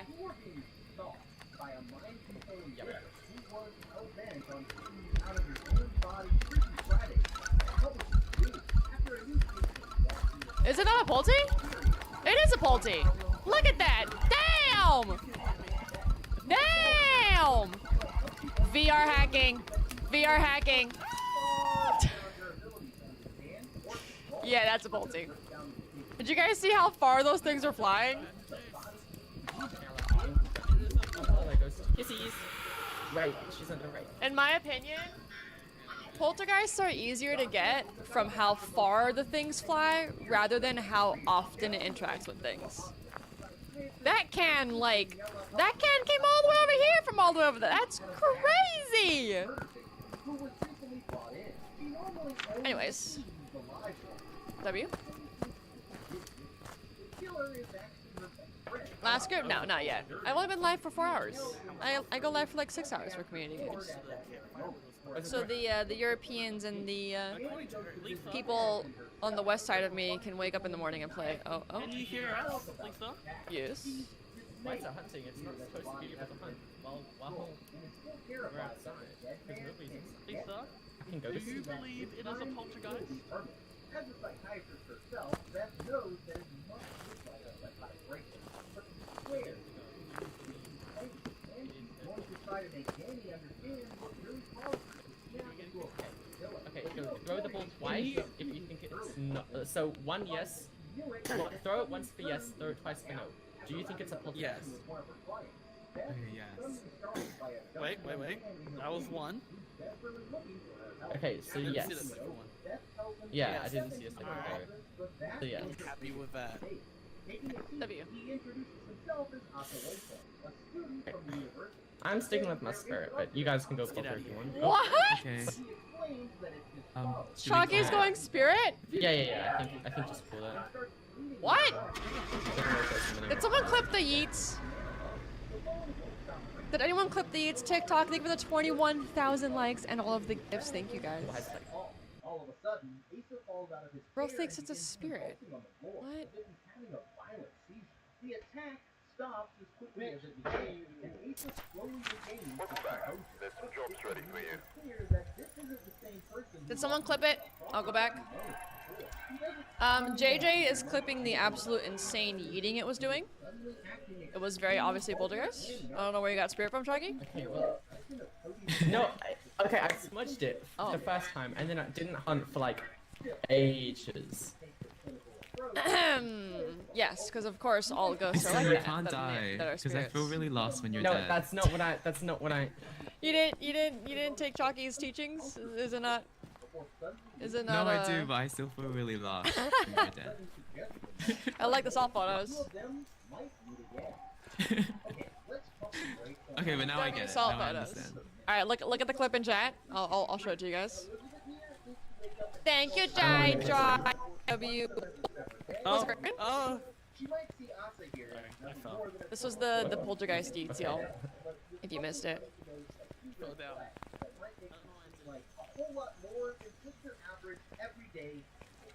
What? What do you mean? Okay, well, when I looked at I didn't see the ghost throw anything because I wasn't looking at the ghost for most of the hunts, so. Which we know is if he had general medical concern, then any old doctor would have done a trick, right? The fact that The yeet's in here though, right? The yeet's in. The yeet's in here. The yeet's in here. Is it not a polty? Look at that! Damn! Damn! I'll do slow motion for you guys. That polty was yeeting. Is it not a polty? Look at that! It is a polty. This can. Look at that! Damn! There you go. Damn! Only poltergeists can throw that far. One item. Some items fly really far for some reason, but most items, yeah. Normal ghosts will not be able to chuck it like that. Okay, well, you guys saw it? W I Spirit, didn't see right? the ghost throwing W it. Spirit? Like, I was adding for most of the hunt. Bluesdale? So. Holy crap. Let's go Bluesdale. Bluesdale? Bluesdale? Let's Let's go. go Bluesdale. Chalky.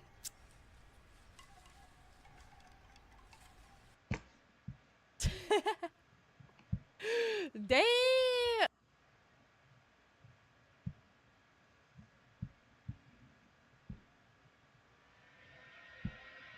If you and your friends were trying to track down a magical, mind-controlling frog, what would you do? There's a creature lurking in the woods of Ohio that defies all explanation, and when these three idiots go out hunting for it, they're about to open up a whole can of worms that they're going to wish that they'd never messed with. We're here to break down the mistakes made, what you should do, and how to beat the evil frog wizard in Frogman.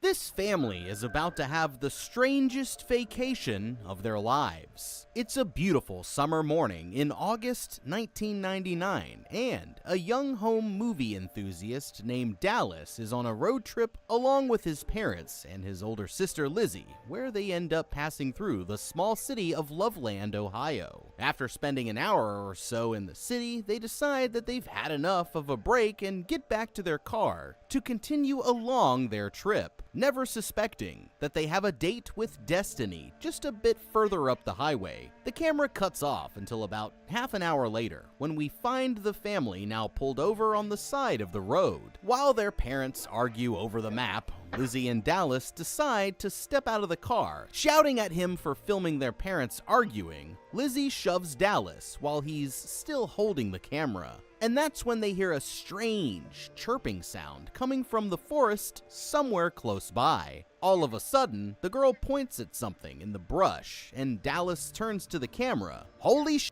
right, there it is. The Loveland Frogman. A mind-shattering creature of unknown power that can only be described as a bipedal humanoid frog, about the size of the average 8-year-old. Terrified, the kids call for their parents, but the creature has already scampered off into the forest, and although it leaves them unharmed, this brief encounter is going to haunt Dallas and his family for the rest of their lives.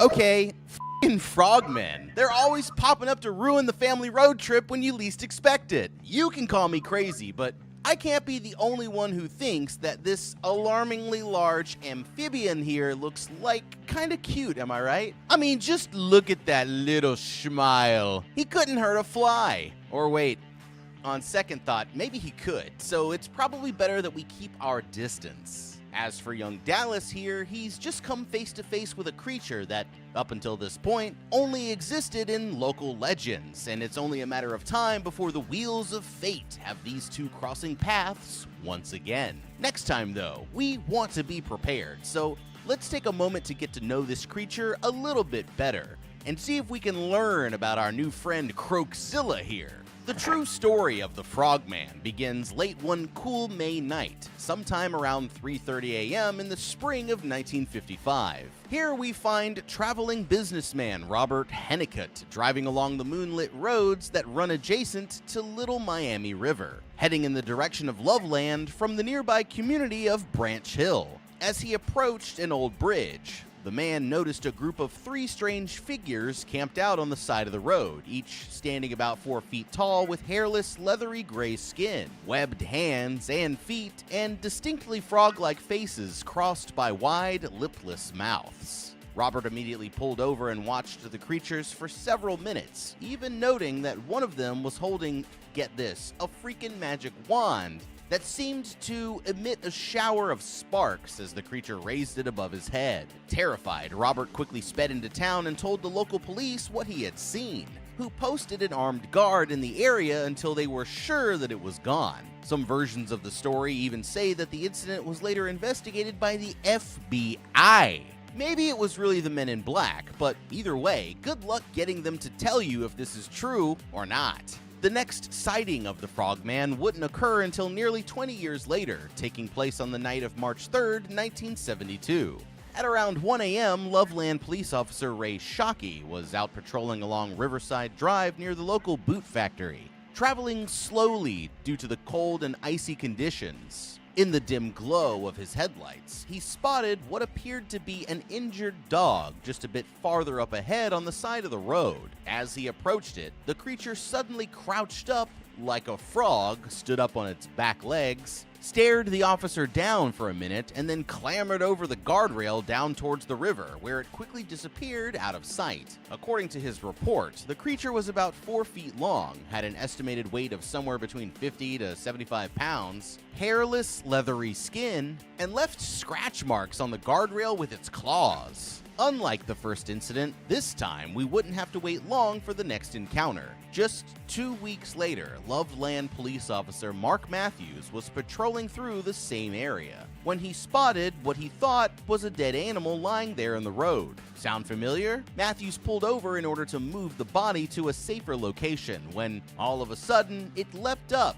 into that same crouched position. The officer did the only logical thing that one can do in a situation like this and immediately started blasting, but he missed, and the creature once again stared him down and jumped over the guardrail, disappearing into the woods. Despite the fact that, at the time, Mark's description of the creature matched up exactly with Ray's report from over 2 weeks earlier, over the years, the word of the encounter has spread, and he would claim that the incident was, quote, habitually blown out of proportion, and that the animal was obviously some type of lizard that presented no aggressive action, which is exactly what someone would say if they were helping to cover up the Frogman's existence. But don't worry, that's not the last that we'll hear from Officer Matthews. The fourth and most recent sighting of the Frogman came in August of 2016, when a young man named Sam Jacobs and his girlfriend were playing Pokemon Go at nearby Lake Isabella. At some point in the night, they claimed to have seen a giant frog that stood up on its hind legs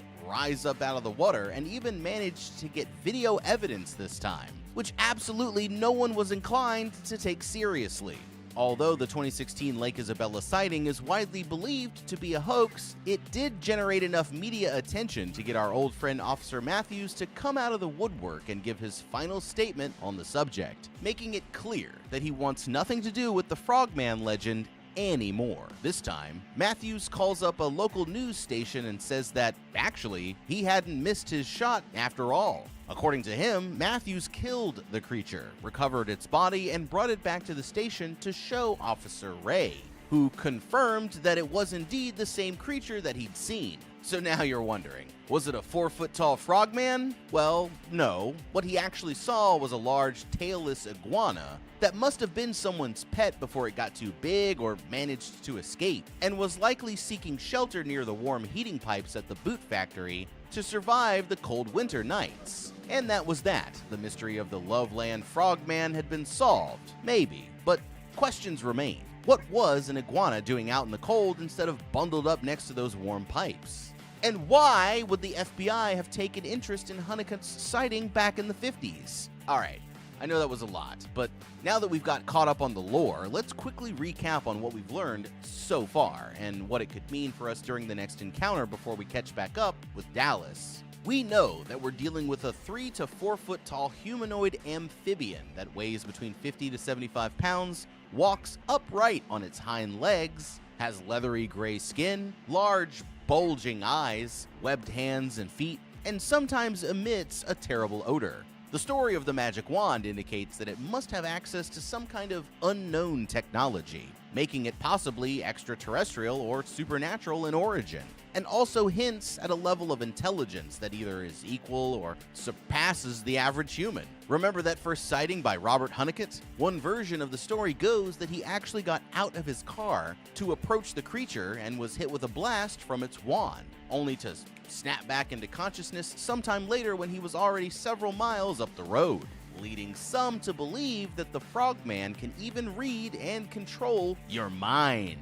Besides that, we should also expect him to have the natural adaptations of a frog, that is, if he really is a frogman and not something else entirely that just so happens to look like a frog. In a fight, we'd want to take his potentially extraterrestrial nature into account, as well as whether powers from his frog side might give him, which we'll discuss a bit later on. There's no way to tell what it wants, but Dallas grows up and decides to investigate further. And he's going to find out the hard way that the Frogman is definitely not friendly. It's up to you to choose what to believe, but as for Dallas here, he won't be able to rest until he proves that the Frogman is real. Now in the present day, we meet up with a 32-year-old Dallas watching a cryptid conspiracy type podcast hosted by some dork who calls himself Jeremy J. In the years since Dallas's encounter, his footage has taken the world of frogman enthusiasts by storm. But Jeremy and many others out there are fully convinced that the video was in fact nothing but a well-produced fake.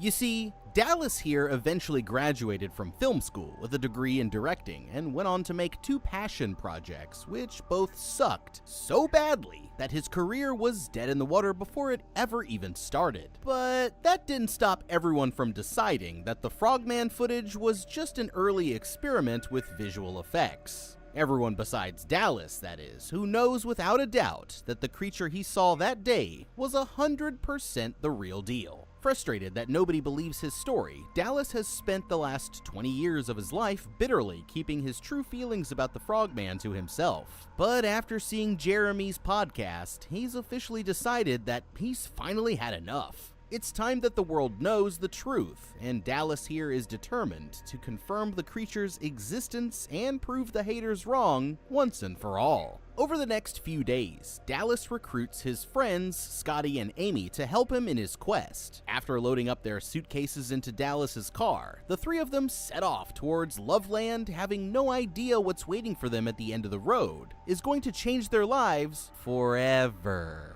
As they're heading out of town, Amy here decides that she'd rather play a character during this documentary to make things more interesting. And already, Dallas gets the sense that even his best friends still aren't taking him seriously. Amy and Scott start spitballing some ideas for her backstory while continuing to poke fun at Dallas the whole time, until eventually they settle on the idea that she's a country music singer making an album about the Frogman. The only problem is that she doesn't look the part, so the two of them pressure Dallas into pulling over at a thrift store so that they can find her a costume. While Amy and Scotty goof around, picking out her outfit, Dallas is slowly becoming more and more frustrated with their antics. And it's only the first day of the trip. What's up, everybody? I know a lot of you are always asking in the comments where I find all of these wild movies, and the answer might shock you. On the internet. But it's a special kind of internet you can't access unless you're cool and use today's sponsor, NordVPN, like I do.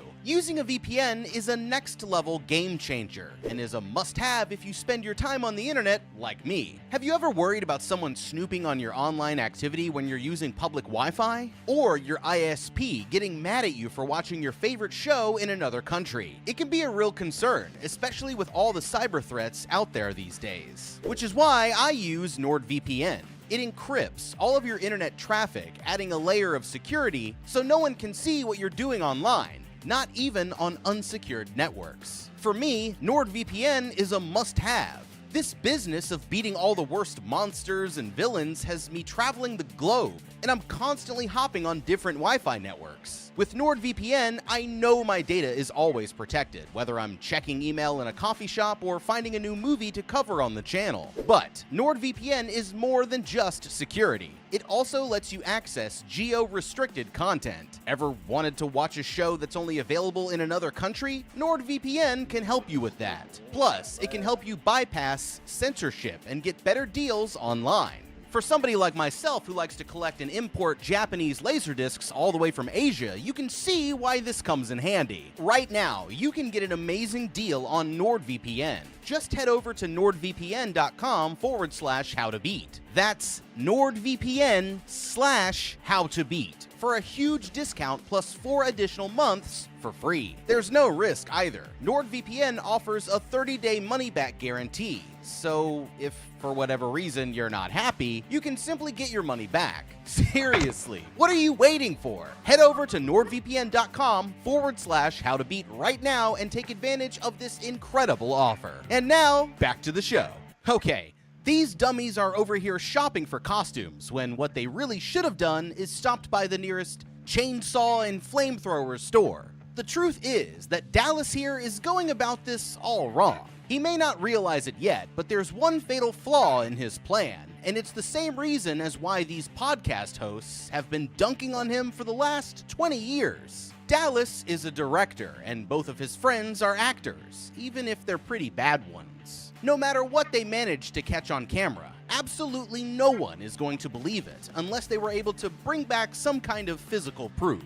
We've all seen the Patterson film and that famous picture of Nessie, but let's be real, hardly anyone out there believes that they actually prove anything. If Dallas really wants to do this right, then he needs to stop treating this like a documentary trip. Instead, he should be treating this like a hunt and try to do what nobody else in history has been able to do before. Bring back the Frogman, dead or alive. To come up with our plan, we need to take a look back at what we know about the Frogman so far. This will help us decide what kind of equipment we want to bring along, and what strategies that we're going to use to give ourselves the best chances of winning the fight. By far, the biggest threat that the Frogman possesses is his mastery over supernatural abilities, and more specifically, his ability to read and influence our minds, which seems to be connected to this magic wand that he supposedly wields. If this turns out to be true, then our best bet would be to try and quickly disarm him if we have the opportunity, since forcing him to drop the wand will hopefully cause him to lose his power.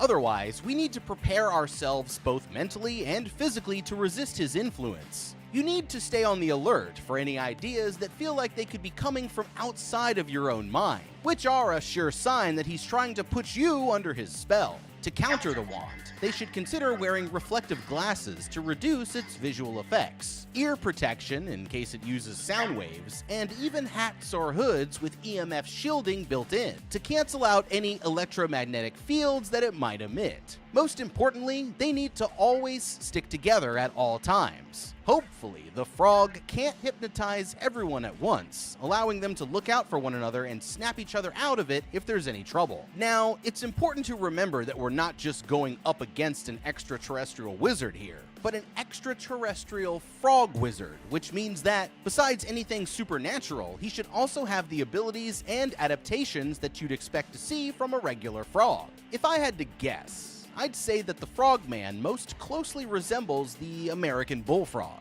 the largest species of frog that can be found in North America, and a very common sight in the area around Loveland. In general, frogs are highly carnivorous ambush predators that will eat anything small enough for them to overpower and fit into their mouths. Bullfrogs have powerful hind legs, allowing them to swim quickly and leap far distances, webbed feet for faster swimming, and camouflage to help them blend in with their surroundings, making them extremely successful predators in their natural environment. One of their most unique hunting adaptations is their long, sticky tongue, which they can fire off in about 7/100ths of a second. To counter this, the crew should bring some machetes along. That way, if one of them gets grabbed, they'll be able to chop off that tongue before it's too late. This comes with the added bonus of dealing a potentially lethal blow to the frogman, and removes that weapon from his arsenal for the rest of the fight. Large prey that can't be immediately swallowed is usually taken underwater, which gives the bullfrog the advantage of redirecting the victim's focus from fighting back to simply trying to reach the surface for air, until eventually the prey drowns. With this in mind, I would strongly consider wearing a life jacket, which would make it more difficult for the frog to pull me under in a worst-case scenario.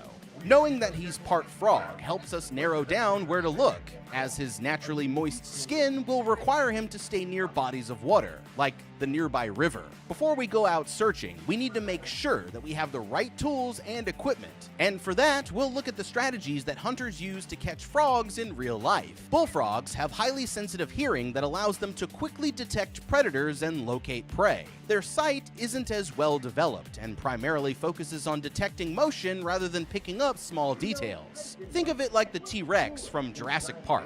He can't see us if we don't move. Frogs also tend to be skittish, and he may be scared off by a group of several adults coming after him. Taking all of this into account, it would be much better to go with the element of surprise. And this also helps us take him down without too much of a fight. The smartest thing would probably be to set up an ambush and attempt to lure the frogman into a trap. We can do this by using some of the frog's favorite food, like insects, fish, or even another human as bait. And this bait could be mixed with sedatives or poison to take him down once he eats it. Bullfrogs are also highly territorial, and since Dallas already has a recording of what the frogman sounds like, he could try isolating that audio and using it to call the creature out, as he might think that it's another potential mate or another male threatening his territory and come to investigate.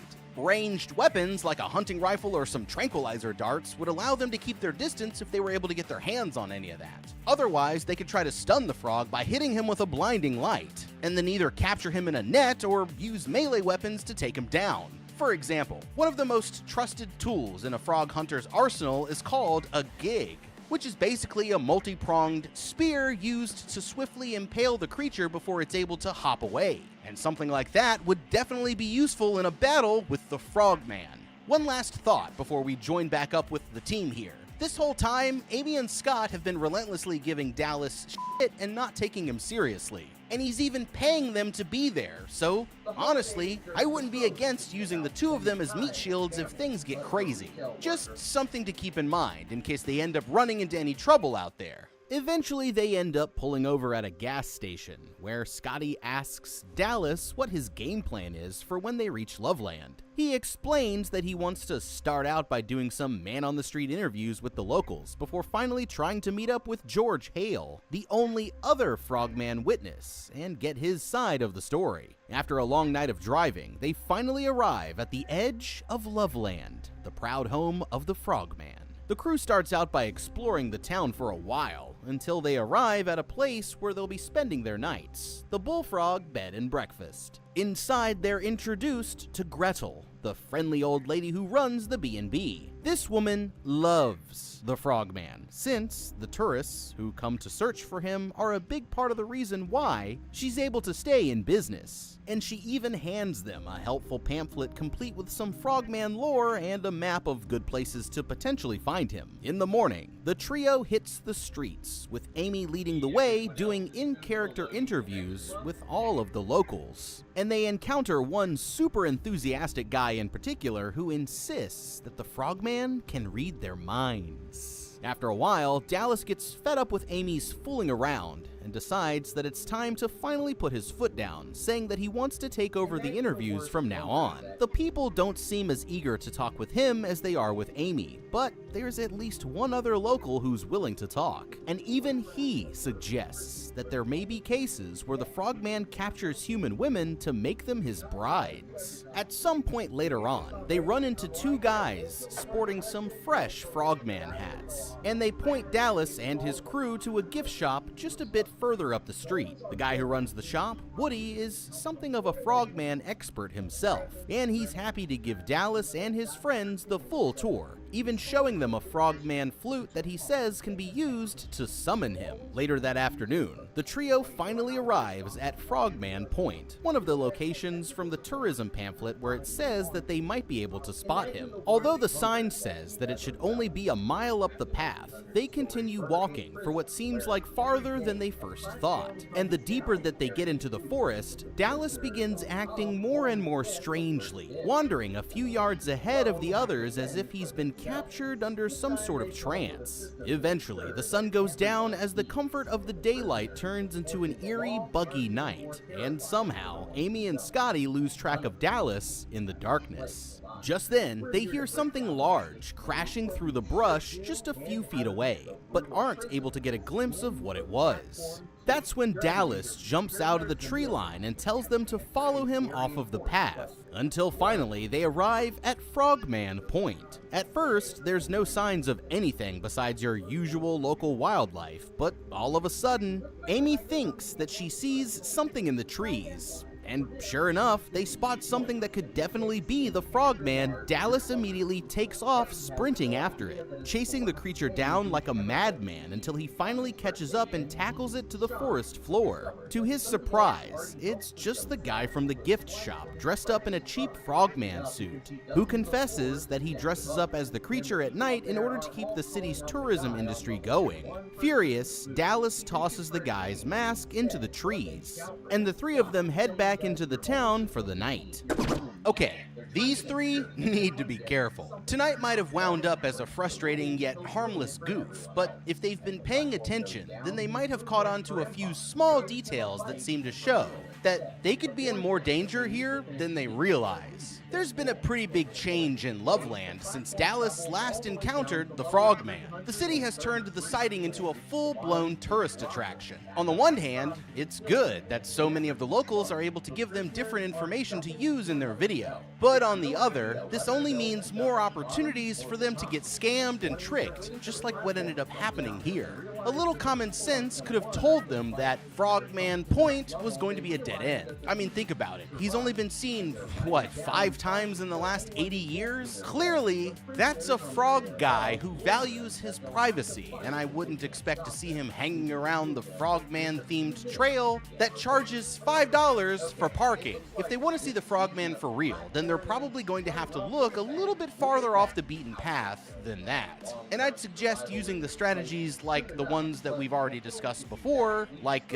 looking for low traffic areas along the riverbanks instead. Now, with that being said, there actually were a few points in the night where it seemed like they might have been coming close to the Frogman's territory. Dallas was acting really strange as soon as the sun started to go down, constantly wandering ahead of the group and randomly disappearing into the forest without giving his friends any sort of heads up. This could be a sign that he's becoming dangerously obsessed, like Captain Ahab going after his own white whale. It could also mean that the Frogman is messing with his mind. If that's the case, then I have an idea for how they might be able to cancel this out during the next encounter. It seems like the Frogman only mind controls one person at a time, so on their next excursion, I'd try bringing along one of the Frogman-obsessed locals to use as a meat shield. Like that Frogman can read minds guy who they met while they were doing interviews back in town. This trip may have led to a dead end, but Dallas won't be backing down until he gets the proof that he's looking for. And they need to be careful before all three of them end up going missing without a trace. Back at the bed and breakfast, Dallas storms up to the front desk and instantly gets in the old woman's face for trying to play him for a fool. At first, she acts surprised, but when Dallas reveals that he saw the real Frogman as a kid, her entire demeanor changes from friendly to hostile in the blink of an eye, and she tells Scotty to turn the camera off. Instead, Scotty holds the camera out of sight while leaving it running, and he gets a recording of the woman warning them to get out of town before something bad happens to them in a clearly threatening way. After getting run out of the hotel, Dallas and crew decide that it's time to finally check in with fellow Frogman believer George Hale at his countryside home on the outskirts of town. But as they're driving down a dirt road leading into the forest, they're suddenly pulled over by the local sheriff. The man immediately starts giving them a hard time, accusing Dallas and the others of causing trouble back in town, and makes it clear that he wants them out of his community right away. Reluctantly, Dallas agrees to just get him off their backs. But the moment that the sheriff is gone, he puts the car in gear and keeps driving towards George's property. They eventually manage to find the man's house, but as you might expect, he's a strange old man who values his privacy, and he's only willing to talk with them for so long. Amy compliments an old photo of the man's granddaughter, but he quickly snatches it away without explaining why the picture seems to make him so upset. George here starts getting more and more annoyed with Dallas while he's busy perfecting the lighting for the shot, until finally the two of them sit down and talk about the Frogman. Dallas starts off by asking the old man about the famous photograph that he took, and he explains how he and a friend had gotten lost while out gathering mushrooms in the woods. They decided to get the hell out of there after they couldn't shake the feeling that they were being watched. And when they got back to their truck, they saw the Frogman just a few feet away staring back at them under the glow of the headlights. According to him, the Loveland locals have mixed feelings about the attention that the Frogman brings their quiet little town. When Dallas asks him if there might be some sort of Frogman cult out there, the old man realizes that he's said too much and starts ordering them to get out. Scotty and Amy are happy to oblige, but Dallas pleads with the man to help him find the truth. And feeling sorry for him, George hands Dallas a hand-drawn map that he says will show them the way to the Frogman's lair. Whether or not they're foolish enough to seek him out is up to them.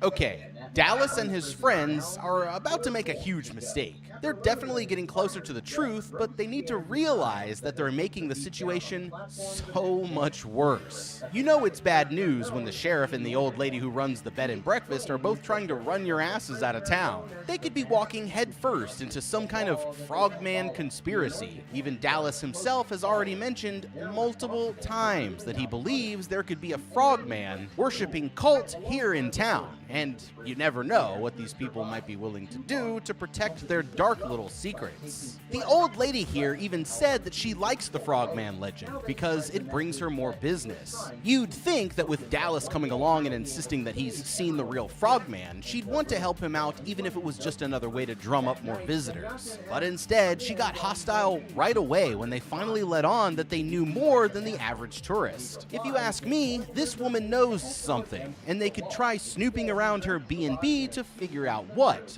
or just take her advice and quit while they're ahead. Worst of all, they're actually about to go back out into the woods again with absolutely no supplies. They really ought to stop to at least get some flashlights, charge their phones, and definitely grab a weapon or two. On the bright side, they have George's map, and now that the heat is on them back in town, they could always head home, catch their breath, rearm, and get back out there once the situation cools off a little. After all, hunting the Frogman is going to be difficult with a secret cult trying to chase you out of town. But we already know that Dallas isn't stopping until he gets his proof. And soon, they're about to have the most insane encounter yet. It takes some convincing, but after finally getting the others to agree to join him, Dallas follows the road as far as it will take them, and then grabs his tent as they set off on foot into the woods, telling Scotty to keep filming no matter what happens. The trio wanders along the trail for several miles in the pitch darkness, and Amy is growing more nervous with every step. But just when she's starting to get really concerned, Dallas shouts that he's found something. They discover what appears to be some kind of green ooze clinging to the bark at about shoulder height. And although Amy thinks that it must be some kind of tree sap, Dallas insists that it's their first sign that the frogman is somewhere nearby. For some reason, Scotty thinks that it would be a good idea to go ahead and touch the stuff. Dallas finds a place to set up camp, and after pitching their tent, he starts trying to light a fire, but can't seem to get it started since the wood is so damp. Annoyed, Amy shouts that she'll go find some that's dry, and immediately wanders off by herself into the forest. Seeing this as a chance for Amy and Dallas to finally open up to each other about how they really feel, Scotty decides that he's going to take a nap in the tent so that his friends can have a little alone time. But instead of finding Amy, he whips out the frogman flute and starts playing a little tune in the hopes of bringing the creature back to them. Immediately, all of the frogs for miles around start going crazy, and Dallas rushes back to the tent, telling Scotty that he's found something. With Scotty running the camera, Dallas leads him to a spot where he's actually discovered a giant frog-shaped footprint in the mud. Thinking that it's a trick, Scotty storms back to the tent, but when they get there, they find more of the frogman ooze on the door flap. This can only mean one thing: the frogman must be close, and now they finally remember that they haven't seen or heard from Amy in a suspiciously long time. Dallas ends up finding her not too far away, but for some reason she's completely unresponsive. Finally, Amy snaps out of it, but she's badly shaken up and seems to have lost track of time. Just then, they hear a deep croaking noise coming from somewhere nearby, and Dallas takes off running towards the source of the noise with the others desperately trying to keep up with him. They manage to catch up just as Amy's cell phone dies, forcing Scotty to switch from the camcorder's night vision over to flashlight mode, but when he does, there's the motherfucking frogman standing right behind them. Horrified, the three of them scream and start running for their lives in different directions deeper into the woods. Unfortunately for Scotty, the frogman decides to go after him next, and while he's hiding in a small dip in the ground, the creature grabs the camera with its sticky tongue and can be heard covering Scotty himself in more of the disgusting ooze. Okay, well, I guess they got that proof now. But seriously, these three couldn't have handled this situation any worse if they tried. There you have it, folks. 3 grown-ass adults with time to plan and everything, and they just lost a fight to a 4-foot-tall frog. That's honestly embarrassing, but more importantly, it was easily avoidable. And this one goes out to all 3 of you guys when I say, you f***ed up. Now, if Dallas here really believed his own story, then he was going out into these woods with full intentions of encountering a mind-controlling frog. And now he knew there was a dangerous cult after them, but somehow they still made the single biggest mistake that it's possible to make: splitting up. Never split up. Unless, of course, you're using other people as meat shields, which actually worked out great for Dallas here at least. But as for the others, not so much. If rule number 1 is never split up, then rule number 2 must be never touch unidentified ooze in the woods. I'm looking at you on this one, Scotty. Who the fuck sees some giant frog slime on a tree and thinks to themselves, you know what, let me stick my hand in it? That might be why the frogman decided to chase you. And if you'd been paying attention, then you would have known that frogs see motion and have good hearing. So instead of running and screaming, what you really should have done is hide and stay quiet. But it's a little too late for that now, I guess. The group officially has concrete proof that the frogman can use mind control after what happened to Amy. But now they can't even trust her or even themselves if he can hypnotize you like that, since they'll never know if they have the frogman on the run or if he's just luring them into another trap. Like we said before, no one is going to believe them anyway, even after all of this. So if we're being honest about things, then these 3 seriously just need to go home while they still can. There's no telling where things are going to go from here, but one thing is for sure: Dallas, Amy, and Scotty, you all worked up. Somehow Scotty manages to get away, and after meeting back up with the others, the three of them decide to run back to Dallas's car. Suddenly, they spot the Frogman staring at them through the moonroof.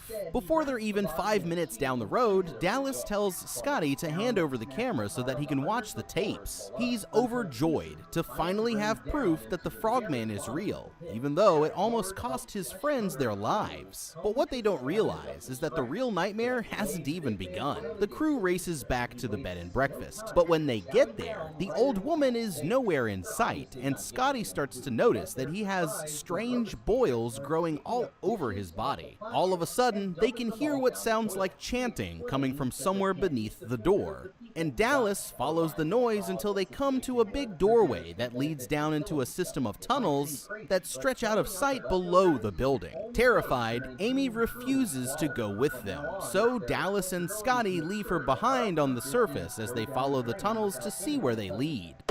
Okay, they're not seriously about to split up again, are they? I'm sorry, but the last thing that they need to do right now is get involved with whatever's going on down in those catacombs, especially after the close call that they've already just had. If they're going to insist on going down there, then they should at least bring something like a marker from behind the front desk or some paint from the maintenance closet to mark their path so that they don't get lost, a flashlight in case their camera loses power, and for the love of Frog, please bring some weapons. Of course, they could just wait here for the lady to come back up, but what's the point of even getting more involved at all? Scotty needs to get to a hospital. Amy might need therapy, and Dallas was lucky enough to at least escape unarmed with his footage. And even he has 2 other witnesses now. It's time to get out of town while they still have the chance. But after what they're about to see down in these tunnels, none of them are ever going to be the same again. After wandering through the darkness for an unknown distance, they eventually arrive at a large open chamber where they find a group of hooded figures surrounding a young woman who's screaming for help. But suddenly, her expression turns blank and she falls completely silent. From their hiding place, Dallas and Scotty are able to recognize the old woman from the bed and breakfast as the group's leader, and she's reciting a strange prayer that seems to be calling for the Frogman to make their victim his next bride. That's when their camera begins to glitch out as the Frogman himself emerges from out of a dark tunnel and makes his way towards the center of the group. Suddenly, a shot rings out, and the Frogman disappears into the darkness. It's George, having disguised himself as one of the cultists to sneak into their ritual, and Dallas and Scotty take off running blindly into the tunnels as the situation escalates into total chaos. As they run, they're nearly cornered by one of the cloaked figures, who removes their mask to reveal that they're actually some kind of horrific human-frog hybrid. But the 2 of them manage to escape. They wind up running into Amy, who came when she heard the sounds of them screaming, but now the 3 of them are hopelessly lost. While making their way back to the surface, they stumble across a chamber full of giant egg sacs, and when Dallas opens one up, he finds George's granddaughter trapped inside, but she ends up giving birth to some kind of horrific frog baby right before their eyes. At that very same moment, Scotty begins to fully transform into a frog zombie himself. Dallas and Amy decide that their only choice is to run for their lives while they still have the chance. Before they can get far, the Frogman himself corners them in and blasts Dallas with his wand. But Dallas is able to resist the visions and snap himself back into reality. As he comes to, he sees the Frogman dragging Amy deeper into the tunnels. But he picks up the creature's wand and hits him with a taste of his own medicine, stunning him for long enough for them to get away. The 2 of them eventually run into George, who leads them back to the surface, but he refuses to leave without his granddaughter, and descends back into the tunnels to look for her on his own. After wandering back to the side of the road, they spot a town not too far off in the distance, and Dallas still somehow considers this a win, but Amy collapses on the ground out of pure terror and guilt of leaving their friend behind. In the end, the police and pretty much everyone else in the world still doesn't believe Dallas's story. Scotty and George are never seen or heard from again, and Dallas and Amy eventually go their separate ways. The creature is still out there somewhere. Dallas goes on to turn the footage into his first feature film, and although it becomes massively popular, everyone still believes that it's just a story. As he sits backstage waiting to meet the audience after the film's premiere, Dallas draws the Frogman's wand from his pocket and thinks that just maybe he can use it to prove the Frogman is real after all. But what would you do? Personally, if my friends dragged me out into the middle of the woods to look for something called the Frogman, sign me up. You know, I'm all about that creepy pasta. And if you're telling me that there's a bipedal frogman that walks around in the woods and you know, like spits on you and shit, I mean, hell yeah, sign me up. I would get super baked and give the Frogman a hug. You know what I mean? I love the Frogman. I love you, Frogman. I love you. But what would you do? Seriously, let us know down in the comments below. Thank you so much for watching. Leave a like and subscribe, and check out that How to Beat playlist for more videos just like this one. I'm that guy. I'll see you next time, and have a damn good day. Someone standing guard over the food. If they do this every day, then they'll end up with 30 prisoners clustered at the bottom of the tower by the end of the month. But if they divide themselves up between the bottom 3 floors, they can avoid overcrowding and get us to a much perfect system much faster. They'll have to work out the kinks, of course, but as long as the loyalists are keeping an eye on everyone and enforcing the rules, they can eventually switch over to a better system that would be much more fair for everyone's long-term survival. Plus, the more loyalists that survive each month, the less new prisoners get brought in, until eventually almost everyone in the tower will be on board, and the process can flow much more smoothly. So, for now, it's in P's and Z's best interests to keep playing by the rules and try to make the food-sharing revolution as successful as possible. The next time the food comes down, Harempon starts dumping out the dishes just like they were told, but her friend sneakily steals a bite of someone else's meal while she has her back turned. The woman decides not to confront him, but there's at least one guy on the floor above who's paying attention, and there's no way to tell if he saw it or not.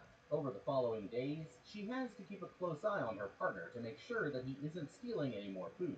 She's trying to keep the peace and spread the message to the people on the floors below, but every time she lets her guard down, more food seems to go missing, and Zumiatin here keeps blaming it on the ones above them.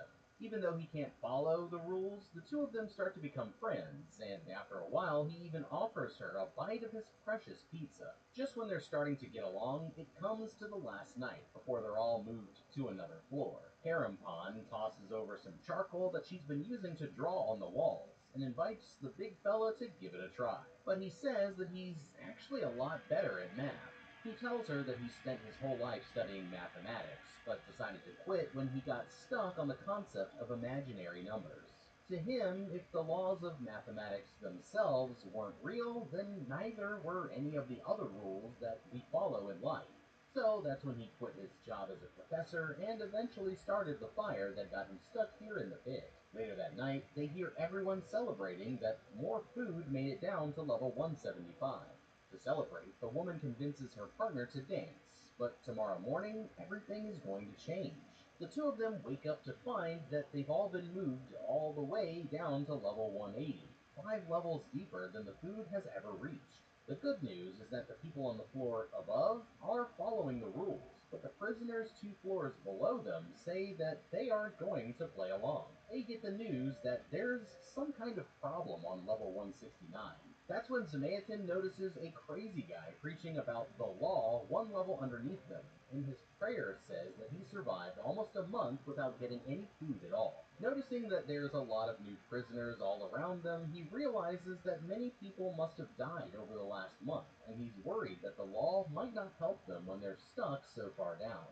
Sure enough, the platform comes down completely ransacked by the new prisoners, and it might be a while before they get a chance to eat again. Several days go by with nothing for them to eat, and Zumiatin starts coughing up blood as his medical condition steadily gets worse. One day, a severed head comes falling down through the hole, and the people above say that it's the Anointed Ones, finally getting rid of the troublemakers, but they still have a long way to go. Finally, they get the news that the Loyalists have made it all the way down to level 167, but that doesn't mean that they're safe just yet. The Anointed Ones are still looking to hand out punishments for the prisoners who broke the rules last month, and it turns out that the fat guy from 24 is on their list. Thinking quickly, the woman lies and says that they were on a different floor, and he's lost too much weight for the others to identify him. but they both know that they can't keep it a secret for very long. Instead, her plan is to cover for him until the loyalists are gone, and then do whatever it takes for the two of them to survive, lying down on the bed to show that she'll protect him. Okay, this guy just screwed them both over beyond belief. And now Parampon has to risk her life to protect him. I hope that extra hot pocket was worth it, because Zamayatin, you up, my boy. Outside, you had a good job with a wife and kids, but you threw it all away because you let imaginary numbers give you an existential crisis. Next time, just take a break from the classroom and go touch some grass. Buy a nice car, go on vacation, anything besides letting your life spiral so far out of control that you end up in the most horrifying prison ever devised. All you had to do was resist the urge to eat other people's food.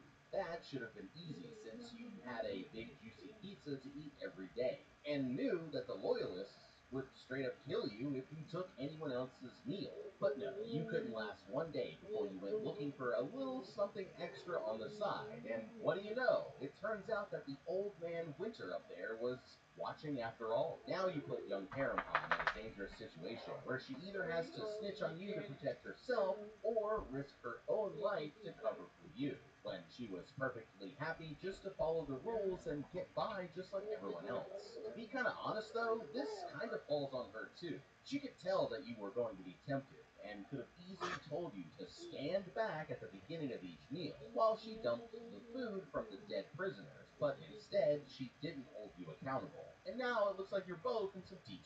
But I guess the situation looks a little bit different when you're 180 levels down, huh? Now maybe you're seeing the bigger picture, but at this point, you might as well just start singing Justin Bieber, "It's too late now to say sorry." I wouldn't want to be you when those anointed ones show up, so sorry Z, but it looks like you up. That night, Parampon wakes up to find her partner standing at the edge of the pit, telling her to stand back. He says that he doesn't want her to get killed for trying to help, so he's decided to take accountability before the anointed ones show up. His last request is for her to tell his kids that he did the right thing in the end, before taking out his lighter and falling over the edge, making 2 down, with 3 more to go. Another month passes, and this time when Parampon wakes up, she finds herself with a new partner on level 51. As the people beneath the floors start to talk, they discover that everyone down to level 71 is either a team player or a new prisoner. Parampon gives her partner a breakdown of the rules, thinking that she must be one of the newbies, but the truth is that she actually knows a lot more than the woman might think. The food comes down for the first time, but it looks like some of the new prisoners are not obeying the law. They've got troublemakers on level 46 and another problem somewhere higher up. But luckily, there's an anointed one up there who's going to... The 3 for me, only at Chili's, now serves up the all-new Big QP for just $10.99. And that's 85% more beef than some quarter-pound burger. Yeah, hey, fast food, this is how you value me. This Chili's 3 for me is the best $10.99 you can eat. Make it Corpay One and done smarter. The one card that fills multiple roles, which means you only need one account for your fuel, business, and vendor expenses. Visit CorpayOne.com today to learn more. I don't have to send. I want us to be a family. Shadow Force came with one rule: no one moves. We bow down just now. Show me what you got. Shadow Force, AR, only Peace Friday.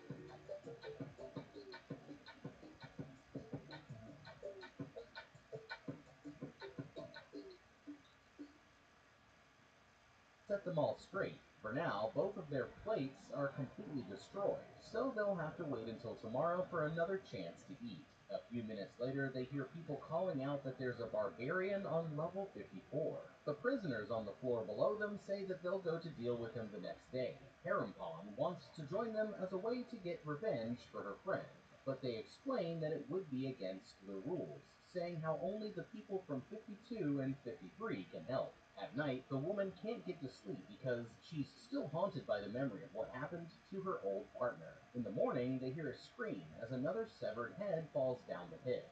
and the people above them start cheering that the Anointed One is kind of a brutal man known as the Dagon Babi. This guy doesn't spare anyone, and Parampan can tell that something about the news makes her partner nervous. This time, when the platform goes down, her partner flips over her bed, grabs a metal bar from the bottom, and climbs onto the platform, tossing a bar over Parampan.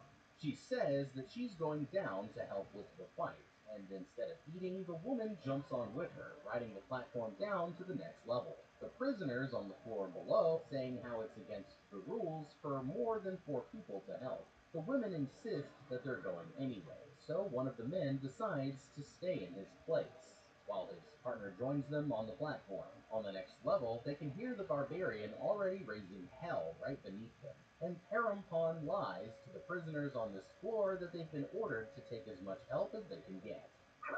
Okay, these two are making a big mistake. Parampan here literally just got herself out of trouble, but now she's already breaking the law once again. And I don't know if that's the best idea after seeing what happens when you get punished. She's kind of screwed either way, because when the Anointed One comes down, there's still a chance that they'll figure out she covered for Samaritan. This puts her in a tough place, but the way I see it, going down to fight will only make things worse. Even if they win, they'll still have to deal with Dagon Babi and his people once they find out what they did. But if she stayed put, then all she'd have to do is play cool for the 2 minutes that he was in her cell, and then she'd be safe again for the rest of the month. By now, they're probably past the point of turning back, so our only option is to work with the situation we've got and try to salvage things from there. But first, they have to survive this fight. Their biggest advantage is going to be their superior numbers, since they have their opponent outnumbered 5-1.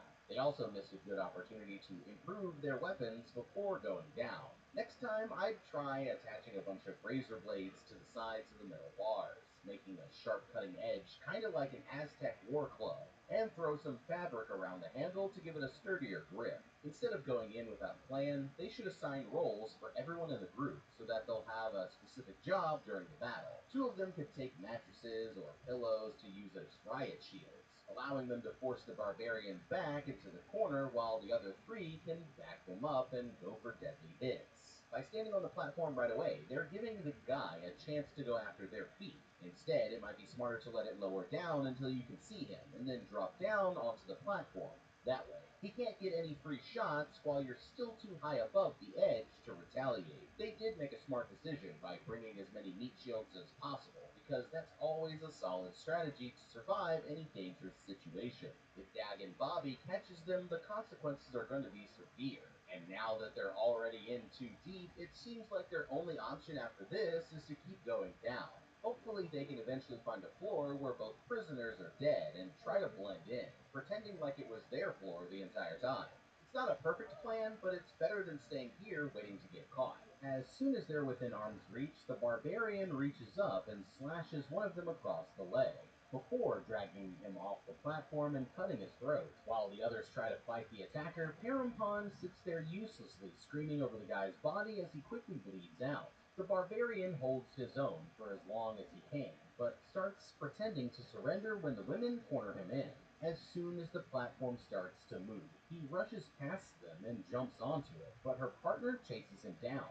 Seeing that she's in trouble, Parampan comes flying down from above with a nasty 2-footed kick straight to the spine. The old man on the next floor rushes in to help them, but ends up getting shanked several times in the kidney until finally she manages to knock the guy down with a single strike to the back. She's about to finish him off, but changes her mind at the last second when the guy explains that he's just trying to survive, and he rolls onto the platform as it lowers down, leaving the woman and her partner behind. Later that night, while she's bandaging up her injuries, her partner explains that she's actually been in the pit for around 6 months. She and her partner Takashi used to follow the law and never caused any trouble, until one time they came across a man who was about to die of starvation. To save his life, they gave the man some food from a dead prisoner's dish, but it wasn't long before Dagon Babi heard what they had done, and he was not happy. When it came time for their punishment, Kakashi tried to resist, and she even blinded the man during the fight, but it was no use. After taking the woman's arm, he tied her partner to the platform and sent her down to the lower levels, where she was quickly eaten alive by the starving prisoners below. She's terrified of what might happen if they run into him again, but that's when the woman reveals that she actually has a plan to escape. At the end of each month, the guards knock everyone out with gas to reset the prison. She's heard that one of the prisoners has an item that can help them resist the gas, but the only way to find it is to keep going down. In the morning, they look up to see a naked man strapped to the bottom of the platform with his guts sliced wide open. Her partner knows that Dagon Bobby is on his way, but she thinks that he'll have to stop at level 46 before he gets to them. So it's going to be their last chance to ride the platform down. The girls get ready to make their move, but there's just one problem. As the platform reaches their level, they're horrified to see that the man and his supporters are still on board, and they immediately take over the entire cell. At first, the man acts like he's grateful for what they've done and rewards them with permission to drink as much wine as they want. But things change as the platform starts to go down, and his followers hold everyone back so Dagon can give out their punishments.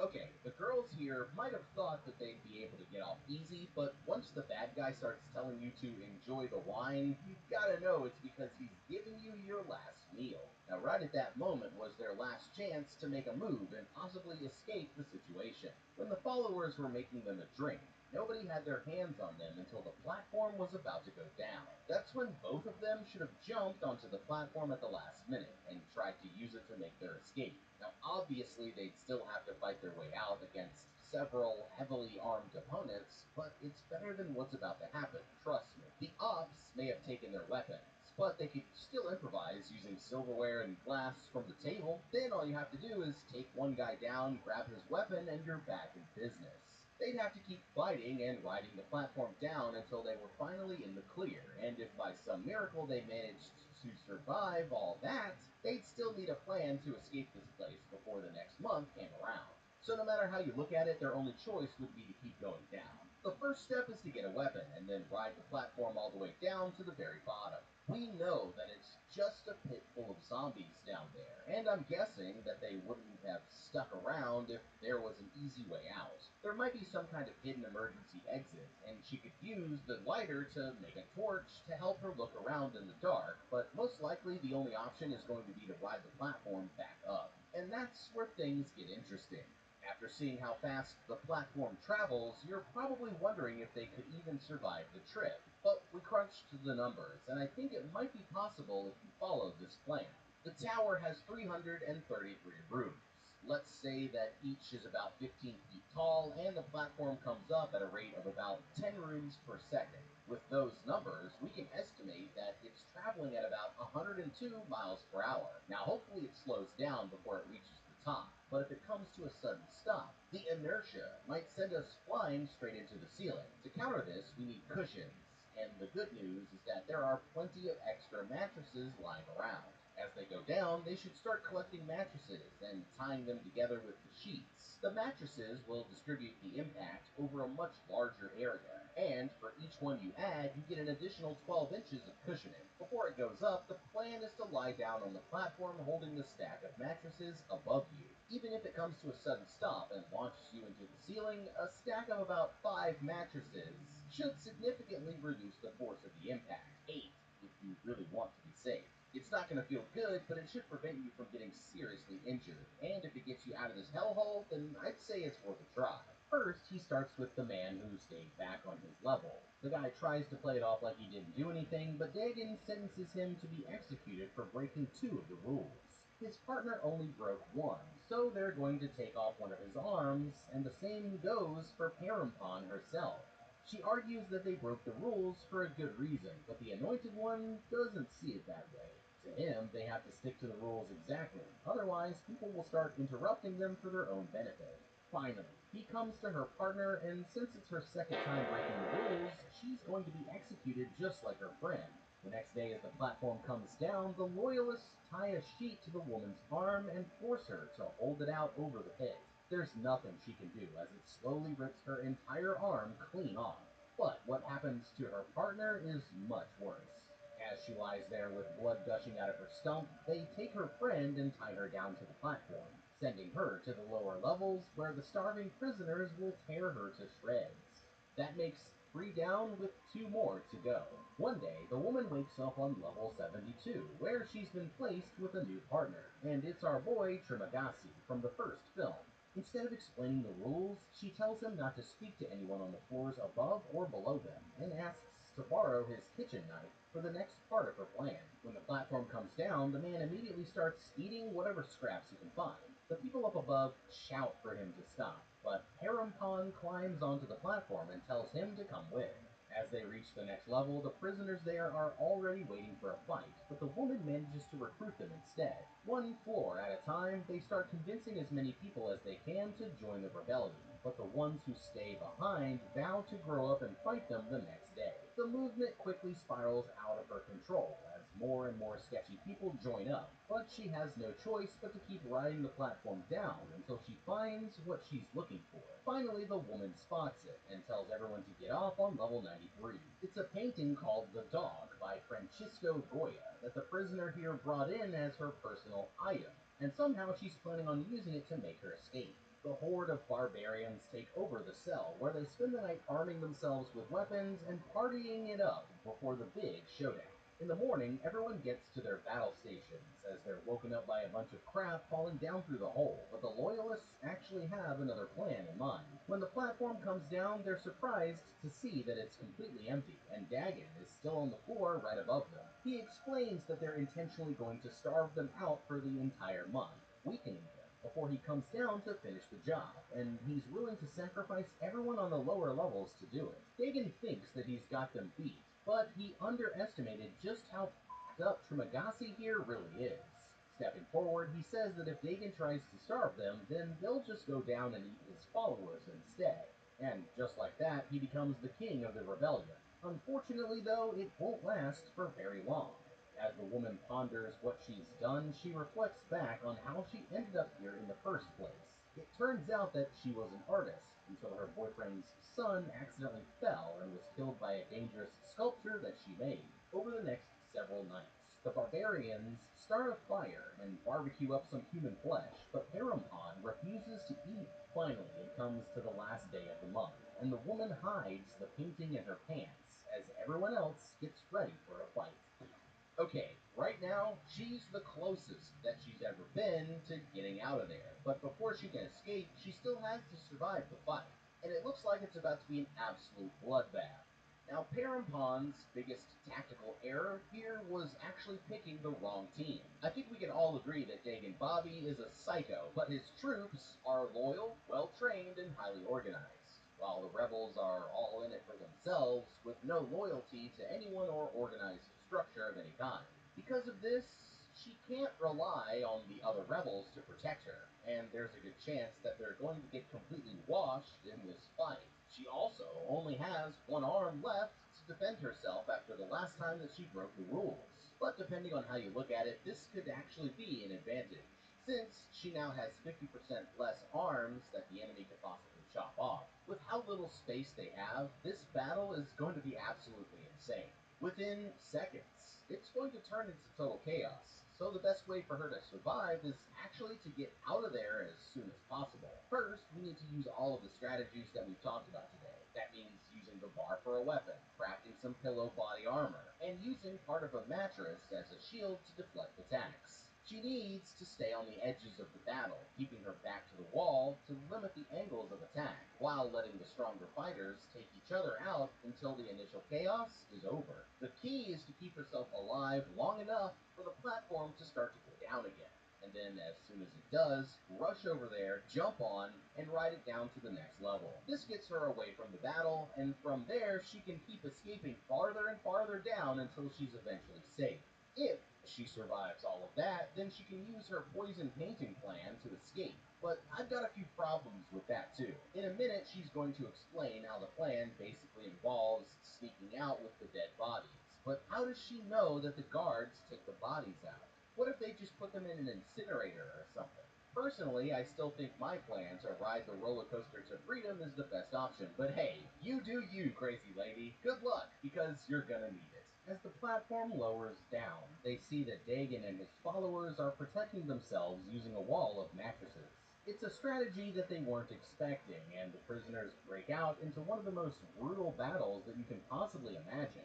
Parampon takes cover in the corner as the body parts and bodily fluids start flying through the air, with the prisoners literally tearing each other apart. One prisoner battles his way through the carnage and collapses on top of Parampon, but the old man passes her the knife from under the bed, and she shanks him in the neck just in time. Crawling under the bed, she hides out with the old man until every single person in the cell is dead, and the only one who's still breathing is Dagon Bobby himself.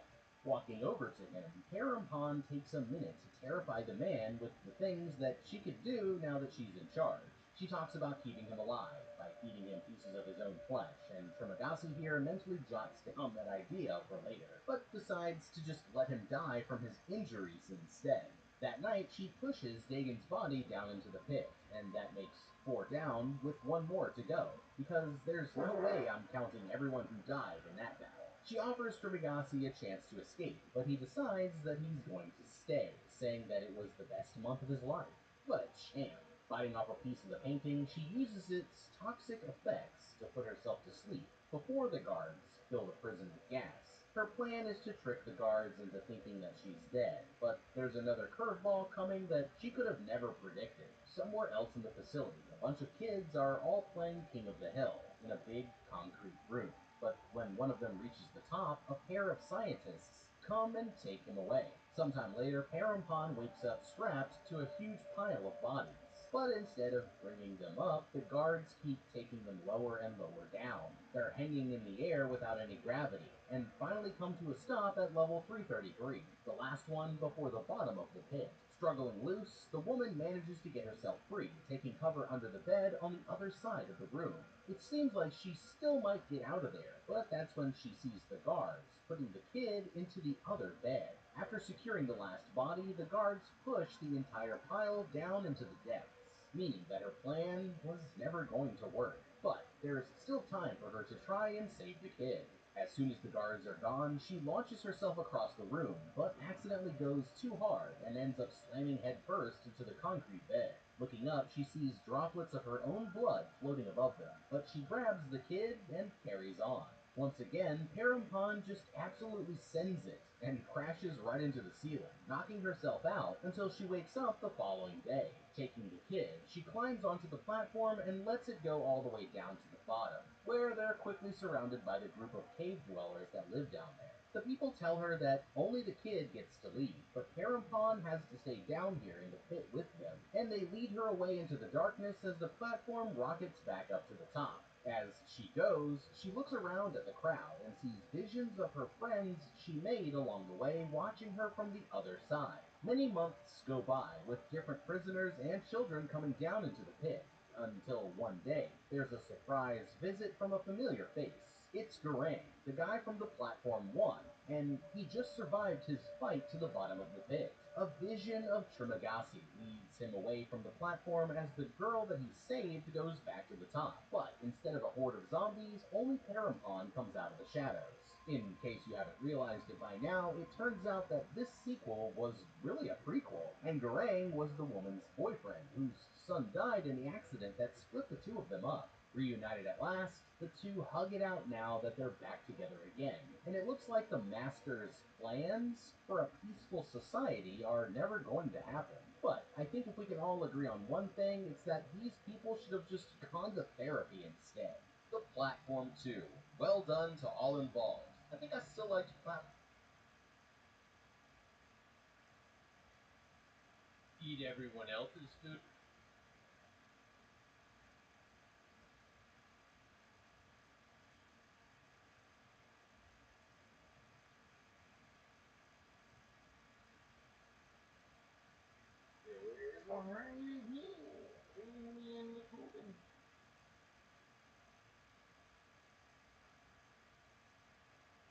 Be on it.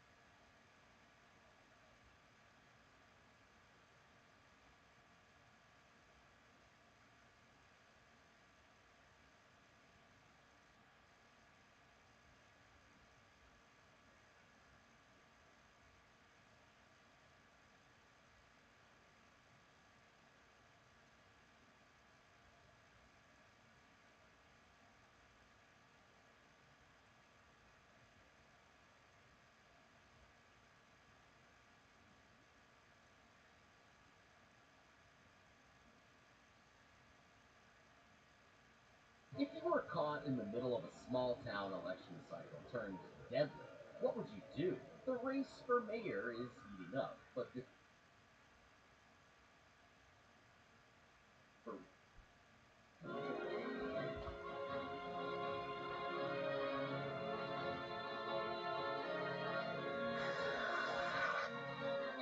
Ice cream cake makes everything better. Baskin Robbins, seize the yay.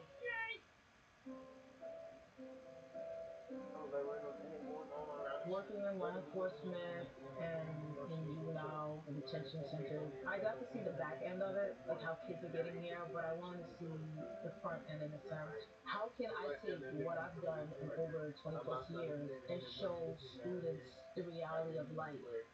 Maybe I could go into school, go into the classroom to see what can I do to help these students. I just kept gravitating, like I needed to be someplace where I could continue to work with kids. I spoke to a few friends of mine who were admins and leaders in their school, and they told me, look, the background that you have in law enforcement, why you go be a paraprofessional? Being in education as a para for nearly 2 years, I wanted to do more. I just didn't want to just be a paraprofessional in a classroom. My friend told me about GCU. I was recovering from a rotator cuff surgery, and I was like, let me type GCU. I filled out a form, and I remember Peggy calling me, and she was just like running everything down about GCU to me, and her enthusiasm, it just gave me comfort in knowing that this woman on the other end of this receiver, she hasn't seen me, she only heard my voice, she wasn't treating me like another for revenge. But the truth about their creation is a shocking twist that's crazier than anything that you could possibly imagine. We're here to break down the mistakes made, what you should do, and how to beat the return of Pooh in Winnie the Pooh's Blood and Honey 2. Sometime after the events of the first 100-acre massacre, the abomination known as Pooh and his gang of human-animal hybrid friends are about to return for another unhinged rampage of death and destruction. As the police failed to prove what really happened during the attacks, the public's suspicion fell on the only survivor, Christopher Robin, who dedicated his life to becoming a doctor as a way to make up for his mistakes. Meanwhile, mobs of angry locals descended on the forest and destroyed Pooh's home, causing him to reunite with his old friends Al and Tigger in order to survive the harsh winter. Now it's time for Pooh to strike back, and this time he's going to poo all over the entire city. Late one foggy night, somewhere out in the 100-acre woods, a group of 3 college students are camped out in their RV, attempting to make contact with the spirits of Pooh's previous victims. But that was their biggest mistake. During the seance, one of the girls asks for a sign that the spirits are nearby, and right at that moment, the entire trailer lurches to the side like it's been hit by a Tyrannosaurus Rex. But the truth is that it's something much worse. The girls begin to panic as they hear a demonic voice taunting them from outside, when suddenly, out of absolutely nowhere, someone stabs straight through the side of the trailer and impales one of them through the chest with a metal pole. Terrified, another girl runs for the exit, but Pooh slams her fingers in the door as she reaches to open it, leaving her hand completely mangled.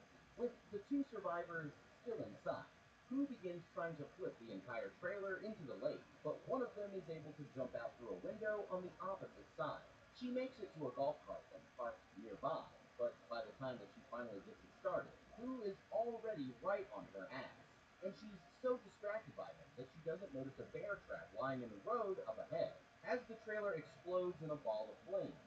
She tries to make a break for it on foot, but ends up stepping right into the same bear trap that she just ran over. Pooh drags her back to where her friend can see, and then starts breaking the woman's arms and legs one after another. But he's not done with her yet. Grabbing the bear trap, he places it on the ground in front of her, and forces the woman down face first right into it, finally putting her out of her misery. The girl with the broken fingers is somehow still alive after narrowly escaping from the RV fire, but this time it's Owl who finishes the job. And after taunting her for looking even uglier than him, he picks up a heavy branch and slams it down onto the girl's head. Their rampage is only just getting started, and that makes 3 victims down with a lot more to go. Okay, damn! That was brutal. Come to think of it, this might be the worst camping trip since those kids went missing at Camp Crystal Lake back in the 80s. I think that it's safe to say that these girls never stood a chance, but sooner or later, someone's going to have to put a stop to Pooh's reign of terror. So, what could they have done differently? Just come Coming out here was already a bad choice, but there's no time to worry about that when Pooh's already kicking down your door. Once the gets real, how you react here is going to be the difference between ending up like these girls or making it out alive. So let's see if we can learn anything from their mistakes. Now, what we're not going to do is immediately panic and let the situation instantly spiral out of control. That's going to be easier said than done when you're being attacked by one of the most horrifying mutations that the world has ever seen. But we have to keep it together here if we're going to survive. As soon as they realized that someone was out there, they should have quickly turned off the lights and shut the blinds so that the attacker couldn't see inside. After that, what they'd want to do next is get away from any windows and group up in the center of the trailer so that it'd be harder to catch them by surprise. Once the fight officially kicks off, then they'll need to be able to defend themselves, and the only way to do that is to get their hands on some weapons. They'll have to work with whatever they've got, but since they're here on a camping trip, they should have access to survival gear, sports equipment, tools for the van like a tire iron, or even some knives and frying pans from the kitchen that they can make use of. With that being said, after seeing what Pooh here is capable of, anything short of a bazooka isn't going to be that much help. And it would be much better if we could find a way to scare him off without getting into a fight. It's a long shot, sure, but if the girls had used their keys to set off their car alarms, maybe this could have drawn some attention from anyone friendly who might have been nearby, and possibly even scared their attackers away.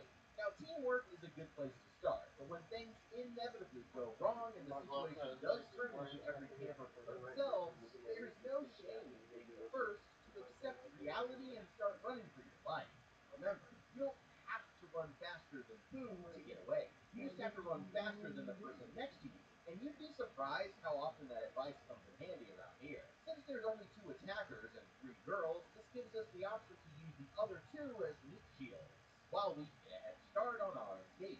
Once Pooh started threatening to throw the entire trailer into the lake, at that point, making a quick exit was exactly the right idea. And the girl who did that was the only one who stood any chance of survival at all. She even managed to make it to an escape vehicle, and might have actually made it out if she hadn't blown a tire on that bear trap.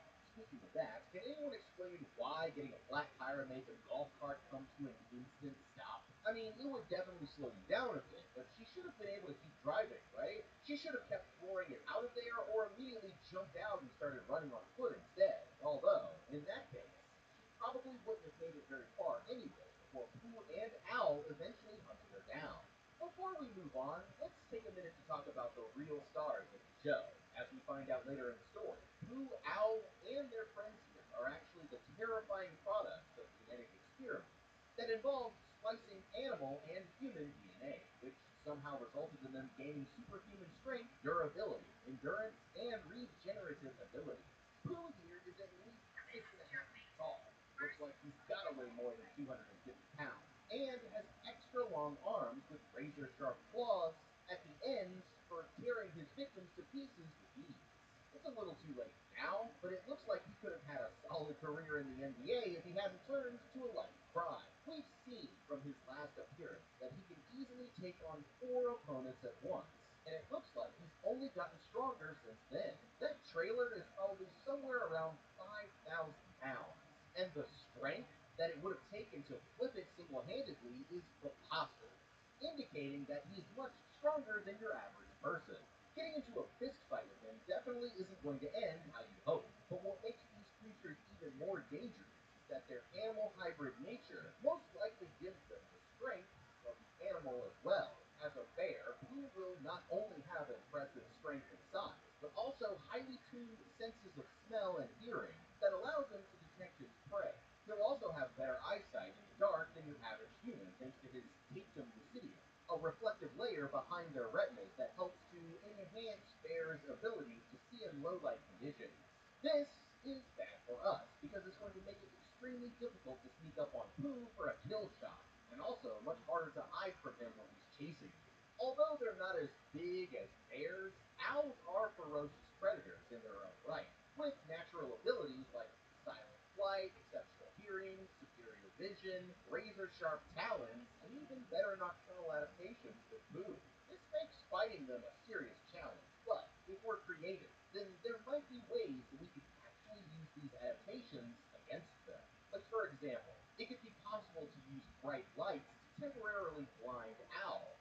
camouflage yourself and mask your scent as a way to hide from Pooh, or even use Pooh's relatively low intelligence against him by setting up traps and creating distractions, which we'll get back to later. Overall, the moral of the story is that you just don't go around in Pooh's woods.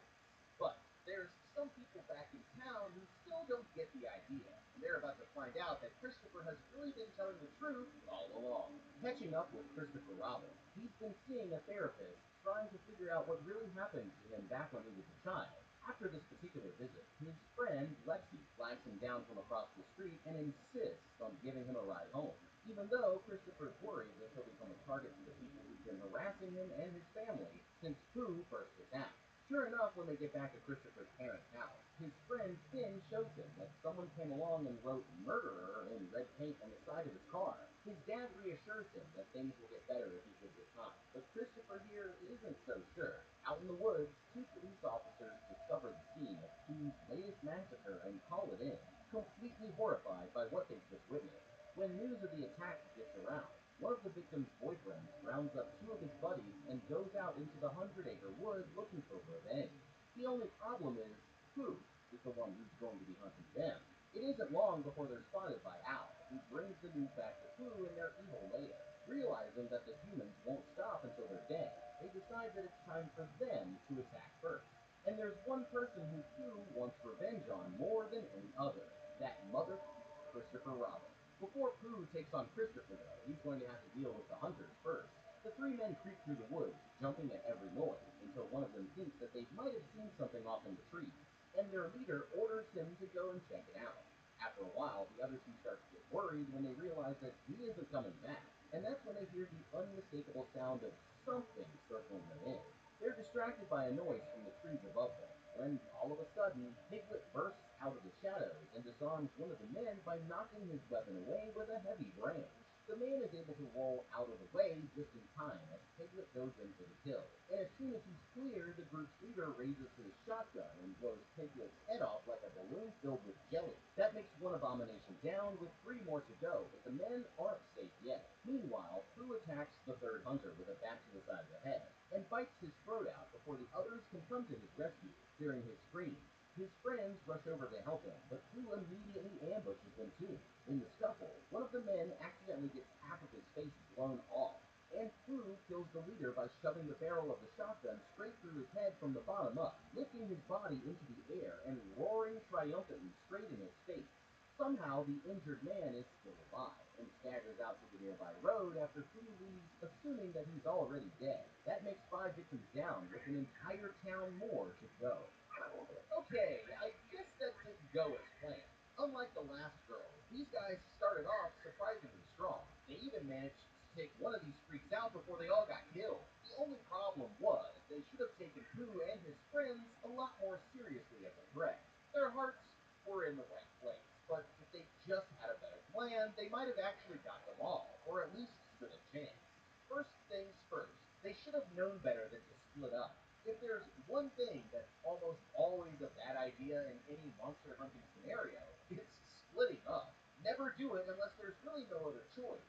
I don't know who's the bigger idiot here, the guy who told them to split up, or the guy who actually agrees to go out into the woods on his own. But they were both stupid for trying it, and now they're both dead. Don't be like these guys.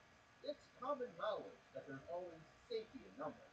By sticking together and forming a tight circle, they would have had the benefit of someone watching every angle, and been much better prepared to fend off an ambush when it happens. Better yet, don't just go stomping around and shouting into the darkness, loudly announcing your presence. Instead, try to use the one advantage that you have in the fight, which is the element of surprise. It's safe to imagine that these guys had at least some idea that they were hunting human-animal hybrids, because they kept referring to Pooh and his friends as those freaks. Knowing this, it would have been a better strategy to hunt these animals like you would in real life. One thing that they should know about bears is that they can sometimes be extremely defensive of their territory, especially when they feel threatened.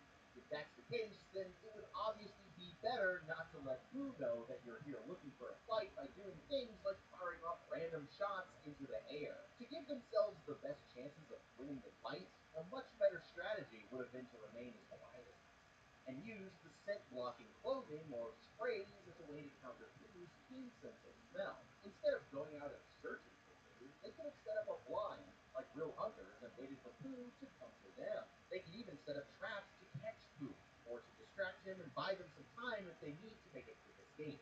We know that Pooh and his friends are starving, and that's part of the reason why they went on this rampage in the first place. Well, maybe we can use food as bait to lure them into a trap for an easy kill.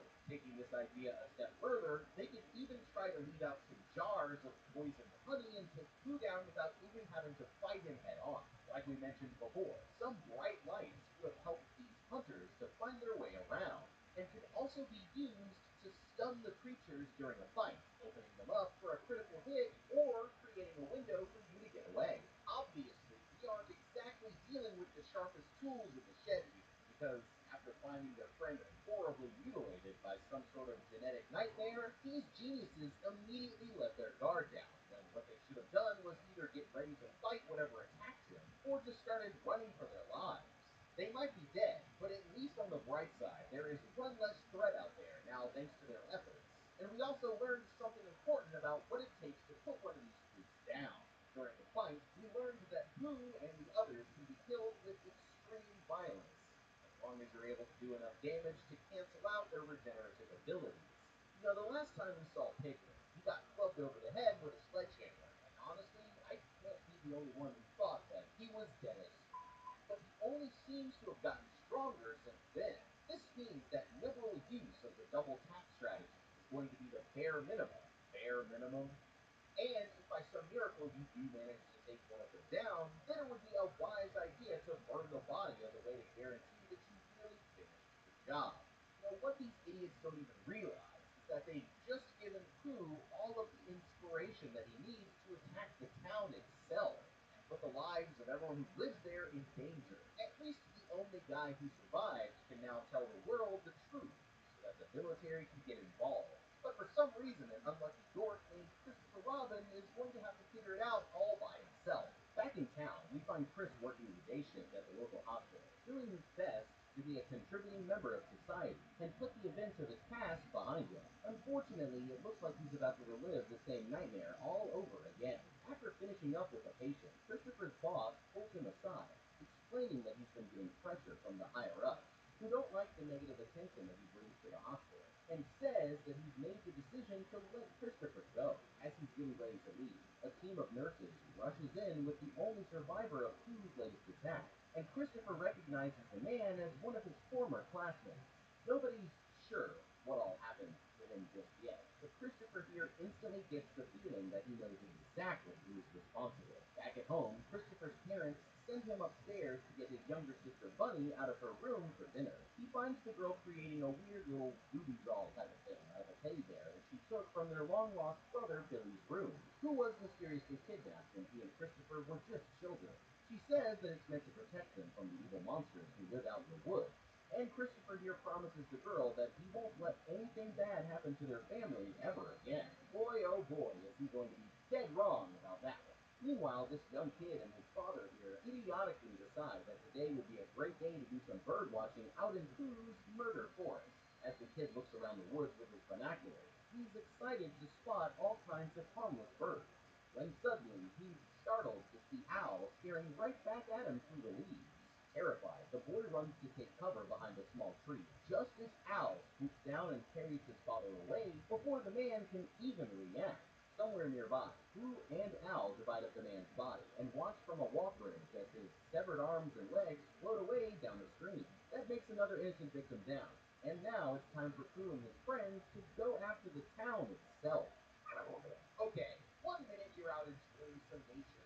Next, your 10-year-old son is watching you be carried away by an actual that looks like something out of a furry's fever dream. I actually counted the time that you were on screen, and you spent less than 60 seconds alive before meeting your gruesome fate, which would honestly be impressive if it wasn't so embarrassing. I think that we all know what I'm about to say next. This kid's dad? You duh. What? The two of you just fly in from Stupidville or something? Maybe you should have read up on the town's history a bit before going out in the woods for some father-son bird watching, because it looks like the birds were the ones watching you all along. missed it there, my guy, but in case you forgot, there have been like 15 people killed out here over the span of just the last year. In fact, it's gotten so bad that mobs of angry villagers have taken to the forest with pitchforks and torches on more than one occasion. And you thought that this would be a fun place to bring a kid. No wonder your life isn't good. You're always coming up with ideas like this. Your poor kid was the only one with any common sense because he ran for his life as soon as he saw the creature. But while he was busy evacuating the area like he'd just seen the Grim Reaper himself, you chose to stand there like a deer in headlights and ended up paying the ultimate price. So you're lucky that Owl didn't get little Timmy here too. But now he's gonna have to grow up with the trauma of having seen his dad be taken away by an owl man. Not only is he going to be scared of birds for the rest of his life, but the worst part is that no one is even going to believe him when he tries to tell them what happened. That's a great way to mess up a kid's life before it even gets started. Good job, Father of the Year. When your nature walk ends with you being brutally killed by a genetic monstrosity in front of your 10-year-old son, sorry, Pops, but you kind of f***ed up. That afternoon, Christopher pays another visit to his therapist's office, where he and the doctor are still trying to get to the bottom of his brother's mysterious disappearance all those years back. The doctor explains that sometimes our minds will intentionally block out traumatic experiences from our childhood, and she wants to try hypnotizing him as a way to possibly draw his memories of what happened that day back to the surface. Listening to the woman's instructions, Christopher begins to drift off into an altered state of consciousness, bringing him back to his first interactions with his childhood friend, Pooh. Although Christopher only saw Pooh as a friend, the reality was that he'd always been a bloodthirsty monster, but the boy's childish mind prevented him from fully grasping the terrifying truth. Eventually, he's brought back to the morning when it all began, the birthday party where his brother Billy went missing. That day, while playing hide-and-seek in the woods with their friends, Christopher witnessed his brother being kidnapped by a man driving a beat-up white van. But no matter how hard he tries, he can't seem to remember what the man actually looks like. Snapping out of it, Christopher anxiously explains to the doctor what he saw, and she reassures him that they can fully trigger the memory if he just gives it time. But what neither of them realize is that the truth about what happened to Billy is even more disturbing than they could possibly imagine. Afterwards, Christopher calls up Lexi to talk about what happened, and she still can't believe that no one was ever able to find his brother's kidnapper. She's busy babysitting a slasher film-obsessed little maniac from their neighborhood named Freddy, who's been rampaging around the house all night wearing his hockey mask and setting up booby traps. Having a change of heart, Christopher apologizes for trying to push her away, and thanks Lexi for always having his back, even though it seems like everyone else in their town thinks that he's some kind of psycho. She tells him not to mention it. After all, that's what friends are for. But it won't be long before she realizes that the monsters from his past are coming back for revenge. And this time, every single person that Christopher knows is about to be on their hit list. Back in the woods, a group of officers who've been investigating the recent attacks just so happen to stumble across Al's tree cave hideout, never suspecting that they're already being watched. The place looks empty except for the random body parts and severed heads from the creature's victims, but there's still one more abomination who hasn't come out to play until now, and he's the most determined. Like, look at man, right there, right now, with me, man, you great. You said, don't go out there, you know, go in this fucking shit. I'm like, I hope you step back every day, don't pray. And we step back, it's not, so right, there's so fast, it's so fast, it's like cancer. You can't catch me, man, just like Prince of Dad. Just like Prince of Dad. Jesus Christ got the child on that. Comment that shit fast on your ass. Them niggas gonna die. Throwing nice crash.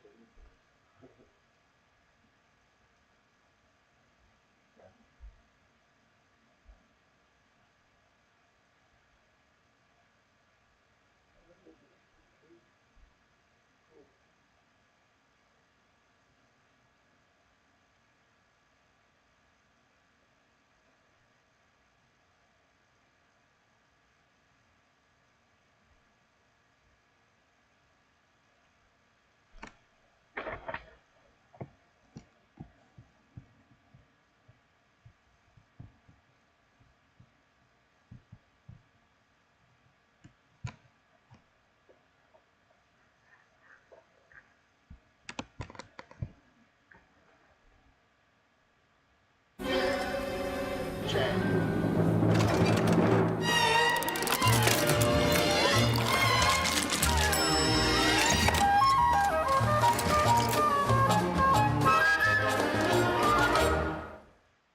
If you found a haunted videotape of a horrific crime that unleashed a bloodthirsty ghost, what would you do? These investigators think that they're brave enough to follow any lead, but they're about to find out the hard way that this time they're in way over their heads, and it's going to cost them more than just their careers when it's all over. It's time to put this spirit to rest, because I'm here to break down the mistakes made, what you should do, and how to beat the killer ghost in Marui Video.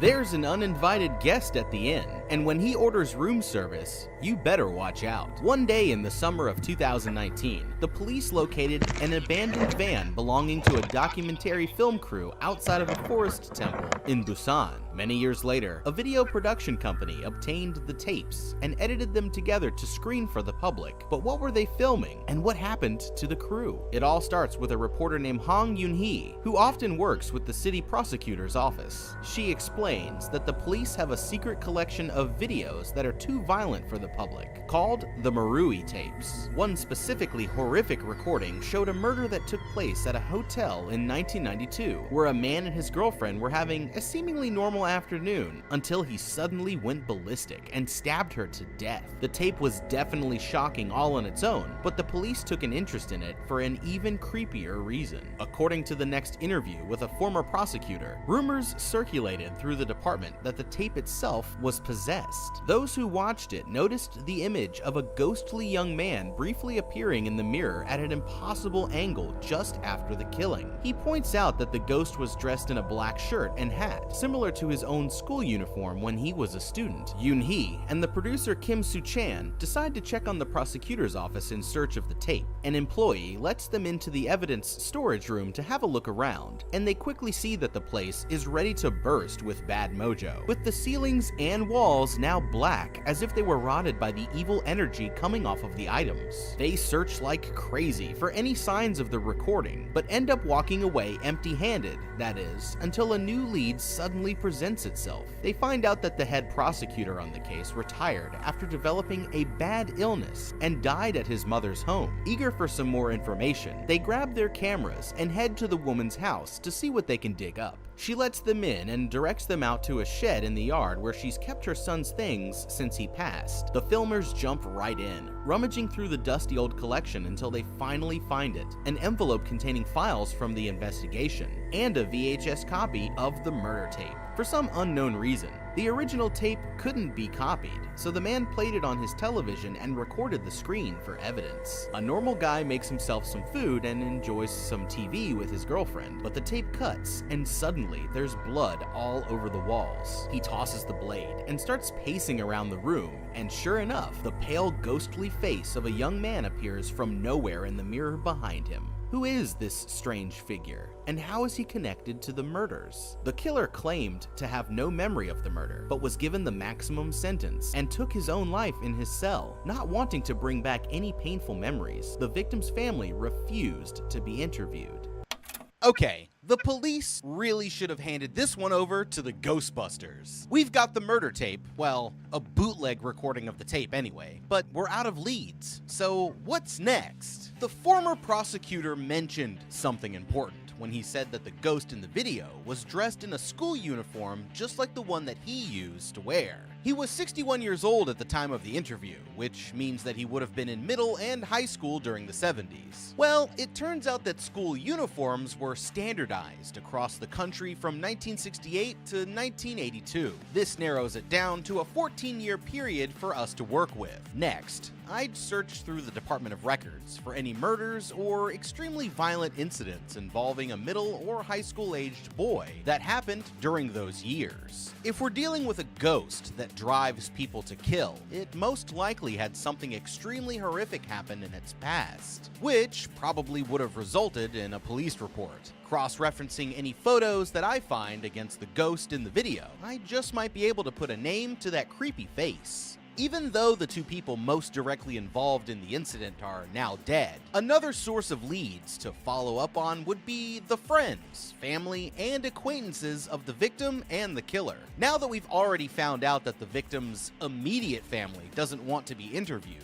we can still check in with other relatives, friends, and coworkers to see if they could give us any information that might help to explain what we saw on the tape. The same goes for the killer, and I'd be searching for any patterns of behavior or events in his past that could give us some more context for the attack and his connection to the ghost in the mirror. It's also very possible that the ghost isn't connected to the killer or the victim at all, but instead lingering around the specific location of the hotel itself. So I'd start by doing some research into the hotel to see if I could find any murders or other nefarious events in its past. After that, I'd set up interviews with any current or former employees and the owner of the property, double-checking their names against the police records for good measure. Finally, I'd want to take a look at the property records, because if the building had ever been used for a different reason, like a hospital, school, or religious center, then that could also lead us closer to the source of our not-so-friendly ghost. Logical explanations will only take you so far when it comes to these things, which is why I would take the tape to a few well-respected local spiritualists and religious leaders to get their opinions and any advice that they could offer. Knowing what we know about cursed tapes, it's extremely likely that pursuing any investigation into it could lead to you becoming possessed yourself. Because of this, I'd also ask for any spiritual protection that they could provide. That way, I could avoid dying from a mysterious illness like the original prosecutor. If you're going ghost hunting,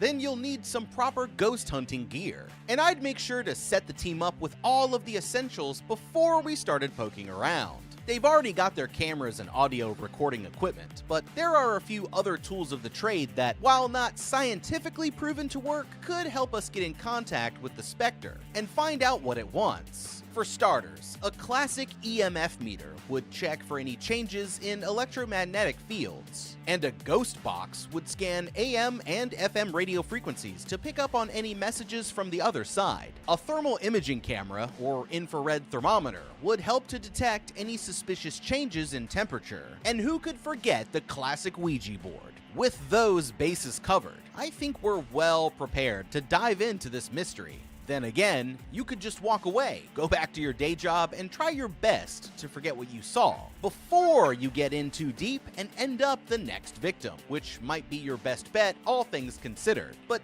something tells me that our amateur investigators aren't ready to give up the ghost just yet. The film crew decides to visit the inn, which was abandoned for many years after the murder. Nowadays, it's used as public housing, although no one ever sets foot in the haunted room. Soo Chan and his crew push inside and find the room in ruins, opening the curtains to let in the sunlight for the first time in almost 3 decades. They reset the furniture, including the mysterious mirror, to the way that it was on the day of the killing, and place cameras all around the room before heading out into the neighborhood to see what else they can dig up. The locals seem to be familiar with the case, but come up short on any helpful details, until someone finally points them in the direction of real estate broker Lee Nam-hee. He explains that the inn's owner once had a home in another part of the city, but sold the place and moved away after several people died in the house. Curious, they circle back to the hotel to see if they can find him, but get no answer when they ring the doorbell. Diving into the records of the Busan International Daily News, Soo Chan uncovers a disturbing lead. Many years ago at the old man's house, a 17-year-old boy named Cho King-ho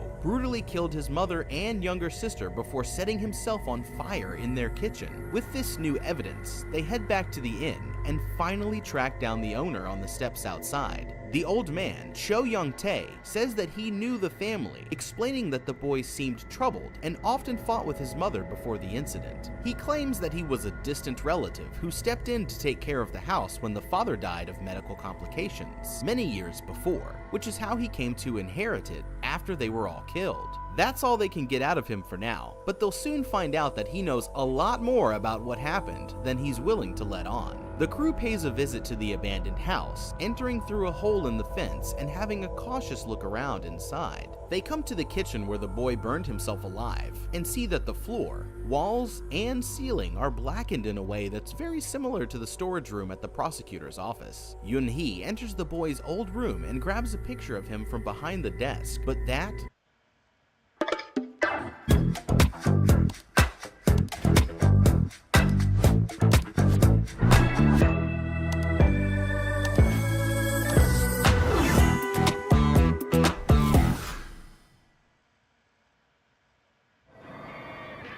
Probably looking at my eyes. How did that happen? Well, have you ever heard of the Ultimate Fighting Championship, the UFC?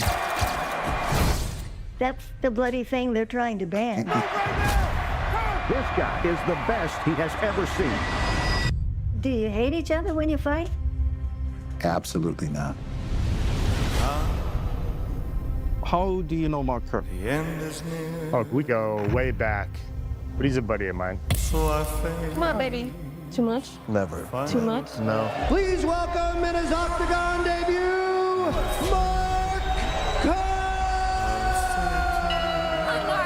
Winning is the best feeling there is. It's 40,000 people, and they're cheering you on.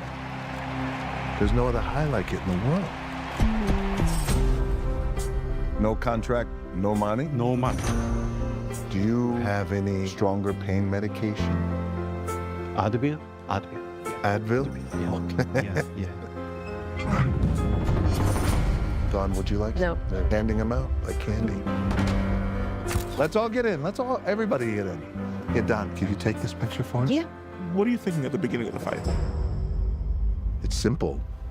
Am I going to hurt him before he hurts me? Yes,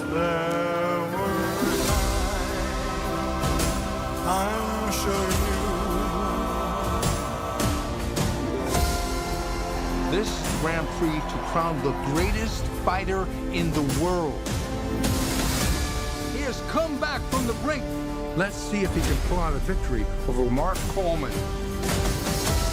Have you spoken to either about fighting such a good friend for a life-changing amount of money? I just need you to let me in. Always about you. Only about fighting you.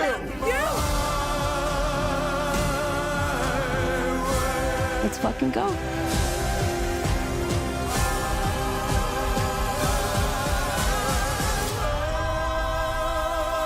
My big strong man, I love you. Think he wants your autograph? Sure, no problem. No fighting. was her worst mistake. After setting up cameras all around the house, they decide to go check in with some of the neighbors. Many of the locals report witnessing a ghost in the front yard at night and hearing sounds of a young girl crying. Later that day, a woman who used to be childhood friends with the young girl calls in with a concerning detail. She explains that she went to the house just a few days before the incident and heard the mother and father get into a big fight. The investigators say that they thought the father was dead, but the friend insists that he was there. The crew finds the only living witness to the attack, but she's too old and sick to provide any useful information. Instead, they interview her daughter-in-law, who heard the old woman's story firsthand. She explains that there were rumors that the son wasn't actually the killer at all. The mother had a man living with them at the house who sold the place and bought a hotel when suspicions fell on him after the incident. It's clearly the innkeeper from Busan, but why would he claim to be a distant relative when he was actually much closer to the family? They try their best to get him for another interview, but this time, he's nowhere to be found. Okay, our innkeeper here definitely has a secret that he doesn't want to get out. It can't be a coincidence that he owned a house where a high school-aged boy killed his own family, only to move to a hotel where a ghost in a high school uniform is appearing and making the guests gut each other. He may not claim to be involved in the incident, but as far as I'm concerned, he's smack at the top of our list of suspects. And there's no one else that's even close. I need to get him to talk, and I have a plan for how. Instead of asking politely for another interview, I would have one of the film crew become his full-time stalker, observing the exits to his apartment at all hours of the day and carefully studying his habits. No matter how cagey they are, everyone follows some kind of schedule or routine, and after about a week, I could start to piece together a pattern of this guy's behavior. I'd find out what businesses he goes to and who he interacts with, and try to see if anyone in particular stands out as someone to talk to get more insight into his background. This could provide us with some helpful leads, but I'm only just getting started. Once I had his weekly routine nailed down, it would be time to execute phase 2 of the plan. Some good old-fashioned ghostly gaslighting to frighten him into spilling the beans. Here's what I'd do. After figuring out the best locations to catch him alone, I'd have one of the camera crew dress up just like the ghost from the video and get to work. We'd start off small, just doing basic ghostly things like watching him from a distance, briefly appearing outside of his window. You know, some light haunting to get the paranoia flowing. Once he was good and freaked out, we'd gradually get closer and start to make contact, really convincing him that the ghost was back and he was the next target. Hopefully, if we pressed him hard enough, he'd start to reveal some of his secrets, maybe even outright confessing to his crimes. It's gonna take some work, but if he's going to dodge all of our attempts to talk to him, then this is just about the only direct way to get him to fess up.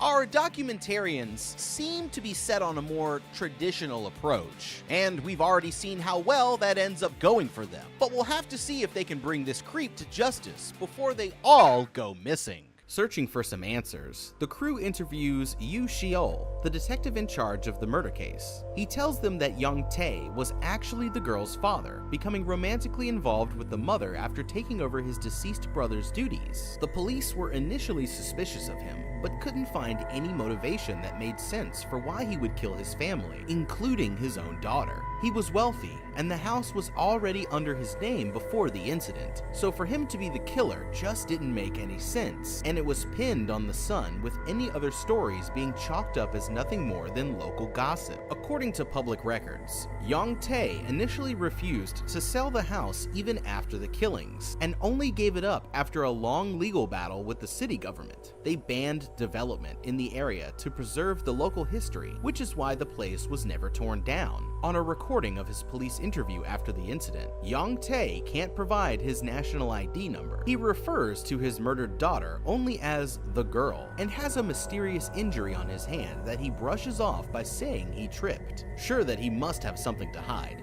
the crew returns to the inn at night and sets up several hidden recording devices, hoping to catch some footage of what the owner does when he thinks no one is watching. The next day, the team's editor catches something alarming on their copy of the murder tape. Just as the ghost appears in the mirror, the audio distorts in a way that looks a lot like the boy is calling out the word father. Okay, this is important. Everything that we keep finding out about this Young Tae fella is like a laundry list of red flags. I get that he had no obvious motivation for killing the family and blaming it on the son, but that sure as hell shouldn't clear him of any and all suspicion. All you need to do is look at his behaviors to see what I'm talking about. First of all, why would he have told the crew that he was a distant relative who only helped to take care of the property, when in reality he was actually the young girl's father and essentially took over his brother's role as the man of the house? On his interview tape, Young Tae is emotionally devastated at the sudden and tragic loss of his entire family, including his wife and his daughter, and their home. At least that's what I would have said if this were a normal interview, but in reality, what we hear is extremely suspicious. Young Tae is stoic, hardly showing any signs of emotion, other than possibly being a bit annoyed that he even has to sit down for the interview. And what's even stranger is that he refers to his own murdered daughter as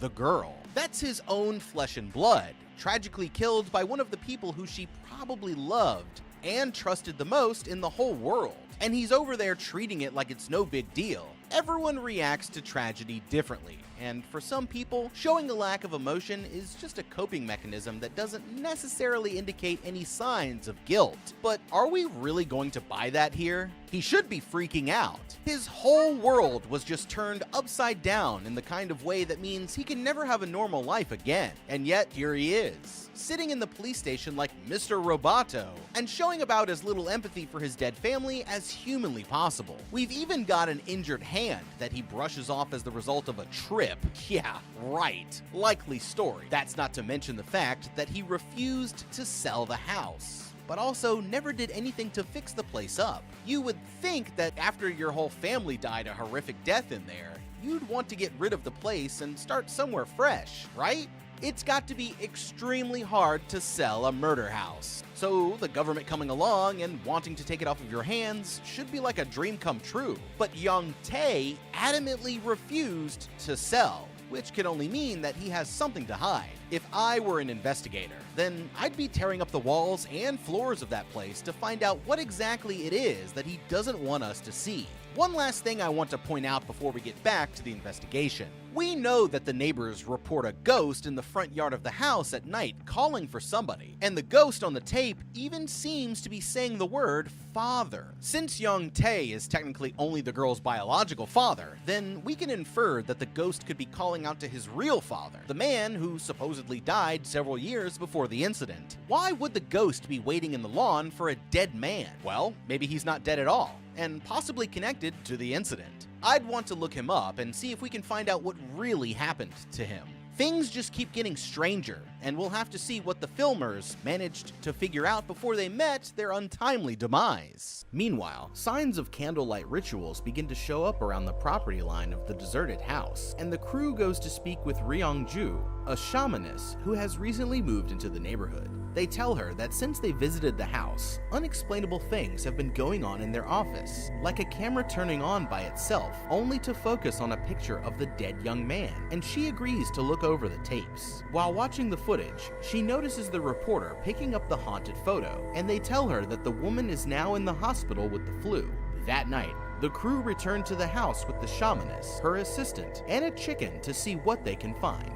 They creep through the house room by room, carefully checking the place before they begin. When they get to the spot in the kitchen where the boy burned himself, the chicken starts to go crazy, and the woman can feel the dark energy wash over her. Satisfied that the place is in need of a serious spiritual cleaning, the shamaness and her assistant get to work. She takes the chicken and walks in a circle around the room before cutting off its head and throwing its body in the corner, placing the head in a small bowl. She kneels down and spreads the blood across her face, biting down on a white flower petal and standing up to silently pace around the house. The crew follows her as she walks into the kitchen, while her assistant sets down a white sheet of paper and hangs a bell from the ceiling in the hallway behind her. She chews the flower petal and forcefully spits it into a corner of the room, telling the crew that she can sense the spirit hiding there and smells something burning. Suddenly, the bell in the hallway rings, and the bloody chicken's feet appear on the sheet of paper. The woman follows the spirit to the stairs and says that she sees a man standing beside it. She runs upstairs, and the crew follows her to a door that leads to the attic. But just as they're about to open it, they hear banging noises coming from outside and run to investigate, finding that someone has come along in the dead of night and nailed the hole in the fence shut.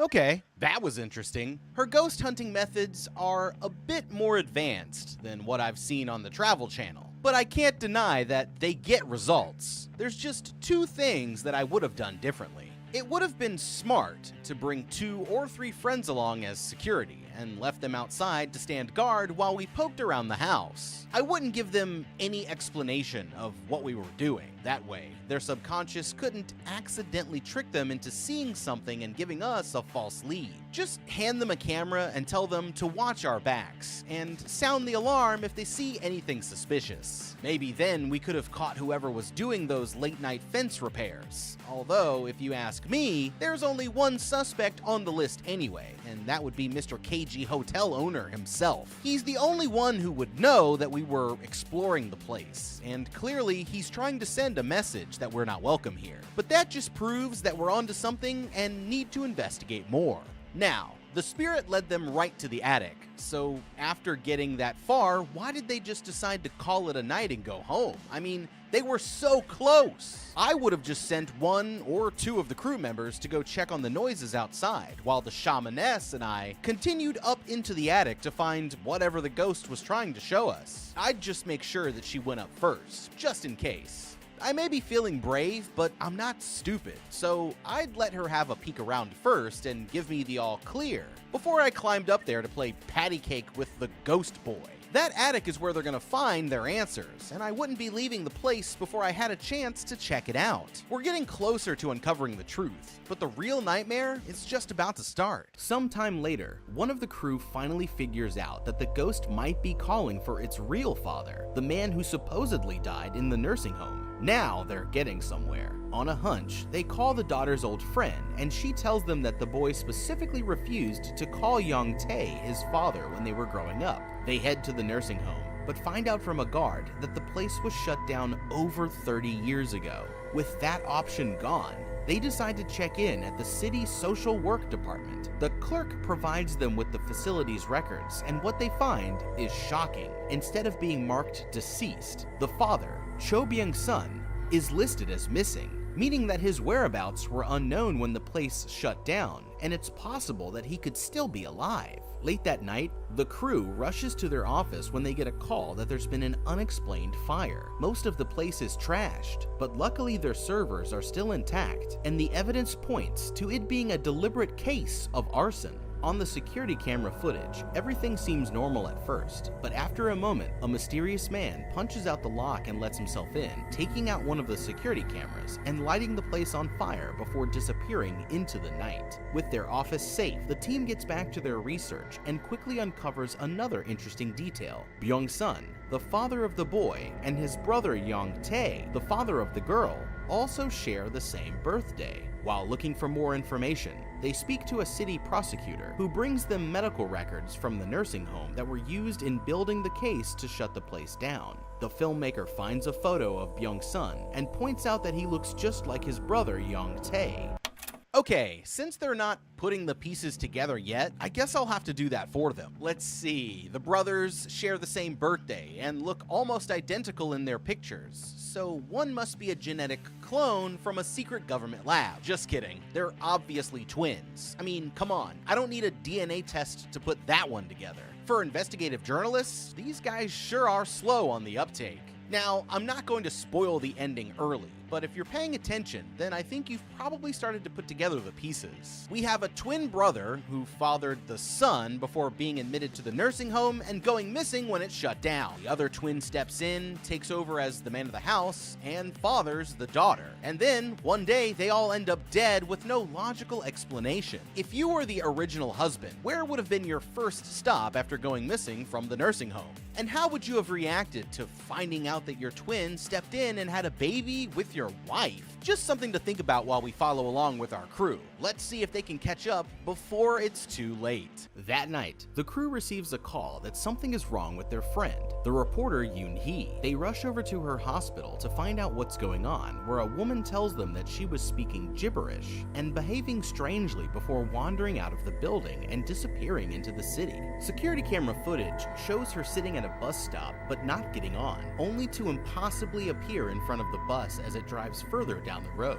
While checking out the footage, the crew receives a report of suspicious noises coming from a man's backyard. Hustling over there, only to realize that they've ended up back in the neighborhood of the abandoned house. They meet with the caller and cautiously head into the yard, where they find the woman manically digging in the dirt and covered in mysterious bruises. They ask her what she's doing out there, but all she says is that she needs to find something before starting to cry uncontrollably. They take her to the hospital, and she sits there staring straight at the wall, saying that she can smell something but never explaining what. With nowhere else to run, the producer decides to consult with the shamaness, and she says that the spirit needs to be exorcised from the woman before it's too late. The next morning, the shamaness sets up a ritual site at a rundown playground in the neighborhood of the abandoned house. Her assistants roll out the dead boy's old jacket, placing it on Yoon-hee as the ceremony begins. Hours pass, and day turns into night, but the ritual is still underway. The shamaness folds down 2 pictures of the boy's mother and sister before crouching in front of the woman and grabbing her by the jaw. She pushes the woman down as she bites into her hand, holding her still and starting to cry in empathy with the spirit. Finally, the woman stops, and the shamaness sits with her as she sobs away the spirit's bottled up emotions. Suddenly, the woman says that she smells something burning and starts to flail around as if she were on fire. They hold her down, and she yells that she's burning to death. After the fit has passed, the shamaness points her to a tub of water, the woman crawling across the playground and climbing inside. The shamaness dunks her head under and calls the dead boy by his name, demanding that he tells them who really killed his family. Slowly rising out of the tub, the woman walks back across the playground before taking off up the stairs and out of the park, with the shamaness and the producer following close behind. He chases after them with his camera, up through the village and back to the abandoned house. Entering through the hole in the fence, he finds the front door wide open and hears someone walking around on the floor above. The man chases her upstairs, into a closet and through a door to the attic. Setting down his camera as he climbs up, it briefly captures an image of the ghost boy laying dead on the floor. He spots the reporter hunched in the corner of the attic, rummaging through a pile of dusty old stuff. In her hands, she's holding a picture of the family, but what it shows is shocking. Standing in front of the house are young Tae, his daughter, the mother, the boy, and finally Byung's son in his wheelchair. With bandages wrapped around his right hand, the photo is labeled May 4th, Father Come Home, meaning that it took place one day before the entire family was murdered. Searching back through their earlier footage, the crew realizes that the innkeeper's right hand was also badly burned, meaning that he wasn't really young Tae at all, but actually his twin brother and the biological father of the ghost boy Byung's son. Sometime later, the crew receives a FaceTime call from the reporter, but quickly realize that she's behaving extremely strangely. She rambles out a bunch of gibberish, saying that she smells something burning and staring off into the darkness in the closet behind her before suddenly screaming that someone is there. They rush over to her apartment, but the door is wide open and there's blood all over the floor. Looking through the security camera, they realize the horrible truth. The woman seemed to become possessed, killing her cat with a kitchen knife before taking the weapon and rushing out into the night. Looking up, they notice that her entire bedroom is covered in the black burn marks, originating from a camcorder that's plugged into the TV. The producer removes the tape, discovering that it's the original video from the murder case which she received from the prosecutor's mother sometime after they visited her home at the beginning of the investigation. Playing some of the original tape, they see the killer dancing around as if he were on fire, repeating the same nonsense about a whale and a man on a bicycle that the reporter woman was saying. They try to call her, but get no response, and with her nowhere to be found, they start to think about where she may be heading. Noticing the date, they realize that it's May 5th, the anniversary of the previous killings. The murderer from the tape was found and arrested at a prayer temple in the woods, so the crew decides to head there next in search of the missing woman. Okay, I hate to say it, but it looks like this time around, curiosity really did kill the cat. They're past the point of no return, and things are quickly spiraling out of control, so here's what I would have done differently. First of all, you've gotta destroy that original tape. Yun-hee clearly became possessed after watching it, so there's absolutely no intelligent reason to keep that thing around. Who knows? Incinerating it into ash might even set her free from the ghost's clutches. It's probably already too late, but you can't know for sure until you try. Now, as soon as they realized that Yun-hee was possessed by the spirit of the dead boy, I'm talking right after the ritual in the park, they should have made sure that at least 2 members of the film crew were with her at all times once the exorcism was over. Not only to try and keep her safe, but also to keep an eye on her and see what she did next. Having 2 people with her instead of 1 is very important, because we know that this ghost likes to stab people when they're all alone. So we would want to make sure that we had enough manpower around to stop her from killing anyone if things got crazy. The spirit is the best lead that we have, so as long as she wasn't about to hurt anyone or herself, if it took her back over, I'd just stand by and observe where it went and what it wants. Although, based on everything that we've seen so far, I have a pretty good hunch that it's after the father. Speaking of the father, now that we know the truth about his identity, it's time to wrangle him in and get some real answers out of him once once and for all. I'm not sure how the system works in Busan, but I'd think that the photograph showing Byung-sun's return to the house one day before the murder, plus the video evidence of the man claiming to be Young-tae having an injured right hand, that would be enough to get the police involved and drum up a warrant for his arrest. Getting the police involved would definitely be helpful, since we'd have an official authority to track him down. But we might not want him behind bars just yet, and here's why. The ghost is clearly fixated on the man. It showed up at his inn, led the filmers straight to a picture of him in the attic, and even calls out for him in just about every video where its image is captured. My thinking is, if it wants the guy so badly, why not just give him to it? He's an evil man that I'm now 99% sure killed his entire family and framed it on the innocent kid. So I'd say it's fair play to let the ghost get its revenge if that's what it wants. Now, this is going to sound a little bit illegal, but remember, we're dealing with a murderer here. I'd wait outside his apartment for him to finally show his face, and then strongly suggest, via physical force if necessary, that he comes with us, before taking him to the possessed reporter and just seeing what happened. If she kills him, well, let's just say I'm not going to put my life in danger to protect the guy. It's ugly, but trust me, it's a better outcome than what's about to happen, and in a minute, you'll see what I mean. Driving up the dark, winding roads into the hills, the crew stops when they see something in the trail in front of them. A man shouts and hobbles towards them out of the darkness, causing the driver to throw it in reverse, only to crash into something behind them and get stuck. As the man steps into the headlights, they realize that it's the innkeeper, and he begs them for help before running for his life into the darkness. One of the cameramen gets out of the van, and that's when he notices the reporter covered in blood and rushing towards him with a knife. He tries to get away, but she stabs him in the chest, and he falls down dead in the trail. The two survivors split up, with the producer saying to help the injured man while the other camera guy chases after her into the forest. He runs through the darkness until he finds a creepy shrine, but the woman gets the jump on him, stabbing him to death as well. Hearing the commotion, the producer runs to check on his friend, but by the time he gets there, the man is already dead. Still pressing on, he chases her deeper and deeper into the forest, finally arriving at an ominous-looking shack. He cautiously heads inside, using his flashlight to reveal pictures of children hung up all over the stone walls. Turning around, he sees a photograph of the dead son displayed prominently on an altar, when suddenly, a bloody hand reaches out to him from the shadows and pushes it down. The pictures fly off the walls as the woman lunges at him and stabs him in the shoulder. He stumbles outside, but doesn't make it far before toppling over into the mud.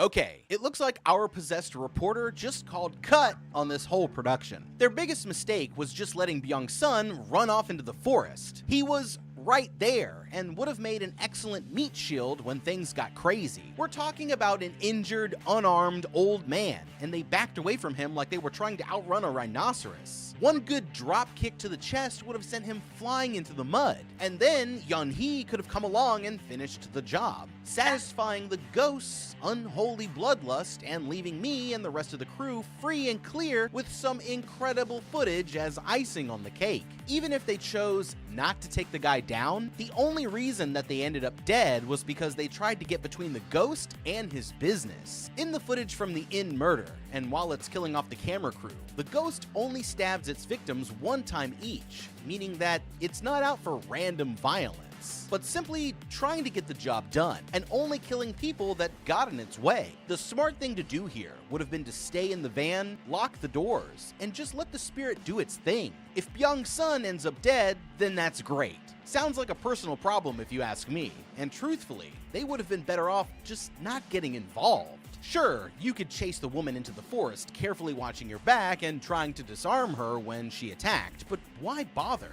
She's not there for you, and Byung-sun deserves it, so I would have stayed back, let the family handle their own business, and retired from my career as a paranormal investigator the very next day. Now we know what happened to the crew, but there's still one more score to settle, and our ghost is going to get its revenge before the night is over. As the damaged camera continues recording, The woman finally confronts the old man, calling him father and asking him why he killed their family. The man only kneels there in front of her, and she staggers towards him, saying, "Let's end this," before plunging her knife into his heart. In the following days, the police investigate the abandoned house and the remains of Cho Young-tae hidden in a trash bin under the stairs. It's confirmed that Boing's son killed his entire family, pinning the crime on his own son before taking his twin brother's identity.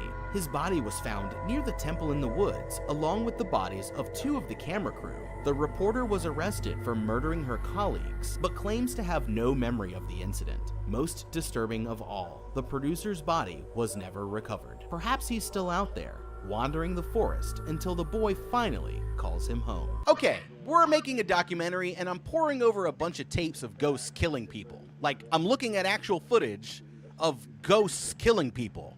I'm outie. Don't get me wrong, I love ghosts, but I also love living life. There would be things that I would miss, like pizza, coffee, you know, my girlfriend. So, nah, pimp, I'm good. I'm good on all this ghost hunting shit. But you might be different, so let us know down in the comments what you would do. Thank you so much for watching. Leave a like and subscribe, and check out the How to Beat playlist for more videos just like this one. I want to give a special shout out to our editor for putting this video together, and I'll see you guys later. Have a damn good day. Later, Renee is cutting away at her restraints, but notices the door suddenly unlocked. The ball man and his assistant walk in to check on the test subject, but the woman... If you were trapped in an ancient monastery that was secretly being used for bizarre genetic experiments, what would you do? These girls think that they've just landed the perfect job, but they have no idea that this place is actually hell on earth. We're here to break down the mistakes made, what you should do, and how to beat the evil nuns in Immaculate. This woman is about to experience the most horrifying thing imaginable. Late one night at a convent somewhere far out in the Italian countryside, a young woman named Sister Mary is getting ready to make a risky escape. After saying a prayer asking for protection, she quietly sneaks into the bedroom of one of her older superiors and retrieves a large ring of heavy iron keys from the drawer. Reaching the front entrance, Mary sprints out of the building towards the large gate at the opposite end. But that was her biggest mistake.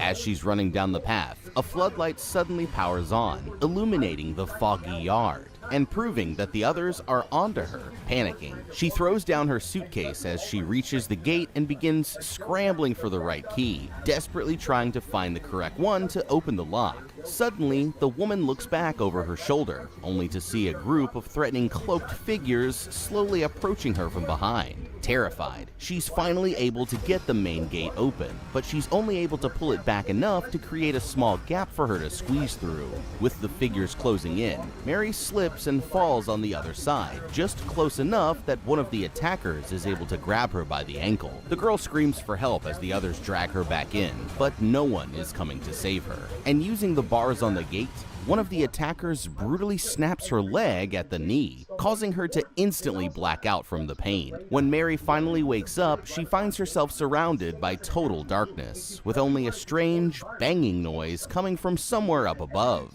Lighting a match, she suddenly realizes that her worst fears have come true. She's just been buried alive in a coffin 6 feet underground. She immediately begins slamming on the box around her, lighting match after match as she desperately calls out for help from anyone who can still hear her, but it's no use. Eventually, the digging stops, and Mary lights her last match, which quickly burns away and fizzles out, leaving her trapped screaming in the suffocating darkness until she finally goes quiet.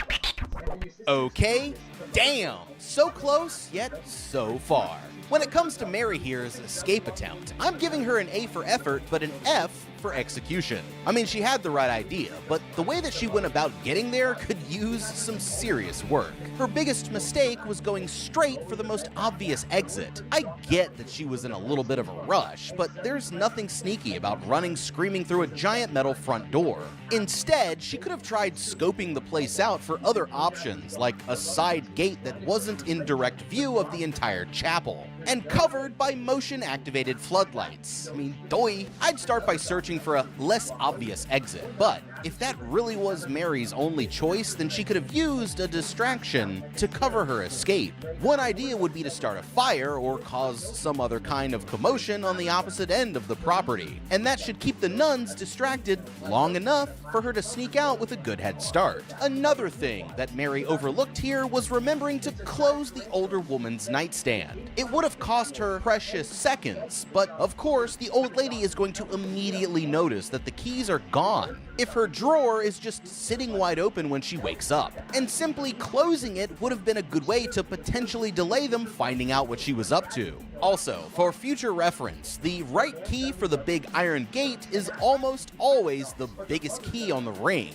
And if she'd guessed the right one more quickly, then we might not even be having this post-game breakdown of her unfortunate demise. Instead of going through the gate at all, it might have been faster to parkour her way up the ivy that we can see growing up the walls here. There's an added bonus to this strategy if she happens to have the only set of keys, because then it would take them longer to come after her while they figured out how to open the gate, giving her more time to get away. The worst part is that all she needed to do was rotate her shoulders just a bit more at first so that she could squeeze right through. And being even 2 seconds faster might have made the difference between life and death. This is why it also would have been important to bring a weapon if she could get her hands on one. Even something like a hairpin or another sharp object would have given her the option to fight back when they grabbed her and possibly get away. Overall, it just wasn't the best thought out plan, and when being buried alive is the consequence for getting caught, you better be damn sure that your plan is going to work before you try it. As messed up as it sounds, many ancient cultures from around the world once used premature burial as a form of capital punishment. These nuns actually could have done Mary even worse here, but the really twisted people out there would have sometimes buried their victims while still giving them access to fresh air just to draw out their deaths for as long as possible. That's enough nightmare fuel to make anyone claustrophobic. As Mary here woke up, she would naturally begin to experience extreme panic as she realized what had just happened. The feeling of being unable to move would make this terror even worse as the reality set in that there was no way out. Although the total darkness and crushing sense of confinement would be terrifying, the biggest threat to her life would be her limited supply of oxygen. As she gasped for air, she'd actually feel the sensation of the oxygen getting thinner, and it would happen very fast. How long you have depends on how much air you're using up, but if you're lucky, then it won't last longer than a few hours at most. With the air supply running low, she'd begin to drift in and out of consciousness until she eventually died either by suffocation, dehydration, or some combination of other factors. And her last moments would be spent in pure fear until it was finally over. It sounds like fun, right? If you're unlucky enough to be buried alive, then your only hope of ever seeing the light of day again would be to somehow escape. And good luck with that one. Although it's extremely unlikely that you'll manage to make it out, there are a few strategies that you could try that just might save your life. Anyone's natural reaction would be to probably start kicking and screaming out of pure fear. But like we mentioned before, the thing that's going to kill you the fastest is going to be your limited supply of oxygen. So the first step to survival is to conserve your air supply for as long as possible by taking slow, controlled breaths after the initial panic wears off. Next, you'll need to feel around a bit to figure out exactly what kind of coffin that you're in. If it's a modern coffin, then you're pretty much screwed. Your only hope in this case is to make a lot of noise and get incredibly lucky that someone happens to hear you. But if it's something less sturdy, like an old school pine box, then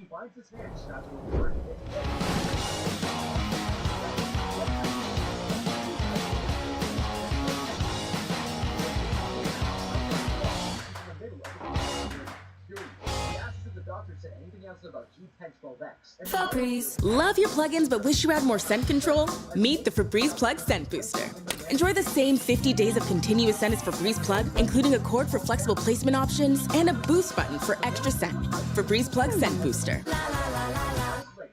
you could possibly make it work. According to the experts, the next thing that you'll want to do is use an article of clothing like your shirt to cover your face and stop dirt from getting into your nose, eyes, and mouth. Then it's time to break out of there. There's no established strategy for this, just start punching and kicking like that scene from Kill Bill until you're finally able to get through. For some added help, you could try using any items that might still be on your person, like a metal belt buckle, to give you some kind of extra force. If by some miracle you manage to break through, then congratulations. Now there's only about 6 feet of dirt between you and freedom. The good news is that Mary was only buried recently, so hopefully the dirt above her might still be loose. From here, you need to push the dirt down into the coffin and away from your face, and keep digging until you can sit up and then eventually stand. After that, all that's left to do is pull yourself up out of the hole and go call your grandma and tell her that you love her, because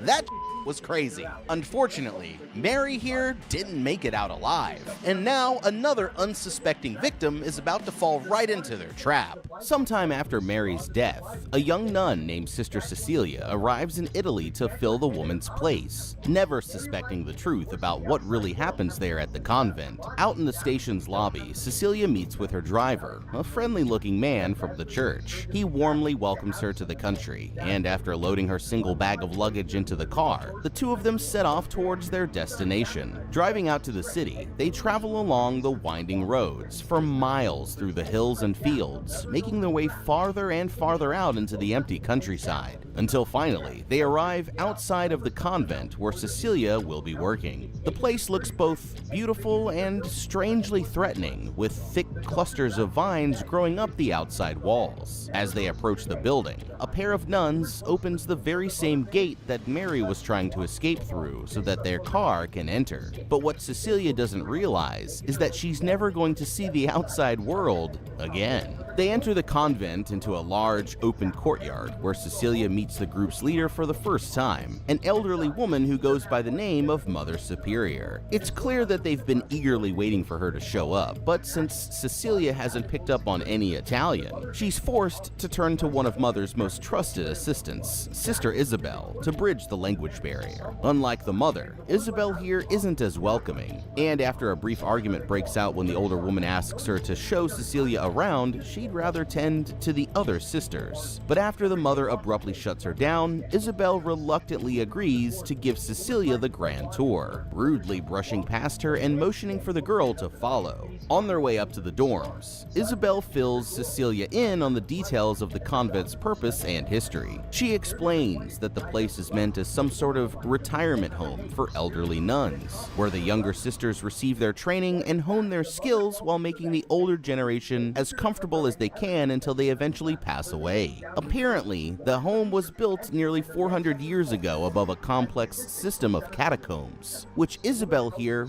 wastes no time pointing out are strictly off limits to any nuns who might feel the sinful urge to do a bit of recreational exploring in their free time. As they pass through the dining room, they're stopped by an older woman with dementia who says that she's become lost. Leading her down the hall, Isabel explains to Cecilia that some of the elderly sisters have become delusional in their old age, and the best thing to do is just play along until you're able to get them back into bed. In one of the rooms, Cecilia notices one of the nuns suspiciously watching her, but Isabel quickly recalls her attention and hurries her away. Eventually, they make it to the room where Cecilia will be staying, the same one that used to belong to Sister Mary before they moved her into a smaller apartment out back. Cecilia thanks Isabel for her help, but the woman replies that she's too friendly, saying that she'll need to develop a harder personality if she's going to make it here at the convent. You see, Isabel here takes her work very seriously, and instead of reassuring her that she'll fit right in, she gives Cecilia one last chance to quit before taking her vows later that night.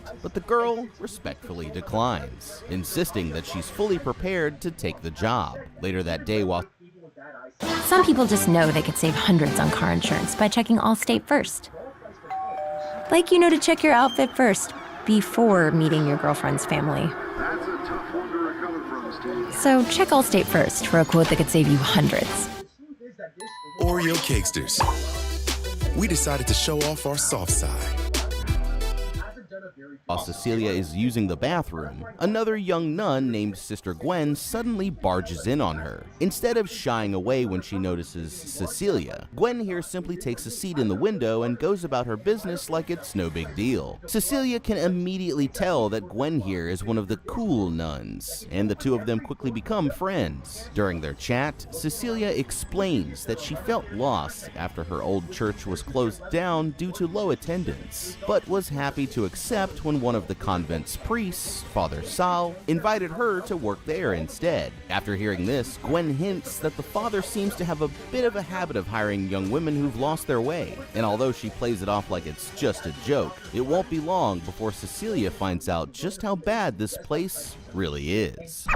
Okay, Cecilia here has no idea that she's about to walk straight into a death trap. She doesn't realize it yet, but listening to Sister Isabel would have been the smartest decision that she could have ever made, and the only way for her to avoid what's about to happen. So far, almost everyone else has welcomed her to the convent with open arms, except for Isabel here, who's the only one besides Gwen to actually keep it real with her. It could just be that she doesn't like the new, younger, prettier girl stealing her thunder. But like Isabel said herself, this isn't the type of job that you can do for glory. Caring for these old ladies is a lot of tedious, difficult, and frankly disgusting work, so you'd think that she'd be thrilled just to get any extra help. She gave Cecilia every opportunity to quit before she got in too deep. And when the top worker at the place has nothing good to say about working there, then it's time to reconsider what the hell you're about to get yourself into. Isabel's warnings weren't the only red flags that Cecilia here did not pick up on. As they drove out to the convent, she should have noticed that the place is as far out in the countryside as possible, with nothing around for miles, and is surrounded by a huge stone wall that circles around the entire property. If you've ever seen a prison before, then it should be immediately clear that this place is specifically designed to keep people in. Whenever there's a job opening, there's always one important question that you need to ask yourself. What happened to the last person who worked there? If Cecilia had done a bit of research beforehand, then she might have found out about the young women who tend to go missing there, or who've stayed working at the convent only to never be seen or heard from again. A place with that many people working at it can't go on forever without a few rumors spreading, and if she'd taken some time to ask around a bit before signing up, then I'm willing to bet that there would have been some families of missing daughters out there who have their suspicions about what's really going on behind those walls. And Cecilia here might have decided that it was safer to look for a different job someplace else. But now she's absolutely determined to work there just to prove Isabel wrong, and will most likely ignore any red flags until it's already too late. That's not to mention that Isabel here just casually dropped that this entire place is built above a 400-year-old tomb that they definitely do not want Cecilia to go poking around in. I'm sorry, but I'm just a bit too paranoid to let something like that slide. If she has the chance, I'd suggest asking sisters Isabel and Gwen for a little more info about what life is really like here before agreeing to fully commit. Then, Cecilia can decide if it really is better to just back out now like Isabel said, and pretty soon she's going to wish that she'd never even heard of this freaky-ass convent in the first place. When it's time for her to take the vows, Cecilia puts on her official nun drip and heads to meet with the other girls out in the courtyard. Entering the church, she leads the way down the aisle, with the others following behind as the rows full of older nuns turn to watch them pass. Father Sal is already waiting for them at the end of the aisle so that he can fill in as Cecilia's translator. As the ceremony begins, Cecilia takes her place in front of the altar and follows along with Father Sal's instructions, completing her vows and officially being sworn in as the newest member of the convent. After the ceremony, the nuns gather around the dining room and Cecilia and Father Sal have a chance to get to know each other's backstories a little better. Cecilia eventually excuses herself from the conversation and goes to use the restroom, where she overhears a strange groaning noise coming from somewhere else in the building. Following the noise, she winds up back in the empty chapel without another living soul in sight, and sees that the gates to the catacombs are unlocked. Just inside, one of the nuns is lying face down in the center of the room, and Cecilia cautiously makes her way over to see if she needs help. But as the woman turns to look at her, she sees that her face is covered in a featureless red mask. Nervous, Cecilia turns around to get some help, but ends up bumping right into Mother Superior herself, who reassures her that everything is all right. Without explaining, the woman approaches an altar at the back of the room and removes a large iron spike from its ceremonial case. Placing the object in Cecilia's hands, she explains that it's actually one of the nails that was used during the crucifixion, when all of a sudden, the girl is overcome by an unexplainable force and abruptly passes out. The next thing that Cecilia knows, she finds herself in a confession booth seated across from the head priest. But everything isn't quite as it seems. Suddenly, a pair of hands burst through the wall behind her, pulling Cecilia down, and now she's strapped to a table in a secret underground chamber with more of the faceless nuns surrounding her. While two of the figures grab at her face, the group's leader steps forward and draws out some kind of sharp object before plunging it into Cecilia's stomach. At that exact moment, Cecilia wakes up gasping in her bed, thinking that it was all a nightmare, until she sees one of the nuns still watching her from the shadows in the corner of the room. She flicks on her lamp, and the woman disappears. But what she doesn't realize is that the real nightmare is just about to begin. One night, Cecilia says her prayers and gets into bed after another hard day's work, having no idea that she's not really alone. Some creepy old lady rises up from the side of her bed and suddenly chops off a piece of Cecilia's hair. Confused, Cecilia thinks that the woman may just be having another episode and leads her over to the ward to put her back in her own bed. As she tucks her in, Cecilia notices something very strange. Both soles of the woman's feet have been branded with a cross, and it won't be long before she learns exactly why they did this to her. Okay, that was weird. And if Cecilia here thought that all of the strange things going on in this place were just a part of her imagination, then this is proof that it's officially time for her to start getting a little worried. When you're working in an ancient church that's full of old ladies who don't even remember what planet they're on, then it's probably safe to expect some bizarre stuff to be going down. But this was something different. Let's take a second to wrap our heads around what just happened, because this quick interaction could be Cecilia's biggest sign yet that she needs to get out of there now. First, let's start with what the woman took from her. A cut-off section of Cecilia's hair. Historically, Scrubbing Bubbles invited people to apply for the easiest job in the world. We'd like to test your abilities. Wow, that came up in like one. Are you perfect or what? You were awesome! SC Johnson. Even if you hate mayo, on the McChicken, you don't.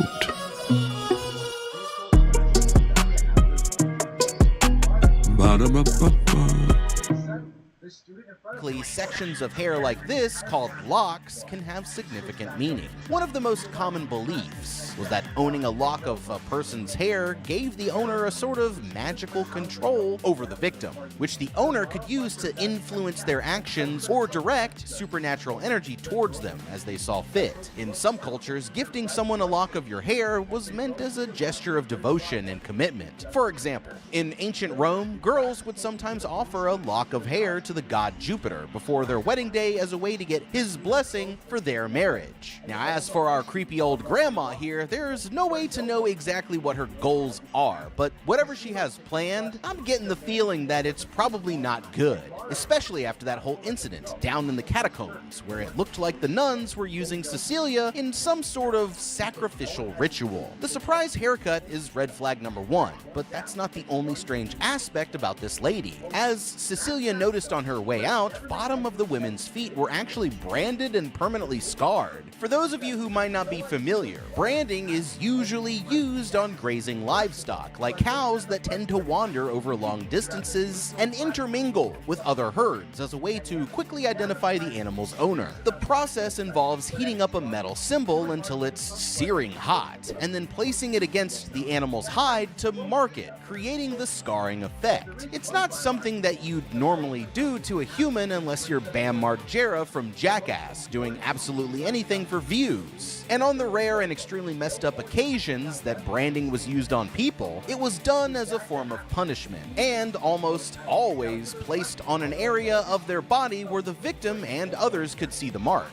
not on the bottoms of their feet.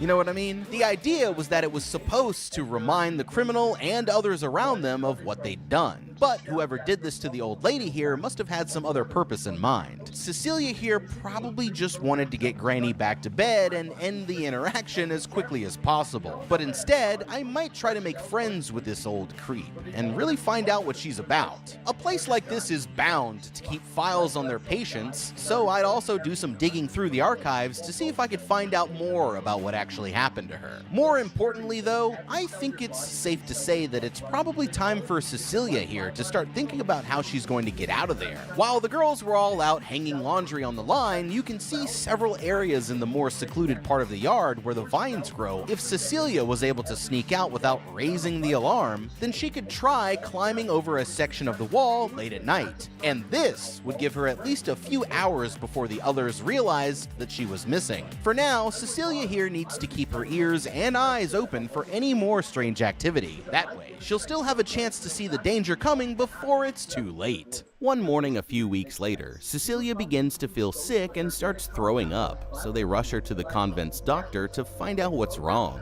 After running some tests, Mother Superior brings the girl to a room where she finds the doctor speaking to Father Saul and the head priest. She immediately notices that the atmosphere in the room is tense, and the three men seem extremely stressed for reasons that she doesn't understand. As she takes a seat in front of them, the priest demands that she repeat her vows, but abruptly cuts her off when she gets to the part about chastity. To her confusion, the three of them start pressing her to find out if she's ever slept with a man, but Cecilia insists that she never has, and she's starting to get worried about what all of this could be leading to. At the same time, she notices Mother Superior placing a red folder with her picture on it into a locked drawer on one side of the room. The men take her to the doctor's office, where Isabel rolls in an ultrasound machine. That's when Cecilia learns that she's somehow become pregnant, an event that priests can only describe as a genuine miracle, although Cecilia herself is absolutely horrified. Confused, Cecilia asks Father Saul why she, of all people, was chosen, and he suggests that this must be the true calling that she was waiting for. But the truth is that he knows more about what really happened than he's willing to tell. Several months pass, and Cecilia has entered her second trimester. One morning, she starts vomiting up blood and notices that she's even lost a tooth. Something about what's happening to her doesn't seem quite right. The nuns have started treating her differently from all of the others, cooking all of Cecilia's meals for her and giving only her special treatment, which the other girls quickly pick up on. While she's floating in the communal bathtub, Isabel suddenly sneaks up from behind and starts trying to drown her, forcing Cecilia's head underwater. She's briefly able to break free, but Isabel quickly overpowers her again, and the only thing that saves her this time is a group of nuns who come running to investigate the commotion. As they drag her away, Cecilia overhears Isabel shouting something about how it was supposed to be her. Okay, so I think it just hit me, right? This place has enough nuns. What they really need to hire is a lifeguard. All right, all jokes aside, this chick is crazy, and Cecilia here is lucky to be alive. So in case Isabel comes back for another surprise swimming lesson, here's what she might want to do next time. Obviously, the most important thing for Cecilia to do in this situation was to keep her mouth closed and hold her breath for as long as possible. Then you need to find a way to get the attacker off of you, and you should never hesitate to go for a cheap shot. Cecilia here actually made a great move by using a tactical bite to get away. Poke them in the eyes, punch them in the nose, hit them in the balls. Anywhere that hurts really bad is what you're aiming for. In a situation where they're holding you under, you can also try by pressing down on their hands between their fingers as hard as you can, which should hopefully trigger a pressure point that could weaken their grip long enough for you to get free. If nothing's working, then you can always try to pull them deeper into the water with you, because that way, now both of you are underwater, and they can either choose to let you go, or you've leveled the playing field to the point where the winner will be decided by whoever can hold their breath the longest. If you're able to get your head above water,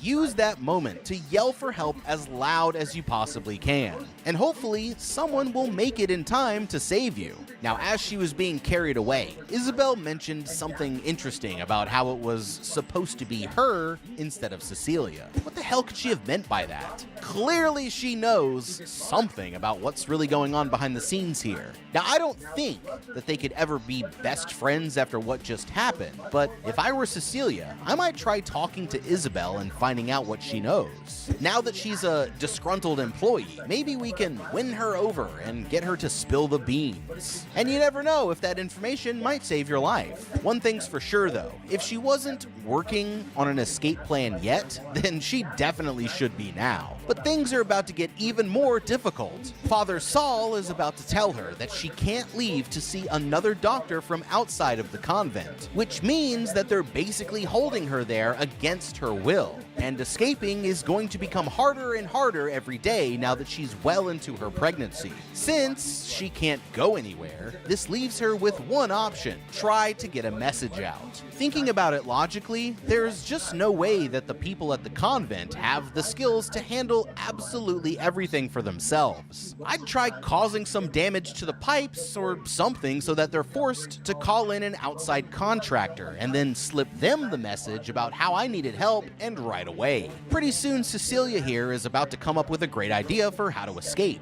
but one dumb mistake is going to make her situation even worse. To the doctor's relief, Cecilia